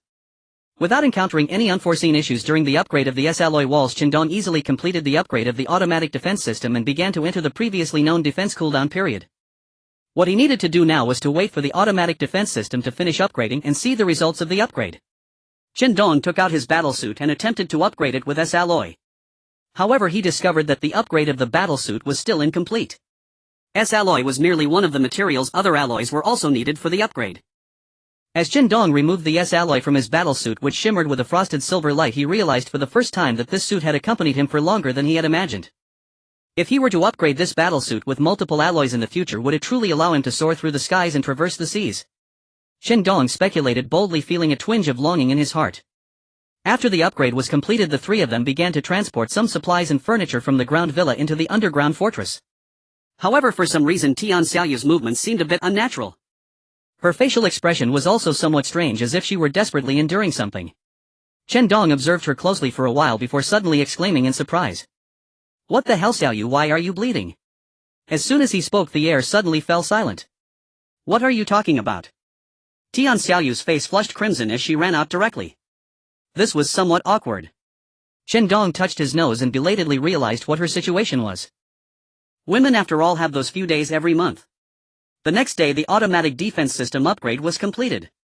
Chen Dong looked at the places where the crossbow and the flintlock had been now replaced with brand new laser guns and a Gatling gun that could spit blue fire, nodding in satisfaction. He even hoped that some unwitting survivors might come knocking to serve as free quality inspectors to test the power of the upgrades. Next, Chen Dong opened his mail to see what infinite supplies he had received today. Sanitary napkins. Chen Dong couldn't help but feel speechless. In recent days he had received various cosmetics like foundation, concealer and essence.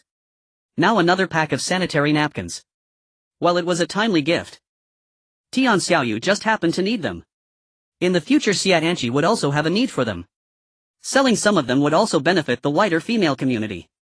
Meanwhile, some S-alloy was also sold, yielding mechanical claws, parachutes, special hemostatic medicines and the like. The warning of meteor showers had rapidly elevated the supply levels for survivors. Earlier everyone was risking their lives for a cold weapon and a little bread and milk. Now high-level supply boxes were appearing one after another. A team near the villa area recently managed to collect a platinum-level supply box which surprisingly contained an armored vehicle. For them this was a tremendous boost in strength. They attempted to launch sudden attacks against other survivors, excitedly discovering that the armored vehicle was practically unstoppable. Bullets struck the armored vehicle without leaving a scratch. They stormed into other strongholds, wreaking havoc before leisurely disembarking to finish off and plunder supplies. This team began to flaunt their power. They even gave themselves a formidable name, Dongxing. Other teams were quite wary of this armored vehicle, reluctant to provoke them too much. However, with Dongxing's power on the rise, how could they miss such a great opportunity for expansion? Dongxing sent notifications to nearby survivor teams demanding that others join their ranks. Those who refused would face iron-fisted suppression. Some weaker teams short on supplies had no choice but to join, or they fled under cover of night. There were also some survivor teams believing themselves to be strong who directly tore up Dongxing's notice, expressing their disdain. But soon Dongxing drove their armored vehicle into their camp, brutally suppressing them. Under such circumstances, Dongxing's reputation soared. Chen Dong also received an invitation from Dongxing. Upon seeing the sudden correspondence, he couldn't help but laugh. Rather than a letter, it was more of a notification. In the letter, Dongxing described their abundant supplies, the might of their armored vehicle, and the strength of their team members. Finally, they requested Chen Dong to join, explicitly stating they did not wish to meet him in battle. While tearing the letter apart, Chen Dong pondered. Could it be that I haven't demonstrated enough strength? Why do these guys keep coming to provoke me? Chen Dong replied with a letter in kind. With a flourish, he wrote 2 large characters, "Fool." He then instructed the messenger waiting outside the wall to take the letter back. Upon receiving Chen Dong's reply, Dongxing's leader Situ was furious, throwing the items on his desk to the ground in rage. 10086, I damn you. Situ cursed loudly, unable to swallow his anger. He had always thought that with their armored vehicle his team should be on equal footing with 10,086. He even believed he could subordinate 10,086. Yet they had outright rejected his invitation. Did they think that his Dongxing was comparable to the previous ragtag groups like Fox and Iron Arm? They not only had guns but also an armored vehicle. How could 10086 be so arrogant? Situ calmed himself slightly and had a thought. He would take down 10,080 excess supplies. The next moment Situ summoned his female secretary and ordered, "Pass my message down, let the brothers prepare. After lunch we will break through the wall of 10,086 and drag him out for a street parade." The female secretary nodded and respectfully left Situs' room. She conveyed the orders to every member of the team. After lunch, Situ emerged from his room, went to the stairs and looked down at the lined-up subordinates filled with ambition. "Brothers, just now 10,086 rejected our Dongxing's invitation and called us fools. Can you tolerate that?" Dongxing's subordinates shouted loudly no. Situ continued, "Then should we swallow this anger?" Dongxing's subordinates turned red in the face and shouted no. Situ smiled. Then his expression turned fierce as he slapped the stair railing hard. "Then should we seek revenge?" Dongxing's subordinates erupted again. "Yes. Yes." Situ nodded, very satisfied with his subordinates' performance.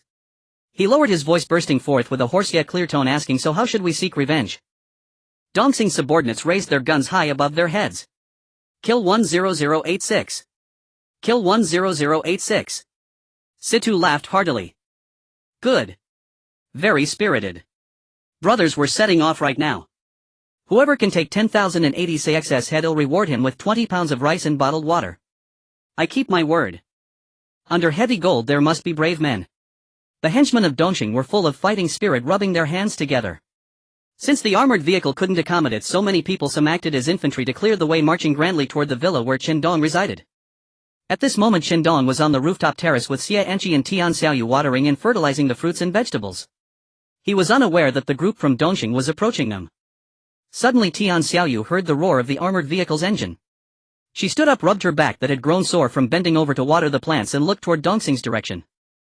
Upon closer inspection she noticed a group of armed men coming towards them, clearly intending to attack. She hurriedly warned Chen Dong, "It seems that Dongxing is preparing to attack us." On the armored vehicle Situ saw Chen Dong standing up and drew his pistol. At this distance it was sufficient for him to hit his target. Bang! Bang! "Watch out!" Tian Xiaoyu suddenly pushed Chen Dong aside. Then clutching her abdomen she slumped down onto the ground. Tian Xiaoyu had been shot. Situs' marksmanship was not bad. At such a distance he hit the target directly. Chen Dong watched in horror as Tian Xiaoyu was shot while trying to protect him, his eyes filled with rage. He quickly picked up Tian Xiaoyu, calling for Xia Anqi as he bent down and left the rooftop terrace. Running back to the underground fortress, Chen Dong looked at the bleeding Tian Xiaoyu, his heart in turmoil. Xia Anqi said, "Place Xiaoyu on the bed, I will use my skill." Chen Dong carefully laid Tian Xiaoyu on the bed and said with a serious expression, "Anqi, I'm counting on you." Xia Anqi nodded and activated her healing skill, her right hand glowing with white light which enveloped the bullet wound on Tian Xiaoyu. With a quick shout the white light produced by the healing skill burst forth with even greater intensity.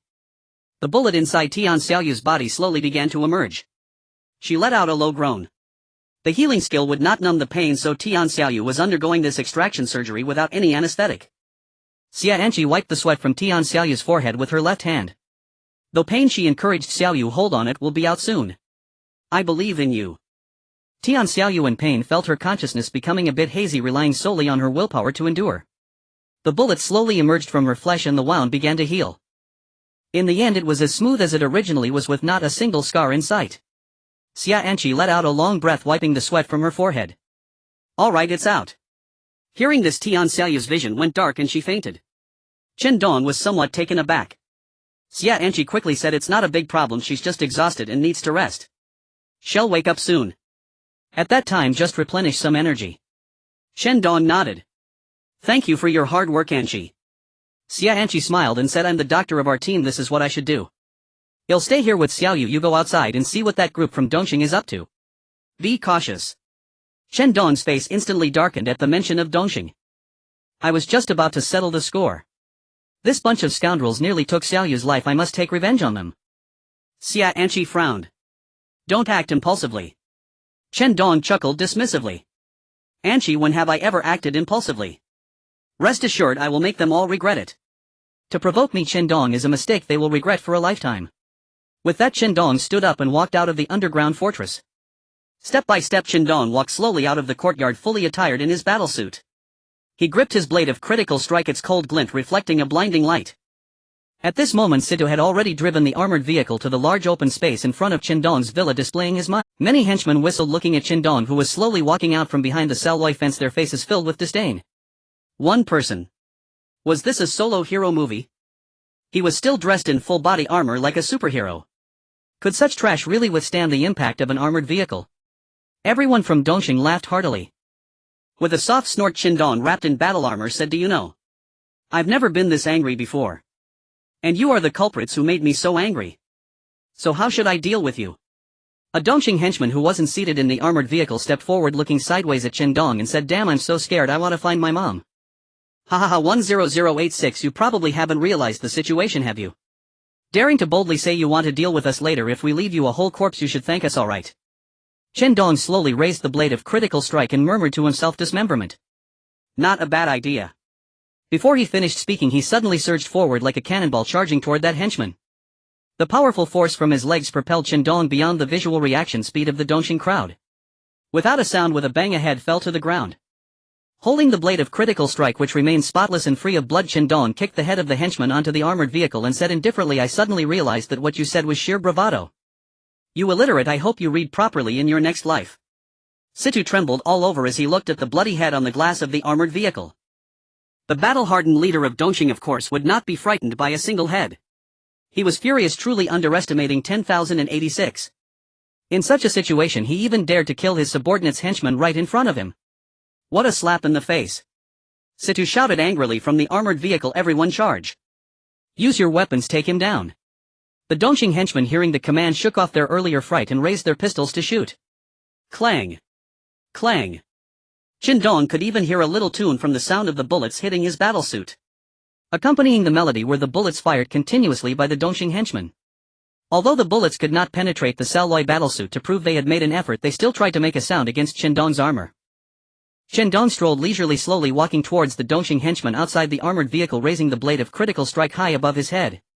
With a swift arc of his blade, a henchman from Dongqing looked at his severed arm, which was oozing hot blood, and howled in agony. You're so noisy.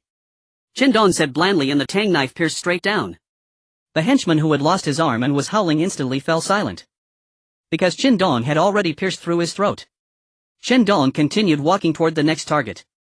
However, he was suddenly knocked away by the armored vehicle. Situ, seated in the driver's seat of the armored vehicle, slammed the gas pedal and charged forward. Damn it, die. Before Chen Dong could stand up, he was directly slammed against the Salwai fence. The tremendous impact caused blood to spill from the corner of his mouth. The armored vehicle reversed, intending to charge again. Chen Dong would naturally not sit idle. Taking advantage of the space left by the retreating armored vehicle, Chen Dong swiftly maneuvered and ran toward the group of Dongqing lackeys. The lackeys fired their guns desperately. Yet they could not delay Chen Dong for even a second. When the bullets ran out, discarding their handguns to escape was already too late. Chen Dong caught up with a lackey and landed a heavy punch directly to the back of his head. The lackey's eyes rolled back and he collapsed to the ground. Chen Dong grabbed his ankle and slowly dragged him close. The lackey still attempted to escape. Even on the verge of losing consciousness, he crawled forward. Crack! The lackey let out a scream. His left leg had been broken at the joint. A low metallic echo of laughter emanated from under Chen Dong's combat suit. Does it hurt?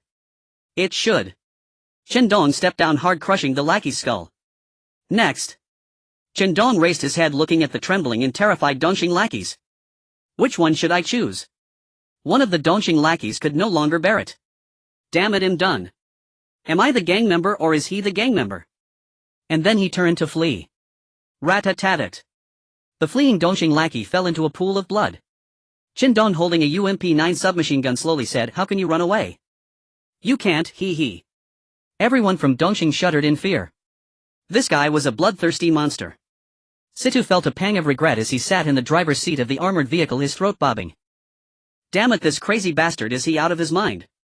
The female secretary beside Situ pushed her glasses up and asked worriedly, "Boss, should we withdraw?" Situ slapped her hard across the face, leaving a bright red handprint. Withdraw. That word doesn't exist in Dongxing's dictionary. Either he dies or we die, it's that simple. If you keep talking nonsense, I'll cut you down. The female secretary bit her lip, afraid to speak. Situs' gaze turned cold as he adjusted the direction of the armored vehicle, continuing to charge at Chen Dong. Situ gripped the steering wheel tightly, his eyes bloodshot, pressing the accelerator to the floor. This amphibious armored vehicle, weighing several tons, could reach speeds of over 100 kilometers per hour. Even though Chen Dong was wearing a combat suit, the impact from the collision posed a deadly threat to him. He could only use his agility to continuously dodge around the armored vehicle, avoiding the impact by taking advantage of its blind spots during turns. The Dongxing lackeys nearby saw this and turned to flee without hesitation. Taking advantage of the gap created by the armored vehicle's slower turn, Chen Dong opened fire with the UMP-9. The flesh and blood Dongxing lackeys naturally could not escape, and a large number fell in an instant. Unable to run or fight back, they could only await their doom. Situ was now also enraged. In order to kill Chen Dong, he began to act recklessly, indiscriminately harming both friend and foe. Just as Chen Dong caught up with a fleeing Dongxing lackey, Situ drove the armored vehicle straight at him. Chen Dong skillfully dodged the impact while Situ directly crashed into his own lackey, causing brains to splatter. But Situ didn't care, he just wanted to kill Chen Dong. After crashing his lackey down to the underworld, he murmured, "Bingzi, don't worry. Big brother will definitely avenge you by killing Chen Dong. In our next life we'll still be brothers." When Situ finally realized what happened, the large empty space in the villa area was already filled with his fallen lackeys. Many had been crushed into meat paste by his own vehicle. Chen Dong stood there unharmed right in front of him. "Boss, let's go down." At this moment, a few lackeys in the armored vehicle volunteered to fight. There were not many people inside the armored vehicle, only 5 or 6. Apart from Situ and the female secretary, the rest were all key members of Dongxing. Nodding at everyone's request, Situ handed over a few grenades. "Along, I believe in you guys, go." Along nodded heavily, then took his brothers and jumped out of the armored vehicle. They surprisingly had bulletproof vests and helmets. These materials were something Chen Dong had yet to acquire. It seemed that Dongxing still had some background. Along and the others fired their handguns, but it was still futile.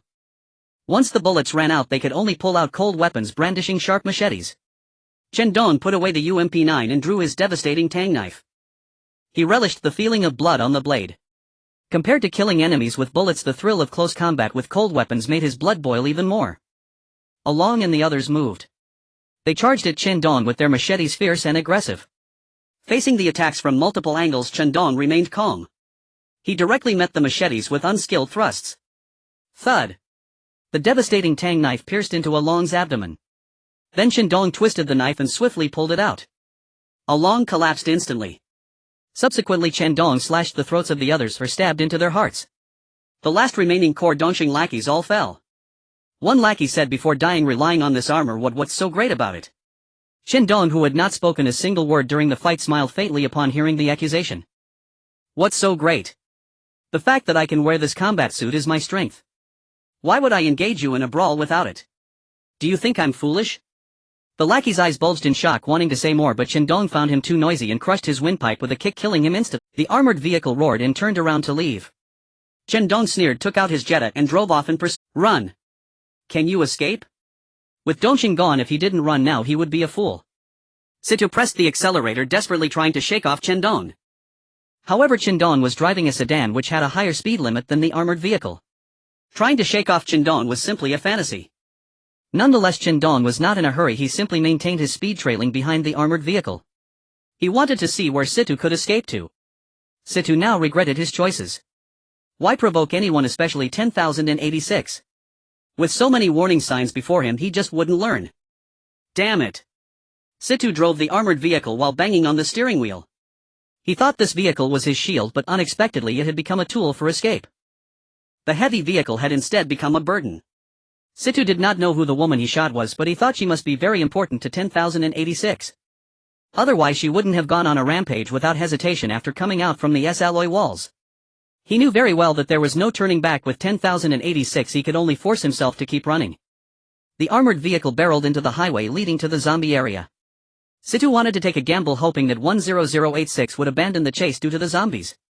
But seeing 10086 follow him into the zombie zone without hesitation, his heart sank. What was worse, the fuel gauge of the armored vehicle showed that the tank was nearly empty. C2 felt restless within. Damn. With a fuel consumption of 80 to 90 liters per 100 kilometers, how can I drive you in the dark? C2 did not have enough diesel, making it impossible to bear the fuel expenses of this amphibious armored vehicle. This is also why he had always chosen to dominate and plunder resources around the villa area. In more distant regions he did not have enough diesel to support the armored vehicle's operation. The armored vehicle came to a stop, having used up the last drop of fuel in the tank. Chen Dong slowly parked the vehicle, got out and walked towards the door of the armored vehicle. Sizzle. Chen Dong took out a saw and began to sharpen it slowly. He had plenty of time. Bang. Suddenly a gunshot rang out from inside the armored vehicle. Chen Dong did not stop his actions, murmuring to himself, could it be a suicide? But soon the armored vehicle door opened by itself. The female secretary, covered in blood, dragged the dead C2 out wearing a fawning smile. I have killed C2, can you give me a chance to spare my life? I can be your dog, your toy, how about that? Chen Dong smiled faintly. Alright, I will spare your life. Chen Dong took the armored vehicle away, leaving behind a dazed female secretary and the zombies approaching, drawn by the smell of blood. After the chaos caused by Huli Tai-bai and Dongxing, the villa area returned to its initial state. Only Chen Dong, Xia Anqi and Tian Xiaoyu remained living here. Originally, after Huli and Tai-bai were eliminated by Chen Dong, there were still other teams, big and small. However, Dongxing, relying on the threat of the armored vehicle, forced the unwilling teams to flee the villa area. Otherwise it would be a dead end. Then Dongxing launched an attack on Chen Dong but ended up with total annihilation. Naturally, the villa area became quite empty. After eliminating Dongxing, the most valuable resources were naturally the armored vehicle and several sets of bulletproof vests and helmets. Upon returning to the villa, Chen Dong gave Xia Anqi and Tian Xiaoyu each a set of bulletproof vests and helmets. He himself had a combat suit and was not keen on these items. From the beginning he had been thinking about preparing them for Xia Anqi and Tian Xiaoyu. Although Xia Anqi and Tian Xiaoyu had leveled up and their physical qualities were enhanced, they were still merely flesh and blood, unlike Chen Dong, who possessed a fully covered combat suit. Chen Dong was eager to find some protective gear for the two of them. Unfortunately, protective gear was too scarce and he had not been able to gather any. Just like this time when Tian Xiaoyu was accidentally injured, it fully demonstrated the importance of having protective gear. Fortunately, this time he obtained enough bulletproof vests and helmets from Dongxing, giving Xia Anqi and Tian Xiaoyu a bit more assurance. The two of them put on the bulletproof vests and helmets. The fitted clothing did not appear bulky on them, but rather exuded a wild beauty. Xia Anqi walked in front of Chen Dong, turned around once, slightly bent down, tilted her head to look at Chen Dong and asked with expectation in her eyes, "Do I look good?" Tian Xiaoyu, also dressed in a complete set of bulletproof vest and helmet, quietly stepped behind Xia Anqi, her hands nervously fiddling with the straps behind her back, gazing intently at Chen Dong. Looking at the two beautiful women before him, Chen Dong's gaze flickered slightly. Meeting their fiery gazes, Chen Dong smiled lightly. "Of course you look good. If you were to go live, you would definitely make a crowd of fans shout and give you rockets." Xia Anqi first smiled with delight, then pouted dismissively. "I don't want to go live, I only want to show you." Tian Xiaoyu also chimed in, "I'm not interested in live streaming compared to strangers, I would rather show it to you, Chen Dong." Chen Dong was left speechless by their statements. "You two wearing bulletproof vests and helmets can't just show them to me alone, you need to go out and gather resources, you two fools." Then Chen Dong supported his chin with his hand and suddenly changed the subject. "By the way, recently the system has launched a live streaming feature and it's quite lively." Originally wanting to refute Chen Dong, Xia Anqi and Tian Xiaoyu, upon hearing him mention the recent live streaming, also shared their opinions. Recently they had been keeping an eye on the live streaming platform opened by the system for survivors. Xia Anqi shook her head. "I don't understand the significance of the system opening this live streaming platform. Is it a way for survivors to vent in this apocalyptic world? However, most of the people who stream are just idly chatting or even sharing vulgar content. I really don't see the point of watching these streams." Tian Xiaoyu laughed and said, "Anchi, of course the live streaming in the apocalypse isn't as interesting as the ones we used to watch. There's no novelty at all. I think the system might hope for survivors to establish closer communication. After all, watching a live stream and chatting in the comments does lessen the sense of distance." Listening to Xia Anchi and Tian Xiaoyu, Chen Dong opened the live stream channel. This live stream channel had no specific sections and no violation restrictions. To Chen Dong it felt more like the dark web platforms he had heard of while surfing the internet in the past. The name of this live stream channel was Simple Apocalypse Live. Because there was no order to maintain, the content of the live streams here was unrestrained. There were crude Russian roulette live streams, bloody and cruel on-site zombie dissections, as well as normal and warm casual chats. Chen Dong scrolled through the page, not bothering to look at those inappropriate live stream contents. Instead he was attracted by two girls. Although these two girls had ordinary looks, the natural vitality radiating from them was undeniable. At this moment they were introducing their team's shelter in the live stream. Xia Anchi and Tian Xiaoyu heard the female voices coming from the live stream and instinctively closed their mouths, straining to listen. Then they leaned closer to Chen Dong. Xia Anchi pretended to be angry and said to Chen Dong, "How dare you watch beautiful girls live streaming behind my back with Xiaoyu? Are we not good looking?" Chen Dong smiled wryly and showed the two of them the live stream content with a helpless expression. "What are you thinking? These two girls can't compare to you and Xiaoyu's looks.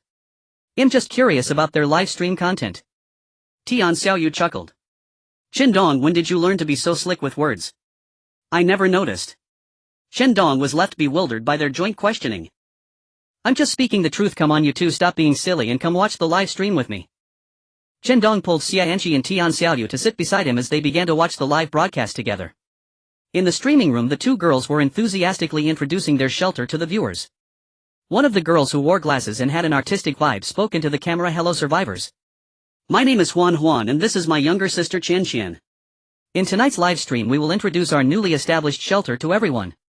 Now we are sitting on the sofa in the underground fortress. Everyone take a look at the size of our underground fortress."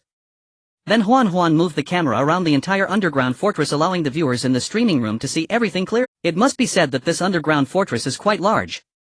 Chen Dong even felt it was somewhat bigger than the underground fortress they built beneath their villa. One wonders where such a large construction base was found. However, the decoration of this underground fortress was not elaborate. It was a raw space with an industrial style. The celluloid walls were exposed and there were no tiles on the floor.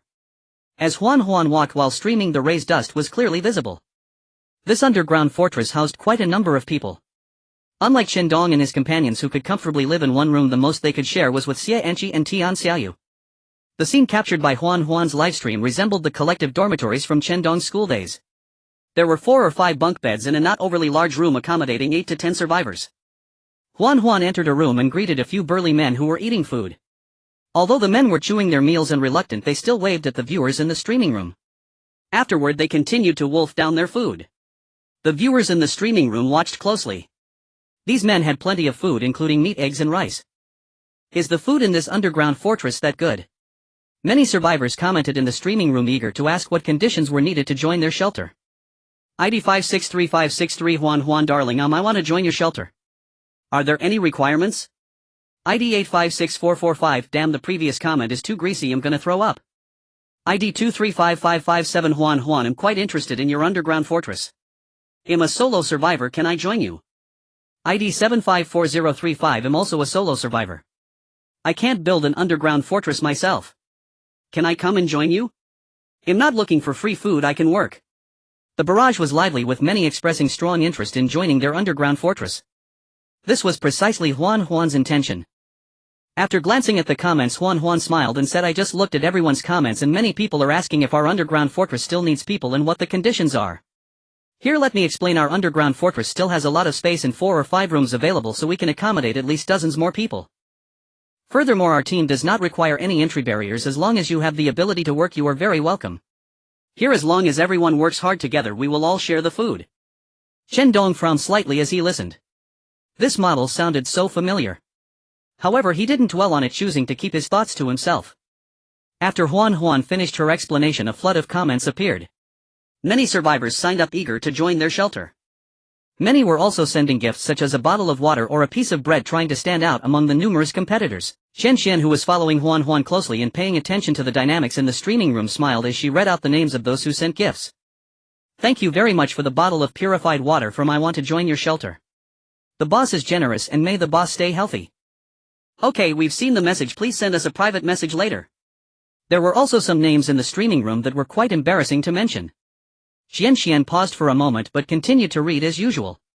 And this one, thank you for the 10 grilled sausages from Huan Shen, I want them all. The gifts in the apocalyptic livestream are somewhat different from those in the previous world. They are directly taken out from backpacks, real and tangible supplies. Huan and Shen's livestream topped the popularity charts that night. A large number of survivors who lacked the ability to build an underground fortress to withstand the meteor shower were desperately trying to join their shelter, seeking a glimmer of hope. In the urban area where Chen Dong was located, according to the system data, the population reached over 100,000. The villa area was located in the suburbs, making it appear quite desolate. However, in reality, the sheriff and several other large teams had established their bases in densely populated areas, making those places quite lively. In such circumstances, there were many lone wolf survivors. They did not have the ability to build an underground fortress to withstand the meteor shower. As the countdown to death approached, they had to seek survival by any means necessary. Huan and Shen stated during their livestream that joining their underground fortress surprisingly required no conditions. If there had to be a condition, it was simply having the ability to work and being physically intact. Compared to other teams, such conditions posed no barriers. For teams like the sheriff's office and other large teams that owned underground fortresses, joining them required paying expensive supplies as a kind of entry fee. Once inside, distribution was based on labor. The more work done, the more one would receive. A points system was also established. Each time survivors went out to gather supplies, those who collected more would earn points. Reaching a certain quantity would elevate internal rankings, allowing for better living conditions and supplies. In comparison, Huan and her team's shelter was simply heaven. Naturally, it wasn't long before they filled their shelter with survivors. In terms of numbers, they quickly became comparable to the major teams like the sheriff's office. However, Chen Dong was more optimistic about the model of those large teams in the sheriff's office.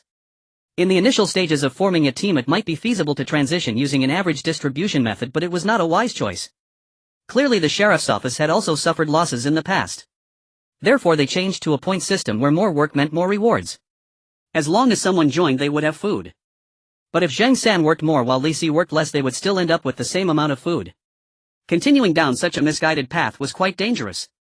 With the meteor shower imminent, if survivors caused chaos due to unequal distribution of supplies, unless they had a strong team like the sheriff's office to suppress it. Otherwise, it would only lead the entire team into chaos and even disintegration. Clearly, Huan and her small team did not possess such emergency response capabilities. Do not fear scarcity, but rather inequity. Huan and her group's rapid rise would eventually lead to problems. When Chen Dong looked at Huan and the others' live stream again, the room was already in chaos. Huan and Shen were too preoccupied to attend to the broadcast, and the bullet comments were filled with a large group of confused onlookers. What's going on? User 546347, what happened? I just arrived, can someone who knows the situation fill me in? User 875484, I'm not sure either, I just got here. User 648345, I saw a bit earlier Huan got into an argument with a guy in the shelter. It seemed like they were arguing about not enough food or something, anyway they started fighting. User 673257, this doesn't look like a simple argument, look, it's turned into complete chaos. They're all fighting in groups, this is heading towards a showdown. User 754734, look, Huan is coming over, it seems like she sorted things out and these people aren't fighting anymore. Huan walked to the camera in the livestream looking quite embarrassed, constantly apologizing. I'm truly sorry everyone for letting you see such a chaotic scene. The issue has been resolved, so there's no need to worry. Seeing Huan and Shen sit back in front of the camera, the audience began to inquire. User 854845, Huan, what exactly happened just now? Why did a group suddenly start yelling? User 675953, wasn't your argument about unequal distribution of supplies? User 845873, damn, it looked like they were about to fight to the death, were they ready to pull out guns? That troublemaker must be new, I've never seen him before, and he's clashing with the older brother we greeted last time. Huan looked at the comments, her expression somewhat bitter. Actually, there's no major issue. Our shelter has suddenly welcomed so many survivors that our supplies are indeed a bit strained. Some people didn't get enough to eat and their emotions ran high, that's quite normal. But you all don't need to worry, we will resolve this soon. Hearing this, Chen Dong sneered. Hey, if it were that easy to solve, that would be great. Many people in the live stream continued to comment. User 743756, it's good as long as nothing major happened. User 623575, however, I think your team's model seems a bit off, after all there are historical cases to learn from. User 234657, ahem, I'm from the police station, so I do have a say in this. We used to have the same model, but when we started to grow, too many people took advantage of the situation, living off others' hard work. Later the chief directly threw these people out of the base, letting them fend for themselves, establishing a points system and labor distribution. Honestly, Juan, you should change the system while your team is still small. User 456342 Yeah, equal distribution is too unreliable. While your new survivors haven't settled in yet, you should change your system. Anyone unwilling to stay can leave and it won't be a significant loss. User 526334 Exactly, to prevent it from becoming a deep-rooted issue later on. Juan read the comments, seriously sighed, and then regained her composure. I've seen everyone's suggestions and I've thought seriously about them. Indeed, we've taken too big a step.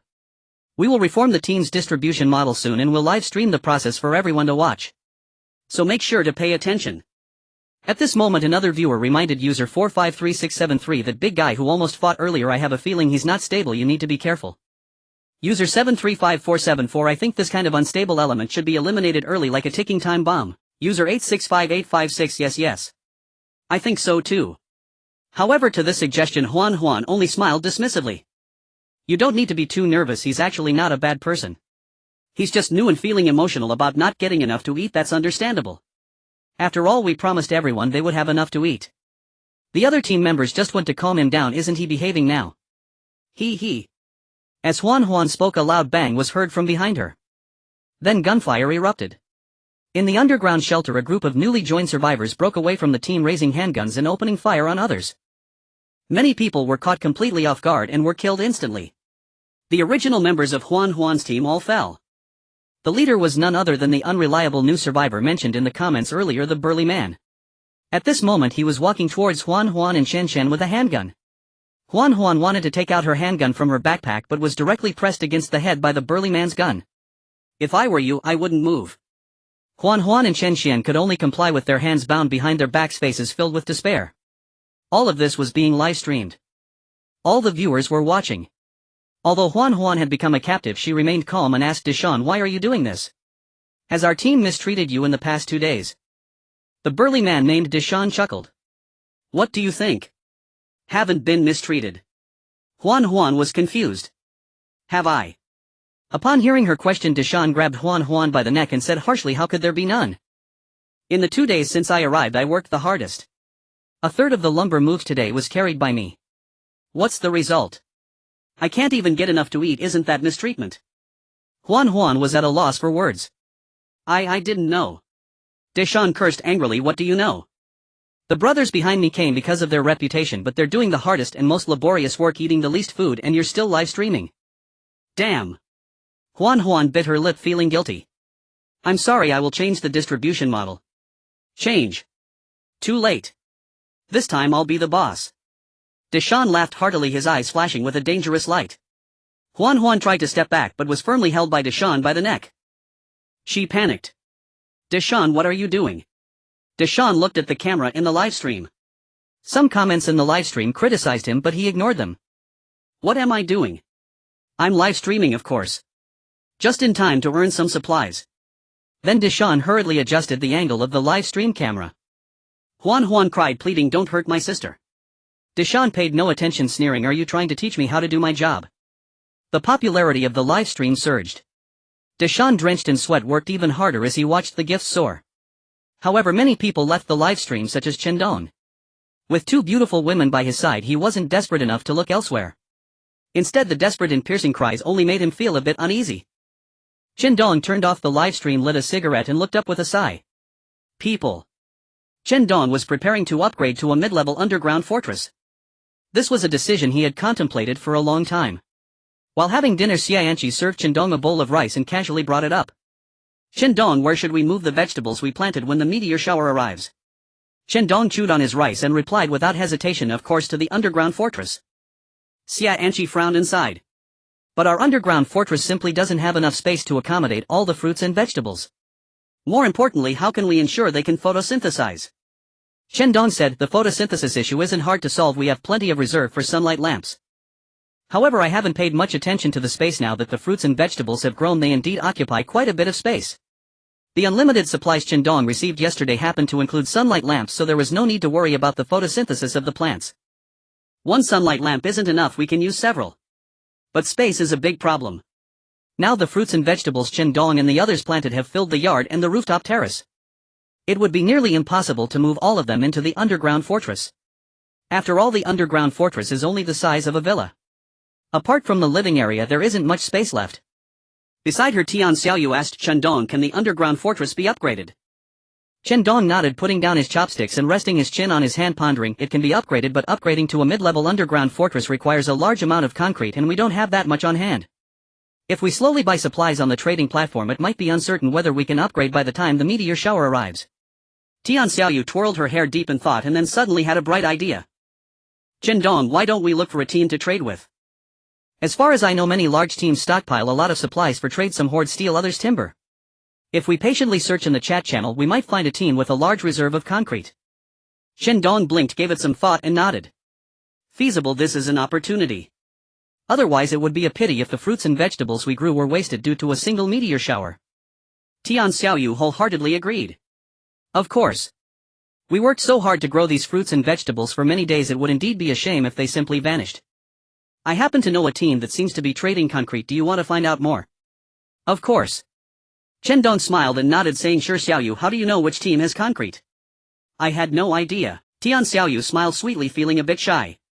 Well, I actually found out about this team by chance. They were selling lipsticks on the chat platform before, and I learned they have a large quantity of concrete for sale at the same time.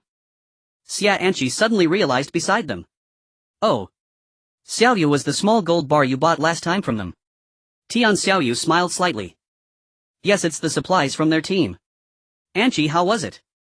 Xia Anqi nodded vigorously. It's really super useful. I often bought this lipstick in the old world. It's super moisturizing and glides on easily.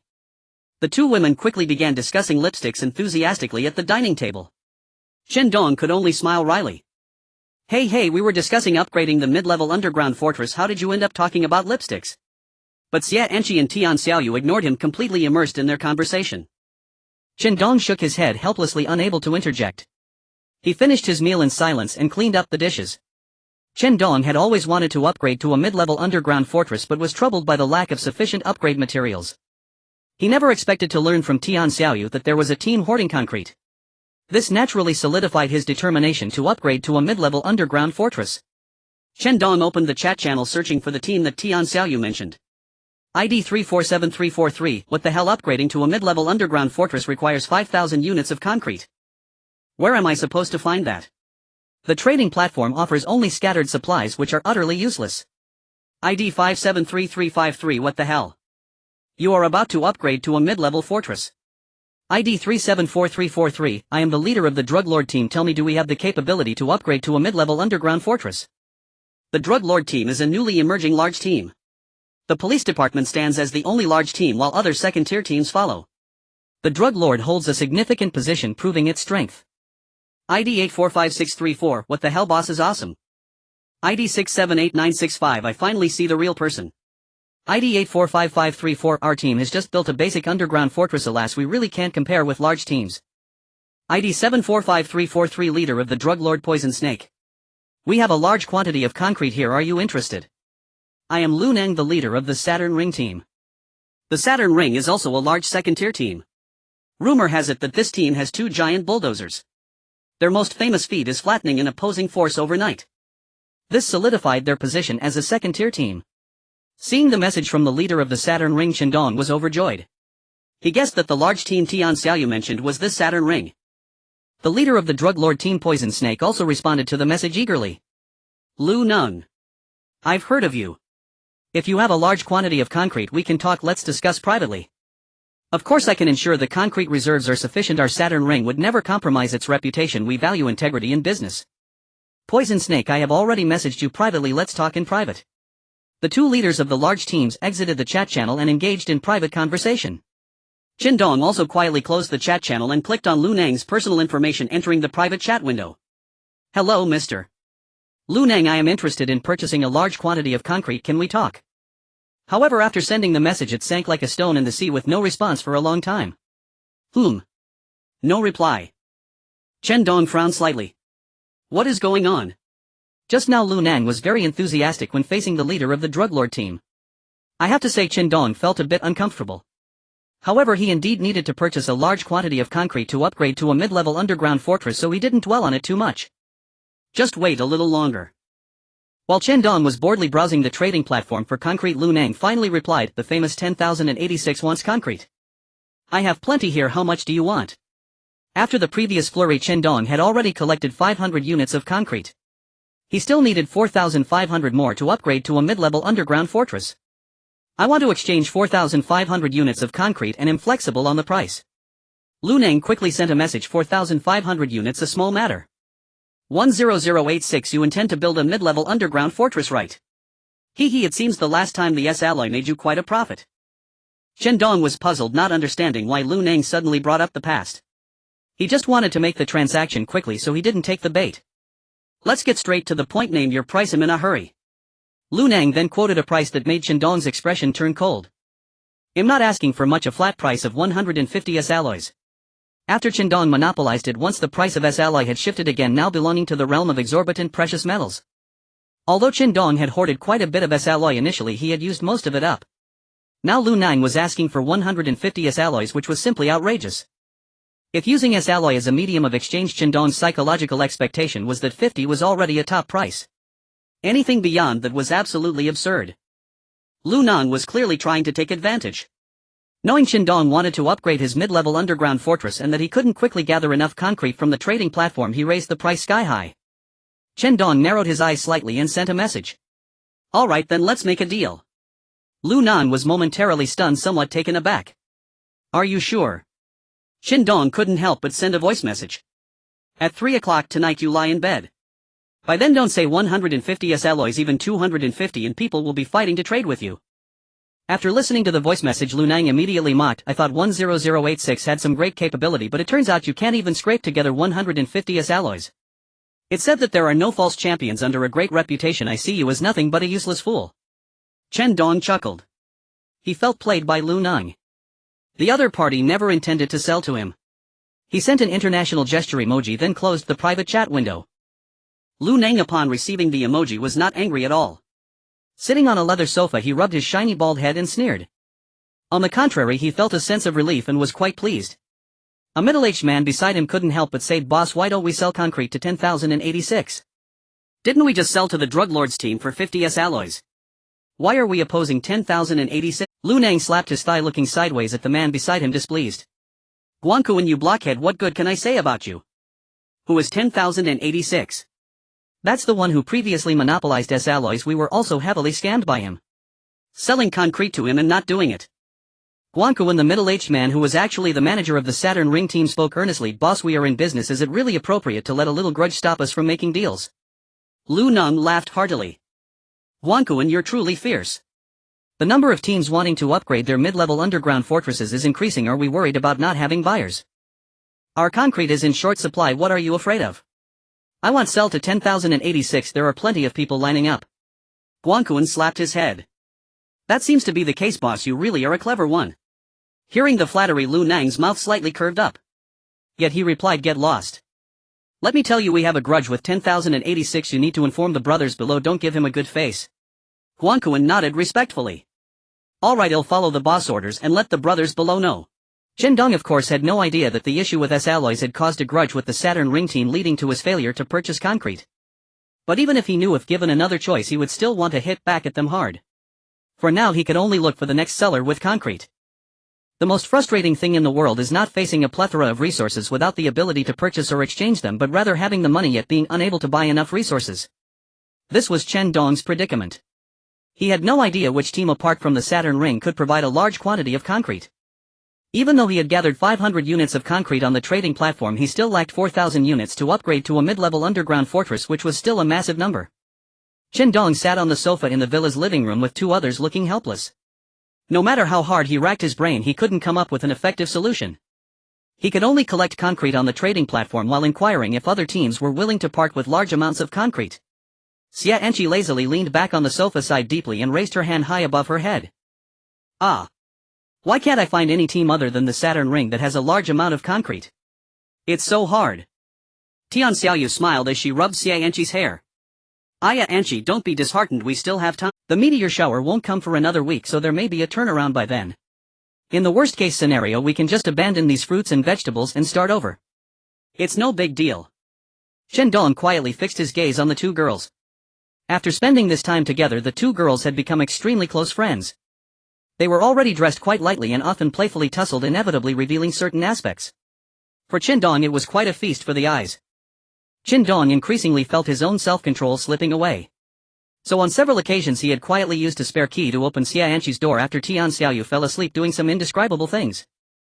But recently his relationship with Tian Xiaoyu had become somewhat delicate and awkward. The bathroom and the bedroom is broken. The three of them want to take a shower but can only use the communal washroom outside. As usual Chen Dong walked over with a change of clothes. However, there was someone inside. Chen Dong draped the towel over his shoulder and was about to turn back when he noticed some clothes lying outside the washroom.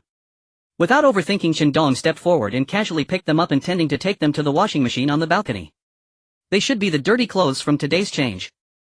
However, feeling the smoothness of the fabric he sensed something was off. It didn't have the sticky feeling of sweaty dirty clothes, instead it felt like clean garments. Instinctively Chen Dong brought the clothes to his nose and took a sniff. The faint scent of lavender laundry detergent wafted from the fabric. These were definitely clean clothes. At that moment the door opened. Tian Xiaoyu stepped out wrapped only in a thin towel. The towel was scarcely thick, barely covering half of her thighs. Tian Xiaoyu stared blankly at Chen Dong, who was holding her clothes and sniffing them. Their eyes met, creating an awkward atmosphere. Chen Dong didn't know what to say. He felt like one of those peeping toms in a low-budget film who sneak a look while the female lead is bathing. Damn! There was no way to wash this clean. Chen Dong lamented inwardly, awkwardly handing the clothes over. Ahem, Xiaoyu, your clothes. Tian Xiaoyu's face flushed crimson, wishing she could find a hole to hide in. She grabbed the clothes and stepped back, retreating into the washroom to close the door. But at that moment she stumbled. Ah! Tian Xiaoyu cried out and fell heavily to the ground. Chen Dong had already turned to leave but immediately turned back upon hearing her shout. Seeing Tian Xiaoyu fall, he rushed in to help her up. Xiaoyu, are you okay? Falling in the bathroom could be quite dangerous. Fortunately Tian Xiaoyu had undergone many upgrades and her physical condition was far better than before. It wasn't a dangerous situation for her. Tian Xiaoyu shook her head.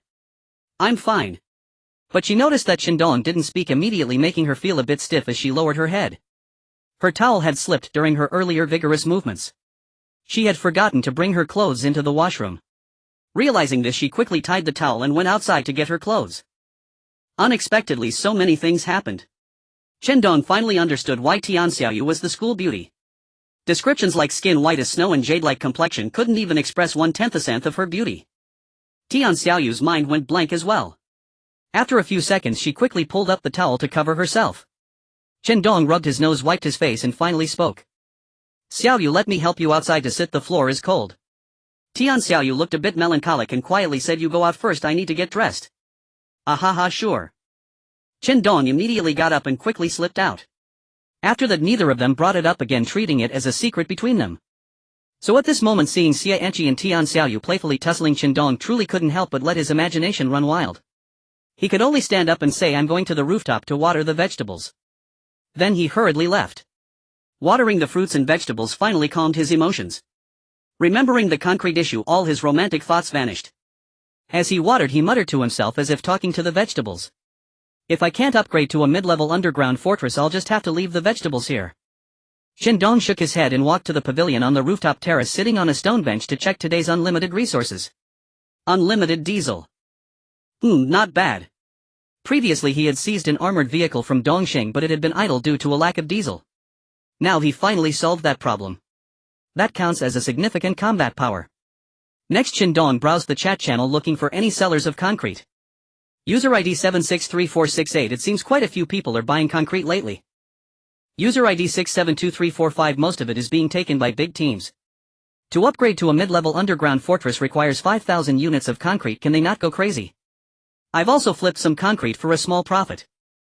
User ID 845645. That's great. Our team almost exhausted our savings to build this underground fortress, let alone a mid-level one. It's just too far for us.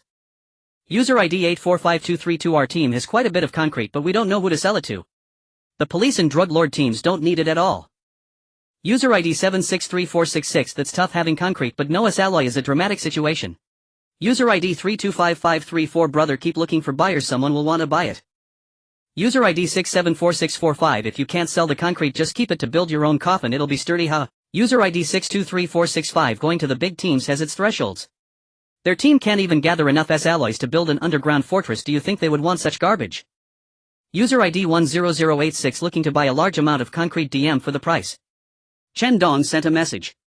Finally encountering someone who needed a large amount of concrete and had no sales avenues, he naturally had to give it a shot. After that he closed the chat channel, waiting for a private message from the other party. However, after a long while there was still no response. Chen Dong couldn't help but doubt his judgment. Were they really not in need of resources? Otherwise, why hadn't there been any action after such a long time? Shouldn't they be eager to DM him? Ding! Chen Dong smiled, knowing he had made the right. Chen Dong finally awaited the arrival of the second team that possessed a large quantity of concrete. Moreover, they took the initiative to contact him, granting Chen Dong considerable leverage. Recalling his previous negotiations with Lu Nang, the leader of the Saturn Ring, Chen Dong felt speechless. This team adopted a very humble stance, introducing themselves right away. Hello 10086. It's a pleasure to meet you. I am Lei Jun from the Dami team. I saw in the chat channel that you were looking to acquire a large amount of concrete, and we happen to have plenty available. How much do you need? We can discuss it, price is not an issue. Lei Jun came in with such a humble attitude, and Chen Dong naturally responded with courtesy. Hello, Mr. Lei. I did say that I needed to purchase a large quantity of concrete. I won't hide it from you. Can you provide 4,000 units of concrete, Mr. Lei? Of course, we have plenty of concrete here, Lei Jun replied swiftly. Chen Dong continued to inquire. That's great. Let's discuss the price. What materials do you wish to use for the exchange? As long as I can meet the needs, we can negotiate. Lei Jun quickly sent a message. As expected, their team requested an exchange for S-alloy. Hello 10086. Our team only requires S-alloy. It's somewhat tragic. Our team hasn't even built an underground fortress yet, so we don't need other materials to trade for concrete. I hope you understand. Faced with such a seller, Chen Dong was very accommodating. You worry too much, I understand. Moreover, since Mr. Lei is so forthright, I wouldn't want to take advantage of the situation. How about this? I'll offer an honest price, 50 units of S-alloy. What do you think? This is my bottom line. Lei Jun was astonished. He never expected Chen Dong would offer such favorable conditions. Their team's psychological expectation was 40 units of S-alloy. Now Chen Dong directly offered 50 units of S-alloy, which was quite a pleasant surprise. Lei Jun hurriedly replied, fearing that Chen Dong might change his mind. Alright, it's a deal. Chen Dong finally realized. It seemed that his offer was quite high. Otherwise Lei Jun wouldn't have been so eager to finalize the deal, fearing he might change his mind. However, Chen Dong didn't mind. As long as it didn't exceed his mental price, he could accept it.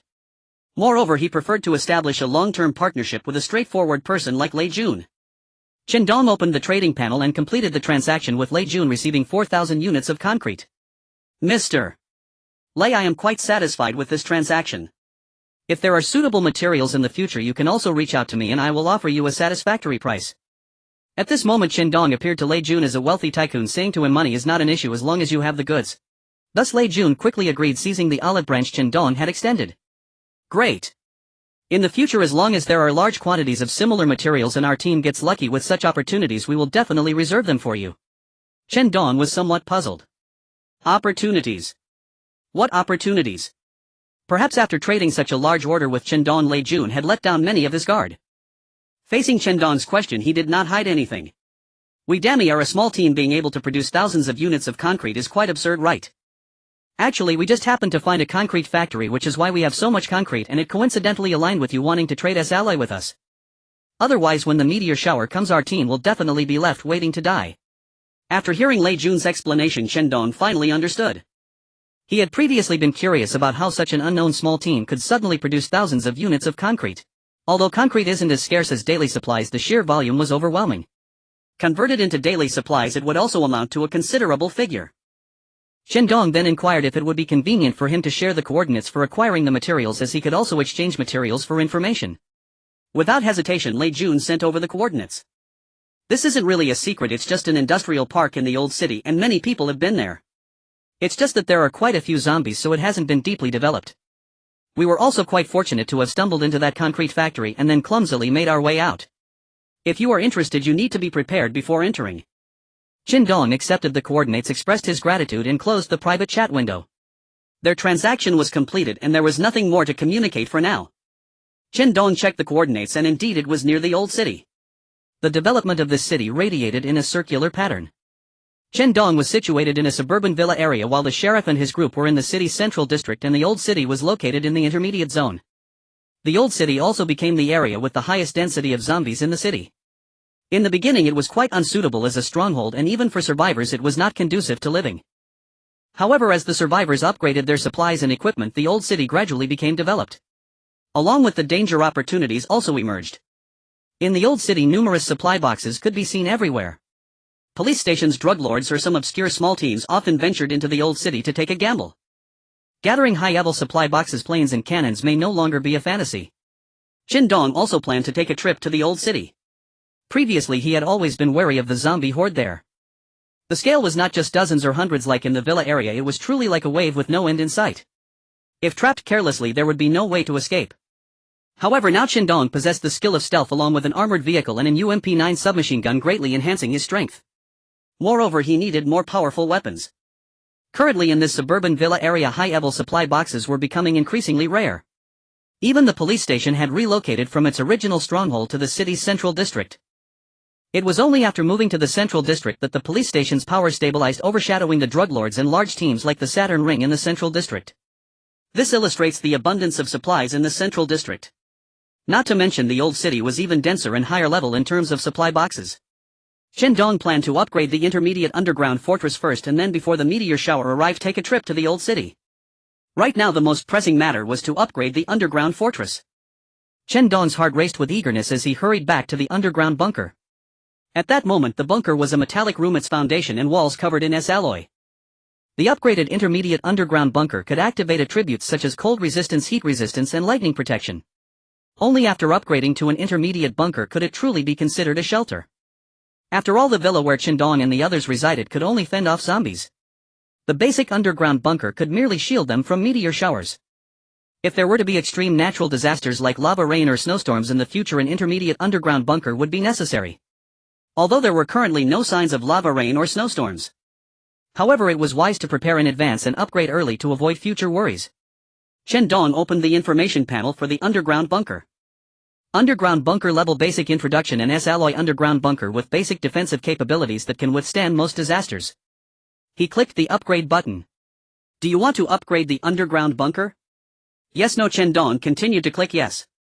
Underground bunker intermediate upgrade materials: concrete 50050000 S-alloy 16520. The 5000 units of concrete and 20 pieces of S-alloy in his backpack vanished with a ping and the underground bunker was upgraded through conversion. The underground bunker expanded outward based on its original foundation. The basic underground bunker was built upon the foundation of the villa's basement. This time the expansion to intermediate level extended towards the villa's yard. Chen Dong witnessed the emergence of a space within the bunker that matched the area of the yard above ground. Now they had a place to store the fresh fruits and vegetables they had planted. Moreover, it even freed up a considerable amount of space. Because this was a complete open area while the yard above had a garage, flower beds, ornamental trees and various other items, it was far less pure in area than what the underground bunker had expanded into. Underground bunker intermediate upgrade complete. The bunker has gained new attributes: cold resistance, heat resistance, lightning protection. After the upgrade, Chen Dong went upstairs to inform Xia Anqi and Tian Xiaoyu about the news. The two were momentarily taken aback. They had just been wondering how to gather enough concrete to upgrade the intermediate bunker. Now it was suddenly complete. But then they thought, who cares? It was upgraded anyway. Chen Dong must have found a team that provided concrete. The three happily moved all the fruits and vegetables from the yard and rooftop terrace into the underground bunker. They also hung many grow lights in the planting area of the underground bunker to ensure the fruits and vegetables received enough light for photosynthesis. The task was accomplished. Chen Dong wiped the sweat from his brow. However, he didn't feel that moving the fruits and vegetables up and down was particularly tiring. Seeing the seedlings he had worked hard to grow safe from danger brought him nothing but joy. Meanwhile, having resolved this issue that troubled the three, Chen Dong could fully prepare to venture into the old city. After a good night's sleep the next morning, Chen Dong was the first to receive today's unlimited supplies. Unlimited 7. 62mm bullets. This was a powerful weapon. 9mm bullets could only be used in pistols and submachine guns and their power was always somewhat lacking. Now with unlimited 7. 62mm bullets, if he could get a rifle, his strength would be greatly enhanced. More importantly, the Gatling gun in the yard finally had a purpose and he no longer had to worry about running out of ammunition. After eating and drinking his fill, he was ready to set off. On the highway it was eerily silent. There were no cicadas chirping, nor was there a gentle breeze, only an endless silence. In the distance the roar of a car broke the silence of the highway, bringing a bit of liveliness. The car drove quickly and the speed made the tires screech against the asphalt, while the old road signs by the roadside were blown down by the howling wind. With a clatter, the road sign fell to the roadside, its oil-stained letters somewhat blurred by time and rain. However, a few words could still be deciphered. Industrial City. This was already the third hour of continuous driving for Chen Dong, and he had taken care of quite a few zombies along the way. When encountering a deserted stretch of road, he freely pressed the accelerator to the floor.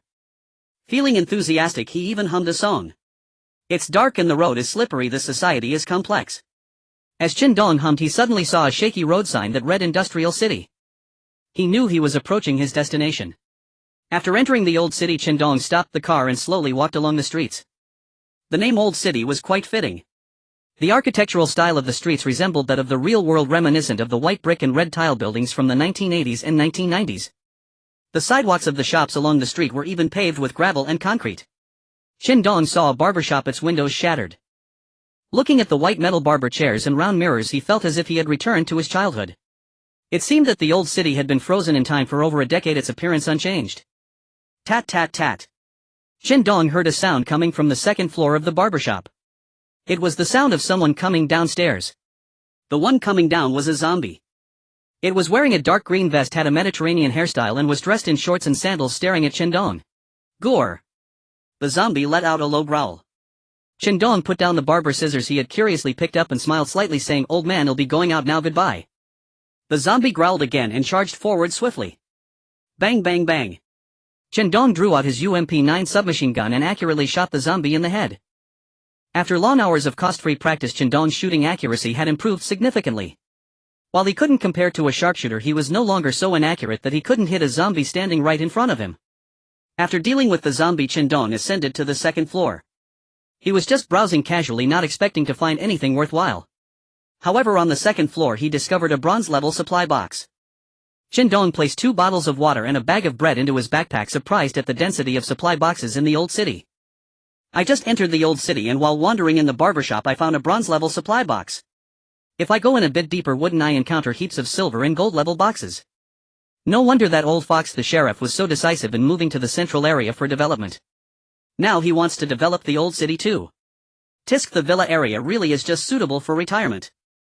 After calming the turmoil within, Chen Dong exited the barbershop and continued deeper into the old city. The old city wasn't that large. If driving normally, he could probably cross it from south to north in less than half an hour.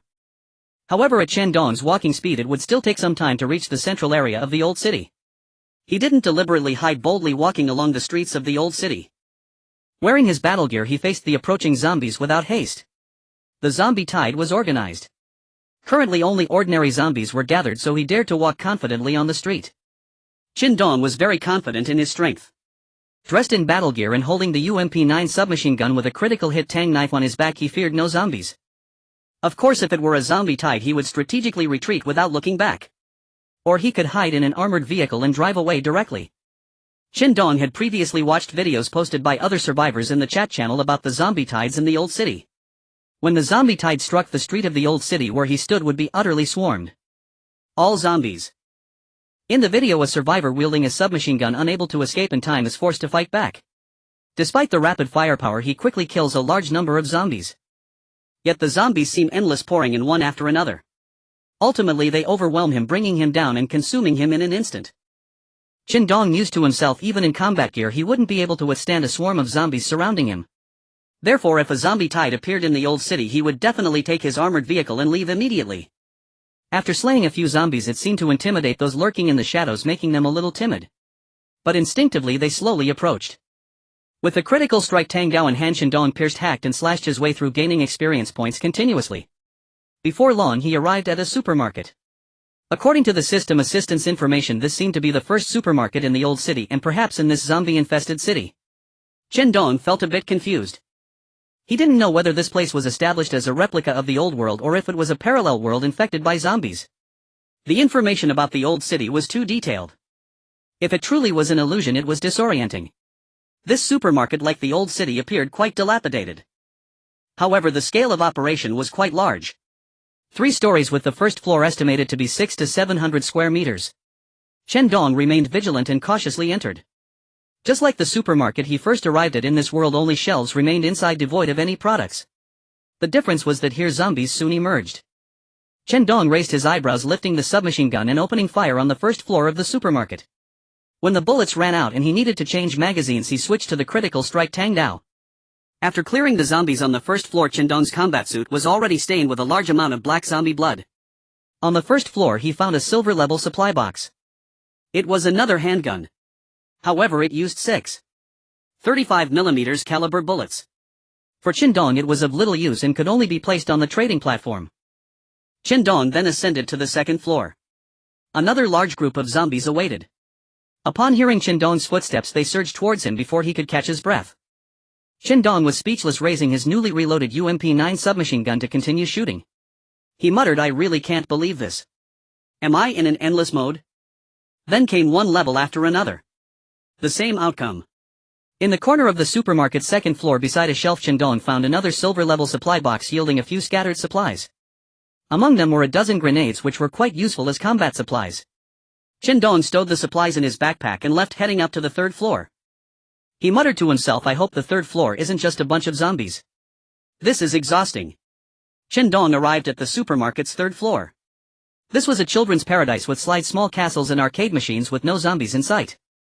Looking at the dusty amusement facilities, Chen Dong felt puzzled. Could it be that there were neither supplies nor zombies here, just an ordinary floor? But soon he discovered the most bizarre aspect of this floor. The arcade machines were turned on. This floor had no power. Even in combat gear, Chen Dong felt a chill running down his back. Such supernatural events were truly unsettling. Yet he steeled himself and approached the arcade machine. The screen displayed a fighting game he used to play often. Chen Dong dragged over a stool and sat down before the arcade machine. Listening to the familiar background music, he chose his favorite game character from childhood, Kyo Kusanagi. The arcade machine seemed to possess intelligence, selecting its own character, Orochi. Chen Dong was dumbfounded. In the fighting game, Orochi was considered a noob-friendly character, easy to operate but incredibly damaging. Back in elementary school, everyone treated Orochi as a forbidden character, whoever used it would be punished. Now that the arcade machine had chosen Orochi, it easily overwhelmed Chen Dong's Kyo Kusanagi. He lost quickly. Chen Dong was indignant. "Let's go again." Once again the outcome was unsurprising, he lost again. His face darkened as he glared at the flickering arcade machine screen and slammed his fist down. What a joke! But then a piercing scream echoed. The shriek directly entered Chen Dong's mind. Instinctively he closed his eyes. When he opened his eyes again, the arcade machine was nowhere to be seen. Before him stood a fat mutated zombie with a flower growing from its head. An illusion. Chen Dong was alarmed. It turned out that just now, while he was playing the arcade machine, it was entirely the ability of this mutated zombie. Now this mutated zombie seemed to be suffering backlash due to Chen Dong smashing the arcade machine in the illusion and was screaming madly. Though he didn't understand why he had escaped the illusion so quickly, Chen Dong decisively gripped the critical strike Tang Dao and swung it fiercely. The mutated zombie died rather hastily. The golden level supply box it guarded was also easily claimed by Chen Dong. He opened the supply box, his face filled with shock as he gazed at the legendary weapon inside, which was dark and gleaming. AK-47. Today Chen Dong's infinite supplies happened to be 7.62mm ammunition, perfectly compatible with the AK-47. What a coincidence! Chen Dong took out the AK-47, examining the weapon that had been widespread in the third world in his past life, regarded as the most popular weapon for 20 consecutive years. He even felt an impulse to shout suckably at the top of his lungs. In the past life in third world countries, you could be without a shoulder-launched RPG, without grenades, without surface-to-air SAM missiles, or even without a gun.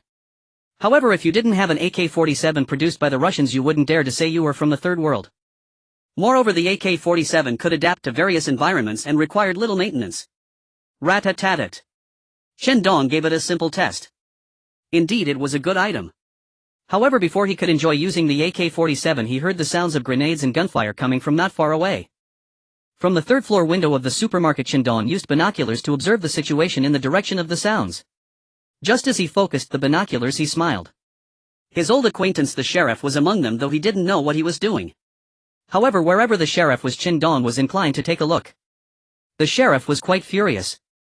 If he could, he would have aimed his handgun at the top of the scorpion's head and loudly demanded who the hell leaked the information. Find out for me. Lu Nang, the leader of the Saturn Ring team, looked at the sheriff with a smile, seemingly saying, surprised to see me here, aren't you? The leader of the drug lord team, the Viper, also stood beside him with his brothers. The three teams stood apart, each with their own members. They had all come for the same thing, a platinum-grade supply box. Just days ago the sheriff had received internal information about it. In the industrial park near the old city there was a platinum-grade supply box. Moreover, the accompanying horde of zombies was not too numerous, just a few mutated ones. However, for the current police station, mutated zombies were hardly a concern. After all, they had helicopters now. Every elite involved in the operation was equipped with a handgun. Those like Scorpion, being the backbone, even had automatic rifles. Sure enough, the sheriff had arrived early with his men at the coordinates of the platinum-grade supply box in the industrial park. Riding in a helicopter, a group of elite survivors armed with firearms surged forward and directly swept away the zombies. Just as the sheriff was about to secure the platinum-grade supply box, Lu Nang and the Viper appeared. This was supposed to be a top-secret operation known only to a few in the police station. There's a mole. The sheriff glanced around at his men, his eyes flickering. They were all his trusted aides, but he couldn't be sure who had betrayed this information. Lu Nang and the Viper actually teamed up, putting the sheriff in a difficult position. The gap between the police station and the Saturn Ring and drug lord wasn't that large, but now with both teams joining forces it was indeed a tough situation. Lu Nang smiled and said, Sheriff, it's very dangerous for your police station to come here for the platinum-grade supply box. Why didn't you let us know? We came to help you. The Viper just smiled from the side and said nothing. The sheriff smiled coldly and replied, no need for your assistance, our police station can handle the zombies ourselves. Now we can successfully obtain the platinum-grade supply box. It's a wasted trip for you two and your brothers. The Viper from the drug lord team spoke, revealing his intentions. Sheriff, we aren't coming here for nothing. As it said, those who see share. Why don't we come in with you and see what this platinum-grade supply box looks like? The platinum-grade supply box was right in the warehouse of the industrial park before the sheriff and his team. Finally, Lu Nang and the Viper revealed their true intentions. Although the sheriff had a premonition, he still got angry when the Viper so blatantly showed his intentions. After all the hardships to obtain the platinum-grade supply box, was he really going to make it a gift for others? As soon as the Viper spoke, the situation became somewhat uncontrollable. Without waiting for the sheriff to speak, Scorpion and the other elites raised their guns, aiming at Lu Nang and the Viper's team members. In an instant, the atmosphere became tense. The police station's helicopter was hovering above, also targeting Lu Nang and the Viper. Any slight move would provoke the machine gunners above to open fire. The Saturn Ring and drug lord teams were also preparing their deterrent forces. The Saturn Ring brought out 2 bulldozers while the drug lord produced 2 rocket launchers. If a conflict broke out, it would surely lead to mutual destruction. It was not impossible for several leaders to perish here.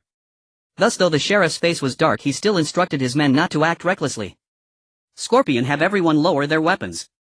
Scorpion, standing beside the sheriff, was pointing his automatic rifle at Lu Nang and the Viper's heads. Hearing the sheriff's words, he reluctantly complied. Sheriff, fine. Lu Nang and the Viper also signaled their subordinates to lower their weapons. Both sides faced off, locked in a stalemate. At this moment, Chen Dong, who had just rushed over from the supermarket in the old city, was watching the scene clearly from the side. So there's a platinum-grade supply box in that room. At that moment, Chen Dong was activating his stealth skill, hiding not far away, feeling a sense of shock. Seeing the sheriff continue to speak, Chen Dong stopped overthinking and listened carefully for useful information. Lu Nang, Viper, have you two gone too far? I worked hard to wipe out the mutated zombies in the horde, and now you two want to come and pick the fruit. Hee hee, that might not work. Lu Nang laughed heartily, stroking his bald head. Sheriff, I'm sure the platinum-grade supply box has plenty of good stuff, right? Your team can't possibly swallow it all on your own. You must be worried you can't handle it. The sheriff sneered. No one would complain about having too many resources. How could they not be able to handle a platinum-grade supply box? A few more and they could devour them all. Therefore, facing Lu Nang's aggressive stance, the sheriff felt quite annoyed. The Viper cracked his knuckles, producing loud popping sounds. With a smile on his face, he said, Sheriff, at this point arguing is useless. Why not be open and negotiate properly? Lu Nang and I aren't greedy either. Let's open the platinum-grade supply box together and you leave us 2 items of golden grade or above supplies. That's not too much to ask, right? The sheriff nearly cursed aloud. He had worked hard expending so many bullets to finally deal with the zombies, yet they wanted to just stroll in and demand 2 golden grade supplies.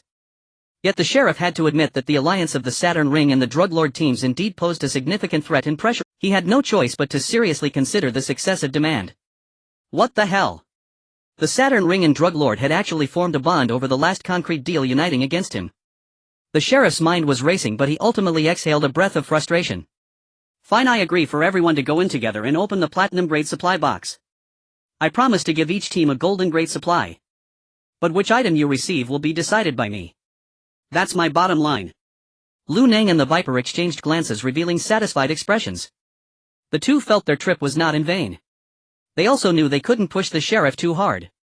If things got ugly, they would definitely be worse off than the sheriff. Thus they nodded at each other in agreement with this distribution plan. No problem. Sheriff, you're generous, we'll just follow you and enjoy some soup. Let's wish the sheriff good luck in drawing good supplies. Poof. The sheriff snorted coldly and led his team into the warehouse. Lu Nang and the Viper followed closely behind. The three factions squeezed into the storage room of the platinum-grade supply box. However, it was completely empty. Lu Nang slowly clapped his hands sarcastically, saying the sheriff truly has remarkable skills, a clever ploy indeed. While we were talking, they managed to take away the platinum-grade supply box. Impressive, truly impressive. The Viper also scoffed coldly, his expression quite displeased. A cooked duck just flew away like that. They directly allowed the sheriff to take the platinum-grade supply box, leaving them without even a feather. After all, the police station was a unique large-scale team. If they truly wanted to snatch me from him, they had to be prepared for total annihilation. Lu Nang and the Viper naturally did not have such courage.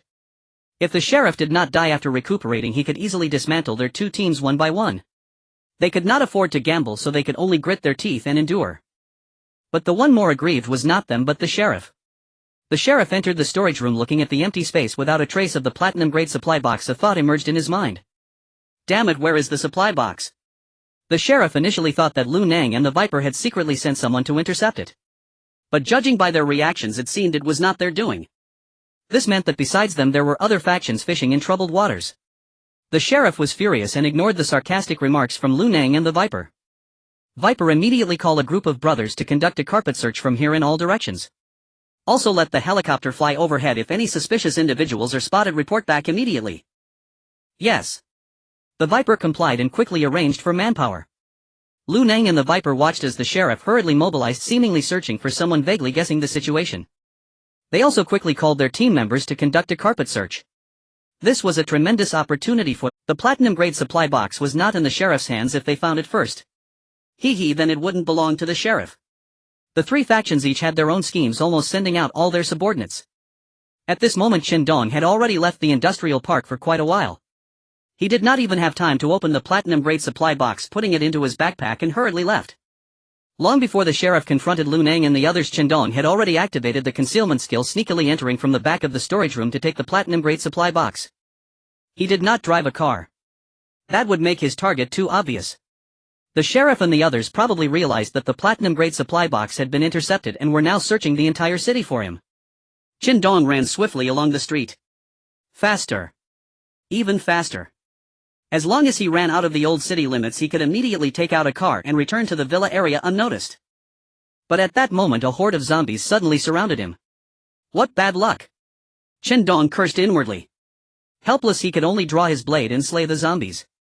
For safety's sake, he did not use the loud firearms. But soon he heard the noisy sound of a helicopter rotor not far away. Chen Dong knew that he had probably been exposed. He just did not expect the sheriff and the others to react so quickly and find him so soon. Suspicious individual spotted. Inside the helicopter dispatched by the police station, the pilot was flying around the industrial park patrolling the area. Suddenly he noticed someone not far away fighting with zombies and quickly reported to the others nearby. The helicopter carried several key members of the police station. Upon hearing the pilot's words, they quickly took out binoculars to look in the direction of Chen Dong's fight. Although they were not certain if Chen Dong was the one who stole the platinum-grade supply box.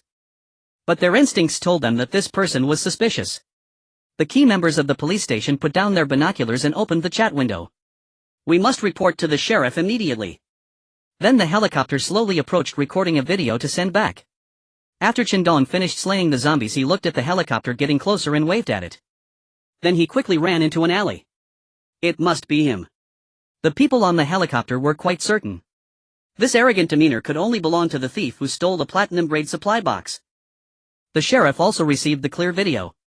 The Viper watching alongside him frowned and said, "Sheriff, this suspicious individual is wearing battle armor. We don't even know who he is." The sheriff's expression darkened. He never expected to encounter this person in the old city. It's 10,086. There was intelligence before that when 10086 annihilated the Dongqing team in the suburbs he was wearing silver battle armor.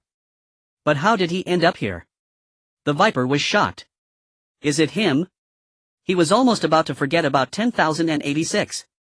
Originally there was a time when the police station treated 10,086 as a hypothetical enemy. But as the police station relocated to the central area and their power grew, the Viper had completely lost interest in this so-called peak survivor 10,086. The sheriff frowned and said, immediately dispatch brothers from other locations to that area. Ensure they are cautious. We don't know if 10086 has any powerful weapons. We must avoid an upset. The Viper nodded. Yes, I will notify everyone right away. Lu Neng and the Viper heard this news as well and urged their subordinates to rush to that direction immediately. Although they did not know the exact coordinates, such a large helicopter was the best landmark. A sudden unease rose in Chen Dong's heart. It was easy to predict that once the helicopter discovered him, it would definitely summon others to come over. By then he would be a turtle in a jar. However, he currently had no way to escape the old city brazenly. The helicopter was constantly patrolling the skies, leaving him with no opportunity. He could only weave through the alleys like a fish, constantly avoiding the surveillance from the helicopter. Chen Dong leaned against a wall walking in an alley. As he turned the corner, he heard voices from the other side. I wonder how this 10,086 who stole the platinum-grade supply box managed to do it right under everyone's noses. Who knows? We don't dare to say anything recklessly, we might get shot by the sheriff. What do you mean?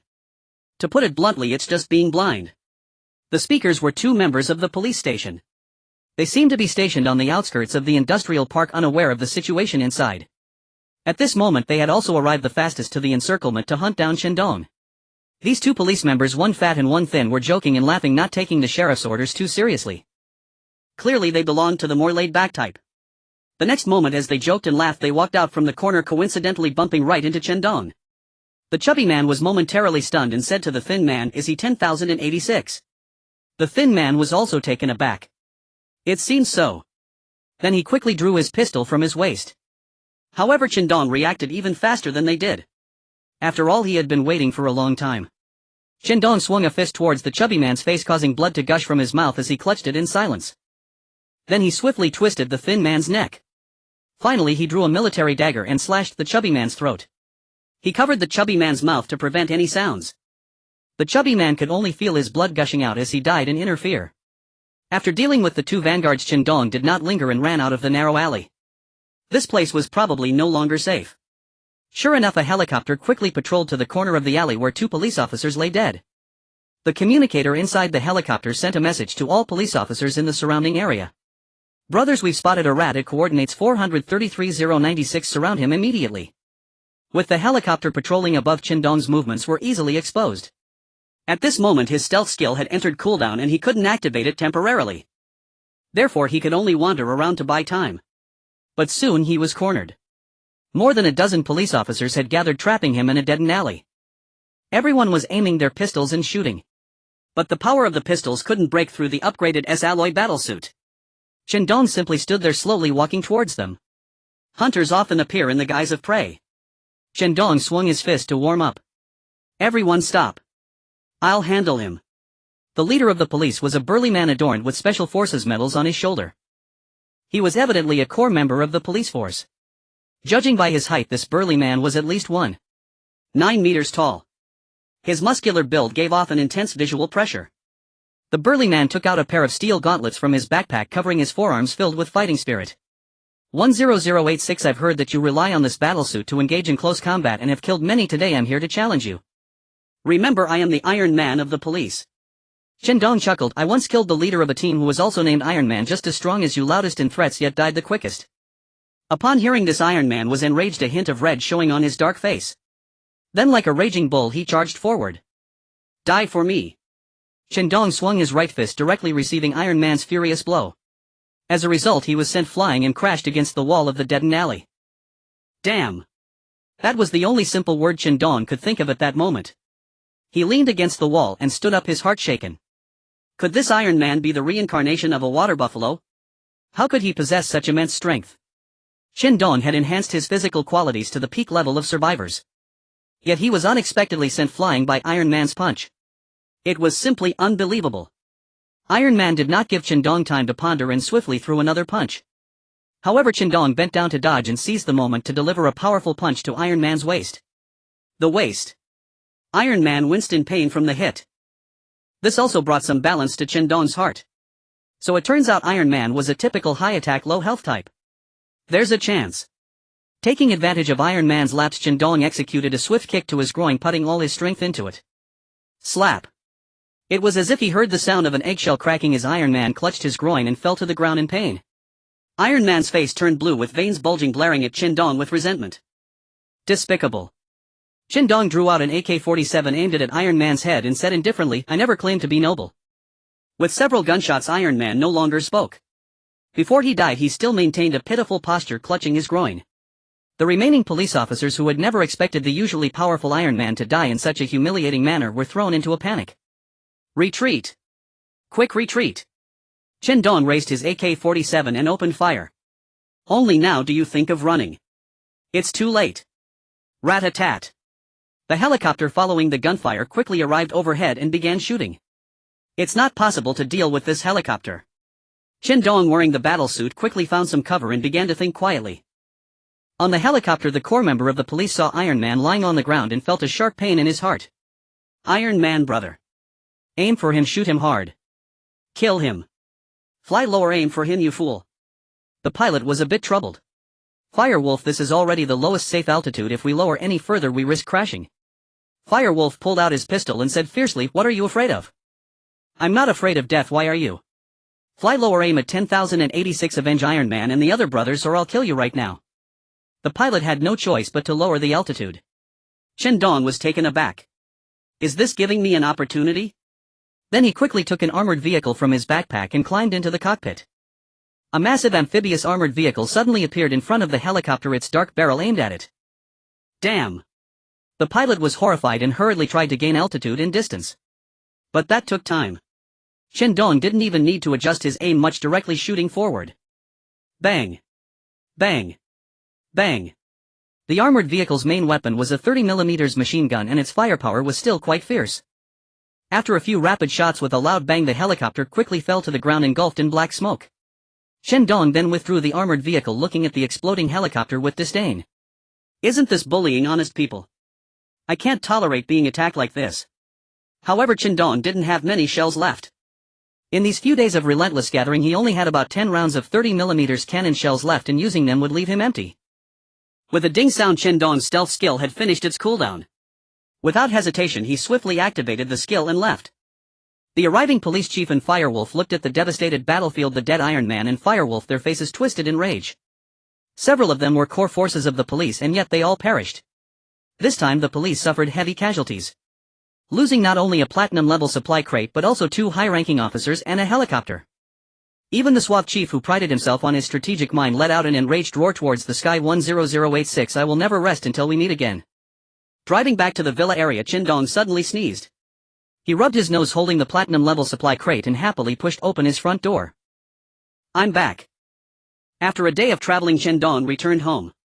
Xia Enchi and Tian Xiaoyu heard the sound of the key turning and immediately rushed out to greet him. Chen Dong took off his shoes and put on slippers, smilingly teasing the 2 girls as they stood at the door. Seeing Chen Dong return unscathed, they finally breathed a sigh of relief.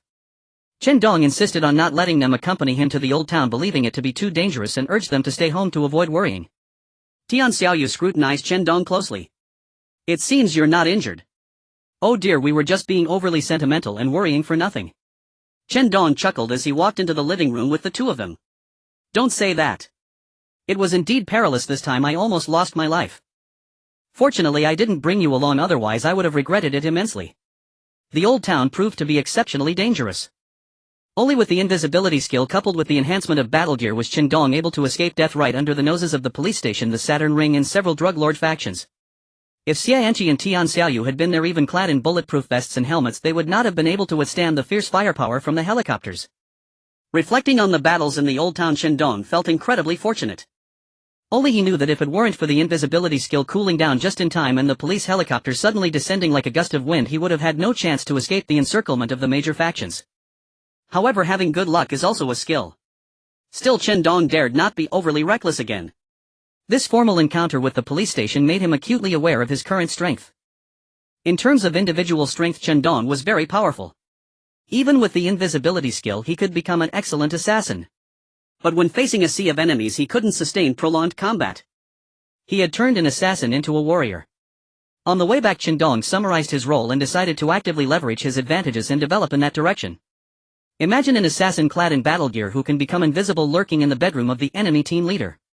Just as the leader removes his clothes to enjoy a lovely night with a woman, the assassin suddenly deactivates his invisibility and strikes the leader. This is simply foolproof. After returning, Chen Dong comforted Xianqi and Tian Xiaoyu, aware that the two had been anxiously waiting for him at home without any news. However, he truly felt uneasy about bringing the two with him. The situation had changed too rapidly, and the combat equipment of the large factions completely overwhelmed Xianqi and the others. Chen Dong could only strive to gather higher-grade supplies, allowing Xianqi and the others to upgrade their equipment. He also handed over a discarded UMP-9 submachine gun to Xianqi and Tian Xiaoyu. Compared to the two, Chen Dong still preferred the AK-47 for its greater firepower. Switching out the UMP-9 would also enhance his teammates' strength. The three had returned to the living room and sat on the sofa. Xianqi and Tian Xiaoyu exchanged glances at the UMP-9 submachine gun that Chen Dong had placed on the coffee table. In the end, the two of them began to defer to each other. Xianqi placed the UMP-9 submachine gun in Tian Xiaoyu's arms and said, "Xiaoyu, you take this submachine gun." However, Tian Xiaoyu did not accept it but shoved it back into Xianqi's hands. "Anqi, I can't take it. You are the doctor of our team and you need the powerful fire support to protect yourself." Xianqi smiled and shook her head, pressing the submachine gun into Tian Xiaoyu's hand and patting the back of her hand. "Xiaoyu, you have more shooting and practical experience than I do. Giving this submachine gun to you will be more effective. Moreover, we are always inseparable. Can't you protect me?" Tian Xiaoyu still wanted to argue. "But Anqi, you..." But she was interrupted by Chen Dong. "Alright, stop deferring to each other. Xiaoyu, just take it. Anqi is right, you have more practical experience.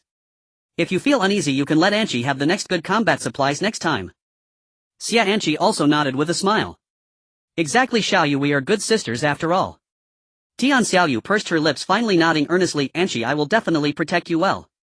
Next time, if there are better combat supplies, you must not give them to me." Xianqi smiled and said, "I know, just don't think too much about it." Then Xianqi looked at Chen Dong. "By the way, Chen Dong, did you have any gains from this trip to the old town?" Chen Dong nodded, took out a platinum-grade supply box and placed it in front of Xianqi and Tian Xiaoyu. He said, still feeling a bit apprehensive. "This time in the old town I encountered three major factions: the police station, the Saturn Ring and the drug lords, all intent on dividing this big prize. It was because of this big prize that I was chased by a police helicopter and almost met my end in the old town. However, fortune favors the brave and heaven looked after me, allowing me to return safely." Although Chen Dong spoke lightly, Xianqi and Tian Xiaoyu felt as if they were experiencing the danger at that moment through just a few simple sentences. Unexpectedly, Chen Dong actually had a direct confrontation with three major factions this time. Xianqi looked pained. "Why are you taking such risks? What if something had gone wrong?" Chen Dong held Xianqi's hand. "Silly girl, did I not return safe and sound? Sometimes to achieve something we must take risks."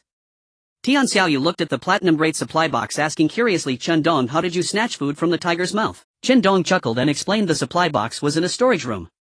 At that time I was invisible and the police chief and Lu Nang were confronting each other outside the storage room. I took the opportunity to sneak around and went in to take it. After hearing this, Tian Xiaoyu laughed so hard she felt pain in her stomach. That was such a ridiculous turn of events.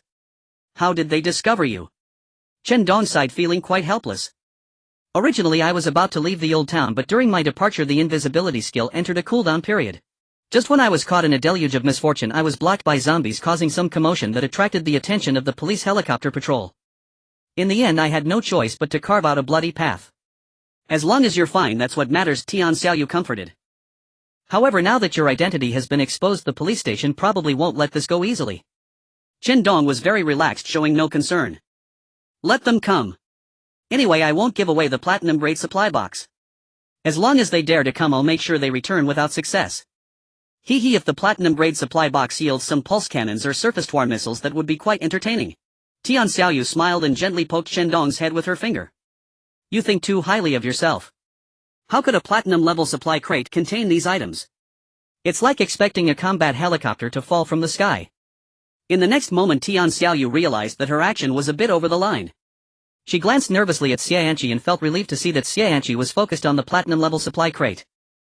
Xianqi opened the platinum-level supply crate. Chen Dong felt a bit curious and rubbed his nose. Seeing Xia Anqi open the platinum-level supply crate, he hurriedly said, Come, let's see what good fortune Anqi has and what great items she will unveil. Xia Anqi smiled faintly and said, It seems the items are quite good and my luck isn't bad. Chen Dong stared at the supplies in the crate, his mouth slightly agape, unable to react for a while. The supply crate contained a variety of items across multiple categories. Energy Shield Water Purifier Blueprint, high-quality fruit and vegetable seeds, fruit and vegetable cultivation liquid, 200 pounds of beef.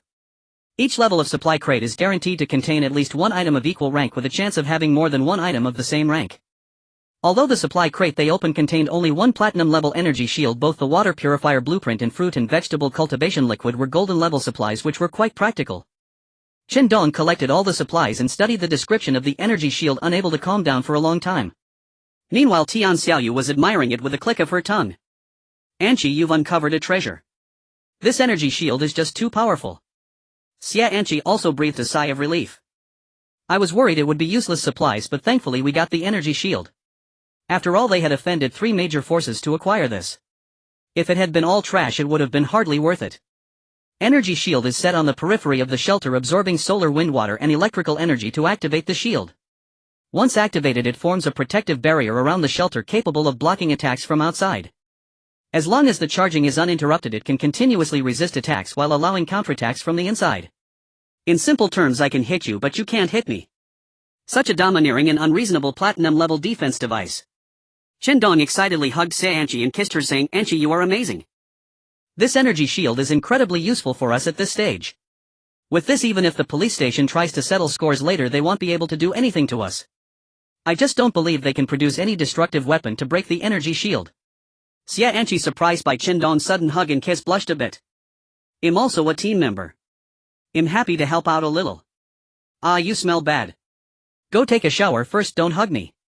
Chen Dong had just rushed back from a battle in the old town, so he naturally was drenched in sweat and hadn't had time to clean up.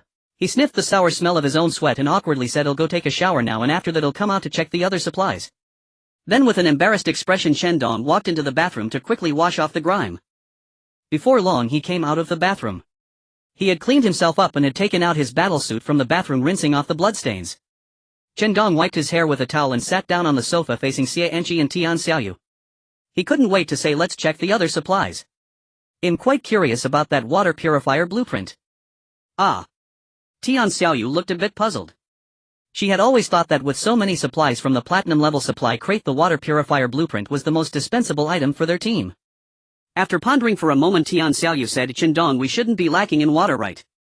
While others are struggling for daily drinking water, we've already started using drinkable water to shower. Xia Anqi also looked at Chen Dong with confusion. She couldn't quite understand why he favored the water purifier blueprint. Chen Dong smiled wryly and said, You two pampered little princesses, we do have sufficient water resources, but the water at home needs to be replenished in the rooftop water tank to be supplied, and it's always been me doing the hard work of refilling it, okay? I have to refill it once a week and it becomes quite a hassle over time. After this was said, both Xia Anqi and Tian Xiaoyu felt a bit embarrassed. In their subconscious, they had thought it was like the old world where tap water was automatically supplied. Now that Chen Dong mentioned it, they realized. I'm sorry, Chen Dong, we didn't notice this before. Chen Dong naturally didn't blame them and didn't feel wronged. After all, he was also a beneficiary. He laughed and said, I'm not blaming you. I just wanted to tell you that once we have the water purifier, we won't have to go through the trouble of wasting drinking water to shower or mop the floor, and it won't be a hassle at all. Chen Dong took out the water purifier blueprint to see what materials were needed. Then he exclaimed, his expression showing some surprise. This drew the attention of Xia Anqi and Tian Xiaoyu, who leaned in to check the blueprint with him. Chen Dong felt the gentle fragrance of the two girls, and the brushing of their arms against his caused his heart to flutter. He could only pretend nothing was wrong and adjusted his pants, trying not to feel too uncomfortable. Xia Anqi and Tian Xiaoyu were quite astonished. They didn't expect that this water purifier blueprint could be produced infinitely. As long as there are enough materials, it could be mass-produced and sold on the trading platform. Xia Anqi exclaimed, how is this possible? Previous blueprint-type supplies always had a limited number of uses. This water purifier blueprint has unlimited uses, this is too unreasonable. Tian Xiaoyu nodded in agreement, deeply convinced. Exactly. The water purifier blueprint we have is unlimited. This means we basically monopolize this market and we can set our own prices. God, the huge business opportunity behind this. Currently the vast majority of survivors are just trying not to die of thirst, and they can't collect enough water for daily use. When they need to relieve themselves they can only run out into the wild to solve it. Taking a shower is utterly unimaginable. Even the leaders of large teams like the sheriff can only shower once a week. The members under them might take even longer. Most can only wash their hair and wipe their bodies. Thus this water purifier blueprint is extremely marketable. After all, the original water resources in this world are still quite abundant, but they cannot be used due to pollution. Once the water purifier is released in large quantities it will definitely change the situation. Chen Dong carefully examined the materials required for the production of the water purifier. After all, this was not a small household water purifier but a large one meant for the community. If the materials were too many it would become a hassle. Fortunately, the production of the water purifier did not require too many materials, only a certain amount of stainless steel and filters. As for the other materials, the blueprints did not specify any requirements. Chen Dong purchased some materials on the trading platform and attempted to manufacture the water purifier. Survivor, do you want to use the water purifier blueprint? Yes, no. Yes. Water purifier. Stainless steel 12,050. Filter 131. After clicking to start manufacturing, Chen Dong produced 2 water purifiers. Manufacturing complete. The 2 large water purifiers stood before Chen Dong and his companions. The stainless steel exterior looked quite high-tech. With no complicated operations required, Chen Dong plugged in the power and poured in the dirty water from the faucet. The water purifier began to operate. After 2 beeps the sound of machinery could be heard within. A few minutes later the red indicator light turned green, indicating that the dirty water had been purified and was now drinkable. Chen Dong took a cup and filled it with pure pristine water. Xia Anqi looked at the glass of purified water somewhat worried and said, "Chen Dong, is it really safe to drink this?" No one knew whether the water purifier could truly purify dirty water. This was not the old world. In the apocalyptic world anything could happen and they dared not be certain. Chen Dong licked his lips, feeling a bit dry.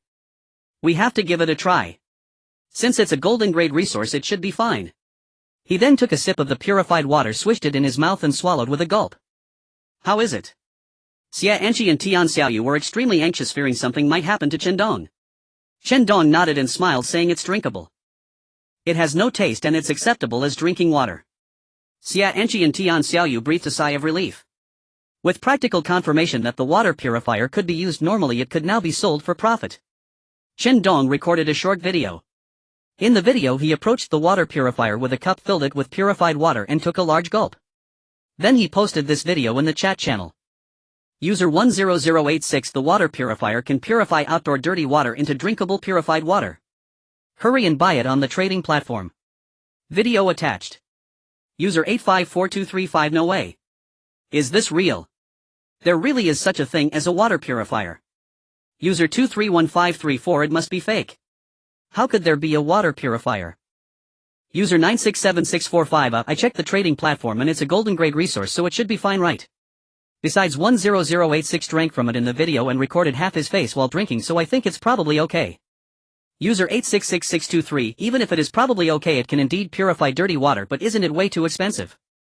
User 10086, everyone don't rush to say it's expensive. This thing costs a lot to make, I can't just lose money doing charity, right?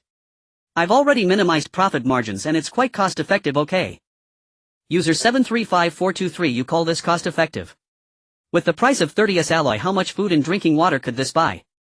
Chen Dong looked at this price and frowned slightly. He didn't think there was anything wrong. It was very reasonable.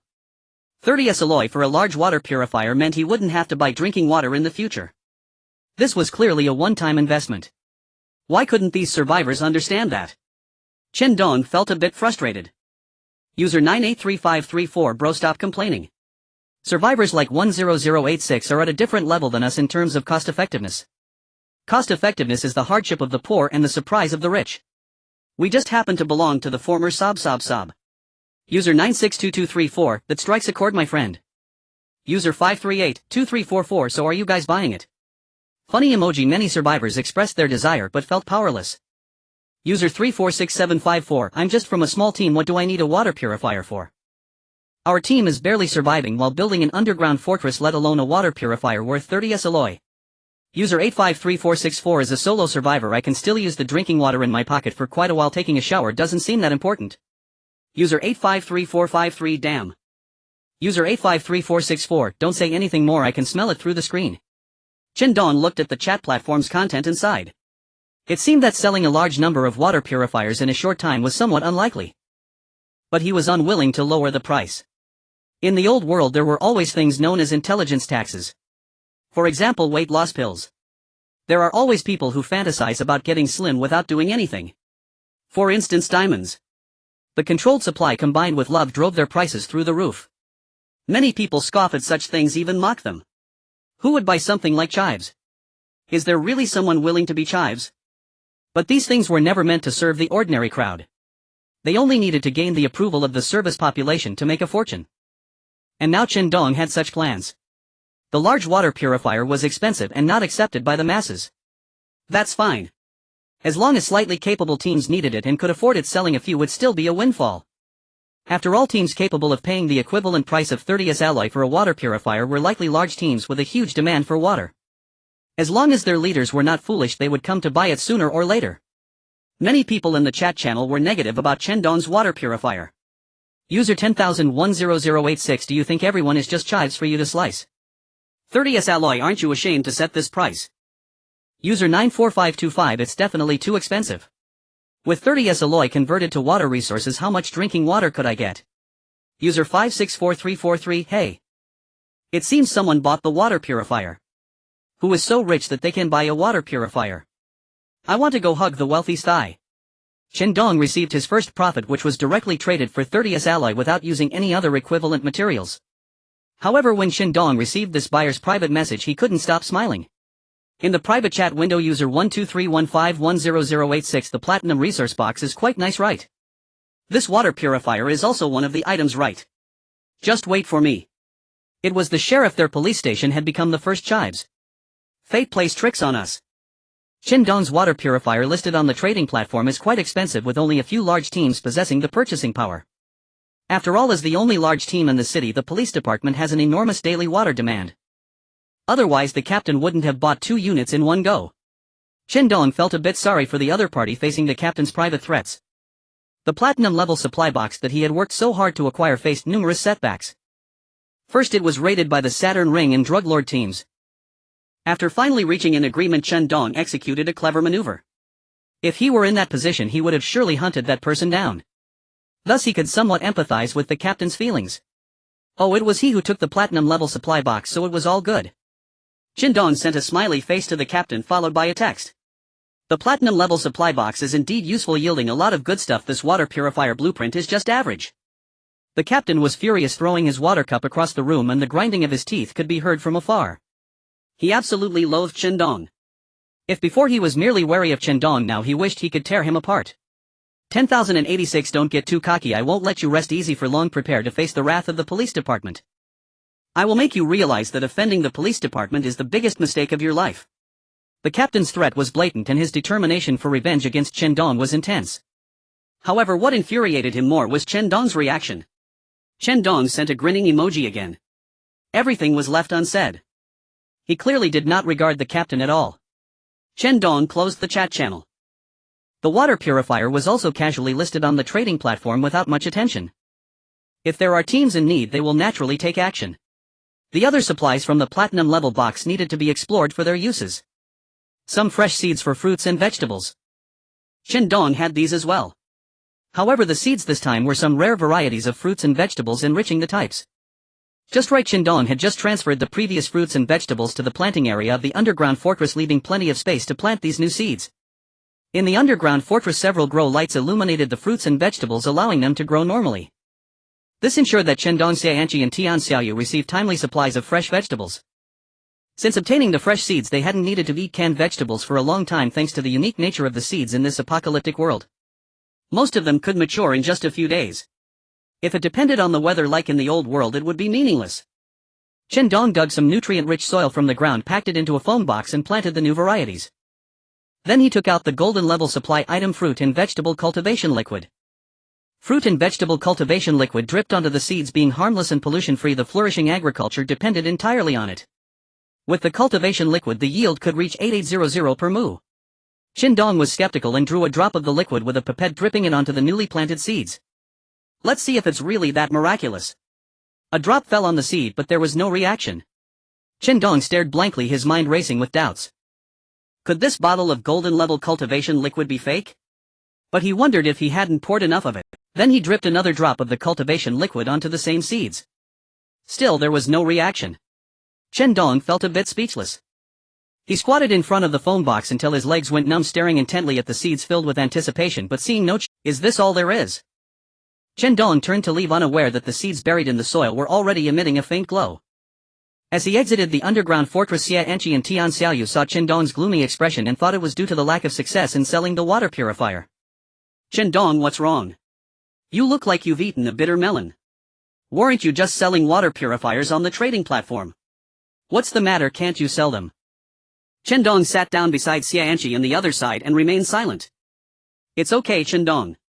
Water purifiers are a hard necessity. Maybe initially people think the price is steep, but once supplies aren't so tight, sales will pick up.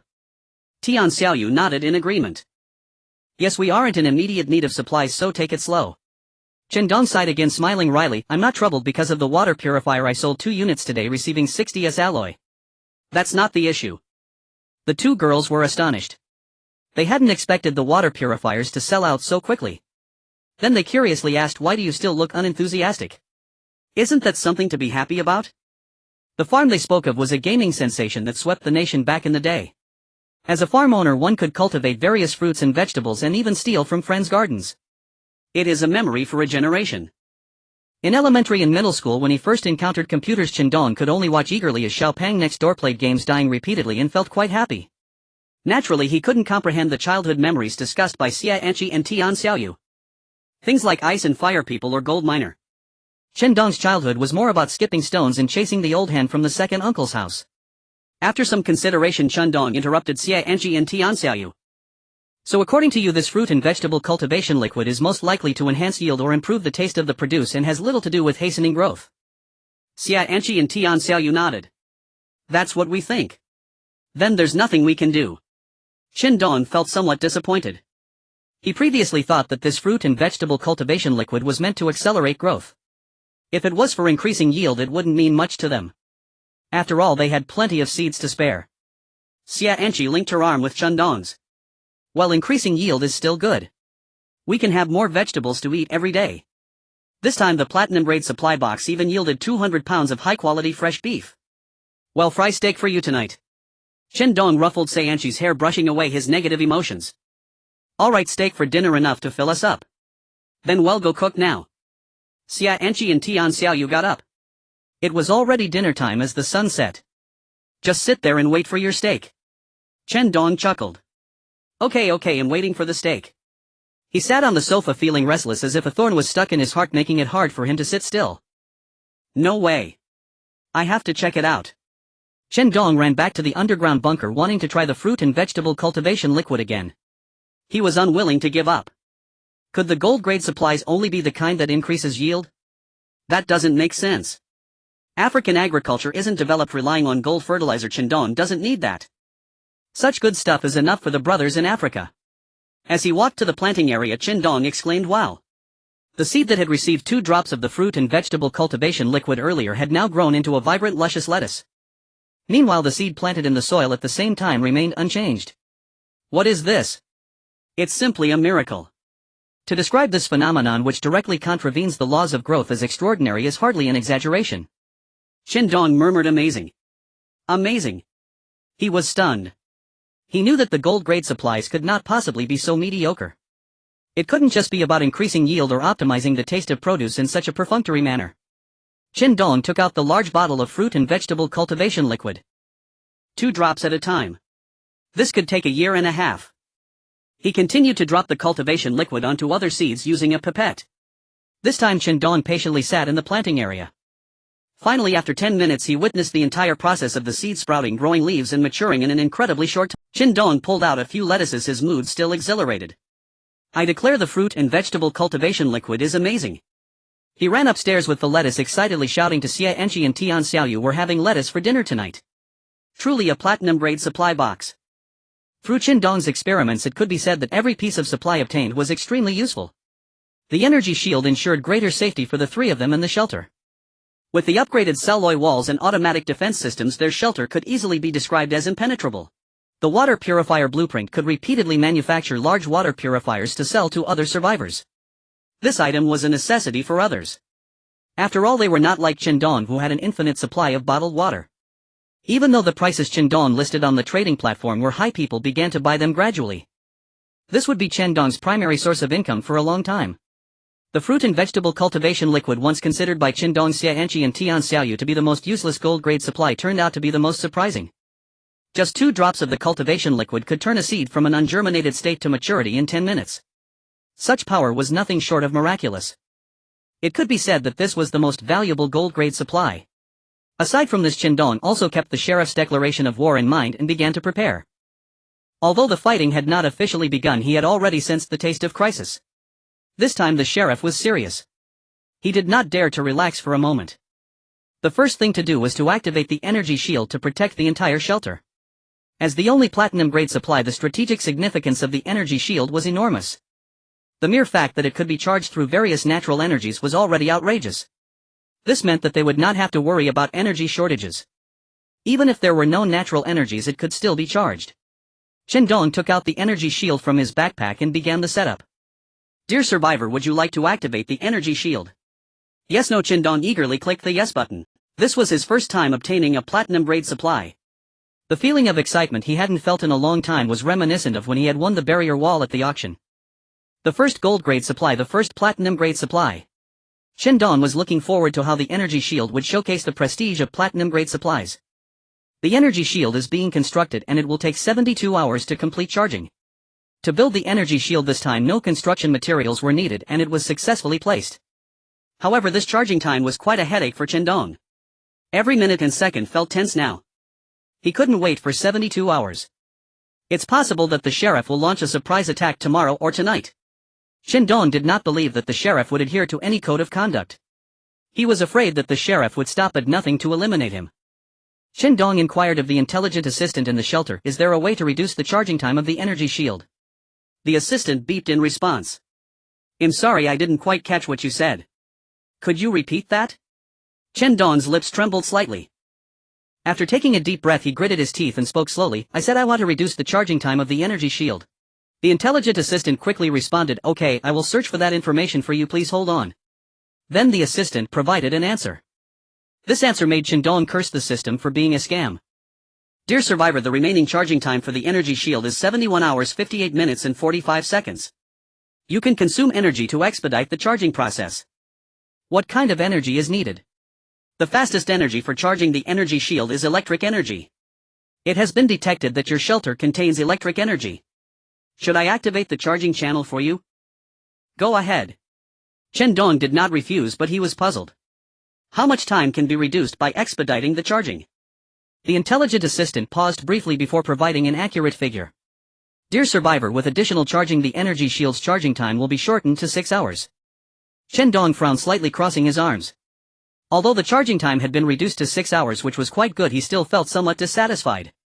He was worried about what unexpected situations might arise during those 6 hours. However, one cannot expect everything to be perfect. Chen Dong could only urge the intelligent assistant to hasten the activation of the charging channel. Alright, the charging channel has been activated. The mechanical female voice of the assistant echoed in Chen Dong's ears. At the moment the charging channel was activated, Chen Dong saw a translucent glass-like shield faintly appearing in the air above the veil. The electric current flowed, resembling the veins of a body. Is this the energy shield? Curious, Chen Dong walked outside the alloy wall and touched the edge of the energy shield. Yet he grasped at nothing. It was intangible. As for the 6-hour gap, there was no way to deal with it. Chen Dong could only inspect the automated defense system and the alloy wall to ensure there were no areas requiring repair. Subsequently, he adjusted the cameras around the villa before returning to his bedroom, lying down to rest. It was a night without incident. Ding ding. 2 system notification sounds rang out. One was the daily infinite resources notification. Infinite 30mm cannon shells. Perfect. With this, his armored vehicle would have a purpose, transforming into a mobile artillery platform. The other was the notification that the energy shield had completed charging. Dear survivor, the energy shield has completed charging. After the first charging is completed, the energy shield will automatically absorb natural energy for continuous replenishment. Chen Dong was somewhat impatient. He didn't even take the time to wash up before rushing out to see what the charged energy shield looked like. Looking at the sky and seeing nothing else visible, Chen Dong blinked, feeling uncertain.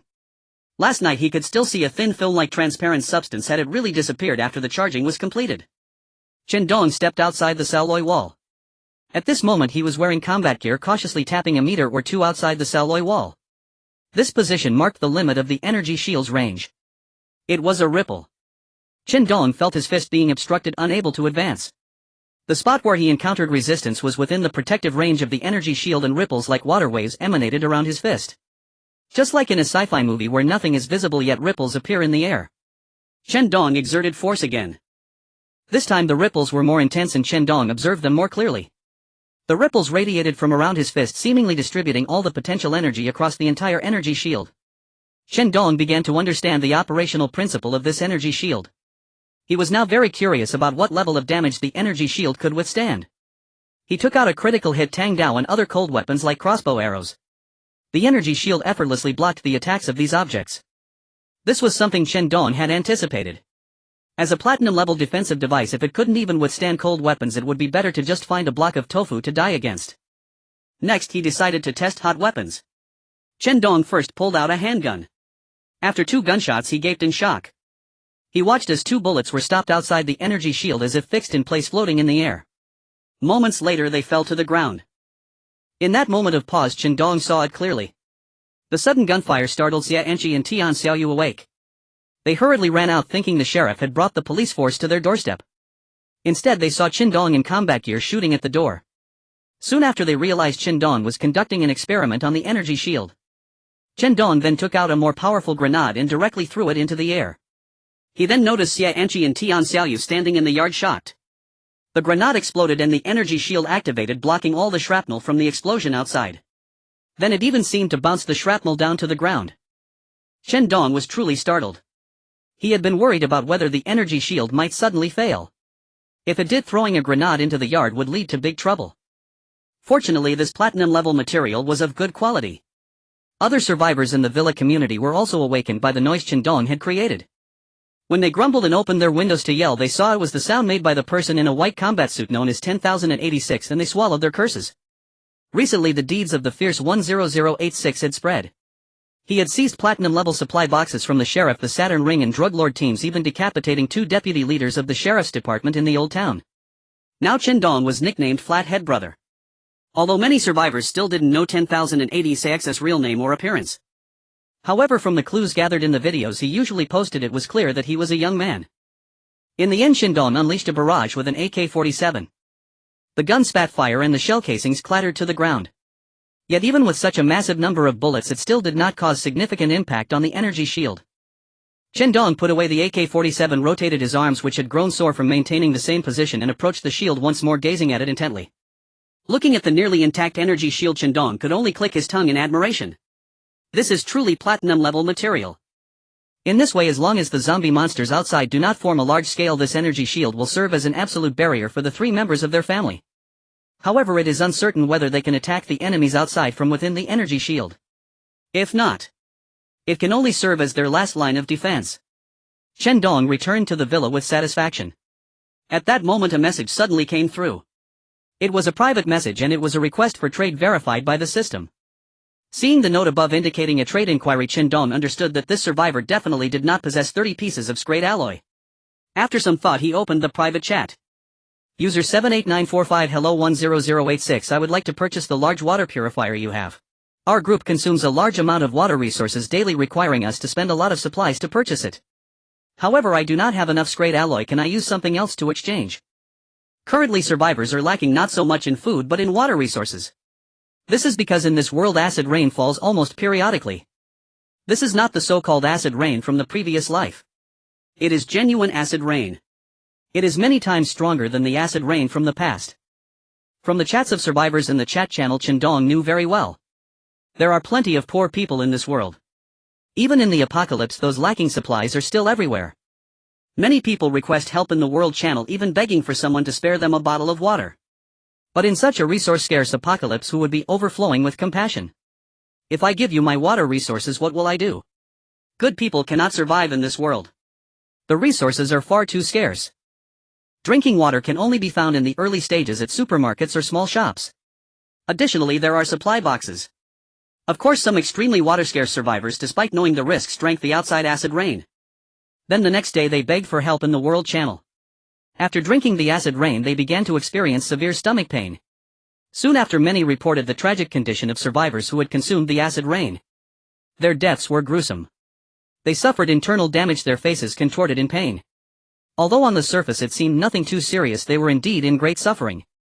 But soon someone released a video of a survivor who drank the acid rain as they were nearing death.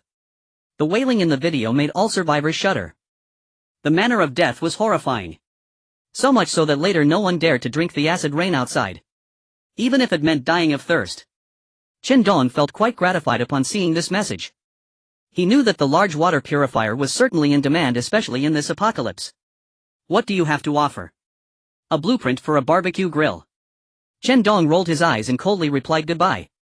A blueprint for a barbecue grill. Do you take me for a beggar?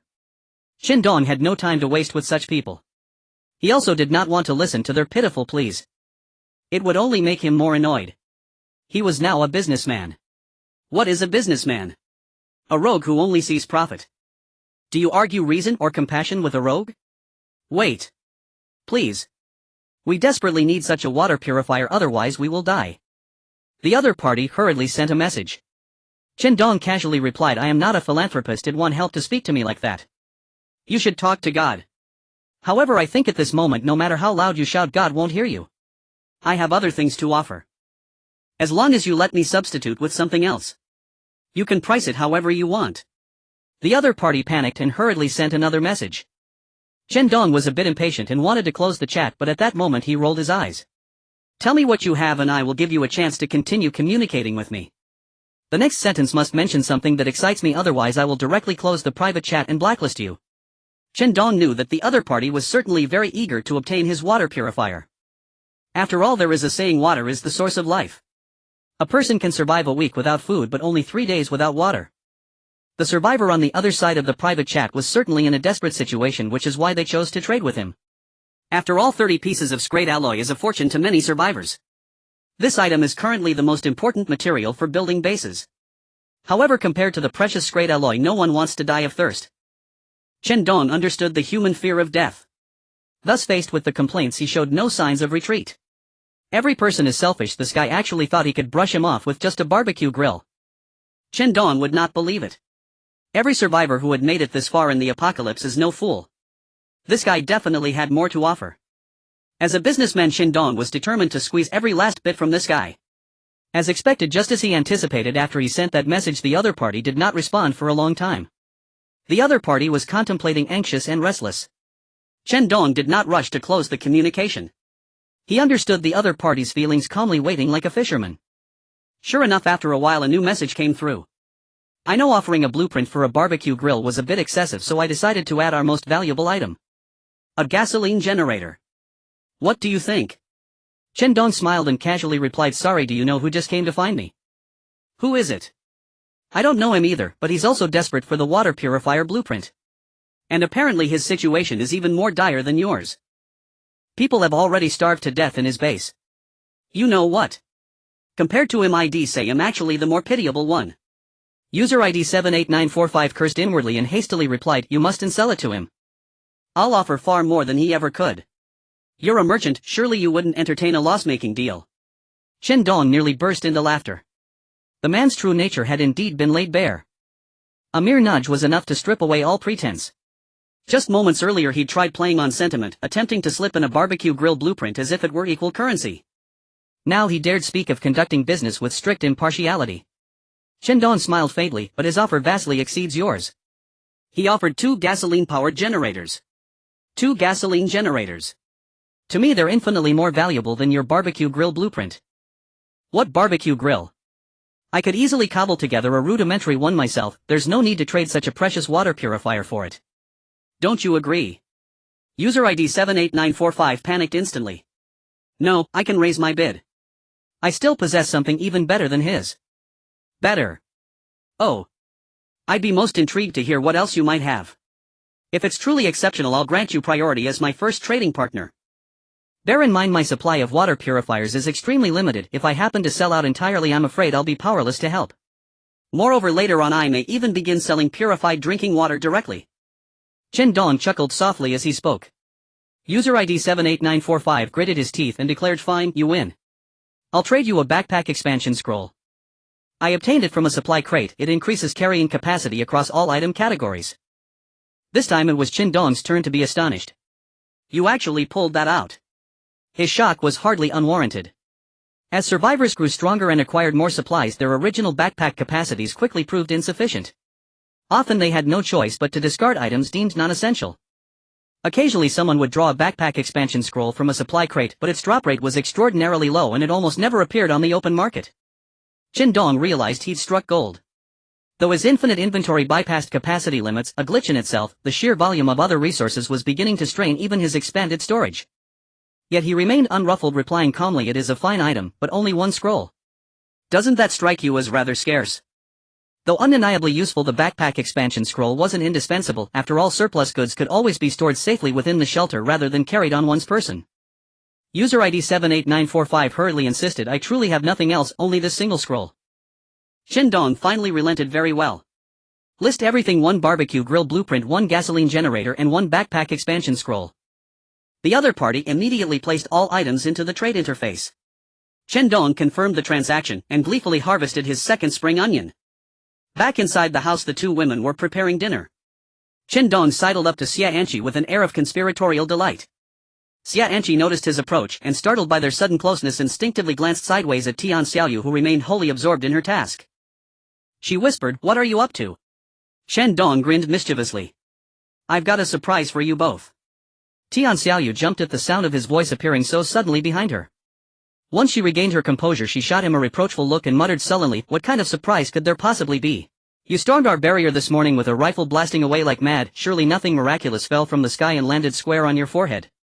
When Xia Anqi heard Tian Xiaoyu refer to our home, she stole a quick glance at Chen Dong's expression, relieved to find he hadn't caught the nuance. She suppressed a quiet private smile. Chen Dong, blissfully unaware, beamed proudly, it's not exactly a miracle dropped from heaven, but it is a delightful surprise. We'll be having grilled meat tonight. With that he produced the newly acquired barbecue grill blueprint for them to see. Xia Anqi and Tian Xiaoyu stared in wide-eyed astonishment. Though their current life was already remarkably comfortable, it lacked a certain warmth, a subtle spark of intimacy. What did you trade for it? Xia Anqi asked. Chen Dong puffed out his chest, the water purifier. To his surprise, both women's expressions darkened instantly. Xia Anqi chided, you didn't actually trade the water purifier for this. Tian Xiaoyu pouted, perplexed. Chen Dong, how could you exchange something so vital for just this? He smiled gently, didn't you two mention missing barbecues from your past lives the other day? Perfect, we've got what we need now. Tonight we feast on grilled meat. Hearing this, Tian Xiaoyu flushed deeply. She hadn't imagined he'd remembered their casual conversation so vividly. A tender fluttering sensation stirred quietly within her. Xia Anqi, perceptive and quick-witted, instantly noticed the shift in Tian Xiaoyu's expression. Yet Chen Dong, dense as ever, remained utterly oblivious to Tian Xiaoyu's unspoken feelings. Well then, this time we'll let it slide, you've shown genuine thoughtfulness. Oh, you think your husband is truly that foolish to swap a barbecue grill for a full-scale water purifier? I also secured one gasoline generator and one backpack expansion scroll. From now on our household power consumption won't require such stringent rationing, nor will we fret over inventory limits. Xia Anqi's cheeks warmed faintly. Though Tian Xiaoyu knew the nature of her relationship with Chen Dong, they'd never yet displayed such overt tenderness before witnesses. Moreover, the dynamic among Tian Xiaoyu, Xia Anqi and Chen Dong carried a delicate unspoken complexity, Xia Anqi far more attuned than Chen Dong's thick-skinned obliviousness. As Chen Dong's devoted partner, her sensitivity ran deep. Upon hearing his words, Tian Xiaoyu's demeanor softened perceptibly.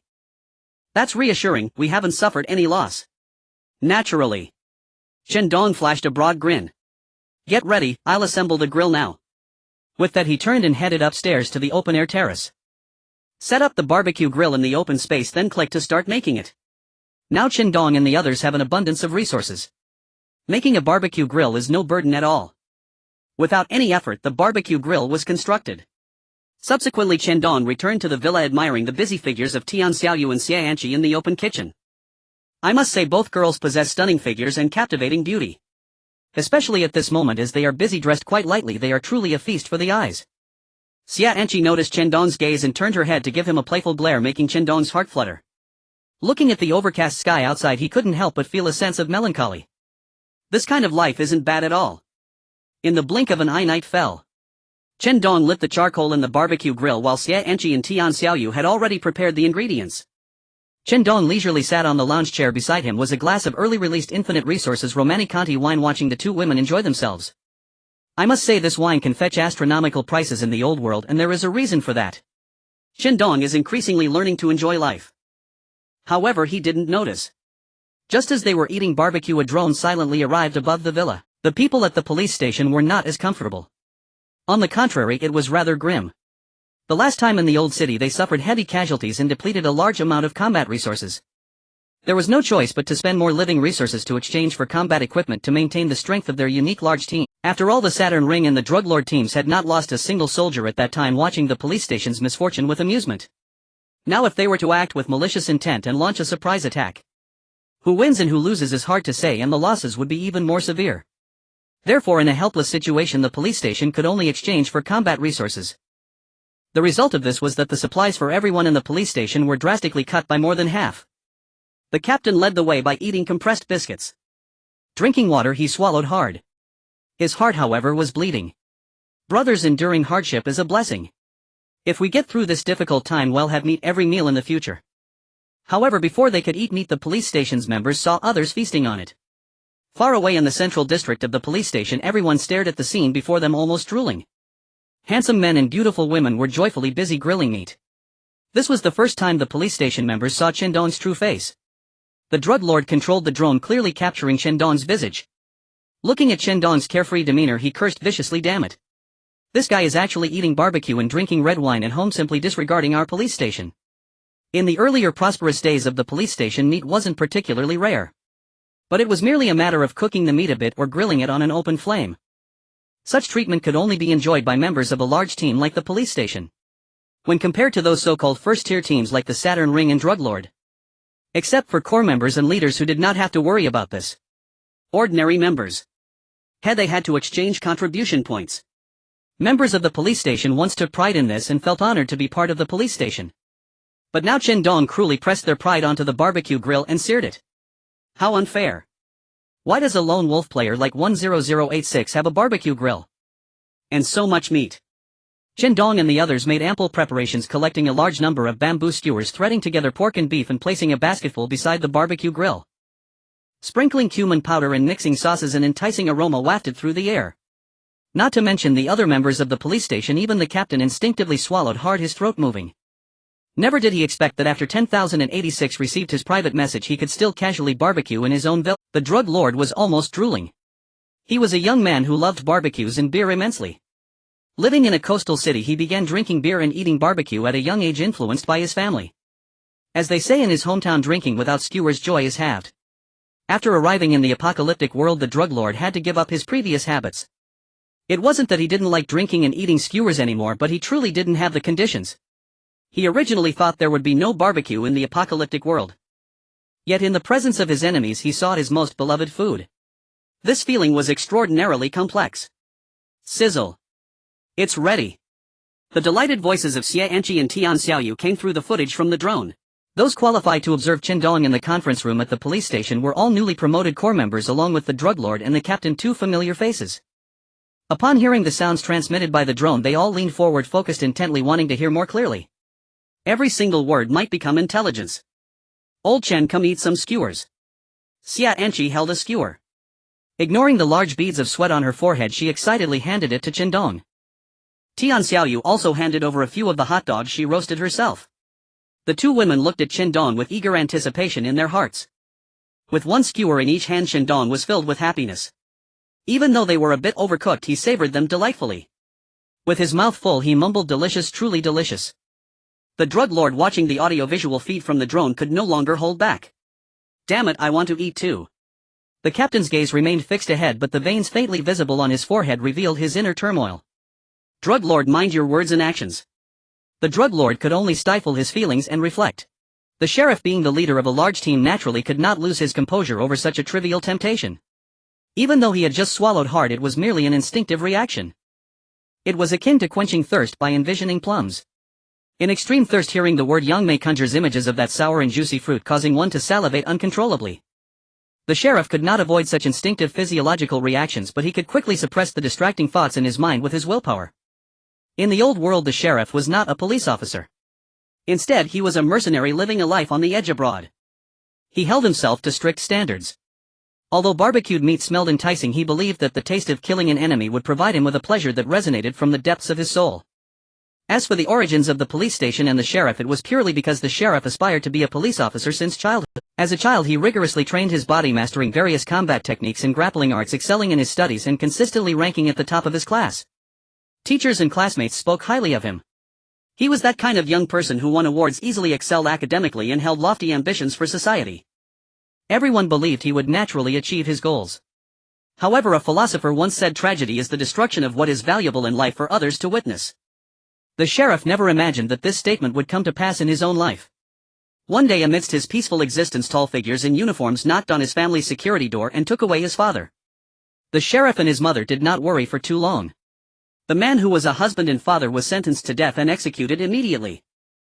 The reason was for trafficking prohibited goods. This struck the sheriff hard. With the pillar of the family gone, he was left bewildered while still in school. But the cruel reality again dealt a heavy blow to the sheriff, who had hoped to gather himself and support his family. His mother hanged herself the following night.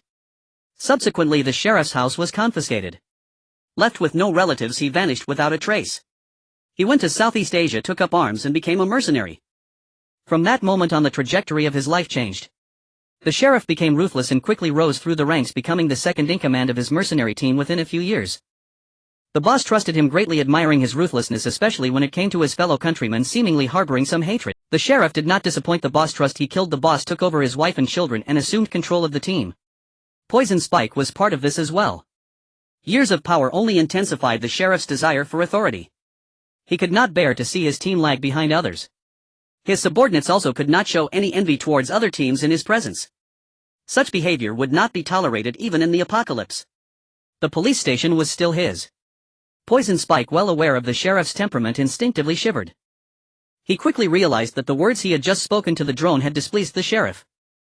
In the old world, there were brothers who had been executed by the sheriff for saying something they shouldn't have, like that our team's treatment was too low compared to the neighboring team, and they were shot in front of all the brothers and kicked into the sea to feed the fish. The sheriff had not acted yet solely because of the years he had spent following him. But if this continued, no, even if it happened once more, Poison Spike could not guarantee that his head would still be intact. Poison Spike could only quickly reflect. Boss, I was wrong, it was not my intention. Blame it on my moment of folly. Then in front of everyone, Poison Spike slapped himself harshly twice. The force was so great that both cheeks instantly swelled up. Only then did the sheriff glance at him, slightly calming his anger. All right, this is the last time. Keep a close watch, fly a bit lower. Poison Spike nodded in agreement and hurriedly lowered the drone. The people at the police station did not let the earlier minor incident delay them, continuing to closely monitor Chen Dong and the others on the villa's balcony.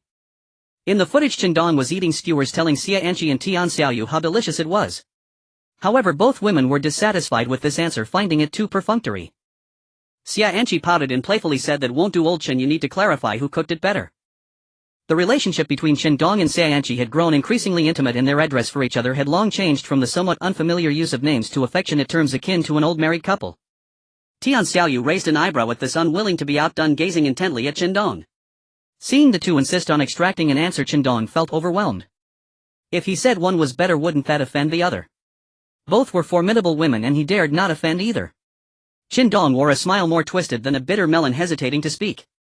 At that moment, however, Xia Anqi burst into laughter, teasing, "Silly old Chen, I was just joking. If you dare to say one of us didn't cook, well, I won't let you eat, you'll have to cook for yourself." Tian Xiaoyu also smiled broadly. Just now she and Xia Anqi had a perfect understanding without prior communication, and had together played a trick on Chen Dong. Chen Dong then realized. All right. You two little vixens, are you messing with me? Just wait and see how I deal with you. The three laughed and began to chase each other around the balcony. The people at the police station looked on with strange expressions. Was it really the case that today's precious resources were spent on a remote drone just to witness a handsome man and two lovely women having a barbecue and frolicking on the balcony in a holiday date? If so, then what a tremendous loss this transaction was. The police chief remained silent, his gaze fixed unblinkingly on the live feed streaming from the drone. On screen, Chen Dong dashed forward in one swift stride, scooping up Xia Anqi and tickling her waist until she burst into unrestrained laughter. Tian Xiaoyu watched from the side with mischievous delight, clapping a hand over her mouth to stifle her giggles. Just then she caught an odd sound, unusual, discordant. It wasn't the mechanical hum from the barbecue grill but something sharper, more insistent, the whirring of rotating blades. Tian Xiaoyu snapped her head upward toward the sky, and there it was, the police department's drone. Oh no! The officers aboard recoiled in alarm. They hadn't expected exposure, not yet. Had they flown too low? Tian Xiaoyu's mind raced with the same thought, and she immediately called out to Chen Dong. Chen Dong, look up at the sky. He was still lost in playful banter, not even glancing up. Yeah right, I don't buy it. Mom always said never trust a beautiful woman. Ignoring his teasing, Tian Xiaoyu rushed over, gripped his shoulders firmly, and turned his face skyward. Chen Dong's light-hearted grin vanished instantly. In that split second his thoughts surged, this drone hadn't drifted here by chance, someone was conducting reconnaissance. But far more urgent was the realization their true identities had been compromised.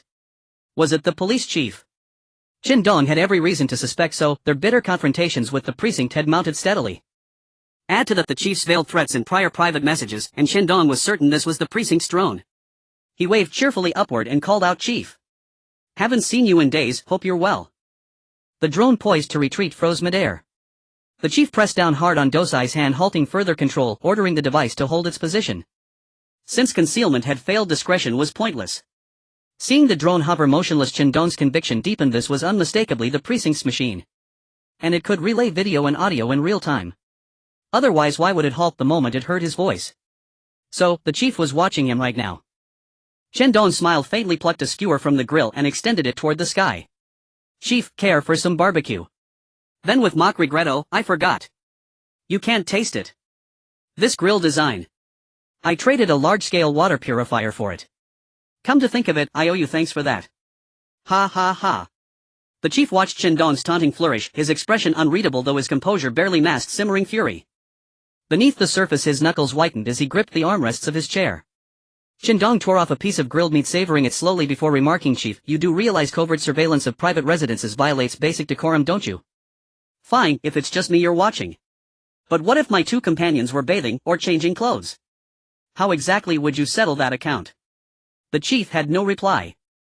So Chen Dong continued, half to himself, "At the very least a few hundred satellite credits ought to cover the psychological damages, wouldn't you agree?" Though speechless, the chief let out a sharp, contemptuous snort. Yet what Chen Dong said next ignited pure white-hot rage. "If you can't produce the celluloid, well then, chief, how about your head instead?" With a soft chuckle, Chen Dong drew a pistol and aimed it squarely at the drone. Goodbye. A single shot shattered the drone. It spiraled downward in thick black smoke, plummeting straight into the courtyard before bouncing violently over the villa's perimeter wall and crashing onto the road outside. Xia Anqi's face clouded with worry. "Chen Dong, what do we do now?" Chen Dong sighed helplessly. Their true identities were exposed, there was no undoing that. "What can we do?" "Just roll with it." Tian Xiaoyu interjected calmly, "Actually our exposure isn't catastrophic. A clash with the precinct was inevitable, we'd meet sooner or later regardless. Besides, the drone is destroyed. Only the precinct's inner circle has seen our faces. Not everyone knows, not yet." Chen Dong exhaled, tension easing. "Right, you're right, Xiaoyu. I'd nearly lost my bearings." He added, voice steady, "We've always been locked in a fight to the death. Whether they know who we are changes little now." He rubbed his chin thoughtfully. "Looks like the precinct will be storming our gates soon. We'd better prepare fast. This time they'd surely come in full force." Chen Dong couldn't guess what advanced weaponry they might deploy next, nor would he abandon the sanctuary he'd built with such devotion. Fleeing with Xia Anqi and Tian Xiaoyu across the wasteland was unthinkable. "Chen Dong, what's your plan?" Xia Anqi asked. He moistened his lips, then answered simply, "Inspect the energy shield. Restock ammunition for the automated defense systems. After that, we wait and watch." Tian Xiaoyu sighed. "That's all we can do." Indeed, no alternative existed. The barbecue ended abruptly. They ate, quickly packed away the grill, and swept the balcony clean. Then they began inspecting and reinforcing the villa's perimeter defenses. With the drone destroyed, the precinct lost all visual access to Chen Dong's compound. And the footage captured moments earlier yielded almost nothing, no time to scan beyond the immediate area. All they'd seen was 10,086 and two women laughing, eating and playing on the balcony. An expensive drone reduced to scrap, all for such trivial, useless intelligence. A reckless waste. Still, one consolation remained: they'd finally laid eyes on 10,086 in the flesh. Though the chief had already estimated Chen Dong's age, seeing his actual face stirred genuine admiration. Such composure, such steel, so young yet bearing the unmistakable aura of his own younger self. He was certain given time 10086 would shake the foundations of this ruined world. The thought of crushing such a rising star himself made the chief smile, a slow chilling thrill coursing through him. Back in his mercenary days he'd faced countless prodigies and rebels. Taking on 10 men alone, hacking into the FBI's central mainframe, these were mere parlor tricks. Yet none of them ever entered legend. Why? Because the chief had drowned them all, before their wings could fully unfurl into the depths of the Pacific. Admiration therefore remained strictly academic. He had no doubt 10,086 would not leave that villa alive. Fleeing now, packing up and vanishing across the apocalypse, might preserve his life for a while. But the chief knew better. That wasn't Chen Dong's way. Chen Dong wasn't a coward. If he feared death he'd never have gone solo, snatching victory from the jaws of the precinct's Saturn ring and the drug lords alike. His fate then was already sealed, just like those so-called geniuses of yore. 10086, you'll pay dearly for this, murmured the chief, tapping a finger rhythmically against the armrest. Cross me, and death is the only path. The poison spike respectfully said, boss, time is of the essence. Let us set off immediately to eliminate 10,086. Upon hearing this, other key members of the police station echoed in agreement. A stout man spoke up, yes boss, 10086 is too arrogant, I can hardly bear to watch. As long as you give the nod, I sang Biao, I'm willing to be the vanguard and dismantle 10086 piece by piece. Another big man was not to be outdone. Boss, issue the order. I crow, I'm willing to charge ahead and flatten 10,086, avenging my brother. This person had dark reddied hair. Upon closer inspection he bore some resemblance to the firewolf who had perished when Chen Dong destroyed his helicopter. These two young men had replaced the two fallen core members of the police station. The police chief looked at his three loyal subordinates who were eagerly petitioning him. He continued to tap on the armrest and said slowly, so are you three staging a coup? This remark caused the three to break into a cold sweat. They knelt down trembling all over. Boss, we were wrong. After that no one spoke. In the conference room only the buzzing sound from the projector connected to the destroyed drone filled the air. The poison spike and the others dared not move. Even when an ant crawled onto their faces biting them painfully they restrained themselves and did not dare to lift a finger. He. The police chief suddenly let out a cold laugh, further straining their nerves. He stopped tapping the armrest and slowly stood up. I can see your loyalty. This time I will personally lead all the elite forces from the police station to the villa area and eliminate 10086 completely. The poison spike and the others exchanged glances, secretly relieved, and shouted in unison, boss is wise. The police chief paid no heed to their flattery. He suddenly asked, have you found the person I asked you to look for?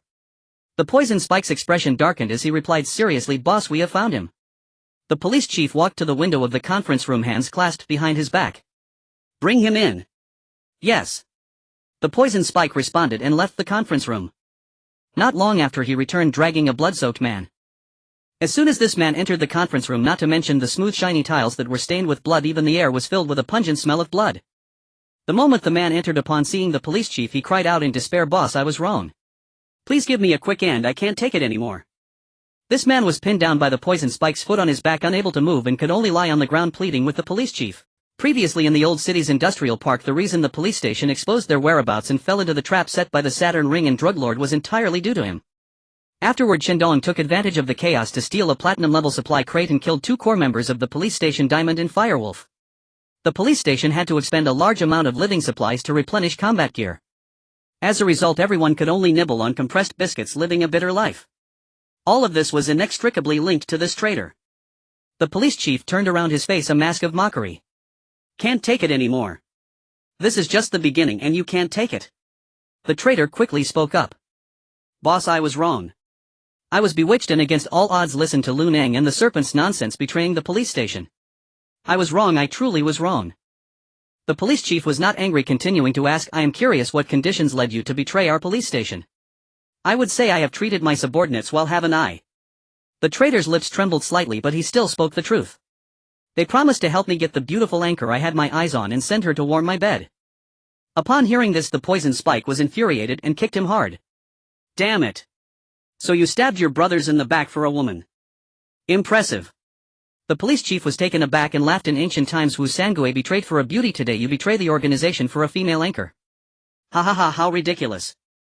The police chief then angrily scolded, because of you I lost two great generals, Diamond and Firewolf. Because of you the entire police station had to live frugally. I could kill you 100 times and it wouldn't be enough to quell my hatred. This was the first time the police chief had been this angry. But it was not surprising. After all, Diamond and Firewolf, like the Poison Spike, had followed the police chief for many years. Seeing the two die tragically, the Poison Spike felt the same sorrow. The police chief took a deep breath, slowly exhaling, and slightly calmed his emotions. Poison Spike, take this traitor away and deal with him as per the old method. Yes. The Poison Spike responded and took the traitor out of the conference room. The so-called old method was a punishment they had used in the old world. They would tie the person from head to toe to a wooden stake and use a hammer to continuously strike the forehead. Initially it wouldn't hurt too much, but over time it would gradually crush the skin and fracture the skull. During this process the condemned could slowly feel despair. Only those with firm willpower would remain unflinching in the face of such punishment. Unfortunately, despite using this method many times, no one had ever managed to endure it. Most would go insane halfway through. After the Poison Spike took the traitor away, the police chief ordered Sang Biao Crow, you two go notify the other brothers to get ready and set off for the villa area to eliminate 10,086. Understood. Sang Biao and Crow agreed, exiting the conference room to assemble the police station's elite forces. The police chief returned to his seat, gently tapping the armrest, producing a rhythmic sound like a hammer. He also wanted 10,086 to taste such a fate. The Poison Spike dragged the traitor into the interrogation room and had several subordinates tie him to a wooden stake. The traitor struggled, continuously begging for mercy. Please don't. Boss Poison Spike. I've followed you for this time, just spare my life. I'll give you all my supplies. I beg you. Poison Spike hung a pendulum from the ceiling, squinting one eye as he aimed it at the traitor's forehead. Bastard, since the first day you arrived in the apocalypse world you have been by my side. I treated you like a brother, hoping to cultivate you as my right-hand man. But this time what you did was too unprincipled. Do you still have the face to beg for mercy? I'll tell you this, once you're dead I'll scatter your ashes. After finishing his words, Poison Spike powered on the electric pendulum. The pendulum began to strike the traitor's forehead. Poison Spike left the room satisfied. Hearing the traitor's heart-wrenching screams of terror from behind brought him some relief. Poison Spike returned to the meeting room where Sang Biao and Crow had also returned to report. The three gathered before the sheriff, awaiting orders. In the meeting room the sheriff closed his eyes to rest and his three subordinates dared not utter a word. After a moment the sheriff opened his eyes. Let's go. Yes. Poison Spike ran to the door to open the meeting room's main door. After the sheriff stepped out he immediately followed behind. Sang Biao and Crow exchanged glances and smirked. Then they quickly followed suit. The police station had an open square which had existed since before. After treating this place as a stronghold it became a training ground for gathering. At this moment the elite members of the police station stood proudly and neatly lined up in the square. These individuals were trained strictly according to mercenary methods. Each one of them looked fierce and intimidating. They resembled a pack of hungry wolves. Just then the sheriff arrived. Looking at his subordinates, the sheriff was very satisfied. They would be his trump card. Whether dealing with zombies or survivors, he had an unwavering confidence. The sheriff stood on the podium. This was originally the flag-raising platform of the open square. Looking at the hundreds of elite police members he spoke, brothers, this battle is a battle of justice. Since the apocalypse began, the crimes committed by 10,086 are numerous and unforgivable. Just a few days ago they even stole the platinum-level supply box that belonged to our police station. What do you say? Should we take revenge? The elite police members shouted in unison, yes. Very good. You all seem spirited. The sheriff maintained a serious expression and motivated, so how should we take revenge? Without hesitation everyone raised their weapons above their heads and shouted in unison, kill. Kill. Kill. Listening to the earth-shattering roar the sheriff laughed heartily. Good. That's the spirit. This time we shall act on behalf of justice and eliminate this bully for all survivors. Let everyone know that our police station's authority is inviolable. Let's go. Yes. Everyone responded loudly. Then Sang Biao and Crow led the vanguard and set off. This time the police station almost emptied its ranks, leaving no elite member behind. Only a few ordinary members remained stationed at the stronghold. The sheriff was determined to crush 10,086 with absolute strength, ensuring they wouldn't raise even a ripple. The police station originally had 2 helicopters. One had already been destroyed by Chen Dong in the battle in the old city. The other was dispatched without hesitation by the sheriff. The sheriff and Poison Spike got into an off-road vehicle while others squeezed into the back of several large trucks heading towards the villa area. For safety's sake, their off-road vehicle did not travel in the middle or at the front. Instead it followed closely behind several large trucks to avoid potential attacks. Poison Spike sat in the passenger seat. Sang Biao and Crow couldn't follow, sitting instead in the large truck with the others. However, they could sit inside the cabin of the large truck. Poison Spike turned to look at the sheriff in the backseat, respectfully asking, "Boss, do we really need to go all in this time? Our elite troops are all deployed. If anything happens to those brothers back at the base, it might not end well." The driver of the off-road vehicle drove steadily and the sheriff was nearly dozing off with his eyes squinted.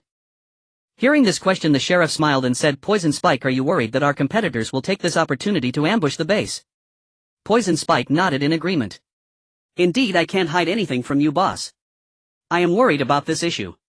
With what you've said, does that mean you've anticipated this possibility?" The sheriff chuckled and scolded, "You stop flattering me. Indeed, I have thought about this issue. But even if Saturn Ring or the Poison King really backstab, what of it? Our police station relies on these elites. As long as they are here, our foundation will not crumble. The stronghold. Just take it if needed. We hold all the supplies, it's just a stronghold. We can retrieve it later or find another place. It's nothing serious." Poison Spike was taken aback. He did not expect the sheriff to be prepared to abandon the stronghold. "Boss, but that stronghold was something we fought so hard to take from the Gold Gun. If we were to lose it, what a shame." The Gold Gun was a team that had occupied the central area early on. At that time, the police station had just moved to the central area from the suburbs and urgently needed a stronghold eyeing the school with the open square. And this school was originally occupied by the Gold Gun team. Thus the newly arrived police station launched its first battle in the central urban area. Initially, survivors' supplies were not abundant and most battles were fought with real knives and guns. Naturally, the police station won the stronghold from the Gold Gun. According to many eyewitness survivors, after the police station took over the stronghold, it took 2 days and nights just to clean the blood and corpses within.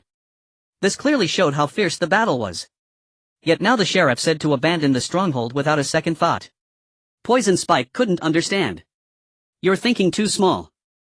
The sheriff sighed, a hint of loneliness evident in his gaze, as if standing alone on a mountaintop. "Let's not even mention the assumption that we might lose the stronghold.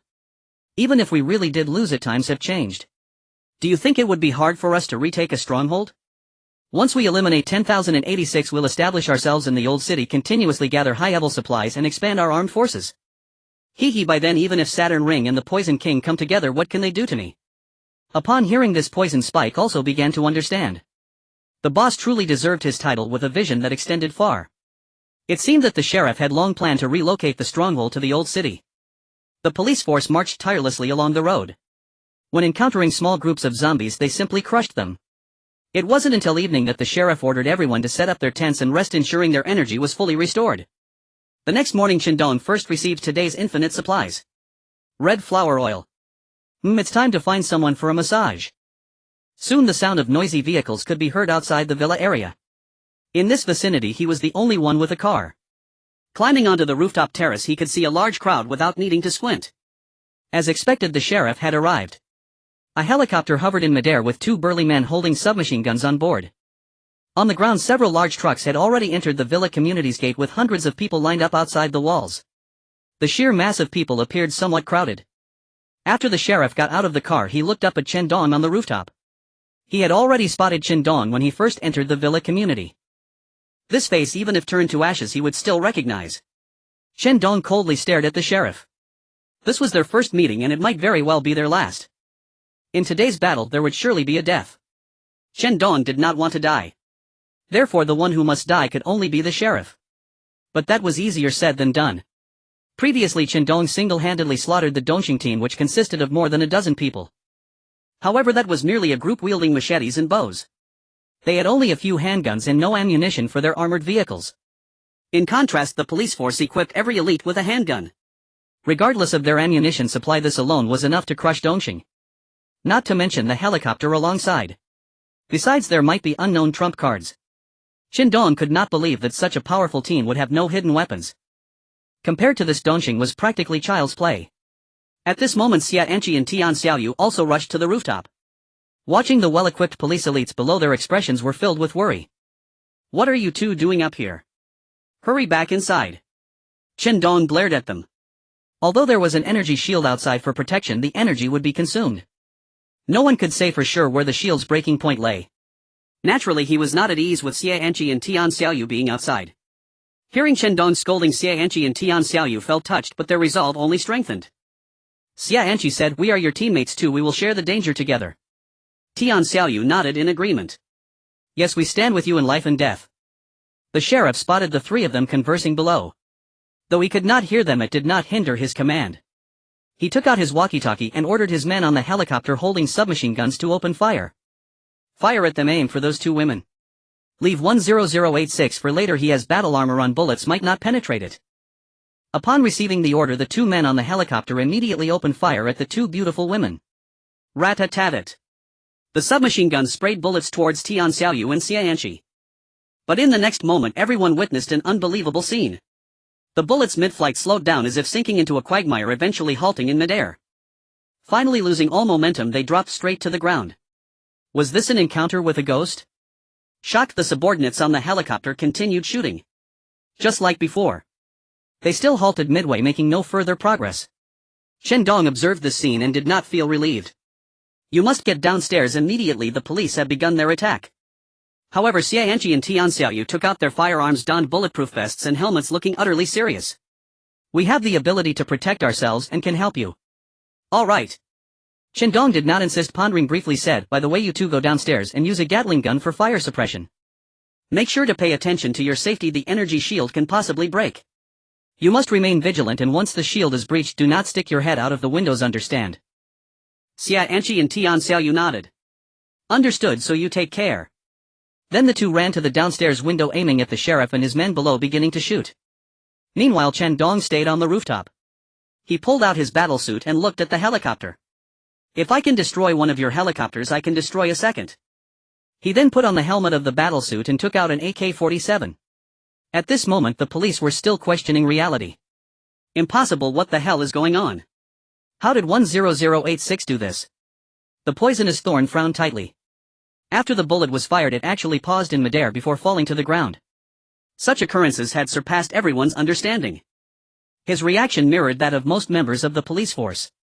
The sheriff's face darkened as he watched Xianqi and Tian Xiaoyu, who had reached the second-floor window and were preparing to shoot at the ground. With no time to think, he hurriedly shouted, everyone aim for the second-floor windows and shoot. All police members reacted quickly, grabbing their guns and shooting towards the positions of Xianqi and Tian Xiaoyu. Moreover, some even threw grenades. In an instant, gunfire erupted, sounding like firecrackers during the New Year. Other survivors in the villa area were trembling in their shelters, completely afraid to show their faces, fearing they would be caught in the crossfire. Damn! This is more outrageous than filming a movie. Amitabha Buddha bless, please don't let a bullet hit my head, I am innocent. The sheriff initially expected that these two women, who had intricate connections with 10,086 and could possibly be his partners, would certainly meet a grim fate. After all, who could survive under the concentrated fire of over 100 handguns? Even if they wore bulletproof vests and helmets, it would be of no use. But soon he was slapped hard in the face. Not only did Xianqi and Tian Xiaoyu survive, but they also brought out a machine gun. Find cover.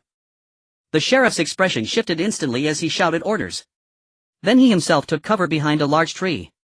Rat-a-tat-tat. The Gatling gun spat blue fire and 7.62mm bullets whistled out, instantly piercing several unprepared police members.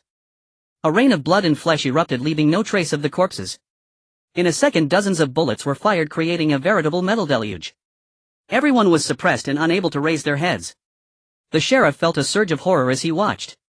This fire suppression, this consumption of bullets, was there any chance left for them to live? Where did they get so many bullets? Did they rob an armory?